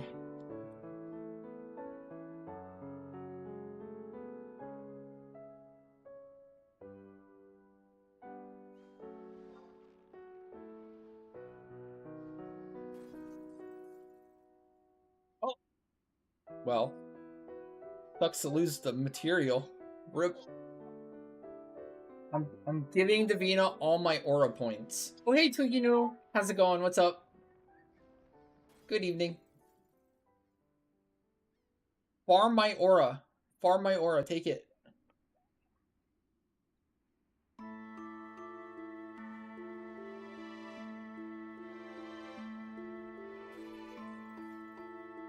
Oh. There is more material on Auction House. I didn't get all of it. I just got what I had gil for. And I just kind of ran out of gil. Oh, is there? Bad day at work, so playing rivals to shoot people and picture they are client who said something really mean to you. Yo, good.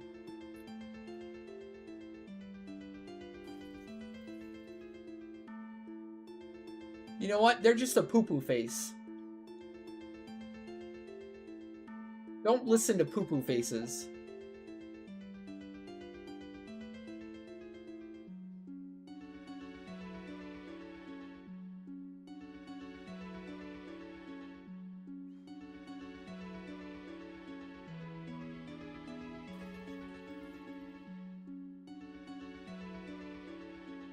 No kidding.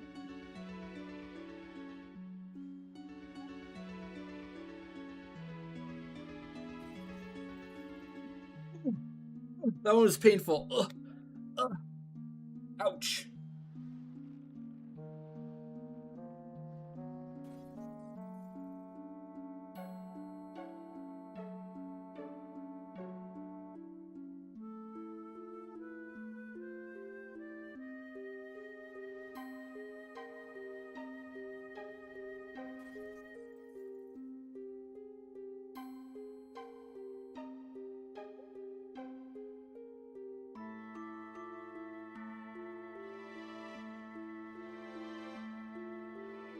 Life's too short to be a jerk.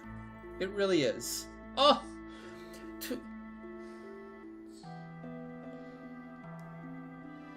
Like, when you're old and gray, do you really want to look back at like, your past experiences in your life and just remember being mean to everyone? Being a jerk? Is that really worth it? When you think about it, like, relatively, and as you get older, you just realize, like, life's too short. Something I always like to assume, too, is, like, just a little bit of grace, you know? Just assume, like, I like to assume that, like, sometimes people just have bad days, and just remember, like, your bad days and how you were feeling, and then, like, sometimes people just act out on their bad days. Sometimes just someone's worst day. You come across them and you meet them, and it's literally their worst day that they've had in their life, or one of the worst. You just caught them on a bad day. Maybe they're not always so bad. Now, if they're consistently mean and consistently bad, then Another matter. Hey Vala, what's up?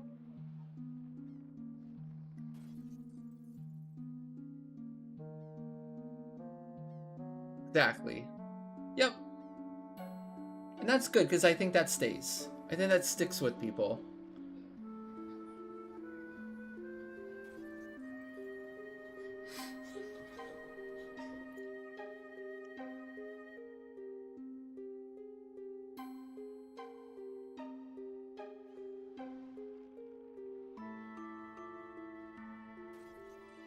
Wow, fudged me. Oh man, it was a crit. Wow, that's ouch.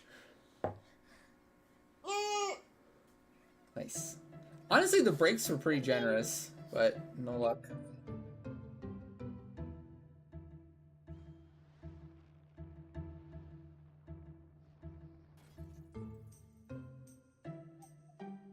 Well, we're out of cloth right now. We can't. There weren't any more on Ops House, and we ran out of what we had before. So I don't think we can make any more grips until we get some more cloth. We're trying for some more grips right now, but I think we just ran out of our last cloth until we can get some more made.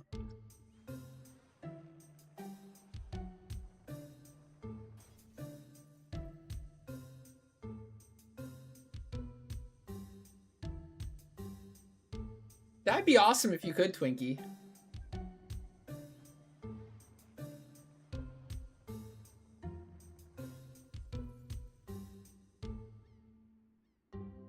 I think we still have a pretty good chunk of shield time left.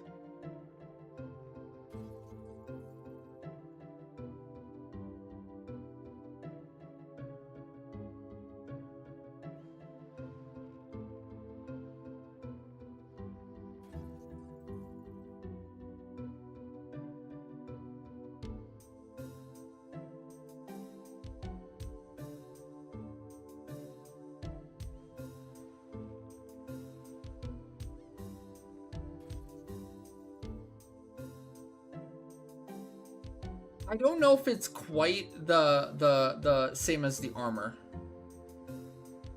but we are assuming it's like similar to the armor. We're using, I think we're using the Clothcraft Torque, and we're using all the other stuff for gold main.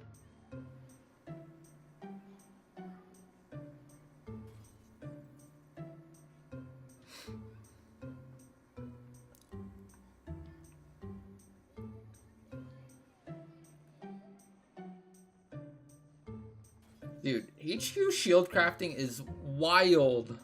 Oh my gosh, the pain right now. The breaks.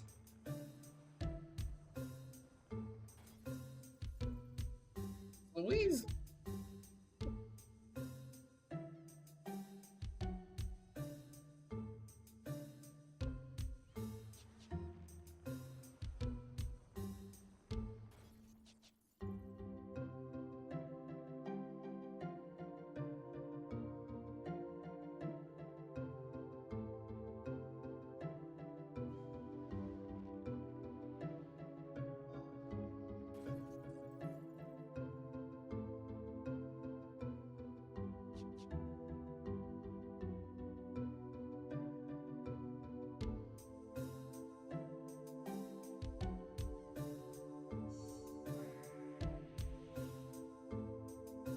+2 for the grip. Yes, our first session on the day of the update, we made 2. Well, 4 HQs total for 2 HQ1 and 2 HQ2.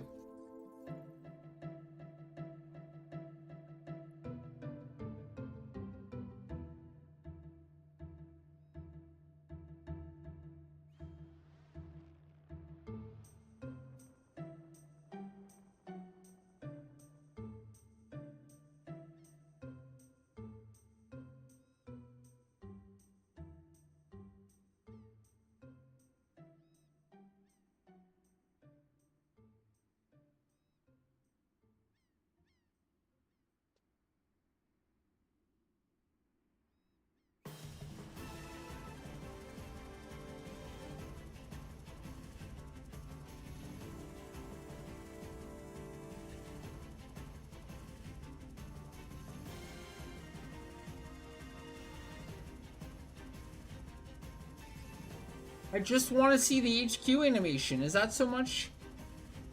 I'm jonesing. I'm jonesing for an HQ animation right now. Where is it?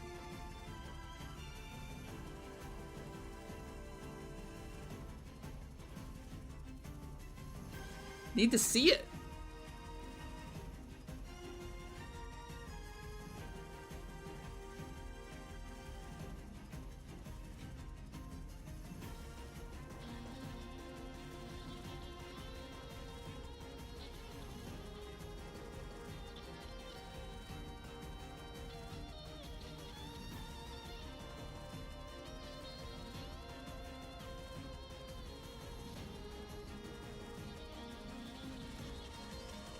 Losing the animation too. Fudge.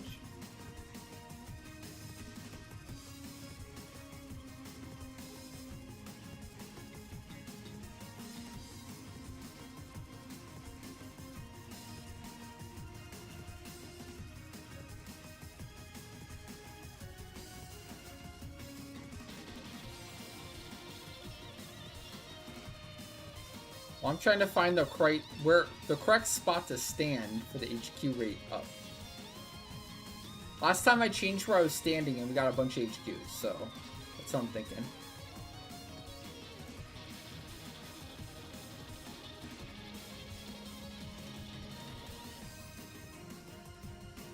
No problem, Twiggy. I have the threads on Zoidberg when you're ready. Okay, I think this is the right spot, right here. This is it. HQ. Hold on. Here.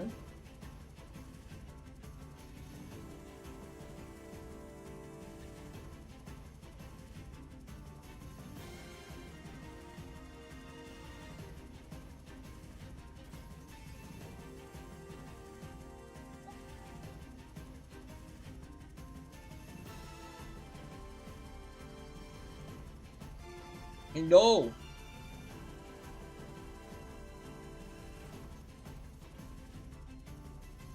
You know you wanna. It's saving it for the good shit later.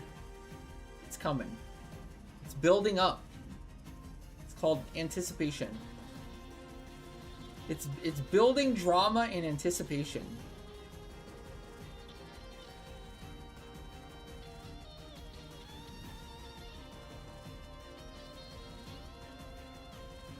I can't see how it's not better than Utu. It just depends if you're making use of the PDL. But with capped attack and making use of the PDL is useful for both white damage and weapon skill damage. Whereas Utu Grip is literally only good. Oh, there he is! There we go! Ah, HQ1! Poo-poo!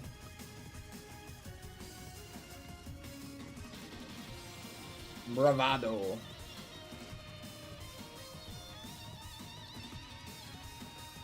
Bravado.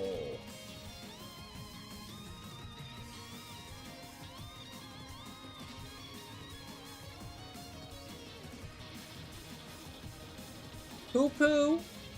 Oh. That hurts. That stings. That's a shot in the gut right there. Yikes.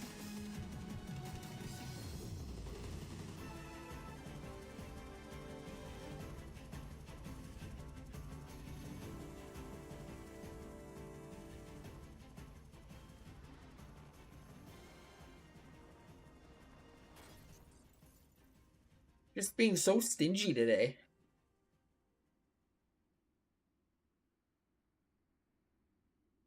It is Darkstay. Darkstay should be big HQ rate, no?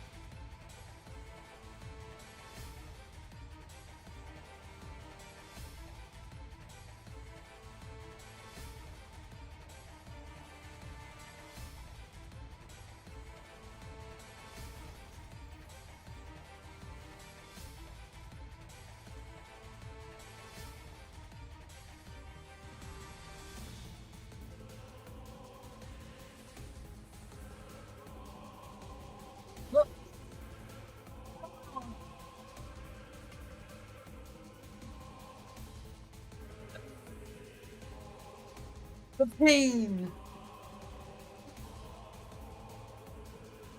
Drop in the heart. Drop in the heart, and you're too late.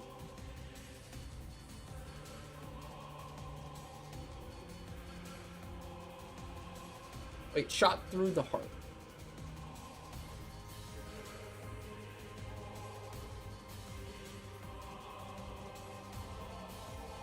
Oh, interesting. It's called a bolt. I'm not. Chat is. That's a chat thing.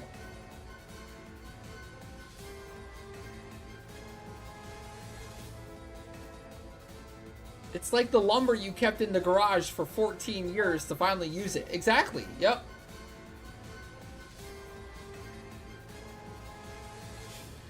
Did the grip use Terra? Was it fire or?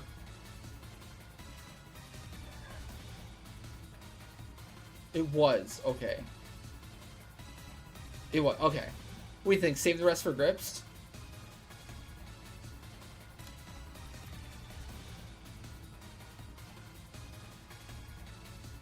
Jetsy, can we get the ones you have made so far and trade me?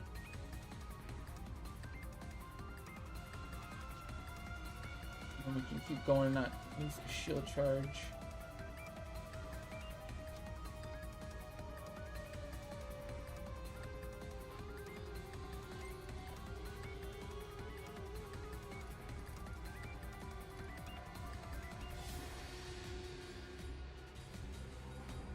Okay, over here is the HQ direction.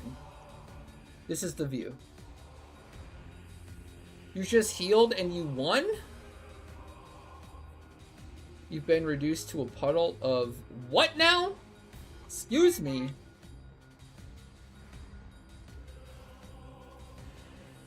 Oh my gosh. Rip. Rip! At least we have a lot of those now. Oh.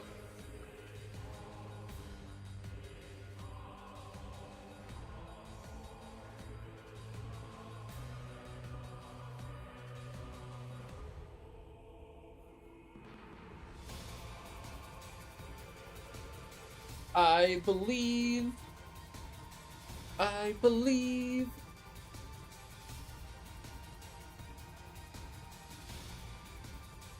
That was weird. The Venus break lined up perfectly with the thread break.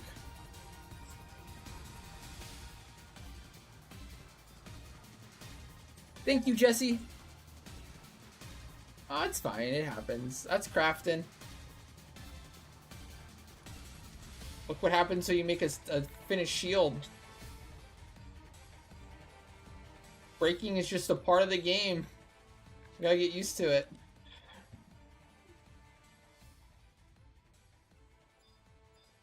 No, I'm trying to face the right direction. I just can't get the right one. Still trying here.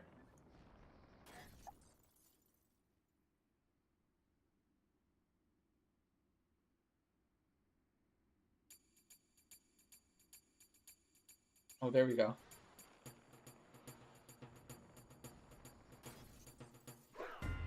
Oh.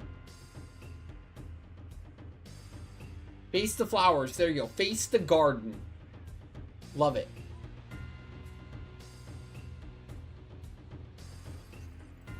HQ the flowers. I always heard Dark's Day was the HQ plus day. You HQ'd more, but when you broke, you lost more. That's what I was told.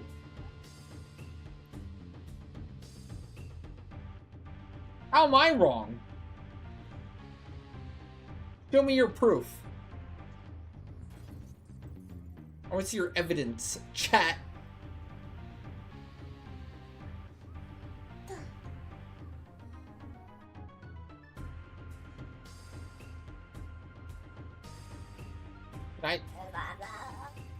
I demand one HQ animation.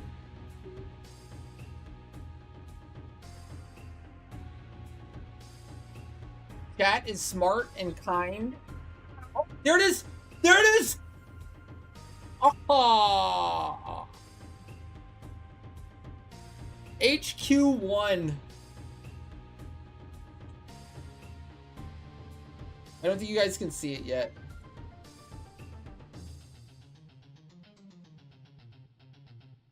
Out of Berkey.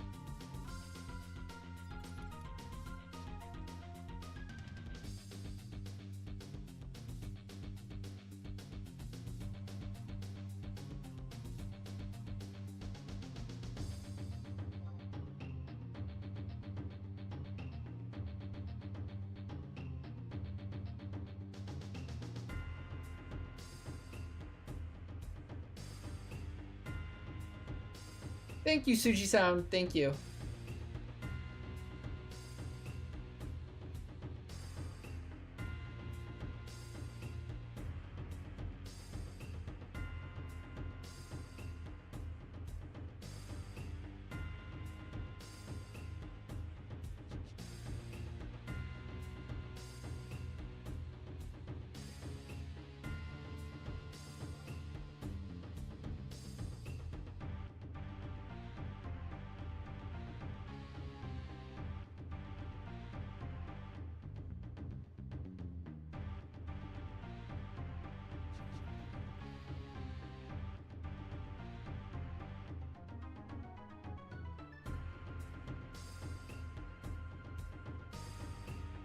Well, that's crafting.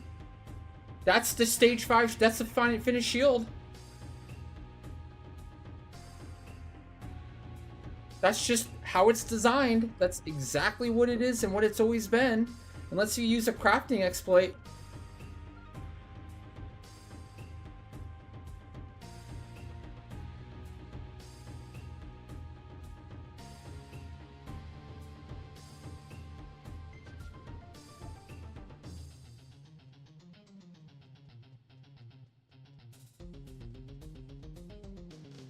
Yep.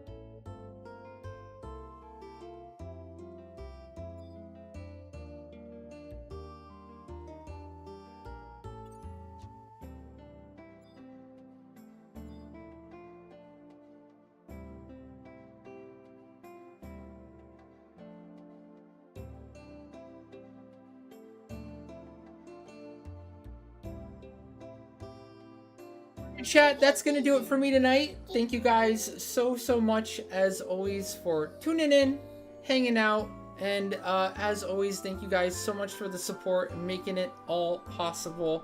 It is always very appreciated. Thank you, Jesse, also for crafting some of those cloths and helping out there. Thank you. Let's see, tomorrow, you might have guessed, another busy day of Final Fantasy XI action. The new Limbus and M CN2 is gonna spawn on Ragnarok. We got some Lilith farm, some Seg, another Zevioso. Okay, another V25 actual clear attempt. It's not just RP. So we're going in with actually the intent to kill. Probably 1 or 2 key item, maybe 1. We got Leafkin Dynamis tomorrow at 4:30 Central. Also, Bastock, actually. So there's that hand clear we were talking about. And then Sortie. So thank you guys again so much for the support and tuning in. I'll catch you guys tomorrow. Take care. See ya.